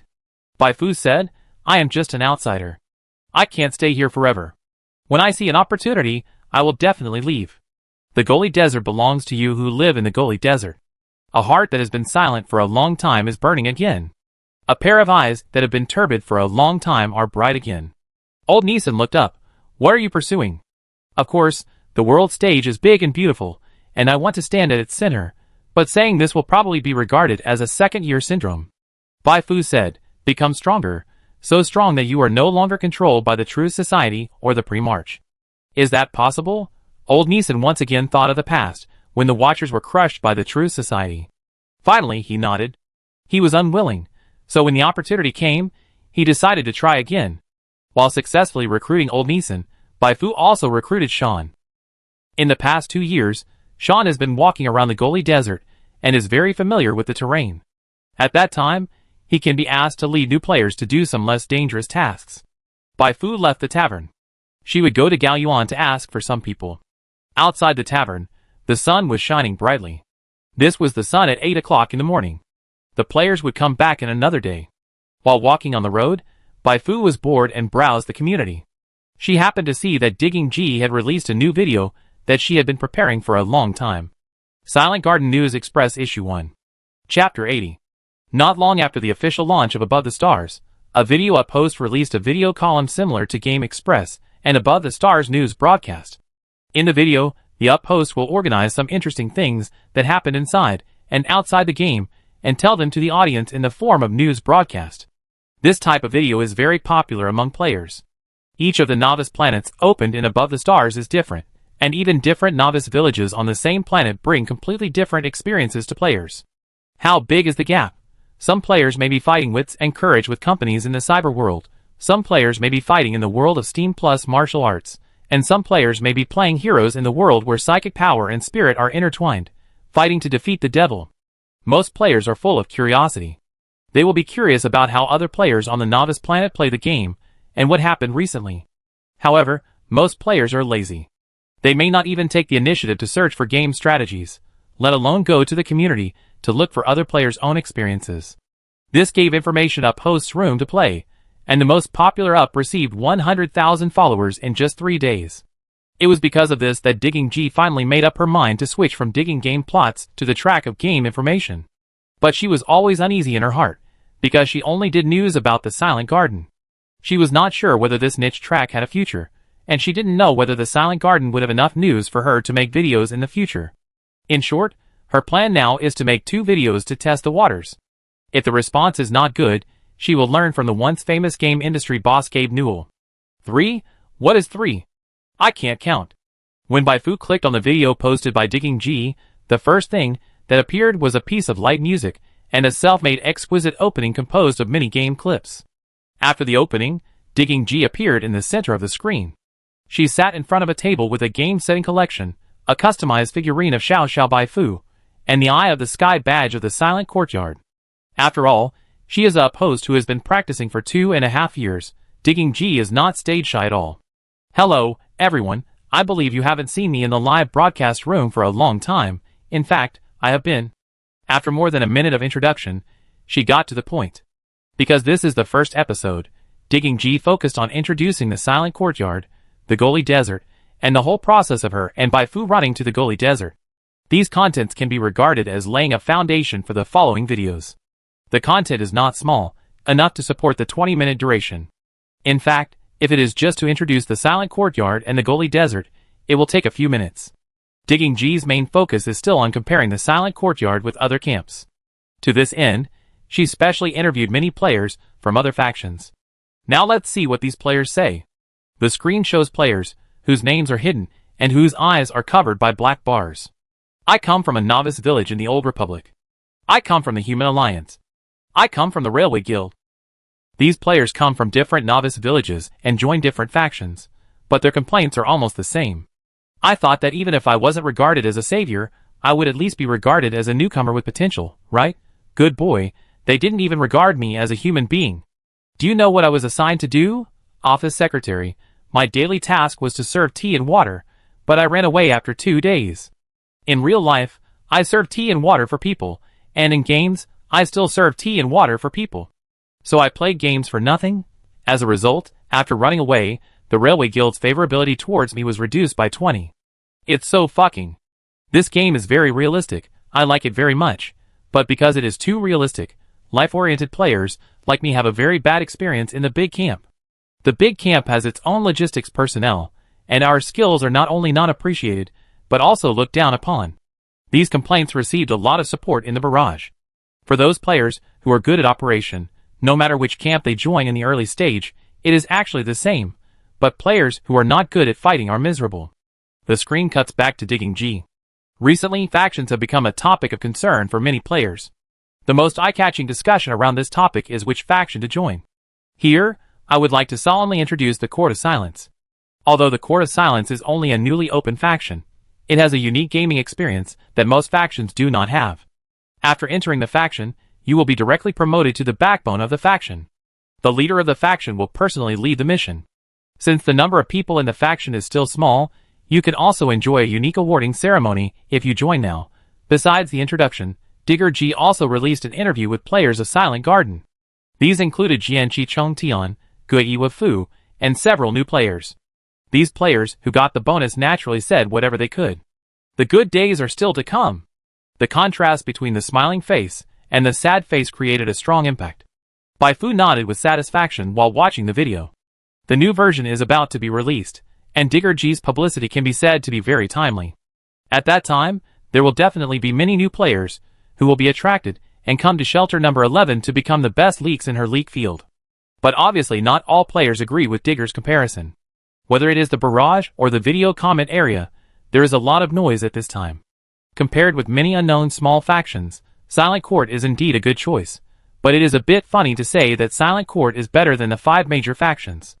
If Bai Fu is not an NPC in the game, I would suspect that Digger has received Bai Fu's black money. Of course, I can also understand why Digger praises Silent Court like this. Silent Court is Bai Fu's faction. Players who have watched it all the way know that Digger is now deeply bound to Bai Fu. Now let me talk about the disadvantages of the Silent Garden that Digging G deliberately didn't mention. First of all, the most important point is that the Silent Garden is in the Goli Desert. It takes at least 2 days for ordinary players to get there, and the travel fee is at least 1,000. Can you accept this cost? Secondly, Bai Fu is not a main story character. If you join the Silent Garden, you will have to bear the consequences of not having main quests to do. Many people think that this doesn't matter. If you don't do the main quests, you can do some daily and side quests, hidden quests, but you are too optimistic. The number of tasks issued by small factions is small, and the upper limit of rewards is also low. Now there are few people in the Silent Court, so everyone can level up quickly by doing tasks together. But if a large group of players suddenly join the Silent Court, then we will face a situation where there are too many people and too little resources, and it will be difficult to level up. The comment at the top of the comment area can be said to be directly at the core of the problem. Bai Fu found that Digging G was also in the comment area, but facing the several problems pointed out by this comment, Digging G was completely unable to answer directly. Although she has repeatedly analyzed that Bai Fu is an important plot character, and some of her guesses have been confirmed, before the official reveal that Bai Fu is related to the main plot of Zuyuanxing, her guess is always just a guess, and it is difficult to be firm in the face of these doubts. However, as a super thick-skinned person, Digging G also has her own tricks. If you don't believe it, let's wait and see. During the days of digging into the game plot, she has used this trick countless times to respond to other players' doubts. Although she has been defeated repeatedly, she is fearless. It appears. This is the treasure hunt I am familiar with. Seeing this scene, the players watching were immediately amused, especially those who were just having fun. They didn't care who was right at all. As long as there was a quarrel, they just loved to watch. Bai Fu shook her head secretly. What a pity. If she could speak in the community, she would definitely go out and fish hard, and criticize herself and the Silent Garden, making the debate even hotter. In this way, when the official update announcement is released, she and the Silent Garden can gain more attention and popularity. At the same time, Jianqi Chongtian received a private message from Hei Si, the leader of the Zongyatang Guild. Didn't you proudly ask me to pay attention to the rankings and the arena before? Now that the new version is about to be released, there is no need to hide it anymore. Tell me, what the hell did you do? Jianqi Chongtian's mouth twitched. What the hell? It's just to show off. He originally wanted to join the True Society, and then monopolize all the tasks of the True Society, hit the top of the level rankings in one fell swoop, and by the way, be the first to come out of the arena. As a result, the truth will be unreliable, and his plan completely failed. Although he returned to Baifu and leveled up again, it was impossible for him to dominate the level ranking list. Damn, there is no way to reply. Jianqi Chongtian can only learn advanced experience from the excellent predecessor of the Silent Courtyard, Digging G. Just wait and see. Hey see, yo, I want to see what you have hidden. Jianqi Chongtian. Play dead? Recently, there is news that Baifu is actually the ace agent of the Gene Pre-March, and the statement of being a spaceman is made up by Baifu to deceive people. He doesn't know whether it is true or not, but he believes that Baifu's true identity is definitely not simple. Even if he can't get any benefits now, the situation may be reversed after a few versions. Personal strength can determine many things, but the version can determine the upper limit. Jianqi Chongtian closed the dialog box with Hey C, and at this moment, Laogo suddenly sent a message. The update details and the promotional video of the new version are out. Go and watch it quickly. This news attracted the attention of countless players. They opened the official website of the game one after another, and filled the comment area of the update announcement and the bullet screen area of the promotional video. Early before the arrival of this update, the official had made an advance notice of the update of version 1.1 Dark Moon Tide, but in the dense update details, there was still a line of small words that attracted the attention of many players. New Novice Village in version 1.1. Number 11 Shelter in the Jelly Desert of Zuyuan Star. There must be a main quest in the Novice Village. This is the experience summarized by players who have experienced version 1.0. Number 11 Shelter in the Jelly Desert. Isn't this the location of the Silent Courtyard? Zuyuan Star only opened this new Novice Village. Damn, this is specially open for the Silent Courtyard. Could it be that Baifu is really related to the main storyline? Jianqi Chongtian and Digging G both widened their eyes. When they started to look through the newly released trailer, they became even more excited.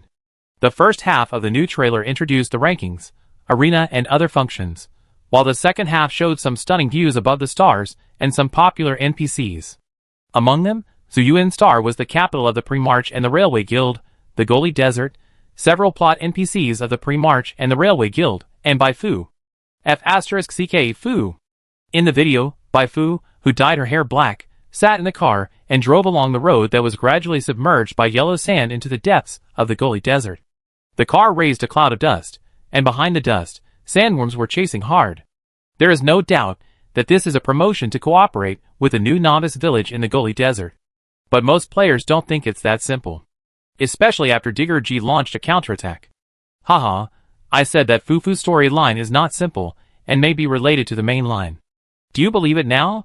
Official promotional video certification? To be honest, I think Fufu may not only be related to the main line, but also the protagonist of this version. Don't disbelieve it. Do you know what shelter number 11 is? That's right, the headquarters of the Silent Courtyard is here now. Accompanying Digging G's analysis, the reply of the player, who left a message under the video, was directly trampled to the center of the earth. All doubts became a joke. On the contrary, Digging G's analysis was directly regarded as a god analysis, and many players began to believe that Baifu is really the protagonist of the new version. Digging Treasure is awesome. Digging Treasure, tell me the truth, are you acquainted with the plot planner of Above the Stars? Otherwise, why can you guess Baifu's plot so accurately? Awesome, awesome. Speaking of Baifu's identity, is it true that she said she is a spaceman? Now I have to join Fumin at this time. Jianqi Chongtian also received a message from Heisai again. Damn, did you know that Baifu is an important character in the new version? Jianqi Chongtian smiled calmly, pretending to be an expert without saying anything. Damn it, I let you get ahead of me. You want to rely on your relationship with Baifu to grab the new main quest, and then top the ranking list, right? You wait, I will bring people here as soon as the server opens. Haha, it's too late. Jianqi Chongtian was so happy that he didn't expect things to turn around like this. Is this Fumin? This time he can really say that if he believes in Baifu, he will live forever. With the reputation of the faction he had previously earned, no matter how hard Heisai and his men tried, they would not be able to catch up in a short time. Open the server, why not? I want to see Heisai following me around. Not only was the sword energy soaring to the sky, many players in Zuyuan Star were looking forward to the game opening soon. With the dual promotion of Dig G's video and the official announcement, many hesitant players have now made up their minds to join Baifu. Not to mention that Baifu is likely to be the protagonist of the new version. Even if she is not, it is more fun to follow Baifu than to stay in the original camp and work like a slave. The official has dispelled the rumor in disguise through the update announcement and the new promotional video. There is no need to worry about not being able to receive tasks when joining the Silent Garden. Go, go, go! Good job, Digger G. Baifu is in a good mood. Digger G's words that she may be the protagonist of the new version are simply a stroke of genius. According to her initial estimate, she should be able to receive hundreds of players this time relying on the novice village. But after Digger G said this, there will definitely be many players chasing the main storyline rushing from other places to join the Silent Garden. 1,000, 2,000. Baifu didn't know when she would reach her limit. She only knew that with 100 players, she would dare to cause trouble for Graham, and with 10,000 players, she would dare to confront the True Society head-on. You are the True Society, right? The one standing in front of you now is Baifu, the trainee psychic painter, the new regional boss, and the guide of the fourth disaster. Baifu was not worried at all that the players attracted by the term protagonist would be disappointed when they arrived at the Court of Silence. She is not the protagonist now, but it does not mean that she will not grow into the protagonist as she gets involved in more and more plots. Besides, she is holding the main plot of the newly opened area Watcher's Elegy in the Goli Desert. The protagonist of the Watcher's Elegy series of tasks is either Old Neeson or Yulia, and now one of them has joined the Court of Silence, and the other's body has been locked up by the True Society, and her clone is in her pocket to play with. Holding the largest camp, and the main plot of the area in the novice village, who else can be the protagonist if she is not the protagonist? Before the players arrived, Baifu immediately contacted Gao Yuan and asked him to open several stores for players in shelter number 11, and asked him to send representatives responsible for issuing commissions and purchasing sandworm materials to shelter number 11. Don't hesitate, if you miss this opportunity, you will miss the opportunity to shine in the whole world. Baifu urged very urgently. Gao Yuan gritted his teeth and agreed. He is now the boss of the Gao family, but he has not been the boss for long. In order to convince the people, he must make some achievements. He decided to take a gamble on Baifu. One day later, in Shelter 11, Gao Yuan and Baifu stood on the roof of Old Neeson's tavern. With the official launch of the 1.1 version of Dark Moon Tide, a large group of players suddenly came to Shelter 11. The number of players was at least 200, and the number was still increasing. How did these people come out? Gao Yuan quickly turned his head to look at Baifu, and found that Baifu was as calm as ever. He couldn't calm down. Now his heart was full of awe and speculation about Baifu's true identity. Who is she? Welcome to Shelter 11. As a novice guide, Anya walked towards the players, who entered the game for the first time. Chapter 81. In the morning, the sun was shining brightly. At the gate of Shelter number 11, more than 200 new players were crowded. After the initial surprise and commotion, most of the new players' attention was on Anya, who suddenly walked out of Shelter number 11. Hey, I know this NPC. Is she the follower next to Baifu? Yes, it's her, the novice guide of the Silent Courtyard camp. Oh my goodness, she's so cute. I wonder what her reaction will be if I pinch her face. She will probably cry for a long time. Brother, don't be mean. The AI of these NPCs is very powerful. If you pinch her face for no reason, you can't join the camp and receive tasks if you pinch her angry. Indeed, if I remember correctly, Anya seems to have a power armor. Be careful that she will come out wearing the power armor and shoot you. Most of these players are entering the game for the first time, but they are not unfamiliar with Above the Stars, and even Baifu, Anya, and Silent Courtyard. This is thanks to the persistent promotion of Digging G. Starting from the first most popular female NPC competition of Star Game Club, Digging G has created one hot spot after another with battles with various players, and these battles are basically centered around Baifu. Therefore, all players who have paid attention to Star Game for a little longer, and like to surf the internet, have basically heard of Baifu's name. But knowing the name does not mean that these players will prefer Baifu when playing games. In the initial rumors, Baifu was just a hidden character who would be revealed in the plot at some point. For players who were into strength, plot, and quests, there was no reason for them to go to Shelter 11 to find Baifu. But the debate surrounding Dig G's new video, before the 1.1 version was released, changed everything. Dig G's words, Fufu may not only be related to the main storyline, but may be the protagonist of this version, directly changed the minds of many new players.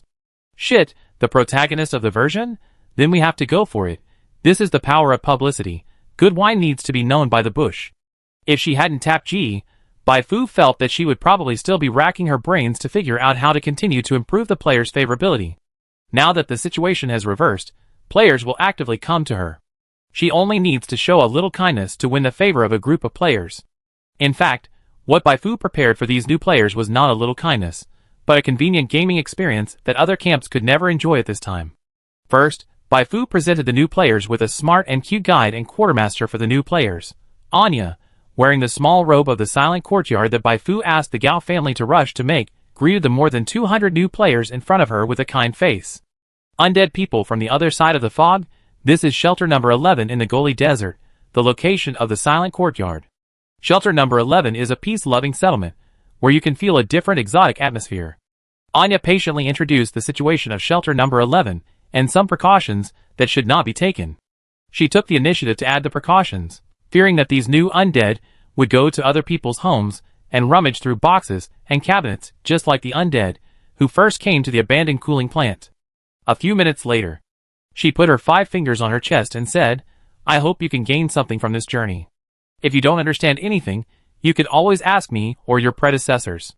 Then, Baifu presented the new players with the benefits that old players enjoy in the Silent Garden, after Jianqi Chong Tian, Patrick, Digging G, and conversion to Weifu came online. Baifu released new daily tasks on the camp management interface. Novice Guide's assistant. The task is to assist Anya in answering questions for new players, but the task requirements are not low. Only veteran players, with a faction reputation of more than 20 can accept it. Because the task is very simple, the reward for the task is not high, only a small amount of experience and faction reputation, but a mosquito is still meat. Anyway, this task does not take much time to complete. As soon as the task was released, it immediately became a hot commodity in the eyes of players. Guei Weifu accepted the task, and he set his task tracking to visible state, and deliberately placed it above his head, so other players saw his name as Novice Guide's assistant. Guei Weifu. The onlookers were almost blinded by the light. Good man, isn't this a title exclusively for old players with high reputation? Noble, it's really too noble. It's already very gratifying that old players can get rewards for bringing new players, but I didn't expect that it can be played this way. After being converted to Maifu, old players with low reputation and new players are now trying their best to brush up the reputation of the Silent Garden. Baifu uses the exclusive tasks for old players to stimulate the new players to succeed in the battle. Then, Baifu presents the new players with the perfect service that is unique in the many novice villages of Zuyuan Star. In other novice villages, players buy equipment, food, and props in different places most of the time. They need to run around and look for them by themselves. Just rushing around will waste a lot of game time. But there is no such problem in shelter number 11. Baifu and Gao Yuan turned an abandoned street in shelter number 11 into a shopping street dedicated to serving players. Here, players can buy guns, medicines, clothes, and some commonly used basic materials. Here, players can also sell the sandworm materials they have collected to the store. Here, players can also freely accept the commission tasks issued by the commission task platform jointly built by Baifu and Gao Jia. Except that you can't change jobs here and buy prayer cards. It can be said that this shopping street provides a real one-stop service for players who have just entered the game. As Baifu expected, not long after entering the game, new players have already shared this unique shopping street on the forum. Want to play the game comfortably without being bothered by those groove settings? Then hurry to shelter number 11. Finally, Baifu presented new players with a convenient job change process and a unique prop prayer card so far. All players who join the Silent Court can buy occupational knowledge books in the special store she opened. Of course, this is also conditional. Ordinary occupational knowledge books can be purchased at will, but more advanced knowledge books not only cost money, but also need to meet reputation requirements. Even so, this is very convenient.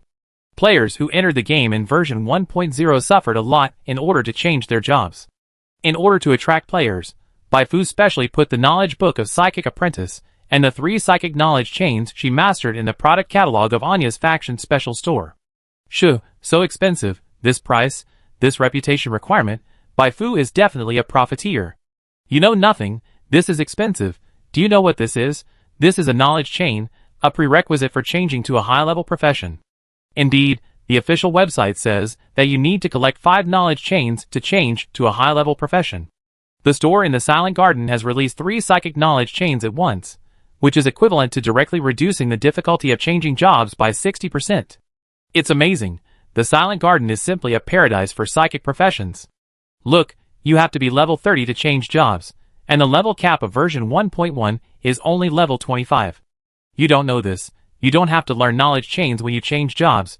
There is a bonus if you learn them in advance. The new players gathered in front of the store were very excited. Oh, actually, those old players are also very excited. It's just one update, but Shelter 11 and Silent Garden have undergone such a big change. Could Baifu really be the protagonist of this version, as Digging G guessed? So cool. They are the earliest Silent Garden veterans who followed Baifu. The old players, who can talk to Anya, and old Neeson are very proud. Seeing that the players are all smiling, Baifu also smiled. Everyone is happy. That's the real happiness. These players may not know what it means to be deeply immersed in the Fu family. She actually hopes that all players who join the Silent Court will change their jobs to become psychic apprentices, because in this way, these players will be bound to her.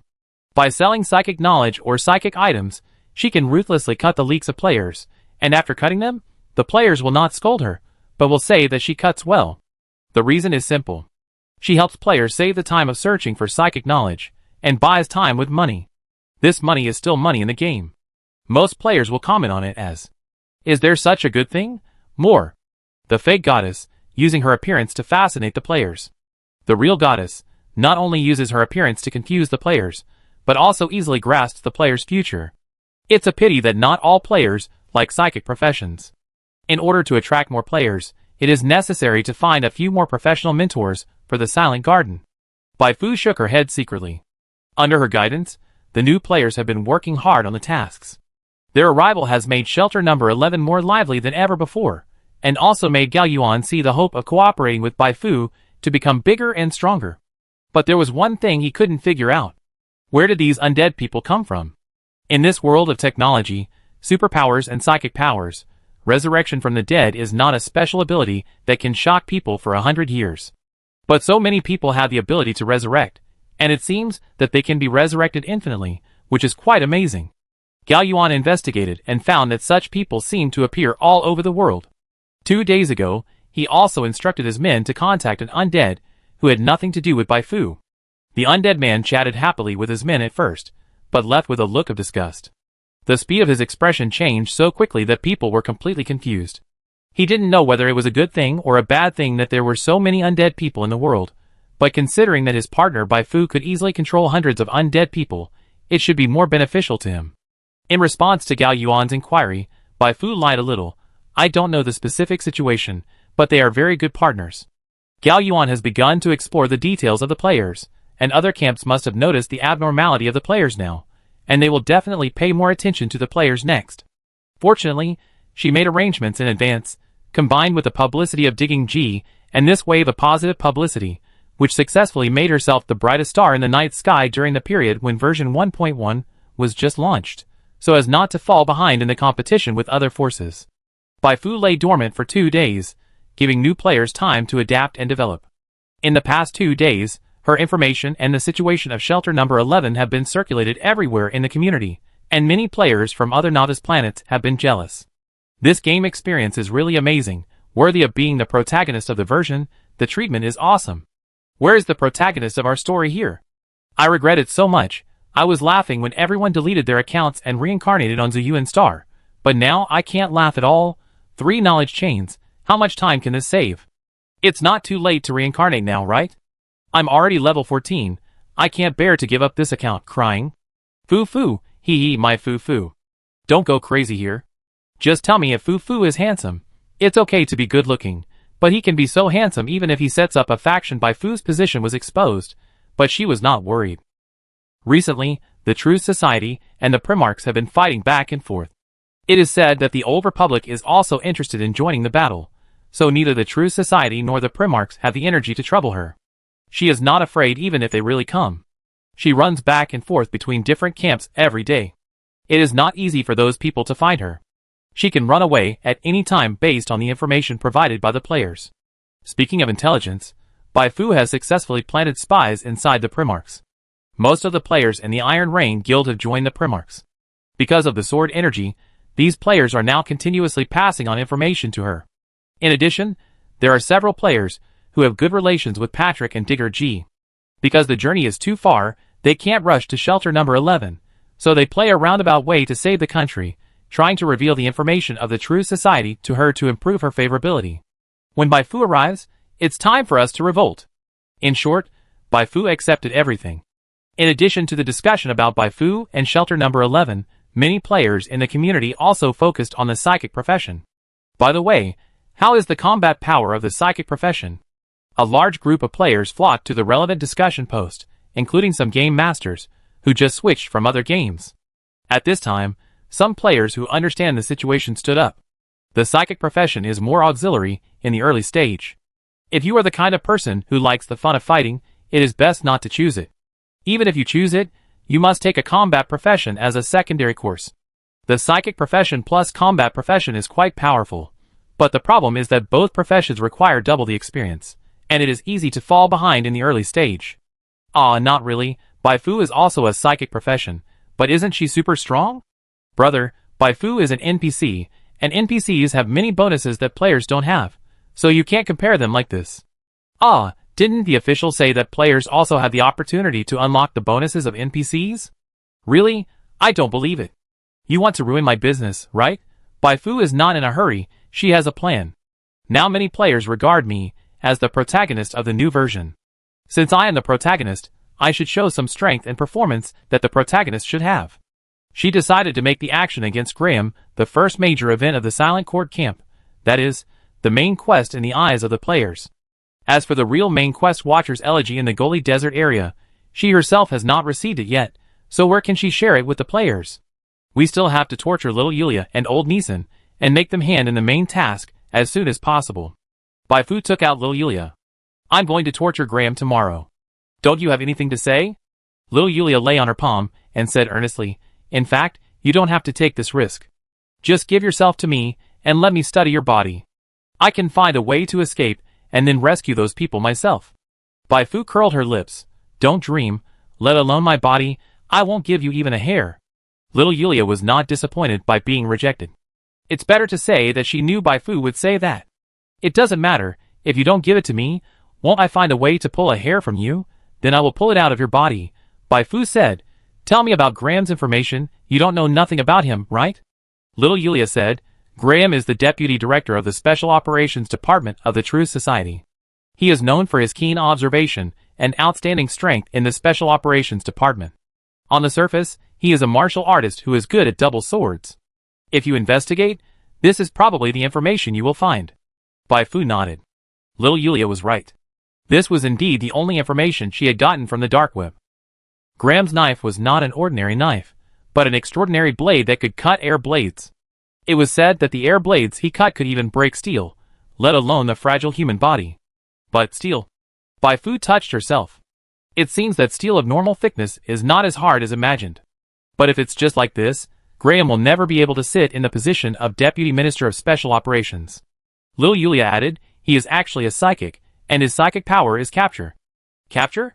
High-speed visual capture. When he uses his psychic power, the world in his eyes will slow down, and he will be able to capture even the most complex movements. He will have plenty of time to think about how to deal with his opponent's moves. This is the secret of his strength. Once he gets close to you, the situation will become very bad. I see. It is indeed a very good psychic power, but if this is all Graham's trump card, then Baifu will be relieved. She is a super tough queen, and her main feature is that she is not afraid of the opponent's speed and reaction. The key is the people around Graham. Baifu understood, but she would not let her guard down against Graham. Who knows if Graham has hidden something else? Is there anything else you want me to do for you? Baifu tried to ask. Little Yulia said, let me check your body. Never mind, you should just leave. Baifu felt that the person who opened the main line of the area was most likely old Neeson, but now there was still a lack of an opportunity. We talk about this later. The most urgent thing is to deal with Graham. She has received news from the spy that Graham is on a mission to find trouble with the pre-march. This is a good opportunity. Seeing that the new players have almost adapted, Baifu issued a faction mission to eliminate sandworms, and then picked out the 10 new players who performed best in the mission. Next, there is an important action related to the future of the Goli Desert. I need your help. Here it comes. The main mission and the story of the protagonist of the version have all been waiting for a long time. Seeing Baifu coming out, all the players were excited. Chapter 82. According to the intelligence sent by the players, Graham's target this time is a biochemical factory of the pre-march. In order to ensure the successful completion of the mission, Graham brought 50 elite agents trained by the True Society and purchased auxiliary intelligence support from the dark web. Bai Fu hoped that the True Society and the Primarch would both suffer losses, so that she could reap the benefits. Therefore, she would not intervene in the fight between the two sides, but prepared to ambush Graham on the road he had to take when he retreated, giving him a big surprise. Considering that Graham only brought 50 people, Bai Fu did not bring all the players, but only the old players who joined the Silent Court in version 1.0, and 10 new players who performed well. The average level of the old players is 11. Although most of them are not as strong as the elite agents of the True Society, they have the advantage of being numerous and fearless, which is enough to help her create space for a 1v1 battle with Graham. As for the new players, even the fastest upgraded new players are only level 3 now. Their strength cannot be said to be of great influence on the battle, but at least it can be said to be of no help. Bai Fu brought 10 new players to promote the Silent Garden. As the saying goes, don't look at the advertisement, look at the effect. No matter how exaggerated the advertising words are, it is more effective to let the players of other camps feel how happy the new players of the Silent Garden are. See, when you are working hard in other camps, and contributing to the new car of the camp boss, the players of the Silent Garden have already followed me to do big things, and the rewards of the camp missions have been rapidly upgraded. Of course, Bai Fu's actions can also stimulate other players in the camp. See, this is the benefit of working hard to upgrade and complete tasks. Stop being lazy and use all your time except for eating and sleeping to contribute to the Silent Garden, you bastard. Let's go! After confirming that all players have made preparations for the war, Bai Fu drove a convoy of up to 8 vehicles towards the Primarch's territory. These cars were all robbed by her when fighting with the surrounding wanderer camps. She didn't spend a penny. In one word, awesome. Christopher Village. This is an inconspicuous little village in the Primarch. It was transformed into a biochemical factory more than 20 years ago, responsible for producing biochemical weapons to deal with mutant life. Now there are no residents here, only a factory and a defense line composed of military and police forces. Bai Fu led the players to squat nearby for a long time before Graham finally arrived. Because it was a surprise attack, Graham issued a reconnaissance mission as soon as he arrived at the destination, and immediately launched an attack order after the reconnaissance mission was completed. 50 elite agents acted separately, snipers hid in the dark, assaulters stepped forward to attract fire, and then Graham drove the modified armored vehicle like a ferocious giant sandworm towards the fence at the entrance of the biochemical factory. The military police responsible for guarding the factory reacted quickly. They hurriedly tried to call for reinforcements, but Graham had already used signal blocking equipment. Want to find help? Dream on. The sound of gunfire resounded in the wilderness. Bai Fu, sitting in the car, stared at the virtual screen floating in front of her eyes that only she could see, and nodded secretly. It's a fierce fight. There are 2 players among the elite agents brought by Graham. One of them is called Tai Erzhenren. He was broadcasting live while fighting. Fortunately, there were no players in the biochemical factory of the opposite gene original body, otherwise he could have made the True Society fall flat on his face with a peek. While Bai Fu was watching the show at ease, the other players were very excited. On the way to Leica Village, they received the task the Whale of the True Society issued by Bai Fu. This is a very special faction task. As long as the task is completed, all participating players can get basic experience rewards. But the rewards for the mission are far more than that. After the mission is completed, all players will be ranked according to their contribution, and the top 3 players will receive additional rewards. First place, Custom Card Battle Etiquette 1, 30,000 experience points. Second place, Alloy Blade, Blue, 1, 20,000 experience points. Third place, 10,000 experience points. These rewards can be said to be quite tempting. You know, it only takes 30,000 experience points to upgrade from level 12 to level 13, not to mention that the first place also has a prayer card that has never appeared before. To be used as an extra reward for the first place, this card must be extraordinary, maybe even more powerful than Psychic Shield. Jianqi Chongtian was full of confidence. I definitely get this card. Patrick was not to be outdone. He didn't think much of the prayer card, but 30,000 experience points was a good thing. Normally, he had to do 2 or 3 high difficulty commissions to accumulate so much experience. The 10 new players didn't say anything, but they were actually eager for the extra reward in their hearts. They were no good at it, and they had no idea, but could they not come up with a perfect operation of sliding to kill the tiger in 1 second? Even if they can't operate it, they can still rely on luck. You can win 5 million by buying lottery tickets. Maybe today they will have a burst of luck and hit the enemy leader monster's vital point with one shot and win the first place. Time passed. As Graham attacked the interior of the biochemical factory, the defense line of the Gene Pre-March was declared completely collapsed, and the battle entered garbage time. However, Bai Fu still found interesting information during garbage time. Control mutant life? She clearly saw the Gene Pre-March's factory researchers controlling amoeba and fighting with the True Society agents. It seems that the things studied in this factory are not as simple as they seem. Although the Primarchs resisted fiercely, the more they resisted, the more excited Graham became. Graham's reaction speed was greatly improved. Finally, the last Primarch researcher fell under his knife. Garbage. Graham humiliated the corpse on the ground. Not long after, several agents came out of the researcher's office. "Sir, the information is in hand." Graham nodded. "Let's go." "Very good, you are done. Then it is my turn." Courtyard of silence. Start. Several players, who had been watching the battle in the live broadcast room, told Bai Fu the news that Graham was about to come out. Bai Fu pretended to have just learned the news and gave the order to ambush. "Wait for me to fire the first shot before you act." The roar of the engine came from deep in the factory. 10 seconds later, the explosion-proof vehicle appeared in Bai Fu's field of vision. Bai Fu's eyes condensed, and she pointed the muzzle of the gun at the windshield of the explosion-proof vehicle. The other players nearby were lying on the ground, and several of them were imitating the characters in the movie, testing the wind direction and measuring the distance with their thumbs.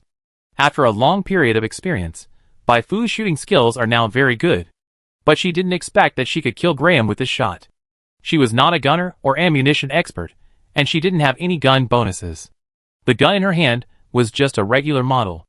Her shot was just to announce her arrival. "Sir, we have informed Commander Bernardo of our success."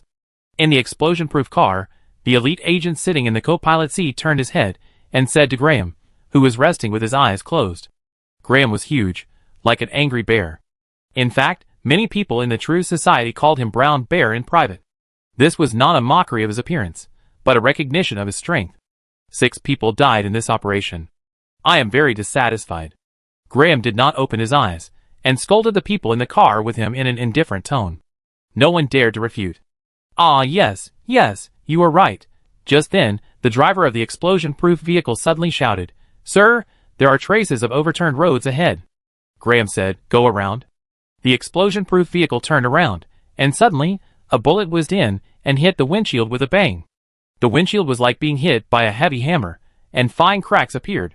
What was broken was not the glass, but the excited hearts of the members of the True Society. "It's an enemy attack!" A scream rang out. The next second, a huge explosion and fire drowned the explosion-proof vehicle, and mixed with the explosion was the sound of sporadic gunfire. The battle started instantly.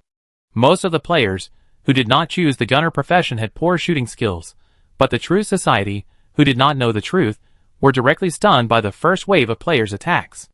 By the time they realized the problem, most of their cars had broken tires, and it seemed that they would not be able to run away for a while, so they could only fight to the end, kill these ambushers, and then change tires. How can Graham be so calm? He can sit still in the car even after being ambushed? Bai Fu was a little surprised. Since Graham couldn't be attracted, the only thing she could do was to let the players attract other NPCs away, and then she took the initiative to approach. "I have a way to attract those NPCs." In the fierce battle, Gaiawofu, who had many tricks, stood up. "What method?" The other players turned their heads to look at him. Gaiawofu explained, "There are also players on the other side. We can let some of them hide in advance, and then start a live broadcast to deliberately expose our situation. After seeing the live broadcast, they will definitely think that they have found an opportunity, and then bring those NPCs to die." Jian Chichong Tian nodded. This was a good idea. The problem was how to make the other party notice that they were live streaming.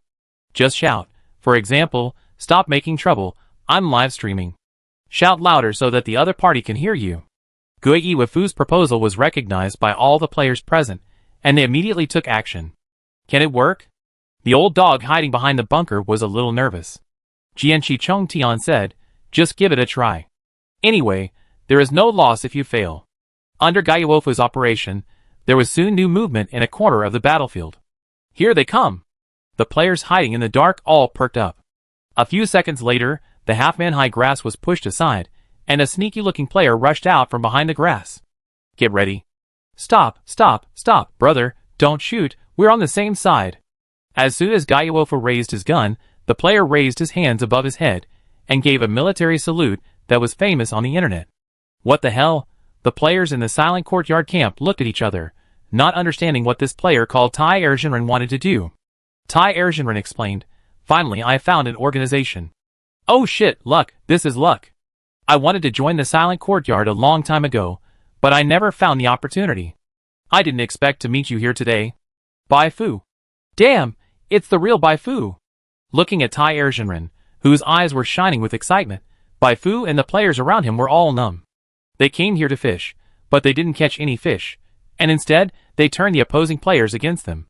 So fishing in the game also requires a chance to be airborne, right? Bai Fu secretly complained. But it's quite interesting to talk about it. Imagine that when she goes to war with other camps in the future, half of the players in other camps will turn against her on the battlefield. Just thinking about this scene makes people excited. Everyone was silent, and their faces were extremely strange. Master Tai Er thought that his sincerity was doubted, so he quickly said, "If you don't believe me, I will withdraw from the True Society now." Gaiwofu interrupted him. "Actually, this is what happened." He explained the situation. Tai Erjinren was stunned. "Damn, it's just a live broadcast of fishing, playing a game, and you actually went straight to tactics. This is too dark." Luckily, he didn't have any bad intentions from the beginning, otherwise he would have been tricked badly.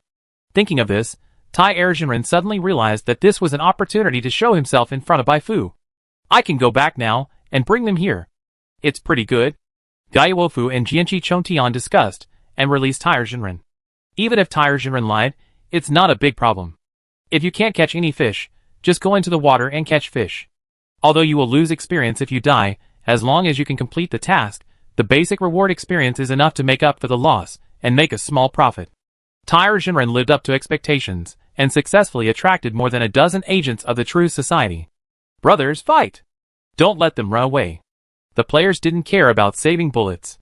For the purpose of mission contribution, they desperately poured out bullets. The dozen or so agents of the True Society were unlucky. Even though they had a lot of skills, they had nowhere to display them. They were directly beaten into a hornet's nest by the hard damage. This wave of losses dealt a heavy blow to the True Society, and Graham could no longer sit still. From the shooting, he could see that the ambushers were mediocre and not worth worrying about, so he sat back and did not make any extra moves. Who would have thought that things would develop to this point? A bunch of useless trash. Graham was furious. Looking at the two sides fighting fiercely, he couldn't help but sneer. "Forget it, let's stretch our muscles. These ambushers are a bit ignorant of life and death." His nickname Brown Bear is not given for nothing.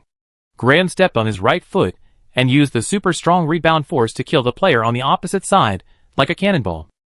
The player shot desperately, but the bullet was blocked by the invisible martial arts spirit before it got close to him, and did not cause any harm to Graham at all. "Die!" Graham took out his two knives and split a bullet that was close at hand into two halves with one knife. The two knives continued to move forward and fell straight on the head of a player in front of him. "Damn, red danger level, super long health bar, one sword kills one player. Is this the strength of the monster suspected to be the boss?" The players standing nearby were frightened. They have done a lot of tasks with Bai Fu, but this is the first time they have seen such a terrible opponent like Graham. No wonder the reward for this task is so rich. It all comes at a price. Graham was in a killing mood. Under his double swords, the players' bodies were easily cut into terrifying pieces. Some players, who were watching the fun in the live broadcast room, were no longer happy. This was too bloody. Compared with those blood plasma slices, it was more realistic and terrifying. At this moment, a sharp gunshot broke the oppressive atmosphere, and the bullet shot from the side hit Graham, causing a high damage of -47. This is... The player and Graham turned their heads at the same time, and they saw a young woman with long silver hair standing behind the small mound. It was Bai Fu. Bai Fu was wearing a black mask on her face, which could hide her appearance, but could not hide her murderous intent. Graham did not recognize Bai Fu, but he was undoubtedly angry now.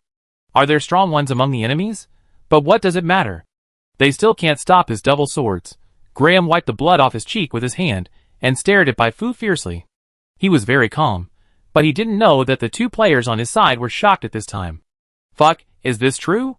This cry attracted the attention of Gaiwofu and others. What is true or false? Live broadcast, watched the live broadcast. Until a player explained, Gaiawofu and others hurried into the live broadcast area. The first thing that caught their eyes was Baifu's face, and then what caught their attention was the health bar on Baifu's head. Because Baifu and they were in the same camp, they couldn't see Baifu's health bar, but it was different for the players in the opposite Zenlihui camp. Actually, it would have been fine if they hadn't seen it, but after seeing Baifu's health bar, all the players couldn't help but gasp. Damn, this health bar is so damn long. They originally thought that Graham was invincible, but Baifu's health bar was more than half longer than that of Graham, a martial artist who was born with a strong body. So terrifying. Too exaggerated. Shouldn't psychic professions be fragile? How can the health bar be so long? Oh my god, is this the strength of the protagonist of this version? Unkillable, absolutely unkillable. Even for the difficulty comparison of beating the boss, you can't join Baifu's enemy camp amid a series of exclamations. Baifu threw the gun to the ground and pulled out the special weapon Kirilenko's electric knife that she had snatched from Marco, the boss of the Red Sand camp. The first shot announced her arrival, and the second shot just now indicated that Graham's life officially entered the countdown. She rushed straight towards Graham. Oh, not only did he not run away from me, but he actually rushed towards me?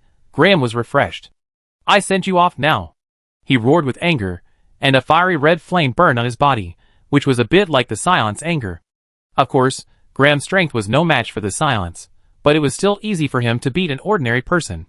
The two swords were wrapped in aura, like a leaping dragon, slashing at Baifu's forehead. Using aura to attach to the surface of a weapon greatly increases the weapon's lethality, which is a common method used by martial artists. To Graham's surprise, facing such a fierce attack, Baifu had no intention of dodging at all. Was she unable to react, or was she too confident in her own strength? Never mind. Graham's eyes flashed with cold light, and he had quietly activated his special ability capture. No matter how many tricks you have, they are all just ridiculous slow motion in my eyes. Cut, cut, cut.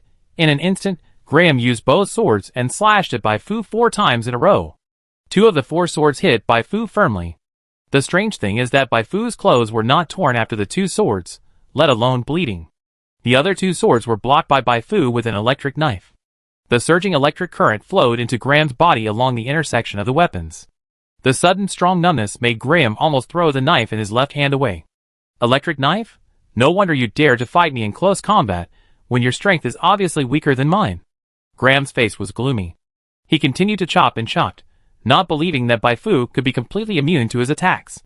Speed, strength, completely crushed, Baifu seemed to be at a disadvantage and began to retreat step by step. The players around her were worried, and many players rushed up to try to help her. Baifu was very calm. The huge force from the exchange of weapons did make her feel uncomfortable, but she was not without gain. Every time she used the electric knife to touch Graham's body, she would add a new layer of alien erosion effect on Graham. To deal with such an opponent with low psychic resistance and no defense at all, the alien erosion is the biggest killer. 3 layers, 4 layers, 5 layers. 3 seconds later, Baifu opened her red lips and said a word. Explode? Explode? The moment Graham was stunned, a strong discomfort surged from deep inside his body. Boom! With his body as the center, the surrounding 2-meter area was completely covered by the psychic explosion, and several unlucky players, who rushed to the front, screamed and flew backwards. When the smoke cleared, the players were surprised to find Baifu holding a flashing electric knife horizontally, standing upright, while her opponent Graham knelt on one knee, one hand covering his chest, his face full of pain, but his posture was like kneeling to the queen. Yes! This is my strength as a regional boss. A round of explosions knocked off 192 points of Graham's health, putting him in a minor injury status. Baifu walked towards Graham again. Chapter 83. What's going on? When the smoke and dust from the psychic explosion cleared, the players who tried to help Baifu stopped. The players, who were blown away by the shock wave of the explosion, didn't care about their injuries at this time, and got up from the ground with a confused look on their faces. It's not their lack of combat skills that made them lose their minds in such a tense battle. The only thing to blame is that the situation of the battle between Baifu and Graham changed too quickly. From Baifu walking up with the electric knife, to Graham being beaten to his knees by Baifu, it took only a little more than a minute. But in such a short time, the situation of the whole battle reversed twice. The first time was when Baifu's health bar was displayed in front of everyone through the live broadcast room. Looking at the exaggerated health bar, all the players present thought that Baifu would win by crushing. However, the actual process of the battle was shocking. Bai Fu was obviously suppressed by Graham. When she slashed Graham, Graham could slash back at her. Although she had a psychic shield to protect her body, once the shield was penetrated and the skill entered the cooldown time, she would be finished. Many players wanted to help, but at this moment, Bai Fu used a clean and sharp spinning slash, a cold explosion warning, and a light blue energy storm, which brought the battle situation to a second reversal. This works? Fuck, what kind of move is that? The barrage of comments floating in the live broadcast room at this time can be used to describe the process of this battle. Bai Fu's situation is not good. Bai Fu makes many stupid moves. Bai Fu is trapped in a difficult battle. Bai Fu is struggling to death. Bai Fu's defeat is determined. Bai Fu gives a victory speech, although it is not very clear. It is obvious that Bai Fu has gained an absolute upper hand in this battle. She took a few steps forward and stepped on the knife that fell from Graham's hand with her right foot wrapped in black short boots. The light from the electric knife's blade flickered, illuminating Bai Fu's cold profile and Graham's evasive eyes. This step not only hit Graham's knife, but also Graham's hope of winning and the hearts of the players. Awesome. I apologize for scolding the game company before. They are good at creating famous scenes. Awesome. Fu Fu is awesome. Fu Fu's legs are awesome too. Fuck, is this the time to talk about legs?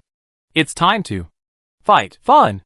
All the players who followed Bai Fu to participate in the ambush were happy. Boss, right? Tall and strong like a bear, and can use chi, right? Unfortunately, our Fu Fu is more awesome than you. Fu Fu is not only the boss, but also the protagonist of the version. Kill him hard. The protagonist of the version should bully the villains. Graham began to feel uneasy. Not by the players. Hungry. Eyes, although such eyes are indeed terrifying, giving people the illusion that they will be held down by G Tussie at any time to experience the ultimate humiliation. He was not scared by the knife falling to the ground and being stepped on by Bai Fu. He had experienced many dangers on the way to becoming the deputy director of the Special Operations Department, and this kind of thing was nothing. The real problem was that he had no idea how Bai Fu had detonated the spiritual energy in his body just now. How could he break the move if he didn't even see through it? Fighting for life and death is different from challenging the boss in a game. If you are not familiar with the boss's moves in a game, and are killed by the boss in seconds, the worst that can happen is that you have to start all over again, and use death to pave a way to the sky. But in the process of fighting for life and death, if you don't understand the opponent's moves, and are killed in seconds, you will really die. It seems that he can only give up the fighting method he is best at. Graham suddenly stood up from the ground, like a brown bear that just woke up from a deep sleep, exuding a violent aura all over his body. Threat, but his threats were in vain. Bai Fu was completely unmoved. Are you stupid? I have cheats. Bai Fu clearly saw that there was a debuff of exhaustion after Graham's name, which lasted for 20 seconds. This was because Graham had no defense, so the chi on his body was blown up by the explosion of the alien erosion. It was just a bluff. She went up and slashed Graham's chest with a knife. The arc blade cut through the armor Graham was wearing on his upper body, plowing a burnt wound on his flesh and blood, and green smoke rose above the wound. Ah! Graham screamed. He originally wanted to scare Bai Fu, make her take a defensive posture, and then take the opportunity to escape, but now he could only run. Stop her! Graham shouted loudly.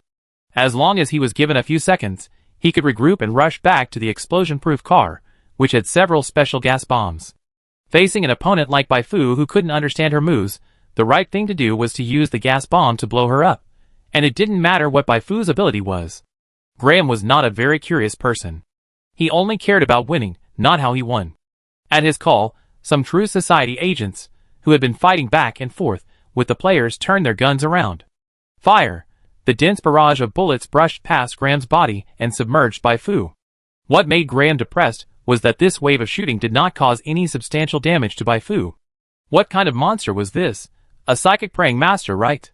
He began to subconsciously compare Bai Fu with Yulia.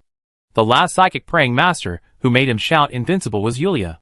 But this round of shooting was not completely useless. At least it slowed down Bai Fu's pursuit. Okay now. Fuck, you're bullying the weak with your numbers, right? What a piece of shit. You can't win in 1v1, so you call for help, right? I, Marshal Ma, will punish you now. Brothers, charge. If you don't charge, he will think that our Fu Fu has no help. Haha, the first prize is mine. The enraged player immediately launched a counterattack, and the dense gunfire like firecrackers forced Graham to start snaking to avoid bullets. His body was indeed very tough, but not tough enough to withstand so many bullets without the support of chi. The good news was that the quality of his agents was obviously higher than that of the other side, so even if they had fewer people, they would not be at a disadvantage for a while. Very good. Take this opportunity to get back to the car. Graham covered his injured left arm and rolled on the spot to hide behind a big rock. Just as he was aiming at the next bunker, a loud shout suddenly came from above his head. "Ha ha, now!" It was a strange voice. Damn it, Graham was horrified. A Gaiawofu jumped out from behind, holding a grenade in his hand. As a representative of the self-destruction players, he had been looking for opportunities since the beginning of the battle. He crawled along the ground in the dark and finally sneaked to a position very close to Graham. Solo kill the boss. Boom! The grenade exploded, and Gaiawofu was killed on the spot. Graham used the newly straightened chi to protect his vitals, but he was still blown away 2 meters, and his left hand seemed to have been forged by a big iron hammer. Damn it! Graham and some new players cursed in their hearts at the same time.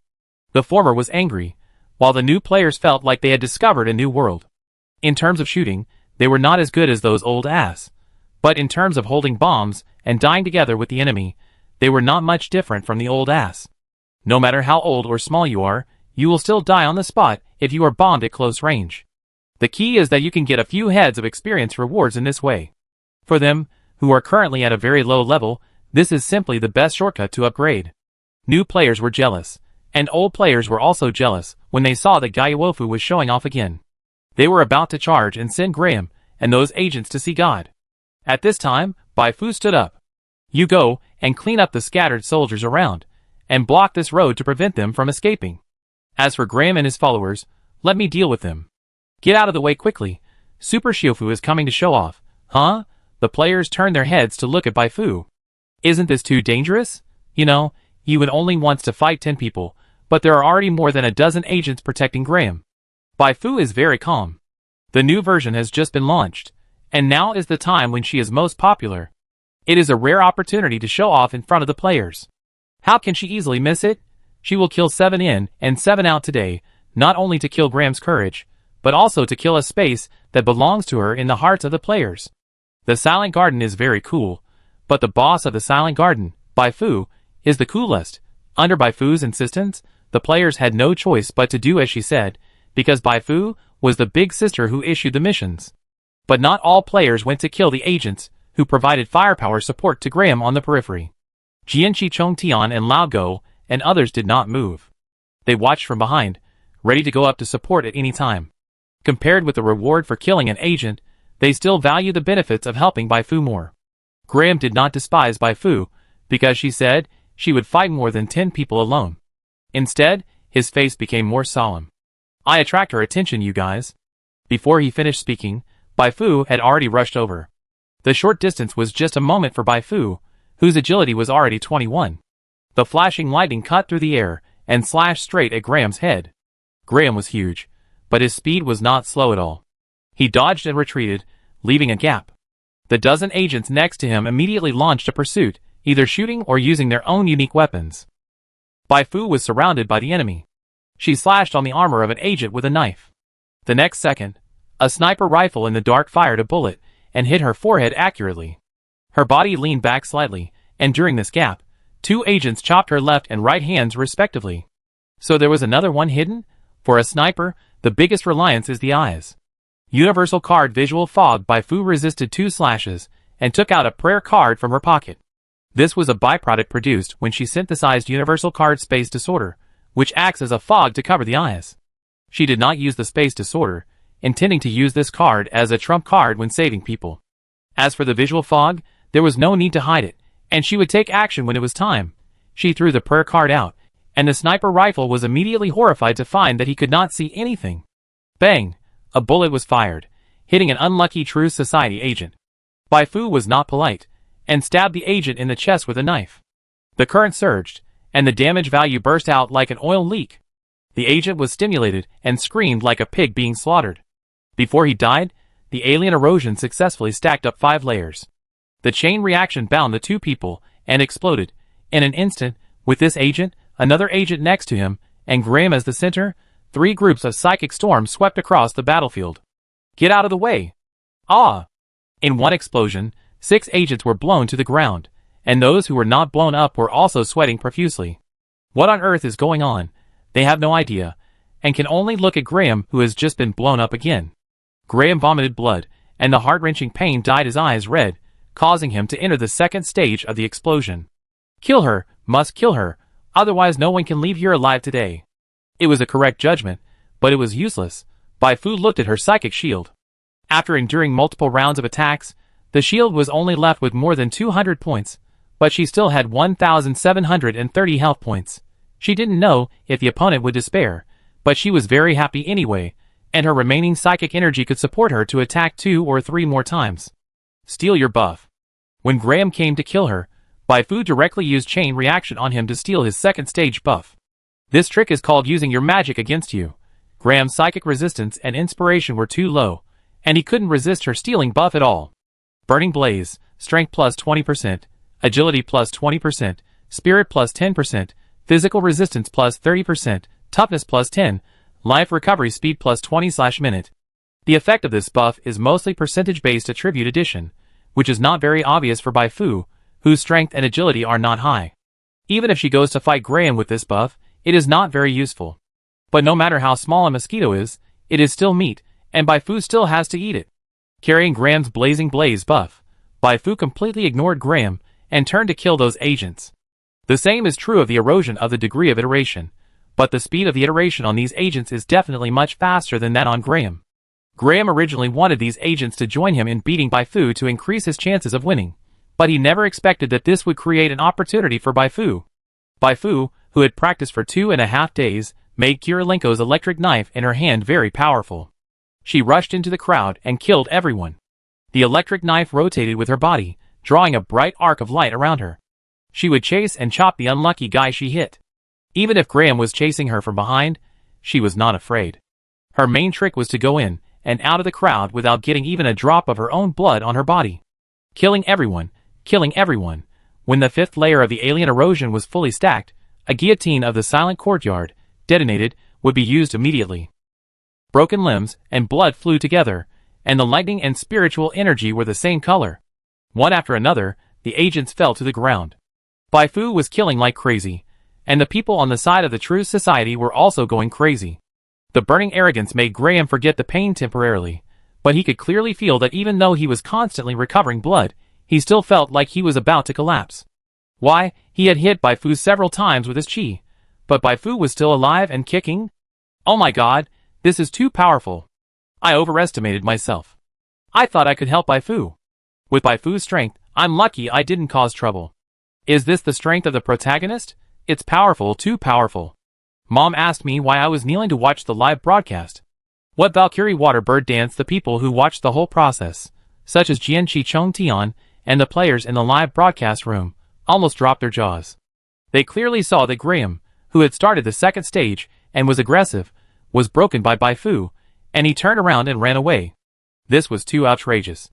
Whose game boss was so embarrassing? At least, he should have finished the second stage and entered the plot before running away. Bai Fu certainly couldn't let Graham escape.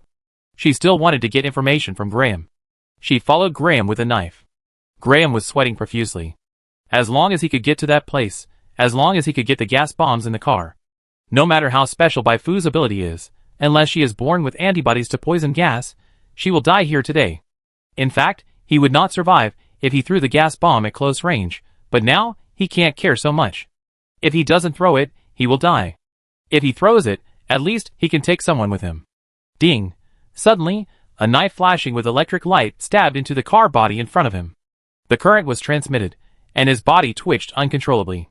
It's over, it's all over, Graham felt desperate. As he slipped, he saw Bai Fu coming from behind and picking up the electric knife.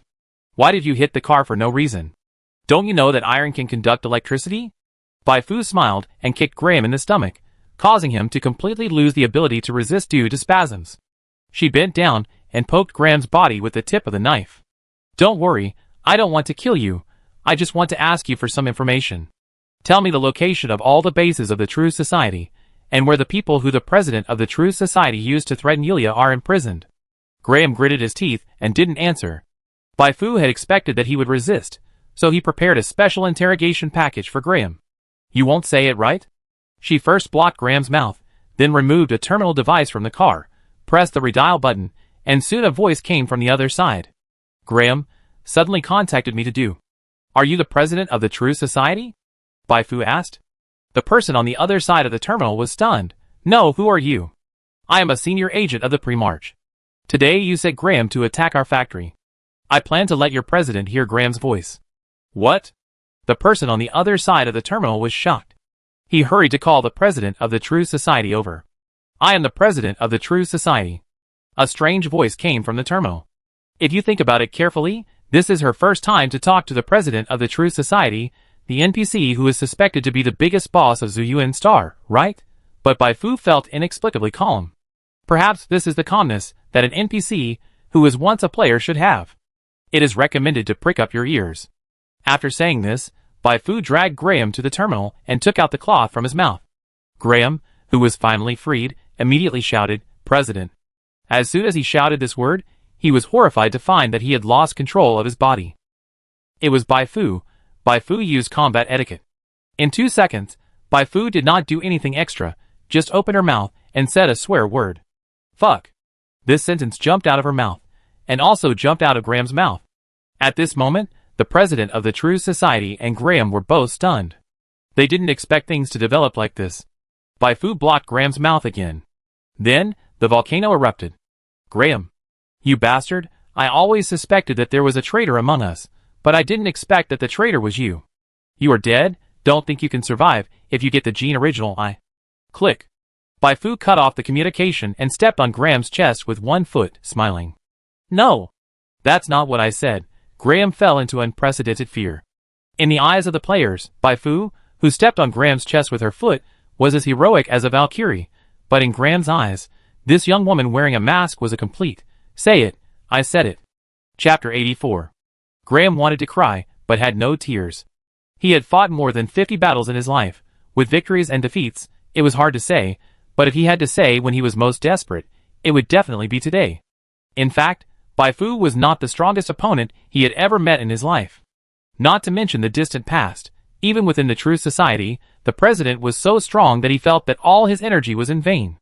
During the battle with the Pre-March, he was also forced into a desperate situation by one of the Primarch's A's agents, but he was not killed suddenly because the reinforcements arrived in time. But no matter how strong and ruthless those enemies were, even if they were tied together, they were not qualified to lick the toes of the masked young woman in front of him. This woman's methods were strange and unpredictable, and she could even manipulate him to curse the president with words like, "Fuck you." How many times can she do this? Hack you. Graham almost fainted. He was finished. No one had ever dared to curse the president with such dirty words in front of him. With the president's personality, no matter where he hid, he would definitely be hunted down to the end, and the intensity would definitely be far greater than when he hunted down Bai Fu before. His chance of survival would be infinitely close to zero, but even so he still wanted to struggle, not for anything else, but for fear of falling into the hands of the president and suffering all the tortures in the world. Looking at Bai Fu, who was stepping on his chest, Graham stared at her with fierce and aggrieved eyes. He stared for a long time. I can answer your questions, but you must promise that I will not be killed by the president of the True Society. That's it. This request is too easy to achieve. Bai Fu inserted the electric knife into the ground, folded her hands on her chest, and showed the majestic momentum of a mountain about to fall. I promise. Graham stared for a long time. He suspected that Bai Fu was lying to him, but now he could only choose to believe. Give me a map.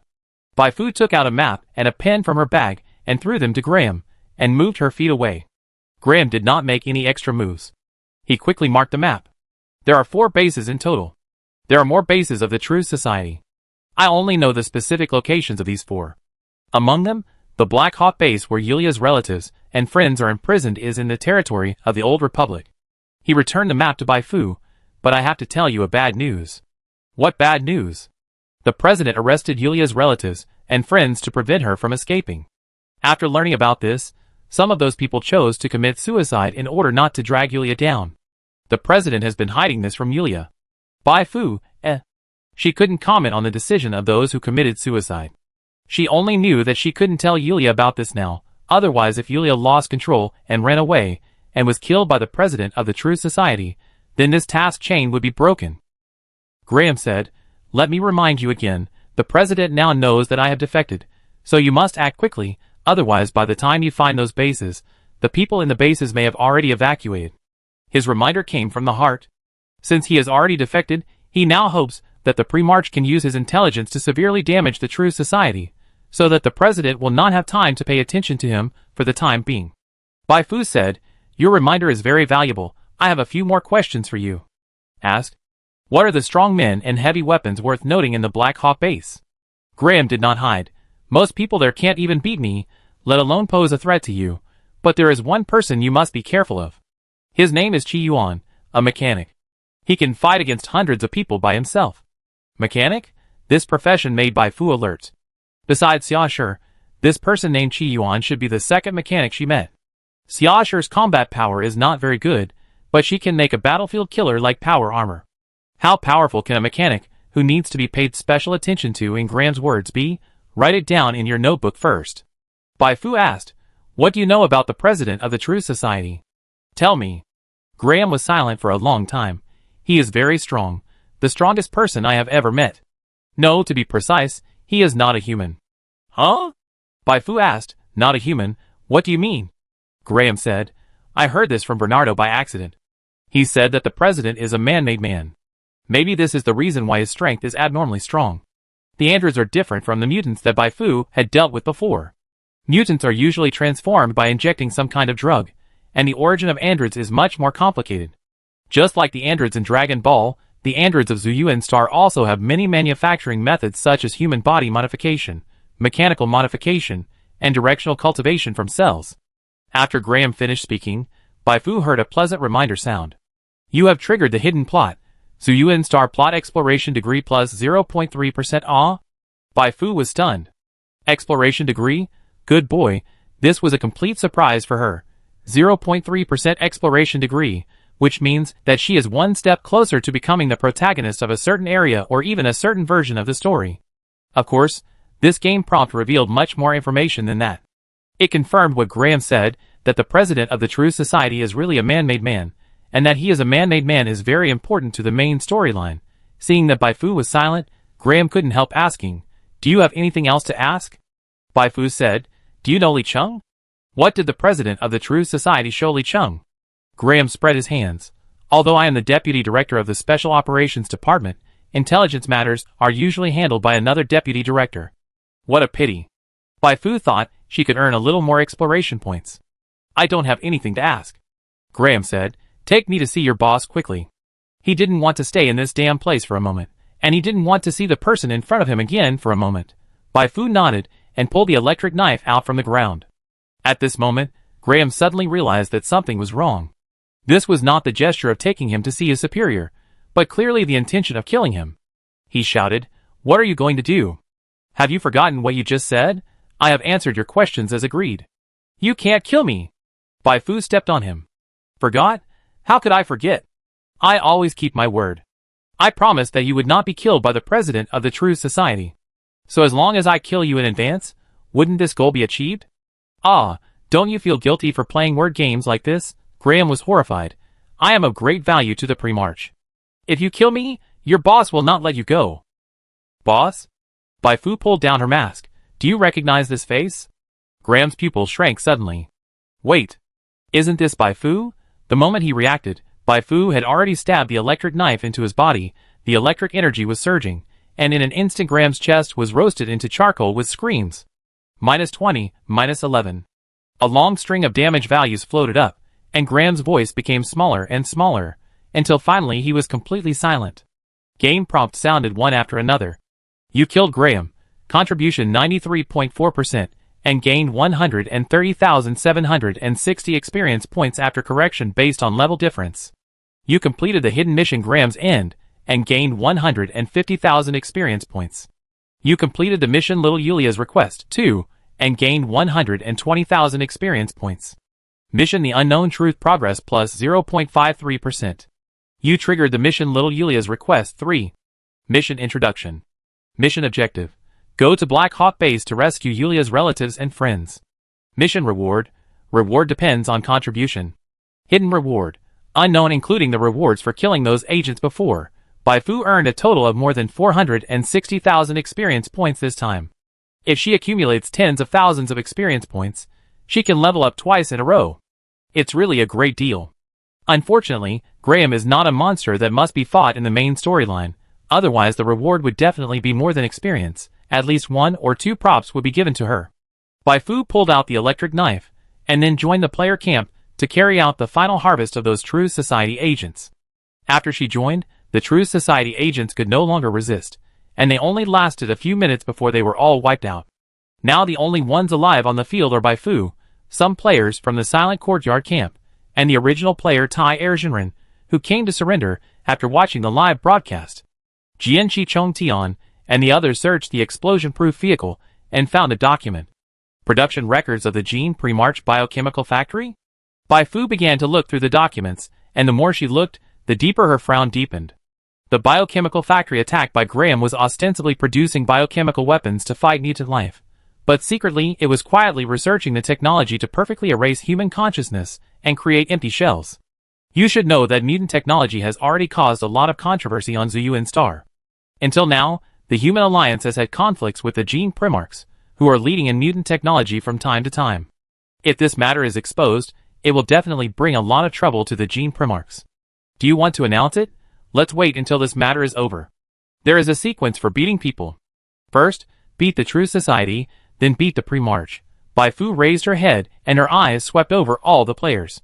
You performed very well this time. The players who were praised were all very happy. Just now, they also received the mission rewards. Even the unlucky ones among the unlucky ones gained 2,000 experience points in this operation. The lucky ones, such as Fu Yifu, who used a bomb to hit Graham, went straight to the top of the mission contribution list and got a battle etiquette prayer card and 30,000 experience points. Now many players are drawing circles to curse Fu Yifu. That's 30,000 experience points. Damn it, you step on shit when you go out. Finally, Bai Fu's eyes fell on the excited Tai Erjinren. Hey, man, Bai Fu had a better plan for Tai Erjinren, the first one to defect from the enemy camp. As for whether Tai Erjinren was willing to accept this arrangement, it would depend on the next communication. She gave Tai Erjinren 2 choices. The first choice was to go back to the Goli Desert with her directly, and accept the assessment of the Silent Court there. As long as he passed the assessment, Tai Erjinren could join the Silent Court like other players.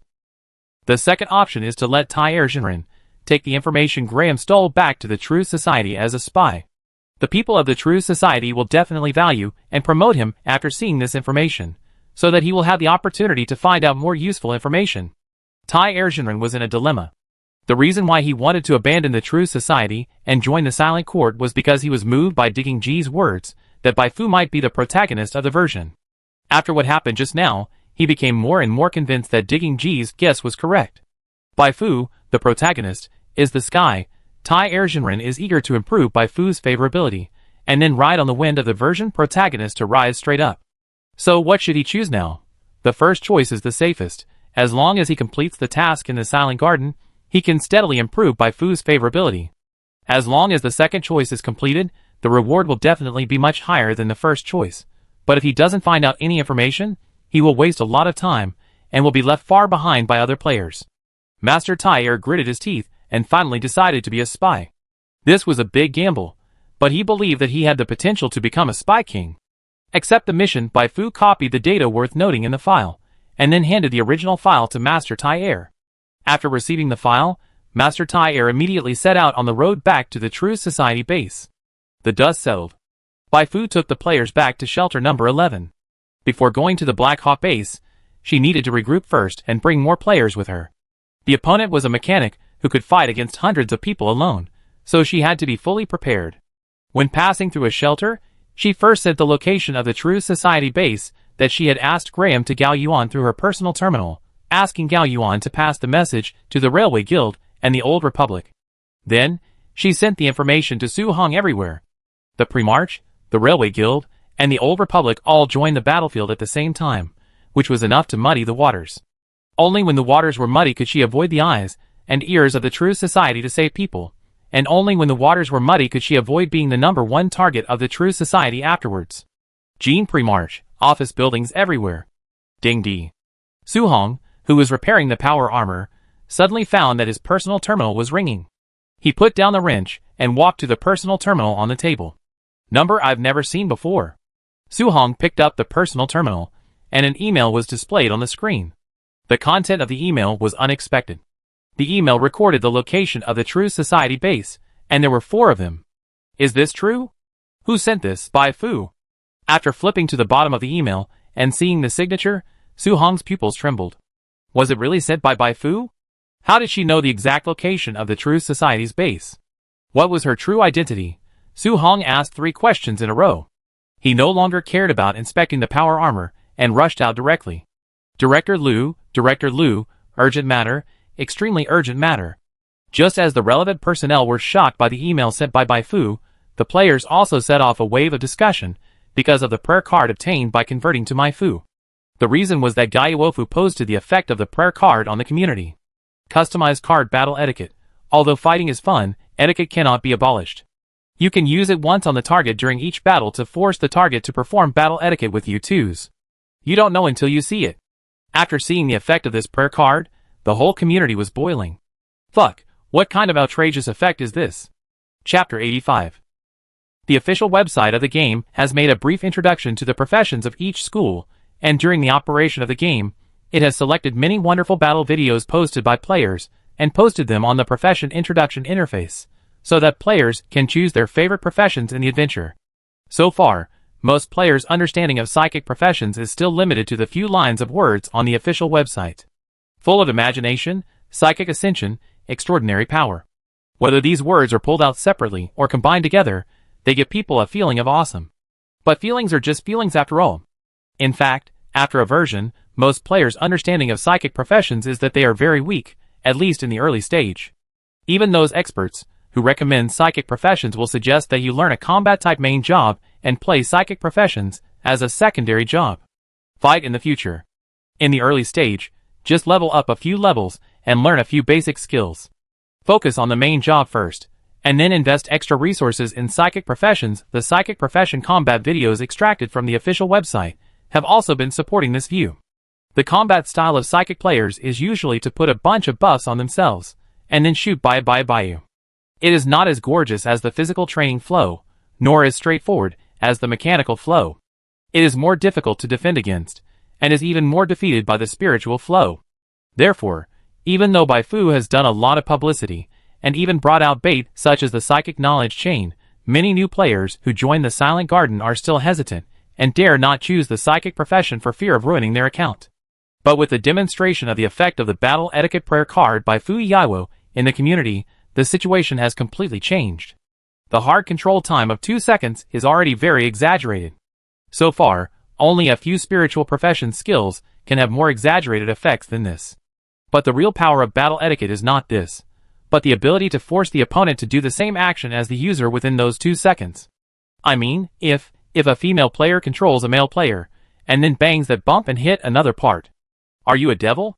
Don't panic, you can turn off the pain in this game. No, even if you turn off the pain, you will still get hurt. Don't panic, I have confirmed it repeatedly. In order to prevent players from messing around, it seems that not only can't take off pants in this game, but the modeling of the key parts of the player seems to be virtual, which means that if you get hit, it's no different from getting hit on your hands and feet, and there is no special critical hit. How did you know? You wouldn't hit yourself, would you? From this topic, countless talented people stood up and put forward their own opinions on the use of combat etiquette. Some of these uses Bai Fu has already practiced, and some uses Bai Fu has never thought of, let alone used. For example, if you encounter an enemy guarding the gate, use combat etiquette to control one of them to forcefully kiss the other. Then, whether they fight at the door or fight passionately somewhere else, the gate can't be defended anyway.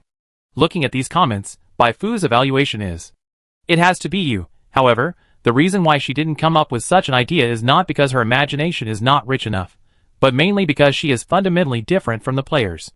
Because players can be resurrected, they often subconsciously like to make a living, while she pursues to kill enemies and complete tasks with higher efficiency.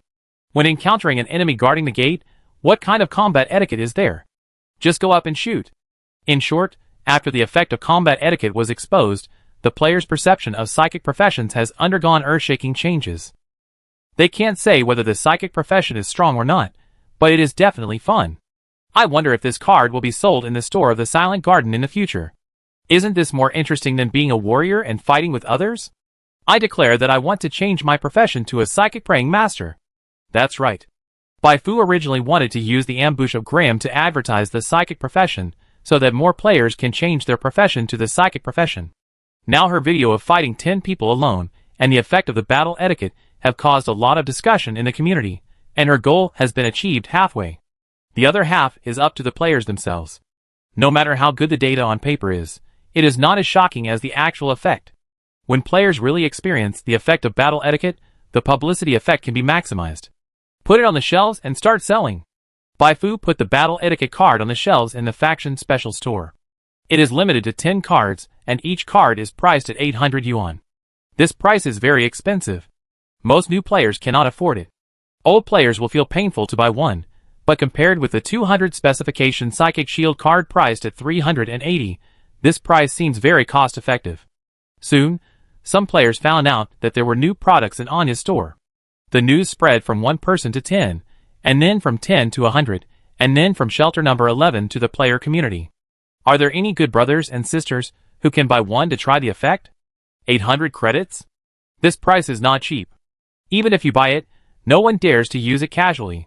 Indeed, and the purchase is limited to 10. If you use it this time, who knows when the next restock will be. After thinking about it, a group of players in the community thought of digging Princess. Treasure hunting, buy one and do a review. At Digging G. Treasure hunting, please make a video quickly. I will give you a triple combo with one click. Digging G fell into a muggle state. She really wanted to do a review, because it was undoubtedly a hot topic that could bring her more attention, but now there was a very serious problem in front of her. I have no money. Let alone 800, she couldn't even take out 400. When other players were doing tasks seriously, and making money by buying and selling sandworm materials, she was seriously shooting videos and doing live broadcasts. As a result, she earned a few months' rent outside the game, but she was penniless in the game. It seems that I can only ask other people for help. The first person Digger G thought of was the rich lady, the Scourge Dragon. They had been getting along well in the abandoned cooling plant and the Lin settlement, but then she and Baifu ran away to the Goli Desert, and they separated temporarily. It was not until the 1.1 version was launched that the Scourge Dragon came. She found the Scourge Dragon at the door of Anya's store. What? You bought 5 battle etiquettes and 5 200-level psionic shields in one go? Digging G was shocked by the generosity of the Dragon of Calamity. Where did you get so many game coins? I bought them. When playing games, the most important thing is to have fun. Digging G thought about the fact that the Dragon of Calamity had previously hired other players to help him complete tasks, and suddenly felt that this was nothing. She explained her purpose, and said that she would pay the money back as soon as possible. When she heard that she borrowed the card for evaluation, the Dragon of Calamity was immediately interested. How about our cooperation? In addition to Silent Garden News Express, we will open a new video column called Anya's Mysterious Shop, which focuses on the evaluation of psychic items sold in the shop. Psychic professions are now unpopular professions, so no one has ever done prop evaluations in this area. I think if we go in this direction, it will definitely be a big hit. The words of the Calamity Dragon moved Digging G. She is now basically releasing news videos at a frequency of one issue, which is a bit low for a UP, who makes game information videos. It's not that she doesn't want to be quick, but the development of the Silent Garden also takes time, so recently she has been thinking about making other videos to fill the gap. She has considered doing an interview with the Silent Garden NPC and a battle clip of Baifu, but these videos don't look as good as the suggestion of the Calamity Dragon. Of course, this doesn't mean she gave up her previous ideas. The main reason is that the evaluation videos seems to be able to be made for more issues. As the version progresses, as the Silent Garden develops, and as Baifu becomes stronger, the things sold at Anya's store will definitely become more and more diverse. Digger G and the Dragon of Calamity hit it off, and the two began to discuss how to evaluate the battle etiquette and psychic shield cards. Let's find someone to fight. It's okay to fight monsters, but fighting monsters is not intuitive enough. Players from other planets can't accurately judge how strong the monsters we fight are. Isn't there an arena in the new version? Now many players spend their free time in the arena playing PK. We can definitely make a fuss about this. The two quickly made a decision. That night, a video titled Anya's Mysterious Shop, first issue, was released, which immediately attracted the attention of a large number of players. The content of the video is very simple. At the beginning of the video, Digger G introduced the effects of the Psychic Shield card and the Battle Etiquette card, and stated that the content to be played next has been approved by the parties involved. Then, the reviewer, the Dragon of Calamity, appeared and entered the arena to challenge a game master who had won 34 consecutive games. Whether in terms of level, skill richness, or game level, the Dragon of Calamity was crushed by the game master. If it was a normal game, she would become the stepping stone for the game master to unlock 35 consecutive wins. However, she first took out the Psychic Shield card. Henshin! The 200-point shield was thicker than the health of the Dragon of Calamity. After putting it on, she turned into a reckless berserker, without dodging or evading, and fought a life-and-death duel with the game master. This stunned the game master. What the hell? His profession is very suitable for single combat martial artist, but in close combat, he fought back and forth with a gunman without a gun. He began to suspect that there was a bug in the game, otherwise why did his attack have no effect on the gunman? It can be said that the stunned look of the game master became one of the biggest highlights of the video, especially after the Dragon of Calamity took out the Battle Etiquette card. I won! The Calamity Dragon took 2 steps to the left, and the game master's body also took 2 steps to the left uncontrollably. He was actually standing on the edge of the cliff at this time. After taking 2 steps to the left, he fell down and died on the spot. Damn it. He didn't even understand how he lost. He didn't understand. But how could the players who had been paying attention to Digging G and Silent Garden not understand? It's battle etiquette. Cheating, this is cheating, and it's not a fair victory. Bullshit, there is no rule in the arena that you can't bring props. If you can't bring props, can you bring equipment or something? If the equipment cannot be brought, then what about the mechanical profession? Fuck, Psychic Shield plus Battle Etiquette. It is simply a PK artifact. This thing is too abnormal. Give me a stack of Psychic Shield and Battle Etiquette, I can directly dominate the arena. The effect of this wave of publicity is explosive, and the barrage and comment area are like a nuclear bomb attack, with the heat value maxed out. Especially those guild players, professional players, and high-scoring passers-by who have been in the arena in major games for many years reacted most strongly. For ordinary players, the arena is a place for PvP entertainment, but for them, the arena is a business. Whether it is to hold competitions in the future or to gain fame and attract sponsors in the arena, they have to pay attention to the video produced by Digging G and the Dragon of Natural Disaster, as well as the prayer card that appeared in the video. If their opponents in the future have a Psychic Shield and combat etiquette, and they have nothing, then what's the point of playing? For a time, major guilds took action, and let the players in the guilds change their professions to psychic professions. There are more players calling for help in the community. Fuck, only Zuyuan Star has Psychic Shield cards and combat etiquette cards for sale now, which is too unfair to us players on other novice planets. That's right, we also want our own Baifu. Planners, come out soon, stop playing dead. Envy, jealousy, haha, I just created a new account and was assigned to shelter number 11. You die? Damn it, I used to blacken Baifu in the pre-march. Baifu should not bear grudges. I also want to join the Silent Court now. This moment is special. Because on the front page of the community, the front row of posts on the front page of the community, and the front row of the comment area of the videos on the front page of the community, none of the posts and comments of Baifu can be seen. Even if someone expresses dissatisfaction, they just say that the prayer card is too disruptive to the balance of players at this stage. Everyone loves Baifu. This is the conclusion Baifu came to after browsing the community. Her battle plan has achieved unprecedented success. The benefit of the successful publicity is that nearly 200 new players came to shelter number 11 in just half a day. Counting those who came before, there are now nearly 900 players in shelter number 11, which is almost enough to replace 2 camps.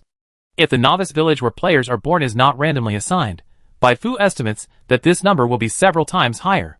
To be honest, this number is growing a bit too fast.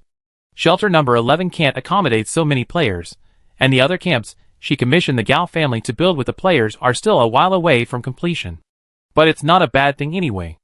Baifu is in a good mood. Most of these players will change their jobs to become psychic praying masters. The more psychic praying masters there are among the players, the more potential customers she has, the more she can earn, the more she earns, the faster she will become stronger, and the faster she becomes stronger, the more players she can attract to join her. Perfect. Boss, help me, I can't stand it anymore. Just when Baifu was happy, Anya rushed in from outside. What happened? She looked confused. Anya began to complain. To put it simply, There were too many people, and she couldn't handle it alone, even if some old players helped.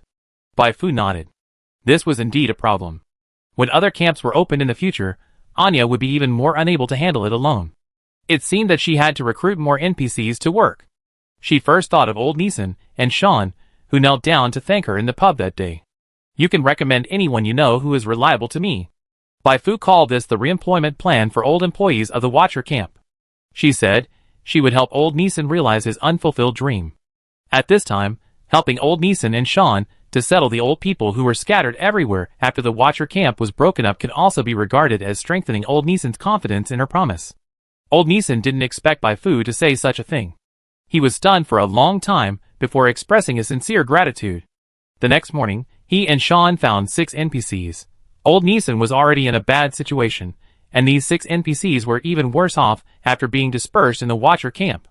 They actually had some strength, but because they had too many enemies, they didn't dare to show their strength at all, let alone show up easily, and could only live a miserable life with no end in sight. Bai Fu's arrival gave them a chance to start a new chapter in their lives that seemed to have come to an end, so they decided to join the Silent Court without much hesitation. After hearing that Bai Fu was going to the Black Hawk base to rescue Yulia's relatives and friends, they immediately expressed their willingness to go together and contribute to the rescue operation. The passion of the elderly was fully revealed at this moment.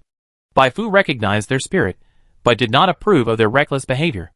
Human players can be resurrected after death, but if you die, you are really dead. Don't joke with your life. What you should do now is to get familiar with this shelter number 11, which has undergone drastic changes, instead of going to the Black Hawk base with me. Whether it is to eliminate all the wanton wanderer camps or to build the Goli Desert, your strength will be needed. This is your main battlefield. Don't forget what your dream is. Looking at Bai Fu's receding back, the 6 NPCs looked at each other, and finally looked at old Neeson and Sean at the same time. Where did you find her? Found?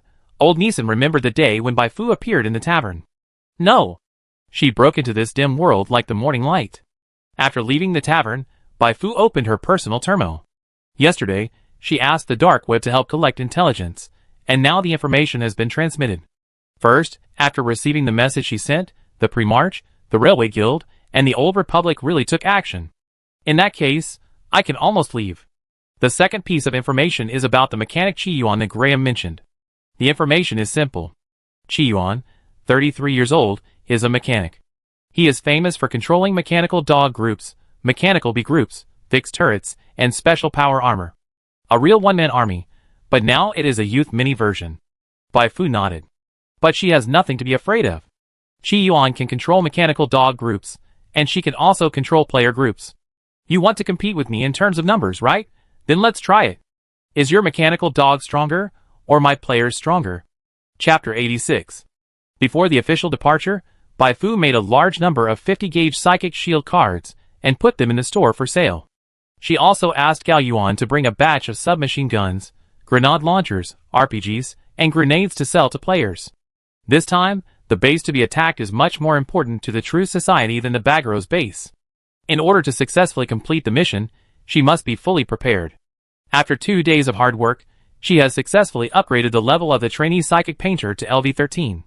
Now her attributes are HP 1730/1730 psionic, 700/700 attributes, Strength 20, Agility 21, Constitution 75, Intelligence 18, Spirit 24, Inspiration 67. Bai Fu estimated that if she could successfully complete Yulia's commission and destroy the Black Hawk base, she could at least level up 2 more levels in one go. If she was lucky enough to get some special rewards, her strength would increase dramatically. By then, in the entire Zuyuan Star, except for the NPCs, who have unlocked advanced professions and some advanced monsters, she would basically be at the peak of single combat power. Bai Fu felt motivated just thinking about it. Take me with you. Suddenly, the little Yulia who was placed on the table by her spoke. Bai Fu refused decisively. Of course, she could understand the feelings of the little Yulia, but the little Yulia was just a rag doll, and could not help at all. Don't make a fuss. If I put you in the car, I'm afraid you will fall. If I put you in my pocket, I'm afraid you will fall or get broken. I can't stuff you into my chest or crotch, right? Little Yulia said, I don't mind. Climb, have you ever thought that you don't mind? But I do mind. Who would stuff a doll there for no reason? Bai Fu said with a frown. Ms. Yulia, You don't want to lose your relatives and friends forever, right? If you don't want to, just listen to me and stay in the Goli Desert. Don't do anything unnecessary. Little Yulia couldn't refute. She couldn't move, so she could only let Bai Fu do whatever she wanted. Bai Fu handed her over to old Nisan for safekeeping, and then gave Gao Yuan a few words, and then took more than 500 players on the journey to the Black Hawk base. The number of players in the Silent Garden is far more than these now. The reason why she only brought more than 500 players is because she has no more cars to carry players. She has actually worked very hard. When she first came to the Goli Desert, she only had one car. By robbing everywhere, she pieced together a team of nearly 30 cars. From an extreme point of view, 30 cars can accommodate 900 players, but in this way, the players cannot carry weapons. So in the end, Bai Fu only selected more than 500 players who can afford weapons to follow her to charge. In the Old Republic, Dust Canyon, there are many military green tents beside a river that runs through the valley. The tents are temporary. Outside the tents, all you can see are armored vehicles and universal power armor. These weapons are not very advanced, but in this wasteland era, they are powerful enough. At this time, in the largest tent, Damien, the commander of the Old Republic, is discussing the battle plan with the reinforcements from the Railway Guild and the Pre-March. A few days ago, the three forces simultaneously received news that the specific locations of 4 Truth Society bases were discovered. To be honest, this news was a bit too shocking, and it was hard to believe its authenticity, but considering that the location indicated on the email was within their own territory, the Old Republic and the Railway Guild sent people to scout. After checking, they found that the content of the anonymous email was actually true. The relationship between the 3 major forces was not good, and some frictions would break out from time to time, but considering that the opponent was the more dangerous Truth Society, the 3 major forces finally decided to temporarily put aside the past conflicts and work together to kill the Truth Society. According to the news said back by the scouts, the Truth Society has obviously sensed the danger. In the past 2 days, they have withdrawn all the sentries outside the base and are preparing to withdraw from the base. But judging from the direction they are retreating to, which is still Dust Canyon, they should not be aware of our existence. This is our chance. We must wipe out this army and give the Truth Society a hard blow so that they dare not mess around again. Damien gave an impassioned speech. But compared to what he said, the Primarch's agents sitting at the entrance of the tent were more concerned about the signature of the email they received 4 days ago. Captain Su, did you say that the email was really sent by Bai Fu? A message popped up on the personal terminal. Su Hong glanced at Yago, who was grinning beside him. You kid, this is the 13th time you've asked me in 4 days. How can I be sure if you ask me? I'm just curious. We haven't seen Bai Fu for more than a month. During this time, I visited the Wildfire Gang leader in prison several times. After hearing about Bai Fu's deeds, Lao Deng kept telling me how sharp his eyes were, and how he saw that Bai Fu was not an ordinary person. Have you heard of Bai Fu? That's the outlaw who punched the Truth Society and kicked the Pre-March, and who is still at large despite the pursuit of 2 major forces. She was once my subordinate. When Yago thought of the words of the Wildfire Gang leader, he found it funny. Xiaosher also contacted me a few days ago. She asked me if there was any new news about Bai Fu. I could only helplessly spread my hands to her. Su Hong squinted his eyes. Why are you saying these things? People in their 20s should not learn to reminisce about life like old people. Yago shrugged. Captain Su, I actually think the person who sent the email is most likely Bai Fu. There are only a few people who know your personal terminal number. No one else sent it. Isn't it only Bai Fu who is left? Su Hong didn't say anything. In fact, he and Director Liu also thought so. Captain Su, Bai Fu has nothing to do with the Truth Society from any perspective, but why did the military want to kill Bai Fu? And why did the people above want to arrest Bai Fu? I joined the 4 because I agree with the idea of the Pre-March to rebuild order on the ruins. But now the people above want to kill someone who would sacrifice himself for ordinary people. I really don't understand it. Yago thought of the scene he saw when he and Xiaosher went to the abandoned cooling plant together, and he couldn't help but sigh deeply. Seeing the message said by Yago again, Su Hong's face suddenly changed, and he quickly replied, Be careful with your words. He also felt that something was wrong, but this kind of thing must not be brought to the table. He felt that Bai Fu should know something, and it would be great if he could meet Bai Fu again. The convoy stopped when it arrived near Dust Canyon. With so many vehicles moving forward together, the target was too big. Bai Fu didn't want to become the main target of the Black Hawk base, otherwise she would not have secretly contacted the Pre-March and other forces. She was waiting for an opportunity. When the Black Hawk base and the Primarchs and other forces started fighting, she would lead the players into the battlefield. If it was not necessary, she would not fight a battle that she was not sure of winning. She had many ways to upgrade now, and there was no need to risk her life for some experience. Bai Fu got off the car and arranged a reconnaissance mission for the players. Generally speaking, scouts were required to have outstanding military, physical, and psychological qualities. Players who were careless obviously did not meet this requirement. But compared with ordinary scouts, players have the advantage that they can easily pass messages and communicate with each other through video, so as to monitor the battlefield in real time. After sending away the players who accepted the reconnaissance mission, Bai Fu began to warn the remaining players. I know you usually like to talk, but the situation today is different from the past. Once we are discovered by the enemy, we will be bombarded. In order to avoid unnecessary casualties, try not to speak before receiving my order. Even if you have something to say to me, please raise your hand first. This warning is very necessary. The old players are fine, but the new players who are participating in the big event for the first time are jumping up and down with excitement while they are still in the car. Bai Fu can understand their feelings. After all, they have accepted 2 large tasks at once this time. The first task is a faction task she issued in the name of the Silent Courtyard. The task mode is similar to the task issued in the last attack on Graham, but the rewards are richer. The reward for the player with the highest contribution is 50,000 experience points, 30 faction reputation points, and 2 battle etiquette cards. At this stage, this reward is enough to drive any player crazy. The second mission is automatically triggered when the convoy arrives near Dusk Canyon. Multinational Joint Operation. Mission Introduction. The joint strike against the True Society is about to begin. Show your heroic spirit on the battlefield. Mission Objectives. 1. Ruthless Killing. Reward 1,000 experience points for each member of the True Society killed. 2. Decapitation Operation. I kill Pedro, the head of the Black Hawk base. The reward depends on the contribution. 3. Decapitation Operation. 2. Kill Mechanic Chi Yuan. The reward depends on the contribution. 4. Destroy the Black Hawk base. Reward depends on the contribution. Mission Reward.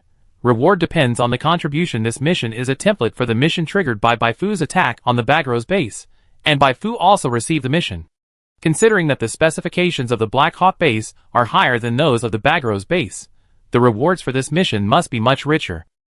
Bai Fu found a clean stone to sit down, quietly waiting for the players, who went to scout the situation to pass on the message.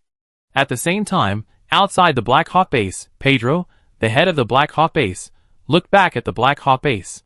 What a pity. Before the president officially launched the counterattack plan, the location of the Black Hawk base was at risk of being exposed because of Graham's sudden betrayal. After calming down, the president immediately ordered them to retreat, and they had to abandon the Black Hawk base. You know, he spent nearly 10 years of hard work to build this base. Graham. Pedro's heart was bleeding. He swore that he would definitely catch Graham and torture him with all the cruel means he could think of. Putting away his murderous intent, Pedro turned and said to Chi Yuan, who was sitting in the car, "We may encounter danger on the way of retreat this time, and we will have to rely on your strength at that time." Chi Yuan smiled and nodded. It's a small matter. He was absolutely confident in his own strength. Who can kill him? Unless he encounters a large-scale military encirclement, or the enemy uses the missiles at the bottom of the box to bomb him, he has absolute confidence that he can use his mechanical core to tear apart the enemy's defense line. He is not an ordinary mechanic. He not only has mechanical manufacturing technology that most people can't match, but also has electromagnetic superpowers that all mechanics envy. With the blessing of superpowers, his manufacturing speed is far faster than that of ordinary mechanics. The mechanical weapons he made, such as mechanical dogs and mechanical bees, can also exert far more power than ordinary ones. With this special ability, he made a great name for himself in the dark web and became a famous S-class killer in his 20s.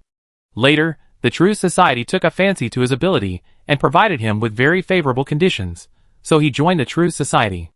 Although he was not the person in charge at the Black Hawk base, it was just because he was too lazy to care about others. His status was not comparable to Pedro. After explaining the situation, the troops of the Black Hawk base began to retreat in an orderly manner. When they marched to the vicinity of Dusk Canyon, the coalition forces that had been waiting for a long time immediately discovered their presence. Commander Damien, there is a convoy of unknown origin heading towards our ambush area. Damien was excited. They had sent people to block the nearby roads a few days ago. Who else could a convoy suddenly appear at this time except the members of the True Society? Let them enter the ambush area, and when they come in, launch an attack immediately. He shouted loudly, and everyone became excited. Here it comes, the credit of movement is here. More than 10 minutes later, as soon as the convoy of the Black Hawk base entered the ambush area, a power armor hidden in a high place raised its right arm. Duh. The machine guns began to spit flames, and with this as the beginning, the machine guns on the armored vehicles, the guns in the hands of the agents and soldiers also followed suit and opened fire. The unlucky guys at the front of the convoy had their skulls smashed on the spot, and blood and brains splattered everywhere. Enemy attack! Enemy attack! A scream rang out. Pedro's face was extremely ugly. Are these people born in the year of the dog? They have such a sharp nose, but they actually ran to ambush us. He was not panicked in his heart, because he had been prepared, but he was still very irritable, because he had been praying all the way that nothing would happen, but in the end, he prayed in vain. Fight back, damn it. Do you think I'm a vegetarian? Pedro looked at Chi-Yuan next to him. We can't delay too long, otherwise the number of enemies may increase. Chi-Yuan smiled and shrugged. I have already sent out my mechanical bee swarm when the other side opened fire. Just wait and see the show. He jumped off the car. Looking at his receding back, Pedro breathed a sigh of relief. Extraordinary people are usually unable to take the lead in the battlefield, but Chi-Yuan is different. He is a mechanic who can truly become an army by himself. As long as Chi-Yuan launches an attack, everything will be fine. Pedro has seen the power of the mechanical bee swarm. Those poisonous needles are enough to kill a Type 2 amoeba. What is this? Mechanical bees, retreat quickly, poisonous needles. The coalition forces found something unusual, but it was too late. The poisonous needles shot from the mechanical bee swarm hit the necks of several soldiers, and the toxin began to spread. In just a few seconds, the soldiers who were hit fell to the ground, screaming and rolling. Save me, save me! Damien gnashed his teeth. He had never expected that the truth would have such a trick. Just as he was commanding people to extinguish the mechanical bee swarm, people from the Black Hawk base attacked from another direction. The infantry array and the convoy made a feint attack, and Chi-Yuan took the lead. Yes, one person took the lead. He wore a special power armor and drove hundreds of mechanical dogs with guns on their backs to charge the coalition forces from the flank. The mechanical dogs were small in size, could run and jump, and were so fast that even Bolt would cry when he saw them. Facing the gunfire and rain of bullets from the coalition forces, they easily completed the breakthrough, and could also use the automatic locking module to search for enemies and shoot while breaking through. It's Chi-Yuan, damn, the intelligence didn't say he was at the Black Hawk base, awful.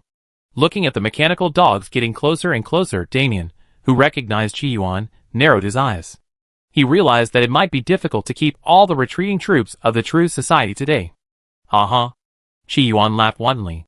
He enjoyed the scene of harvesting the lives of the enemy with the mechanical army. In his opinion, the romance of men should be guns, machines, and roses, blood. Pedro nodded in the back. As he expected, the enemy was prepared, but because they did not expect Chi-Yuan's presence, they still exposed a flaw. Wait for my order. He immediately contacted all drivers with the intercom, ready to rush out from the rain of bullets at any time. At this time, whether it was Pedro, Chi-Yuan, or Damien, they could not imagine that there was Bai Fu hiding in the dark, who came after receiving the player's report. Is this the combat power of the mechanic after it is basically formed? After this video is released, Bai Fu believes that many players will definitely change their jobs to become mechanics. But it doesn't matter, she will use practical actions to tell all players that at least at this moment, in this Dust Canyon, she, Bai Fu, is the strongest. Now it's our turn. With Bai Fu's order, more than 500 players divided into 500 groups and rushed towards the convoy of the Black Hawk base. Sir, it's bad, the flank was attacked. What? Pedro's eyelids twitched when he received the news. He turned his head hurriedly, looking past the messy players, and from a distance, he saw a young woman wearing a spotless white shirt, a black mask and black leather gloves walking towards him with steady steps. Quick, call Chi-Yuan back. Pedro felt the threat of death. Chapter 87. In the live broadcast room named the first large-scale expedition live broadcast of the Silent Garden, Digger G, who had not broadcast live for a long time, suddenly appeared. Hello everyone. It's been a long time since we last met. I wonder if you miss me. Before she finished speaking, the audience in the live broadcast room had already rioted. Stop wasting time, host. Hurry up and switch the camera to Bai Fu. Hurry up and serve it. I haven't seen Fu Fu fighting for several days. Kill, kill, kill, I want to see a river of blood. Treasure hunting, some close-ups of Fu Fu's legs. Chioli paced, I like this. I feel uncomfortable if I don't watch it for a day. Although all the players watching the live broadcast were making a fuss, Digger G was still broadcasting the live broadcast as planned. Why are you in such a hurry? The fight hasn't started yet. If you want to see Fu Fu's legs, why not come to the Silent Garden to fight Fu Fu and experience the feeling of having more than a dozen ribs broken by a kick? This is my good partner, the Dragon of Calamity. Today, the two of us will broadcast this exciting expedition live for everyone. Okay, let's first introduce the situation of the three warring parties. The Dragon of Calamity smiled and greeted the camera. Hello everyone, I am the Dragon of Calamity, the special guest of this live broadcast, and the host of the program Anya's Mysterious Shop. She paused, and then began to introduce the situation on the field. The convoy blocked on the road is the retreating troops of the Black Hawk base of the True Society. At a glance, the number of people is estimated to be around 700. Don't underestimate these 700 people, most of them are elite monsters. On the other side, the coalition forces composed of the Old Republic, the Pre-March and the Railway Guild are fighting back and forth with the True Society. The number of people is unknown. From the current situation, the situation of the coalition forces is a bit bad. Digging G nodded. Indeed, this has to mention Chi Yuan, the ace mechanic and boss of the Black Hawk base. Many players are interested in the profession of mechanic, right? Let's take a look today. The Dragon of Natural Disaster took over. Now let's take a look at the data of Chi Yuan, the absolute tiger of the True Society. She used a reconnaissance technique on Chi Yuan in the distance. This was an advanced reconnaissance technique that she had learned specially, and it could detect much more information than ordinary reconnaissance techniques. Instantly, Chi Yuan's panel popped up in the live broadcast room.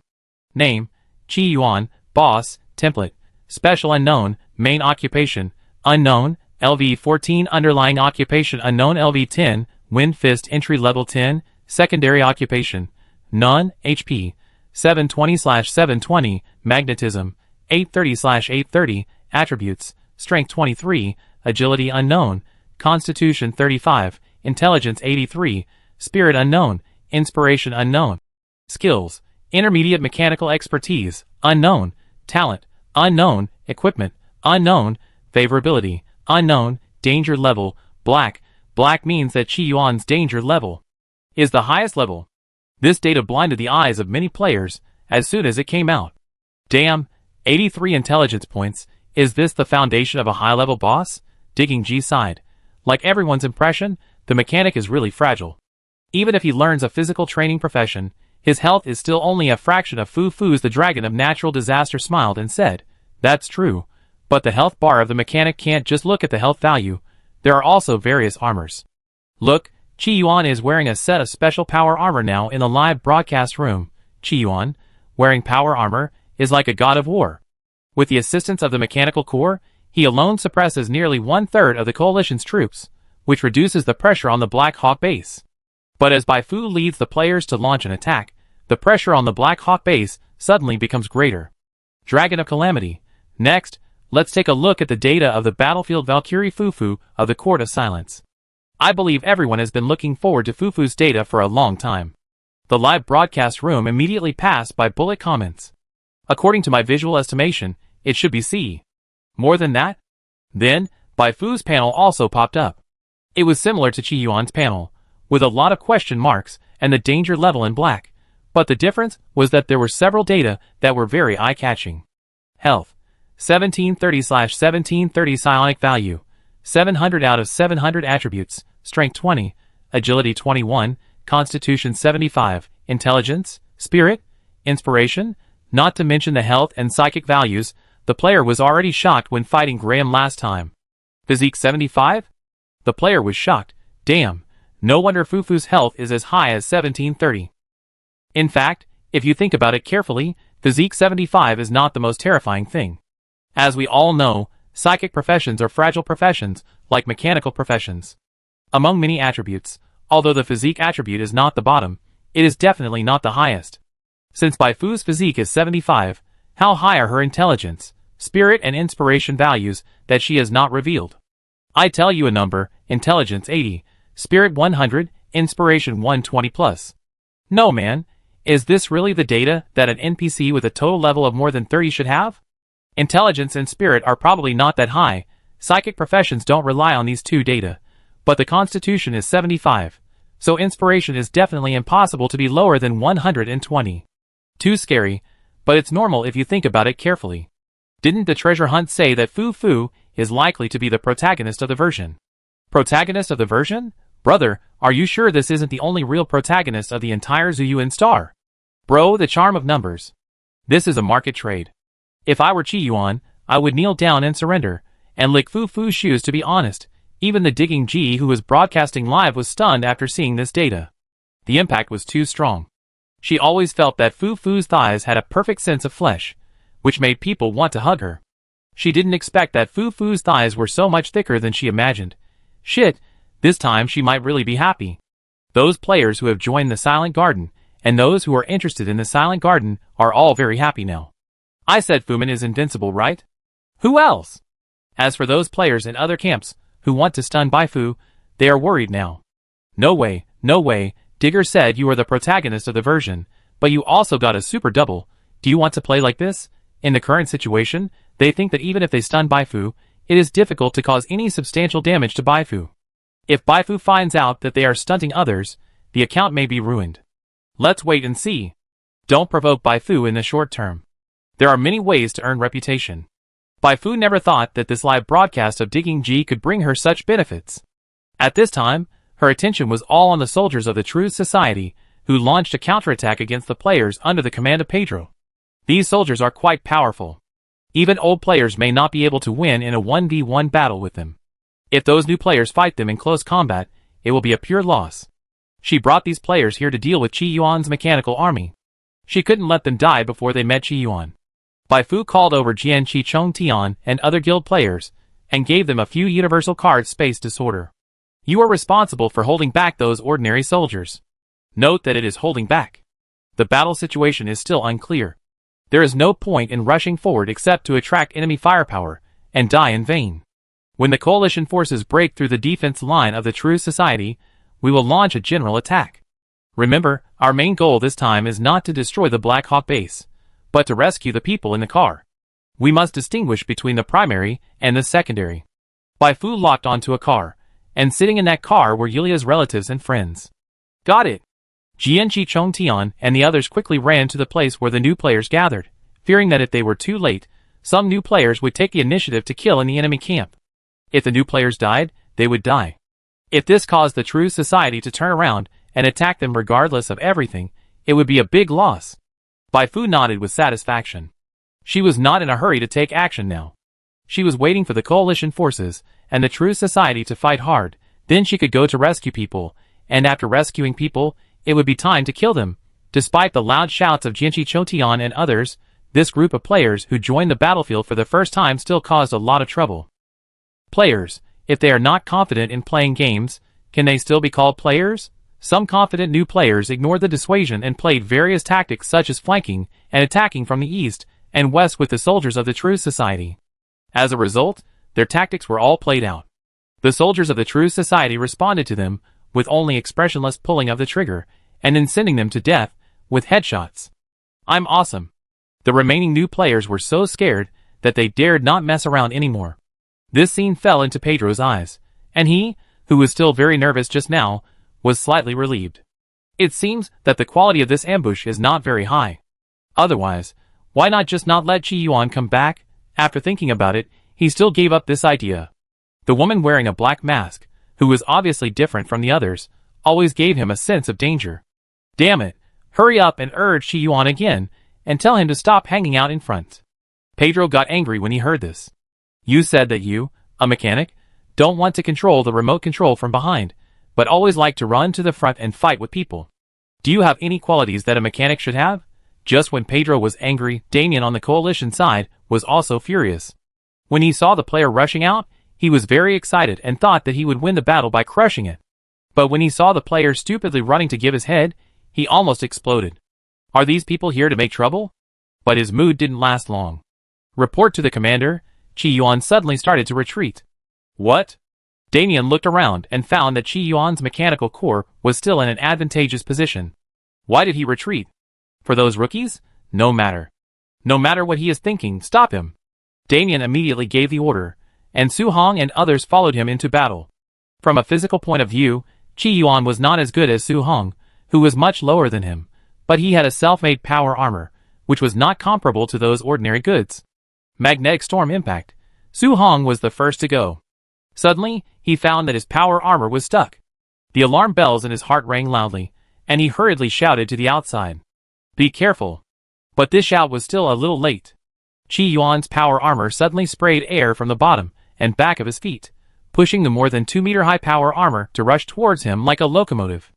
With full power, he punched down and actually knocked his power armor directly out. Fuck. The others behind him all swallowed their saliva. Isn't this mechanic too fierce? Qi Yuan sneered and attacked again. The mechanical bee swarm protected the left and right sides. The left arm of the power armor flipped, and 2 gun barrels were exposed. This time it was not a punch, but a bombardment. After a few bangs, even the sniper Yago standing at the back was blown to the ground. Ribs. Damn, is he a monster? Yago gritted his teeth. The power of one person is so terrifying. He endured the pain, and found a safe position to continue to hold the gun. Although the sniper rifle could not penetrate the power armor, it was still a great threat to some joints of the power armor. It seems that Qi Yuan can't retreat for a while. Seeing this, Bai Fu was completely relieved. Everyone follow me. The players following behind her, such as Patrick, Fu, Black Tiger Ah Fu, and the Eating Fairy who had plastic surgery to deceive the true society, were all excited. The big one was finally here. Go kill him! Led by Bai Fu, they all rushed towards Pedro. Bai Fu had just taken out a grenade launcher from behind her when dozens of bullets flew over. However, to Pedro's surprise, Bai Fu did not dodge at all. She ran into the rain of bullets head first. Not only that, but the followers behind her also followed suit. Pedro was stunned by this. Aren't these people afraid of bullets? Patrick and the others were so happy now. They said they had never fought such a simple and straightforward battle. They didn't have to think about anything. They just had to run and shoot while following Bai Fu. Rain of bullets? With the psychic shield, there's nothing to be afraid of. Just smash it, bang, bang, bang. Bombs mixed with grenades, like the scythe of the god of death, constantly harvesting the lives of those true society soldiers who showed up. Many players who watched the live broadcast felt the strength of the psychic profession for the first time. A good auxiliary has too much bonus. Turtle, the hell mode has directly turned into the simple mode. Now it's the opponent's turn to experience the hell mode. Pedro's face was extremely ugly. He had long felt that Bai Fu was not simple, but he never thought that the 2 lines of defense he arranged in the front would be easily disintegrated by just one charge. Let Qi Yuan come back quickly. He shouted, and turned his head to look at the other person beside him. Luo Wan, take people to stop her. The man named Luo Wan is an elite mutant, and his brute force can easily break steel. No big deal. He has always been unhappy with Qi Yuan. After all, machinery is external to the body, and only the strength of the flesh is truly strong. This time, he will crush the masked woman's body like a chicken, letting everyone know how terrifying he is. Luo Wan's muscles suddenly swelled, and his entire body size increased by nearly half. The next second, he didn't wait for his followers at all, and jumped out with a roar. The momentum was so fierce that the lions and tigers trembled. Pedro shook his head secretly. Luo Wan was too reckless. But now was not the time to worry about this. He felt that Luo Wan might not be able to beat the masked woman, but it should be okay to delay until Qi Yuan came back. Be careful. Patrick was the first to react. He quickly raised his gun and shot, trying to force Luo Wan back. Luo Wan laughed and did not dodge. The bullet hit him, and was caught by his muscles. In just a few breaths, Luo Wan had already killed Bai Fu. The diamond gloves fell from the sky. Bai Fu's expression remained unchanged, and she did not even stop. She just raised the grenade launcher in her hand, and fired 5 consecutive rounds at Luo Wan's stomach, who was only 2 meters away from her. Luo Wan never dreamed that Bai Fu would dare to shoot at such a close distance, and even fired 5 rounds in a row. The explosion instantly drowned out his screams. Bai Fu's body shook a few times, and after regaining her balance, she threw a grenade at Luo Wan and rushed out of the smoke. Boom! This time, the grenade and the explosion of the alien erosion came one after another. You killed Luo Wan, 100% contribution, and gained 30,000 experience points. You can block bullets. Can you block grenades? Can you block grenades? Can you block the explosion of alien erosion? Looking at Bai Fu, who walked out of the fire and storm, her steps were still elegant, and her body was still not stained with any blood or dirt, Pedro couldn't help but widen his eyes. "This is how you play. Stop him!" he shouted again. Under his command, more people rushed towards Bai Fu. Some of them raised their guns, some drew their knives, and some began to accumulate strength to use their superpowers. At this time, Patrick and his men were still unable to catch up because of the impact of the explosion. Bai Fu faced dozens of enemies alone. This scene was extremely shocking in the live broadcast, but no player was worried about Bai Fu. Believe it first. It was just that this level of enemy was not a group of bosses coming together. How could Fu lose? Bai Fu calmly pulled out a few space cards from her pocket and threw them out. Buzz, invisible psychic shock waves swept across the front, and all those who were swept found that they had lost their judgment of direction. Some fell to the ground, some collided with their teammates, some shot their teammates, and some used fire powers to set their teammates on fire. The whole battlefield was in complete chaos. This was a development that all NPCs had never expected. At the moment the card was thrown out, Bai Fu had already started to pull the trigger of the grenade launcher non-stop. Boom, boom, boom. The sparks of the explosion shook the hearts of everyone present like thunder. Fear, confusion, trembling. Countless emotions are growing. Die! After emptying the grenade launcher, Bai Fu took out a submachine gun. She didn't care if you were dead or alive. As long as you appeared in front of her, as long as you were still standing, she would shoot you. Blood was weaving. Flesh was like mud, and Bai Fu, who walked through the blood and flesh, was like a blood elf who was killing crazily with an elegant posture. The movement here attracted the attention of the coalition forces and Qi Yuan in the distance. Looking at the pile of corpses lying at Bai Fu's feet, Qi Yuan was a little confused. He thought he was invincible, but he didn't expect that woman to be even more brave than him. He no longer cared about Su Hong and others who were beaten by him and couldn't raise their heads and began to retreat quickly.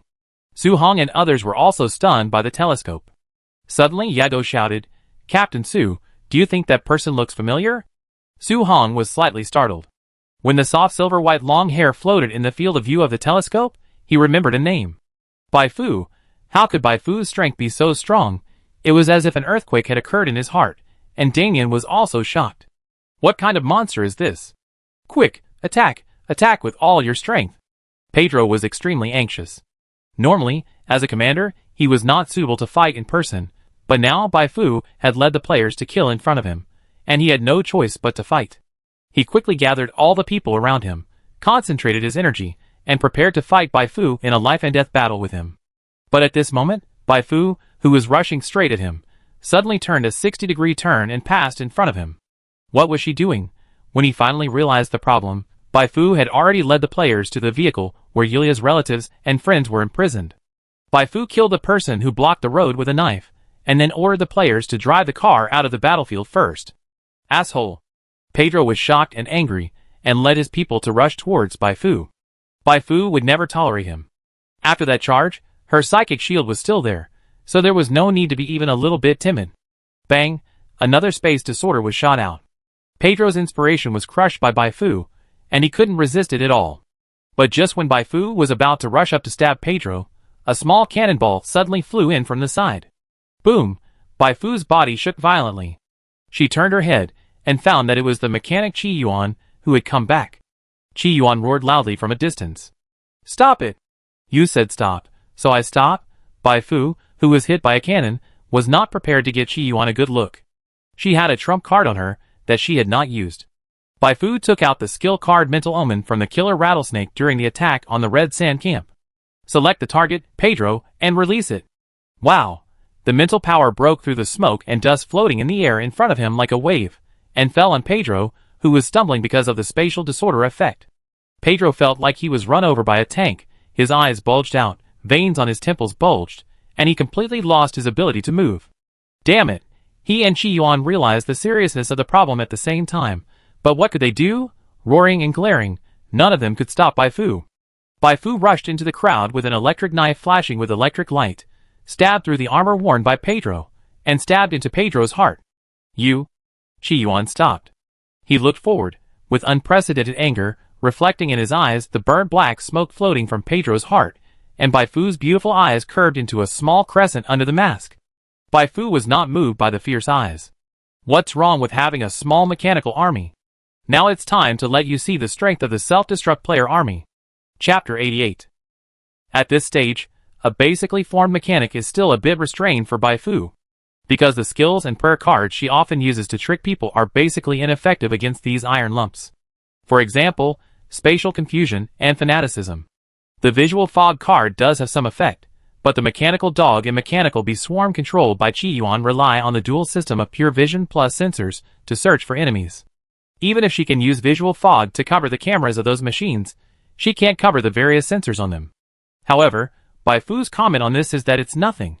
This battle is not a one-on-one fight between her and Qi Yuan, but a Pokemon showdown between Qi Yuan, who controls the machine, and her, who controls the player. Who will win in the mechanical versus player series?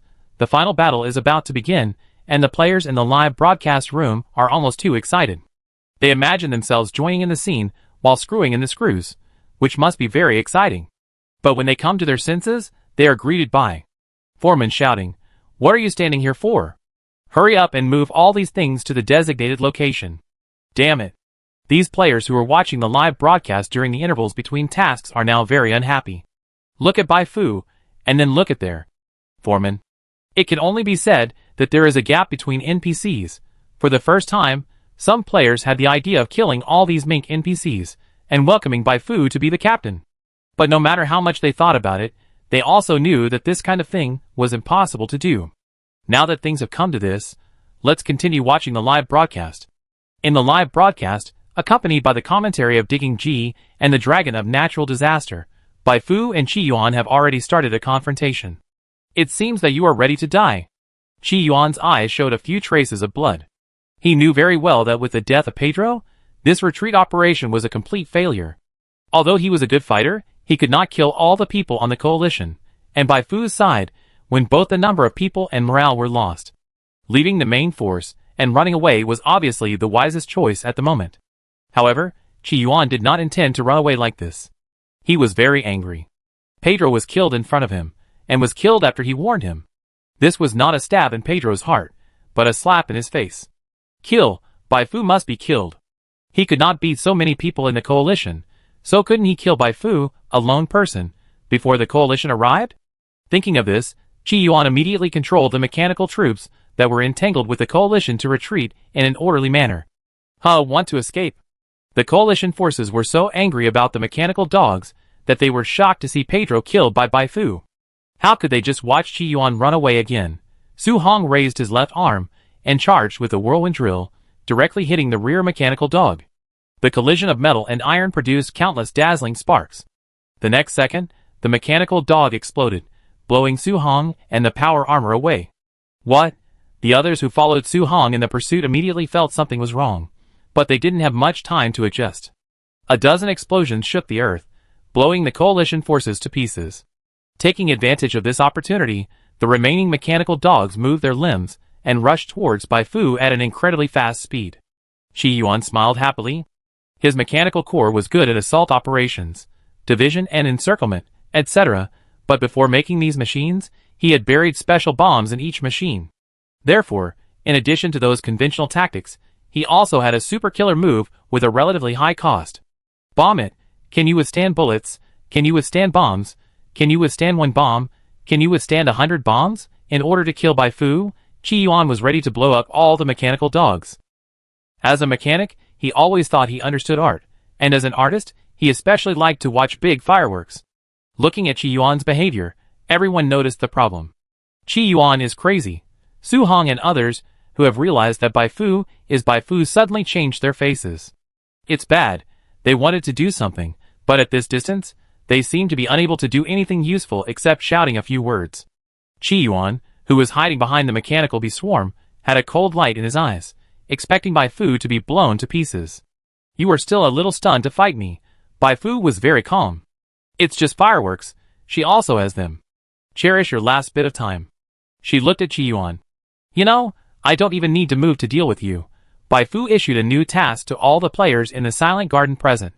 Defend Bai Fu. Mission objective. Defend Bai Fu from the attack of the mechanical dog, and let those cold machines know who is the real protagonist with your burning blood and unyielding will. The mission rewards are experience, reputation, and Bai Fu's favorability +2. These players were eager to try, and when they saw that they could actually improve by Fu's favorability, they didn't hesitate at all. Damn it, you can blow Fu to death in front of us. A player standing closest to the charging robot dog roared and rushed towards the robot dog. Qi Yuan was stunned by the heroic posture. You, a weakling, want to block the robot dog. Are you kidding me? Do you think my mechanical skills are rubbish? If you can really block the robot dog, I will eat it on the spot. As he expected, the player was hit in the legs by the bullets before he rushed to the robot dog and lost his balance and fell to the ground. However, this was not the end. At the moment when the robot dog rushed to him, he suddenly detonated the grenade hidden under him. Holy light is with you. Boom! The blinding light and the sound of the explosion engulfed the player and the nearby mechanical dogs. Starting from this, other players followed suit and rushed towards the mechanical dogs closest to them. For Fu. For the glory of the silent garden. Ahahaha, here comes the chicken soup. There are more than 100 mechanical dogs, and more than 400 players. This is undoubtedly a saturation attack. When Qi Yuan realized something was wrong, the group of players who rushed to the front had exploded together with the mechanical dogs. Boom, boom.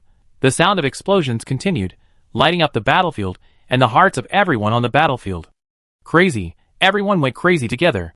The NPCs who didn't know the existence of the players were shocked like never before, their brains almost crashed, and the NPCs who knew the players had the ability to revive also opened their mouths wide. Using the players' lives to exchange for machinery, is there such a way to deal with mechanics? My mechanical dog. Qi Yuan's heart was bleeding. Each explosion hit his heart like a heavy hammer, directly smashing his arrogance and defense. He was willing to use these precious mechanical dogs to self-destruct in order to kill Bai Fu. But if all his mechanical dogs were blown up before Bai Fu was killed, then what would happen? They were his biggest reliance. A madman is afraid of someone crazier than himself, and a ruthless person is afraid of someone ruthless than himself. For the first time, Qi Yuan felt fear for those players who, in his eyes, could be kicked to death at will like cats and dogs on the roadside. These lunatics are scary, but who can control them? Qi Yuan re-examined Bai Fu. Bai Fu's response to him was only one sentence: follow me. The new players and the mechanical dogs exploded, directly splitting the battlefield in half. The people from the coalition side couldn't get over for a while. Now that no one came to compete with her for heads, it was the perfect time to send Qi Yuan to the road. Kill. After receiving Bai Fu's order, those old players with high levels launched a charge. Qi Yuan quickly mobilized the mechanical bees surrounding him. Under the cover of the mechanical bees, he directly raised the arms of the power armor. Fire? Bai Fu went up and threw a space disorder at Qi Yuan's face. Qi Yuan's level and attributes were very high.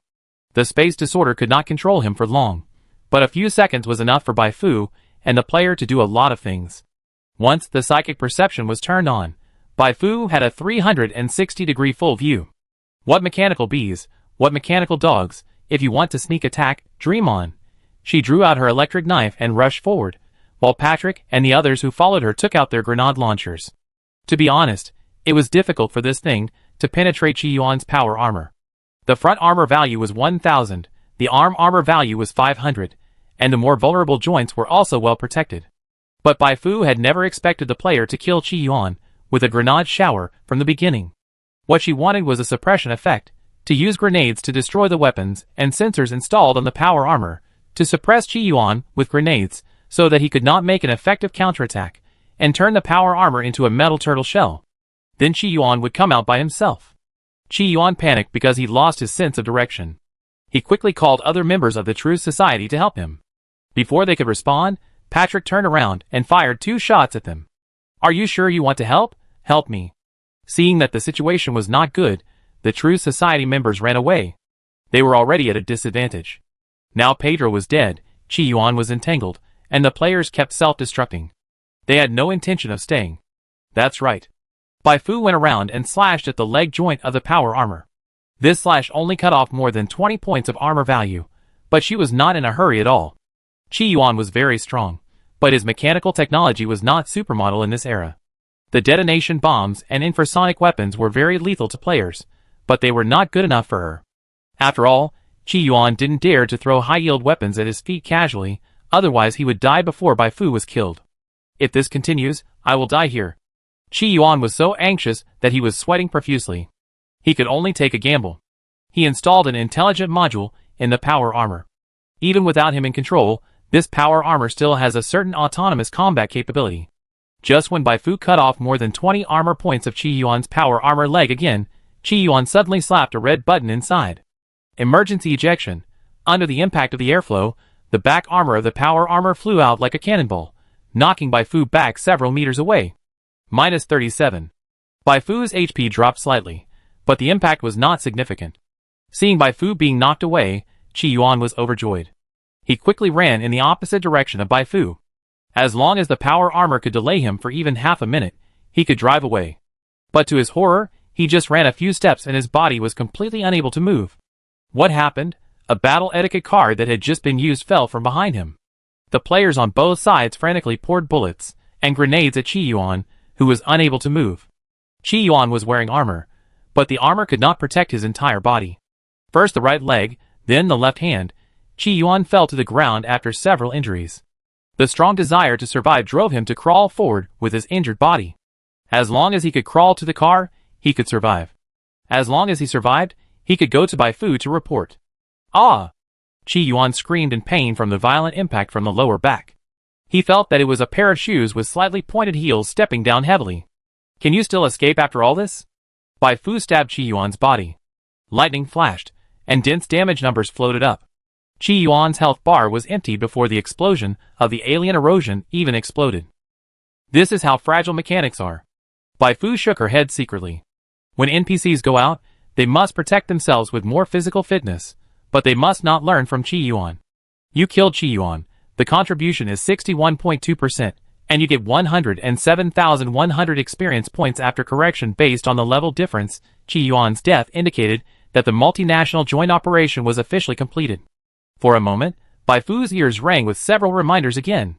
She didn't rush to read the prompts, but quickly called the players to get in the car. She was in no mood to meet the coalition forces. If she ran away too late, the cars left by the True Society would not belong to her. These cars were much more useful than the cars she had robbed from the Wanderer camp before. It would be a pity not to drive them back. Get in the car quickly. A few minutes later, under the leadership of Bai Fu, all the surviving players got in the car and drove away. They came and went in a hurry, just like a tornado, blowing away as soon as it was gone. When the smoke and dust on the battlefield completely dissipated, the coalition forces that slowly approached looked at the broken machines and corpses on the ground, and they looked at each other in bewilderment. Too brutal. From the time they appeared to the time they killed the people from the Black Hawk base and left, it took the group of people who came from nowhere only about 10 minutes. This is really like an old lady walking down the stairs. She can't do it without help. Damien couldn't hide his shock.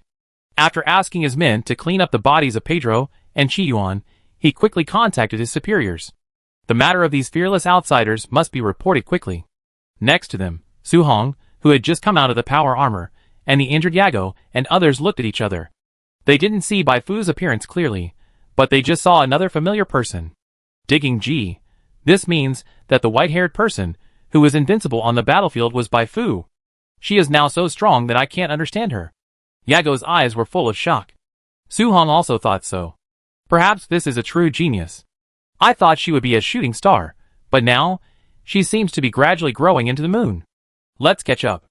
Su Hong was full of doubts, and had many questions to ask Bai Fu. This time, it was not just Bai Fu. All the players who participated in this battle gained a lot. Not to mention those players who reborn in Shelter Number 11 after the self-destruction, even Digger G and Calamity Dragon, who were commentating on the side, and only fired a few shots occasionally also received the guaranteed reward. After all, it was a high-level task, and even the guaranteed reward made the players in the live broadcast room envious. We are all new players, who entered the game in version 1.1. Why is there such a big gap? Because you didn't join the Silent Garden. I wish I was born in Shelter Number 11. I want to be Miss Bai Fu's dog. If Fu doesn't abandon me, I will worship her as my stepmother. Looking at the comments floating in Digging G's live broadcast room, Bai Fu knew that from the warm-up of Digging G's video, to the welcome ceremony she prepared for the players, to the promotion of the operation to kill Graham, this time she has completely promoted the reputation of the Silent Garden and the psychic prayer profession. Next, more and more players will surely come to the Goli Desert to join her. This is a good thing. But the bad thing is that after this operation, the True Society and the Pre-March will definitely notice her. Although the conflict between the two parties will definitely become bigger because of this battle, it is unlikely that they will go all out to deal with her, but she still has to be careful. Bai Fu closed the live broadcast room and checked the gains of this operation like other players. After the operation, the contribution of the plot mission The Unknown Truth to eliminate the True Society rose from 2.36% to 13.81%, a full increase of 11.45%. Of course, it is impossible to increase the progress bar by destroying only one Black Hawk base. The reason why the progress bar increased so much is that the other 3 bases of the True Society were also attacked. Since she was the one who released the intelligence, the mission gave her a lot of indirect contributions. Indirect contributions are not as great as direct contributions, but they are better than nothing. Bai Fu clicked on the next prompt with satisfaction. There are 4 goals in the Multinational Joint Operation mission. The first goal is to kill members of the True Society. This time she killed 31 of them, and gained 31,000 experience points. The second goal is to kill Pedro. The reward for killing Pedro is 75,000 experience points. Since her contribution is 100%, the additional task reward is quite generous, giving her 200,000 experience points and 3 attribute points. Bai Fu put all her attribute points into inspiration, and the inspiration attribute reached 70. No matter what, she will increase the inspiration to 77 first. After inspiration reaches 77, her psychic value will exceed 800, unlocking the new psychic bonus brought by the psychic knowledge chain. This time the bonus is very rich. She can get an additional triple bonus of physical fitness, intelligence, and spirit. The third goal of the Multinational Joint Action Mission is to kill Qiyuan. This time, because her contribution is only 61.2%, the additional experience reward is a little less, only 250,000 experience, but in addition to experience, she also got other rewards, a new skill. Summon True Spirit. Consume 50 points of spiritual energy to summon a miniature True Spirit that can detect the surrounding situation. During the duration, an additional 5 points of spiritual energy are consumed per minute. The Micro True Spirit can be actively controlled to explode, causing Inspiration * 1.5 plus 50 psychic damage to the surrounding 10-meter area, no cooldown. Bai Fu's eyes lit up. This is a skill that combines the effects of mobile reconnaissance and remote explosion. It is a super useful supplement for her now. Summon a few more spirits and throw them into the crowd. Wow, the efficiency of killing the soldiers is almost the same as with Shuang mowing the grass.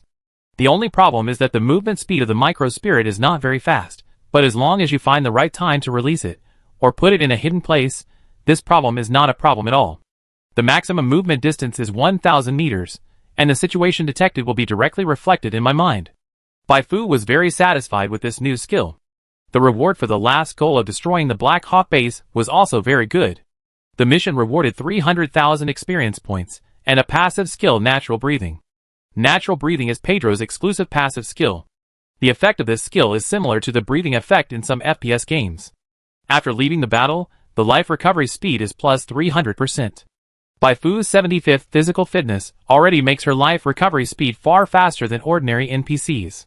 With this bonus, her life recovery speed will catch up with the player, and she can quickly recover to normal even if she is seriously injured. Unfortunately, it would be awesome if this skill could work in combat. I now have 1.02 million experience points. After delivering little Yulia's request, 3, my experience points will definitely exceed 1.2 million. By then, I can level up 3 levels in one go, raising the apprentice psychic painter to LV16. After completing the main quest in the Goli Desert, I will almost be able to unlock the threshold of advanced professions. Unlocking advanced professions means standing at the top of Zuyuan Star. As long as she is not surrounded by a sea of people or locked by a large number of heavy weapons, she can walk sideways. Not convinced? I beat you until you're convinced. Bai Fu was very excited. She could prepare in advance. To unlock a high-level profession, she needed 5 psychic knowledge chains, and she still needed 2. In addition, she had to complete the advanced tasks, but there was no rush for the advanced tasks. I have almost finished the stock of the Primarchs. The other major forces should also have psychic knowledge, but I am not familiar with them, so I have to ask on the dark web. Bai Fu is not short of money now. There are nearly 1,000 players who are constantly creating wealth for her. In order to appease the players who stayed in shelter number 11 and could not participate in this operation, after returning to the Goli Desert, she planned to take those players to sweep the desert and completely eliminate the disobedient wanderer camp. The Goli Desert only needs one person in charge, and that is Bai Fu. When Bai Fu was thinking about the future, she suddenly heard the voice of Digger G. Fu Fu, there is a car chasing us from behind. It is the Coalition's car, and there is only one. The Coalition's car, and there is only one? Bai Fu was slightly surprised. It seemed that it was her new skill of summoning a spirit that was just about to appear. She spent 50 points of spiritual energy and summoned a spirit. What made her eyelids jump was that the spirit she summoned looked so much like her Q version. Little Bai Fu? Playing cute, right? She controlled Little Bai Fu to float towards the car that was chasing from behind. What Little Bai Fu saw was automatically fed back to her mind. This was a very novel experience, much more interesting than watching the surveillance with the naked eye. Soon, Bai Fu saw the people in the car from behind through Little Bai Fu. People around? Bai Fu asked the player, who was driving, to stop by the roadside. Seeing Bai Fu stop the car, Su Hong also stopped the car. The moment he saw Bai Fu get out of the car, he was sure. This time he didn't find the wrong person. Chapter 89. After getting off the car, Bai Fu waved at Su Hong and others, signaling them to go to the roadside to talk. In the previous battle, Su Hong, Yago and others were injured, but now they were walking briskly. Anxious. They were now full of doubts. Under the tree, Su Hong tentatively called out, Bai Fu? Bai Fu said, let's talk about business. What do you want to talk to me about? How did you become so powerful? Yago couldn't help swallowing his saliva. He remembered the scene when he and Bai Fu first met in the abandoned cooling plant. At that time, Bai Fu had some difficulty dealing with the mutant mass produced by the True Society, but now Bai Fu can kill Luo Wan, Pedro, and Qi Yuan in the gunfire, and there is no sign of any injury on her body. What a powerful strength! The most powerful ace agent of the Gene Pre-March Intelligence Agency is only at this level, no, maybe even worse. Before Bai Fu spoke, Su Hong glared at Yago. Can such a question be asked so directly? It's like this. There are actually two things we came to see you for today. I received a message from Xiaoshi 2 days ago. She asked me about your situation. I didn't know where you were at the time, so I could only perfunctorily answer her. If she knew that you were alive and well, and had become so powerful, she would definitely be very happy. By the way, Xiaoshi asked me to tell you something after I see you. She said she has joined the laboratory where her father used to work. She will fulfill the agreement as soon as possible and help you find the file. Su Hong explained. Bai Fu was a little surprised. If it weren't for the taskbar reminding her from time to time, she would have almost forgotten that Xiaoshi said she would help her find the file that records the source of spiritual energy. Unexpectedly, Xiaoshi actually remembered it and took action. It's really touching. Please thank her for me. If she gets into trouble, she can contact me at any time using the method I told her. Just as Su Hong was about to say something, his personal terminal suddenly flashed. He quickly answered the call, and a roar came from the receiver. Su Hong, what are you doing leaving the team without permission? Get back here. Yes, yes. Sweating profusely, Su Hong hurriedly ended the call and looked at Bai Fu. I have another question. This question has troubled me for a long time. Now there are rumors that you are actually the ace agent of the Gene Pre-March. I want to ask. Bai Fu interrupted Su Hong directly. It's just nonsense. I have nothing to do with the Gene Pre-March. The Gene Pre-March really wants to kill me. I don't know the specific reason. I only know that it is related to the secret held by Li Cheng. The boundary with the Pre-March must be clearly defined. She was not afraid that Su Hong and the others would make up a lot of nonsense, but she was mainly afraid that the players would mistakenly think that she had a good relationship with the Pre-March, and then come up with the idea of joining the Pre-March first, since they could not join the Silent Court. At this point, Bai Fu suddenly had an idea. After the attack on the Black Hawk base, the major forces would definitely pay full attention to the players, and start to actively recruit players. She had to add some trouble to the Pre-March. You bastard, I can't beat you now, but can't I disgust you? You'd better not investigate Li Cheng, people will die. As she spoke, Bai Fu changed the subject. If you really can't suppress your curiosity, then ask those outsiders for help. You should have seen their abilities just now. If the player goes to investigate Li Cheng and is caught on the spot by the people of the original Gene body, there is a high probability that those extremely sensitive people will be wary of the player. It will be even more interesting if a conflict breaks out between the two sides. Su Hong was stunned for a moment. Bai Fu's method seemed to work. Because the intelligence agency was pressing him, he said goodbye to Bai Fu and left with Yago in a hurry. It was enough to know that Bai Fu had no relationship with the original Gene body. Let the outsiders investigate the rest slowly. On the way back to the car, Yago scratched his head anxiously. Captain Su, Are you leaving like this? Don't we still have many questions to ask, such as the relationship between Baifu and those outsiders? Su Hong stopped. Yago, if you were in Baifu's position, could you trust me as an agent of the original Gene body without reservation? Yago thinks not. Su Hong smiled and said, so some questions cannot be asked, at least not before a good trust relationship is established. Yago nodded and asked, Captain Su, what do you think of Baifu? Su Hong pondered for a moment. The arrival of those outsiders may indicate that this gloomy world is about to change, and Baifu. A new moon is rising slowly. The speaker is unintentional, but the listener is intentional. After hearing this, the excavator Ji, who was standing not far away waiting for Baifu to come back, was struck by lightning. Wait, Xinyue?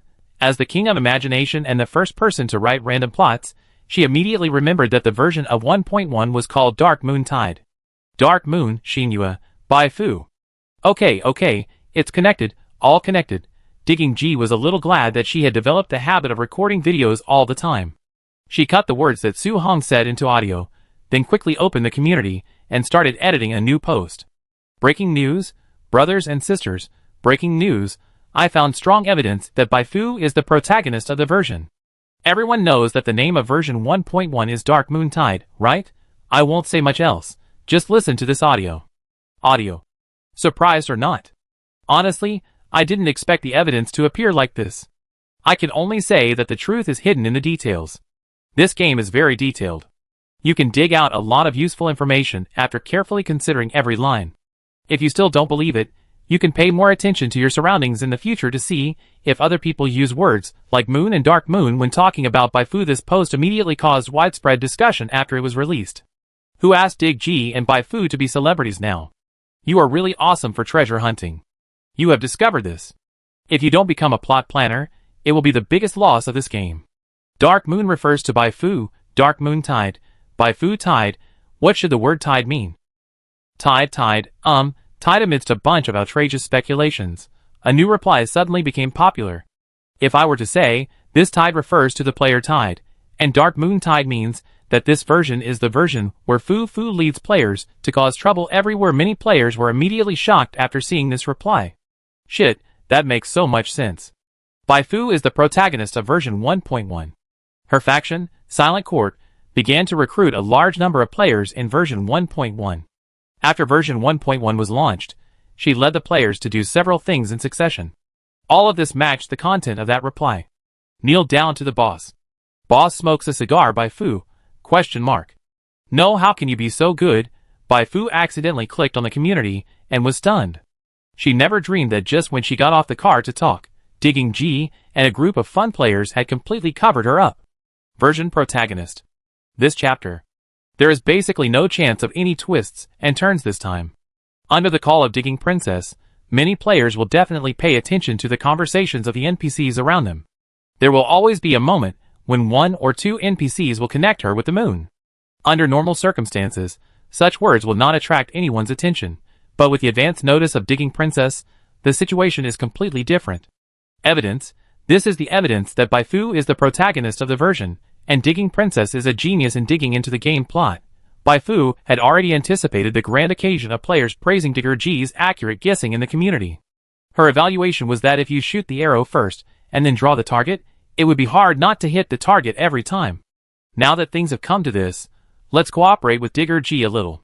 When passing through a place with network, Baifu went to the dark web and boasted about herself as a pure passerby under the bounty for her. While boasting, she also gave herself a nickname Silver Moon. The flow speed of dark web information is not particularly fast, but there are still killers who remember the nickname Silver Moon and mentioned it when talking to others, which happened to be heard by nearby players. In order to seize the opportunity, the player quickly posted his discovery on the forum. This was the first sighting other than Digging G. Starting with this incident, within just 2 days, several players claimed to have heard similar things. Now no one doubts that Baifu is not the protagonist of the version. The evidence is as strong as a mountain, my family. Ah, I'm so envious. The group of players born in shelter number 11 are really lucky. Who is the protagonist of our version? Come on, Digger number 2, dig some. I want to hug the protagonist's thigh too. A group of players looked at the players of the Silent Garden with envy, and soon, this emotion became stronger. This matter has to start with the news of the destruction of the Black Hawk base. As Pedro and Chi Yuan died successively at the hands of Bai Fu, the remaining members of the Black Hawk base began to flee in all directions. Most of them were caught or killed, and only a very few strong people escaped by strength and luck. After escaping, they immediately reported what happened on the battlefield to the president of the True Society. After Graham's defection, the president felt that something big might happen this time, but he never expected that it would be so serious. The Black Hawk base was almost wiped out, several capable generals died suddenly, and the hostages used to threaten Yulia were also rescued. The president was almost fainted, but he was a man who had experienced storms after all. No matter how angry he was, he still grasped the key to the problem from this fiasco. A young woman with white hair wearing a black mask. The president seriously suspected that this person was Bai Fu, but he had no evidence, so he temporarily put it aside and turned his attention to the player who exploded with Chi Yuan's mechanical dog. He picked up a report from the table.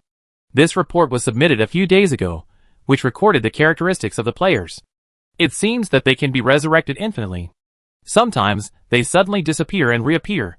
Most of them seem to have serious mental illness, and are extremely unstable.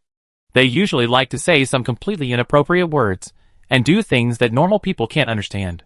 He didn't pay much attention to this report because he was focused on revenge against the Pre-March and Graham's defection, but now he has to pay attention to it. The ability to revive infinitely is really a bug. Although these undead are mentally ill, this is not a problem for the True Society.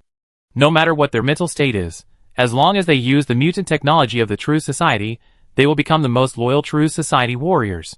Just think about it, by then, he will be followed by thousands of mutant warriors who can revive infinitely. Whatever the Pre-March, what the Railway Guild, they will all be destroyed by you. Go all out to implement the mutant plan. At the President's command, those players who had just joined the True Society and had not yet been promoted were in trouble. Hey, what are you doing? Let me go! Tai Ergenran, who was promoted because he successfully brought the information Graham had snatched back to the True Society, felt his scalp tingling when he saw the scene. Luckily he was promoted, otherwise he would have been caught for experiments.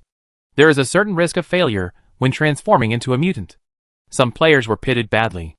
After the transformation failed, their race became strange and weird.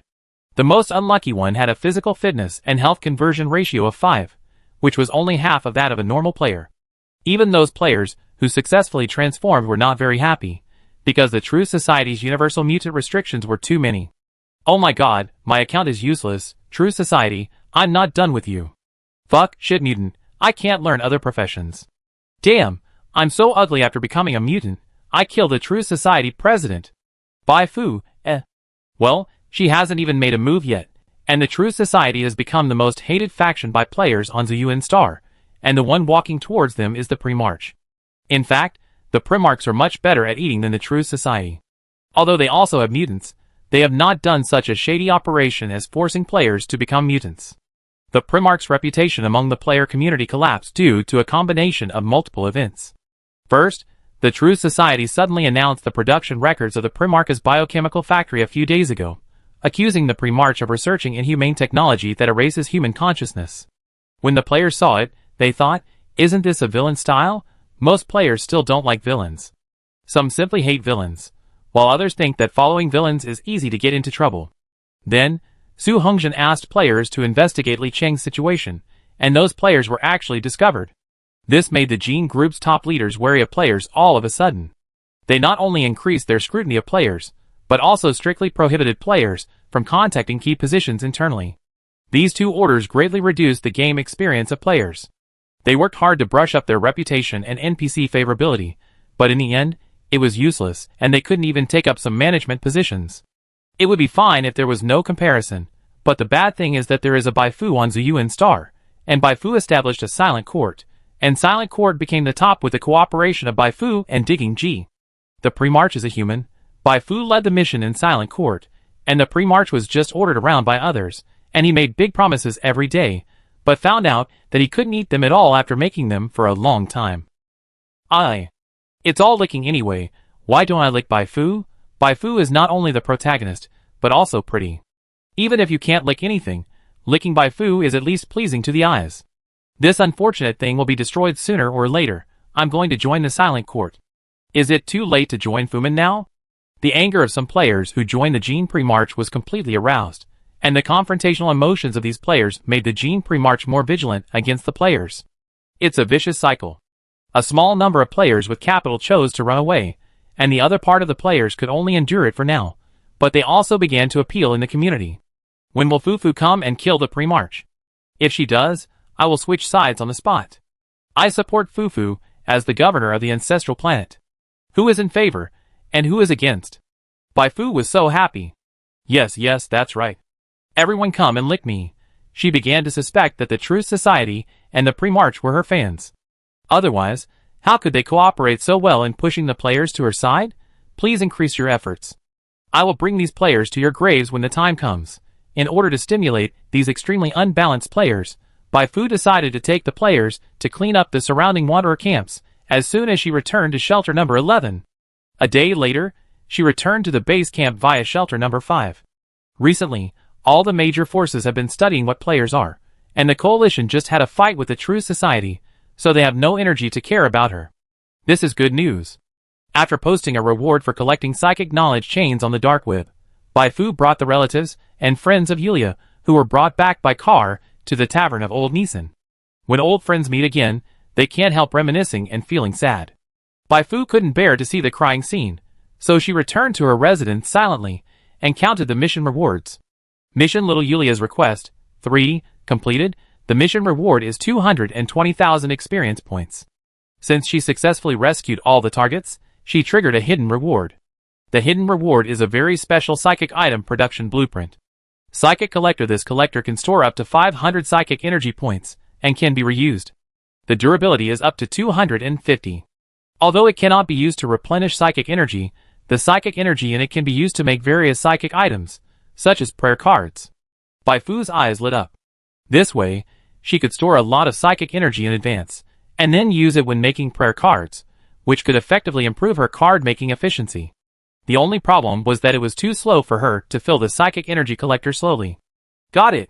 Bai Fu thought of a good idea. Why not let the players fill it?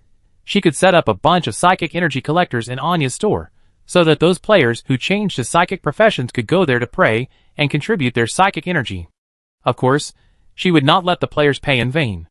In order to increase the enthusiasm of the players, she decided to package this behavior. Silent Court Prayer Ceremony. Pray once to get a blessing. When the blessing reaches a certain value, you can consume these blessings to enjoy certain discounts when buying prayer cards. This will not only stimulate players to pray every day, but also stimulate players to switch to psychic professions. It can even increase the mystery of the Silent Court through this strange ceremony. It is simply killing 3 birds with 1 stone. Bai Fu applauded her plan. She chose to study the blueprints, and after the learning progress bar was full, she invested experience and upgraded the apprentice psychic painter from LV13 to LV16. After the addition of points, the upper limit of psychic value exceeded 800, successfully triggering the new psychic system bonus. Constitution +8, Intelligence +4, Spirit +4 current attributes health, 1850/1850 psychic value, 880/880 attributes, Strength 20, Agility 21, Constitution 81, Intelligence 25, Spirit 27, Inspiration 85. It's time to impact the advanced profession and become the real protagonist of this era. Chapter 90. Bai Fu didn't know who was the original protagonist of the game. This matter was not very important to her now. As long as she became one of the strongest people in Zuyuan Star before the protagonist's version, then relying on her popularity among the players, would anyone be dissatisfied if she said that she was the real protagonist? At most, there would be a double decision-maker system. No one stipulated that there could not be 2 protagonists in a story. Seeing that the reunion in the Old Nissan Tavern had not yet come to an end, Bai Fu played little Bai Fu in her own residence. I still need to use the newly acquired skills more. I will not be familiar with them until I am on the battlefield. Otherwise, I might cause trouble. It is 15 centimeters tall, and can be reduced to 5 centimeters at the smallest. It is very convenient to put it in your pocket, or put it in other places. Even if you don't use it to scout the enemy, or use it as a remote bomb, you can suddenly take it out and use it as a grenade in battle. The only problem is that Bai Fu found that little Bai Fu is not suitable for being made into prayer cards, like Psychic Shield and Battle Etiquette, and sold to players. It's not because of her image. She actually hopes that her image will be spread everywhere, and become the first idol in the starry sky, or simply be printed on money. The main reason is that it takes 50 spiritual energy points to summon Xiao Xiao Bai Fu, and it takes an additional 5 spiritual energy points per minute to maintain it. Non-psychic professional players can only use Xiao Xiao Bai Fu for 1 minute at most. What can you do in 1 minute? Reconnaissance can't last long, and remote control explosion can't go far. For ordinary players, Xiao Xiao Bai Fu is not cost-effective at all. In order to expand sales, Bai Fu decided to make a small change. She washed her hands and face, and then she started to gamble. This time she invested more than 30,000 experience points before she successfully combined the prayer card drawings. She wanted Universal Card Eye of the Dark Moon and Universal Card Summon Ghost. The effect of Eye of the Dark Moon is to summon a sticker that looks like the Eye of the Sky badge of the Silent Courtyard. This sticker can be transformed into a fixed camera as long as it is attached to the wall. The effect of Summon Ghost is to summon a small ghost that can last for 1 minute. This small ghost does not have the function of reconnaissance, but retains the function of small Bai Fu moving and exploding. In fact, these two drawings are equivalent to dividing the summoning true spirit skill into two. The names of the two drawings were chosen by Bai Fu herself. The latter has no deep meaning, and the former is just deliberately pasted on the version name of version 1.1 to make players think more. After the gambling card was successful, she took some time to make a batch of psychic collectors, Eye of the Dark Moon and Summon Ghost, and planned to put them on the market tomorrow. Just as she was making the card, someone knocked on the door. Bai Fu walked to the door, and found that it was old Nisan, who came to see her. She opened the door. No need to say thank you. This is a deal between me and Yulia. To be honest, I have tried my best, but some people were killed by the Truth Society before I went there, and there is really nothing I can do. By the way, how is Yulia now? Her emotions are a little out of control. Those people are all people who grew up with her, or helped her when she was poor. Fortunately, her original body doesn't know about this, but let's wait and see. Old Nisan shook his head and sighed. Although this is a deal between you and Yulia, I still have to thank her. After her father passed away, I can barely be considered her adoptive father. I have observed you for a long time. You are very strong, but your close combat skills are really not good enough, just like Turtle Fist. An adjective emerged in old Nisan's mind. He didn't say this word out loud, which was a bit discouraging. If you don't mind, I can teach you my fighting skills, which are the inheritance of a hidden desert martial artist. Bai Fu received a game prompt. Old Nisan tried to teach you the essentials of the rare hidden profession Moon Dancer primary. Do you want to learn it? Bai Fu was stunned. She had never expected that there would be such an extra reward after completing Yulia's request. Moon Dancer? Good guy, it's Moon again. She even suspected that the planner had begun to shape her into the protagonist of the version, after reading the player's discussion. In short, learn it first. A rare hidden profession that can make up for her melee shortcomings is not so easy to get in touch with at ordinary times. You know, old Nisan taught a whole set of essentials, enough to ensure that she can be promoted to a high-level profession. After she nodded, old Nisan began to talk about the key points of practicing Moon Dancer primary. You started to learn the key points. Current progress 0.1% after nearly an hour, the progress bar finally reached 100%. You unlocked the new profession Moon Dancer primary. During the learning process, you learn new skills flowing light, colorful. Hint, Moon Dancer primary is a higher level replacement for Vagabond. Do you want to cover it? Yes. Profession modification, 0%, 2%. Each level of the Jobless Vagrant will increase 1 point of strength, 1 point of constitution, and 1 point of attribute. As a superior replacement for the Jobless Vagrant, each level of the Moon Dancer will increase 1 point of strength, 1 point of agility, 1 point of constitution, and 1 point of attribute. In the early stage, the emphasis is on a balanced development. After unlocking the advanced profession, the upgrade becomes an increase of 2 points of agility, 1 point of constitution, 1 point of spirit, and 2 points of attribute. In essence, the Moon Dancer is an agile profession.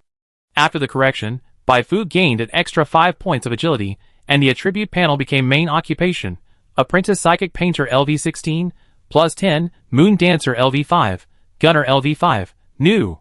Chi, 135/135 attributes, Strength 20, Agility 26, Constitution 81, Intelligence 25, Spirit 27, Inspiration 85. It doesn't seem to change much, but this is only because the level of the Moon Dancer occupation is not high. Once she upgrades the Moon Dancer a few more levels, her agility attribute will increase a lot. High agility is good. You can attack more times in a short period of time and dodge the opponent's attacks better. If you can't beat them, You can also use You Give It to Luda. In addition to agility, Baifu is very satisfied with the two newly unlocked skills. Flowing Light. Consume 5 points of Qi, force displacement 0 to 10 meters in the specified direction, and the cooling time is 1 second. Colorful. Consume 20 points of Qi, and agility plus 5 in the next 30 seconds, and the cooling time is 5 seconds. A close combat skill. It's both tanky, and has good damage output, and it runs very fast. If she encounters this kind of boss while playing games, Baifu will definitely curse the planner, but if this boss is herself. Can I be more tanky? I like to see a group of people beat me for a long time, and then despairingly find that I haven't lost a drop of blood. Baifu closed the attribute panel with satisfaction, and then he found that old Neeson was staring at her with a ghost-like look. Is there something wrong? Did old Neeson see her attribute panel? Old Neeson suddenly became extremely excited. Genius. A genius never seen before. You only took an hour to learn it. If you were in my position, how could the truth have the courage to trouble Yulia? Baifu smiled modestly. Hey, it's not worth mentioning. We cheaters are like this. You need to think about this and that, and we just need to accumulate experience and read the progress bar. After old Neeson calmed down, Baifu comforted him. As long as you are still alive, there is still a possibility of rebuilding the ruins. Yulia's relatives and friends have been rescued. In the next period of time, I plan to completely clear the Wanderer camp in the Goli Desert. After that, you will need to work harder. Old Neeson readily agreed. Perhaps he should put all his hopes on Baifu. The next day, Baifu rearranged Anya's shop and pasted a huge silent courtyard Eye of Heaven badge on the wall, changing the original bright style to a mysterious but powerful style. The change here immediately attracted the attention of passing players. Pray? Praying consumes 10 spiritual energy points. After praying, you can get 1 blessing. If you accumulate enough blessings, you can enjoy certain discounts when buying prayer cards. The players who figured out the situation were shocked by this sudden discount. This discount is not really high, but there is no discount at all when buying things in other stores. In comparison, Anya's mysterious store seems very conscientious just for the discount. Moreover, if you think about it carefully, there is profit in it. Players who pray enough can buy prayer cards at a discount price from Anya's mysterious store, and then sell them to players who need prayer cards at a price slightly lower than the original price. Although this method can hardly make any money at this stage, as the prayer cards sold in the store become more powerful and more expensive, these players who do reselling business will sooner or later make a fortune by reselling. Woohoo, take off! Many players with quick minds have come up with ideas. They never thought that the wool came from the sheep. With the spiritual energy they provided, Baifu's cost of making prayer cards was greatly reduced. Even with a discount, she still made more money than before. This news spread from 1 person to 10, and soon many players who changed their professions to spiritual energy came to pray. They prayed for no reason. Among them, those who wanted to buy prayer cards prayed until there was no spiritual energy left in their spiritual energy bars before leaving reluctantly. During the prayer process, some players found that there were 2 new prayer cards for sale in the store. Eye of the Dark Moon and Summon Ghost. Call for treasure hunting. Treasure hunting. New materials are here. Time to work. The players of the Silent Garden have learned to actively at Digger. Here it comes. The Digger who received the call immediately appeared with the Scourge Dragon. Very good. While Digger and Scourge Dragon were promoting the new prayer cards, Baifu also revealed a message to the players through the NPC in the Silent Garden camp. That is, she will lead all the people with lofty ideals to launch the final general attack on the Wanderer camp in the Goli Desert. Players in Shelter 11 or other camps in the Silent Courtyard must be prepared, because the battle will be very difficult. Players who are not in the Goli Desert but are interested in joining the Silent Courtyard should also come as soon as possible, otherwise if you miss this collective mission, you will be left far behind by other players.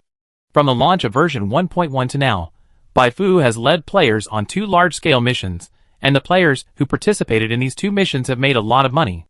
Therefore, when Baifu said that she would launch a 3rd large-scale mission, all the players were excited. In just half a day, the traffic and sales of the major stores in Shelter number 11 increased dramatically. Gao Yuan, who was not fully prepared, had to urge the family's convoy to transport another batch of weapons from Shelter number 5 as soon as possible. Outside the Goli Desert, some players finally made up their minds to give up everything they had worked hard for before and switch to the Silent Court to start over. Although doing so will lose a lot of reputation and waste a few days, as long as you can get the task of destroying the Wanderer camp, I believe it won't take long to make up for all the losses. Resign? I quit. In the pre-march, many players submitted their resignations to the administrators of the places where they worked before at the same time. This really made these administrators very upset. If only 1 or 2 players came to resign, it would be fine, but with so many players coming at once, they had to ask the reason clearly, otherwise their superiors would not let them off easily. What, you want to join Bai Fu? These administrators were shocked. Bai Fu and the pre-march were enemies. Not long ago, there was news that the superiors were planning to form a force composed of undead people, specifically responsible for assassinating mortal enemies like Bai Fu. Now, the order hasn't been issued yet, but the undead have already fled. If the people above know about this, they will definitely be in big trouble. They tried to dissuade these players who wanted to leave. First, they played the emotional card. When this way didn't work, they compared Bai Fu with the pre-march and severely belittled Bai Fu. Bai Fu is very powerful, but no matter how powerful she is, how can she compare with the pre-march, who is one of the 5 major forces? If you go to Bai Fu because she is beautiful, then you are too superficial. There are many good-looking pre-marks. I have to say that these administrators are really good at speaking, but the players who already hate empty promises don't buy it at all. Stop empty promises, I tell you this.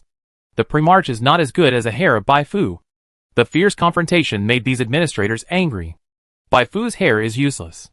Okay, since you said so, then go and flatter Bai Fu's stinky feet. I want to see if she can let you taste the sweetness. This conversation was posted to the community by a player, and immediately caused widespread discussion. If I swallow my anger in reality, and swallow my anger in the game, then I'm playing the game in vain? Hee, brother, when you level up, kill him back, and let him know what it means to be in trouble for a long time. Don't bully the poor young man. Hee, let him see the means of our soul palace. This NPC can really talk nonsense. How can Fu's feet be smelly? Fu never wears long boots, and she is a superpower. That's right, Bai Fu, who was wandering in the community, saw this scene, and twitched her mouth. Is this the problem you should be focusing on? Although the pre-march must hate her even more after this, it doesn't matter. More debts don't weigh on you.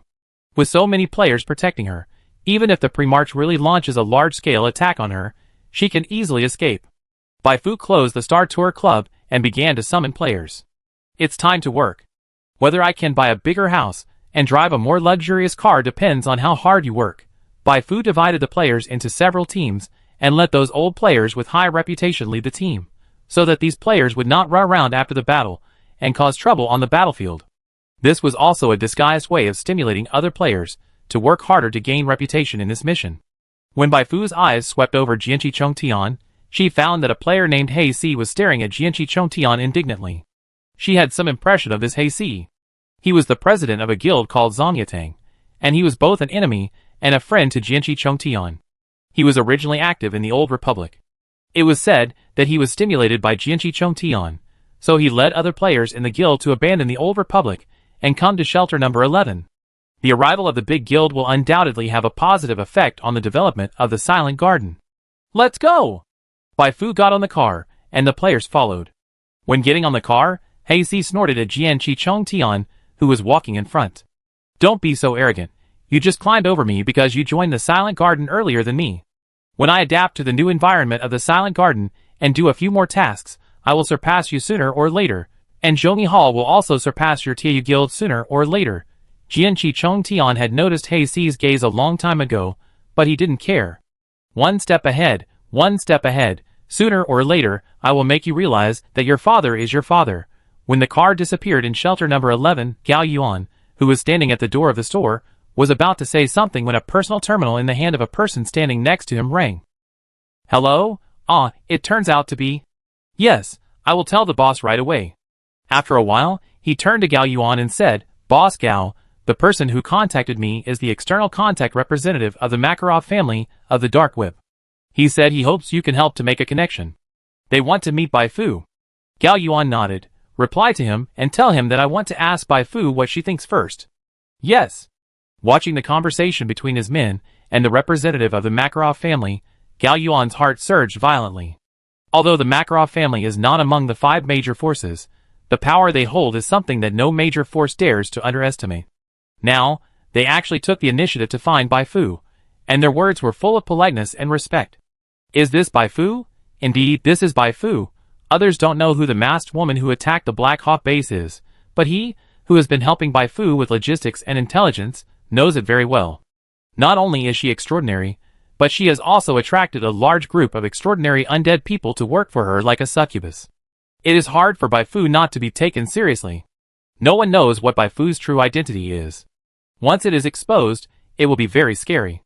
Gao Yuan feels that his luck is a bit surprising. At first, he just wanted to cooperate with Bai Fu to make more money, but now, he may be able to gain far more than money.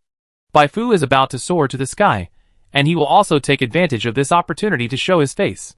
Sometimes, choice is more important than hard work.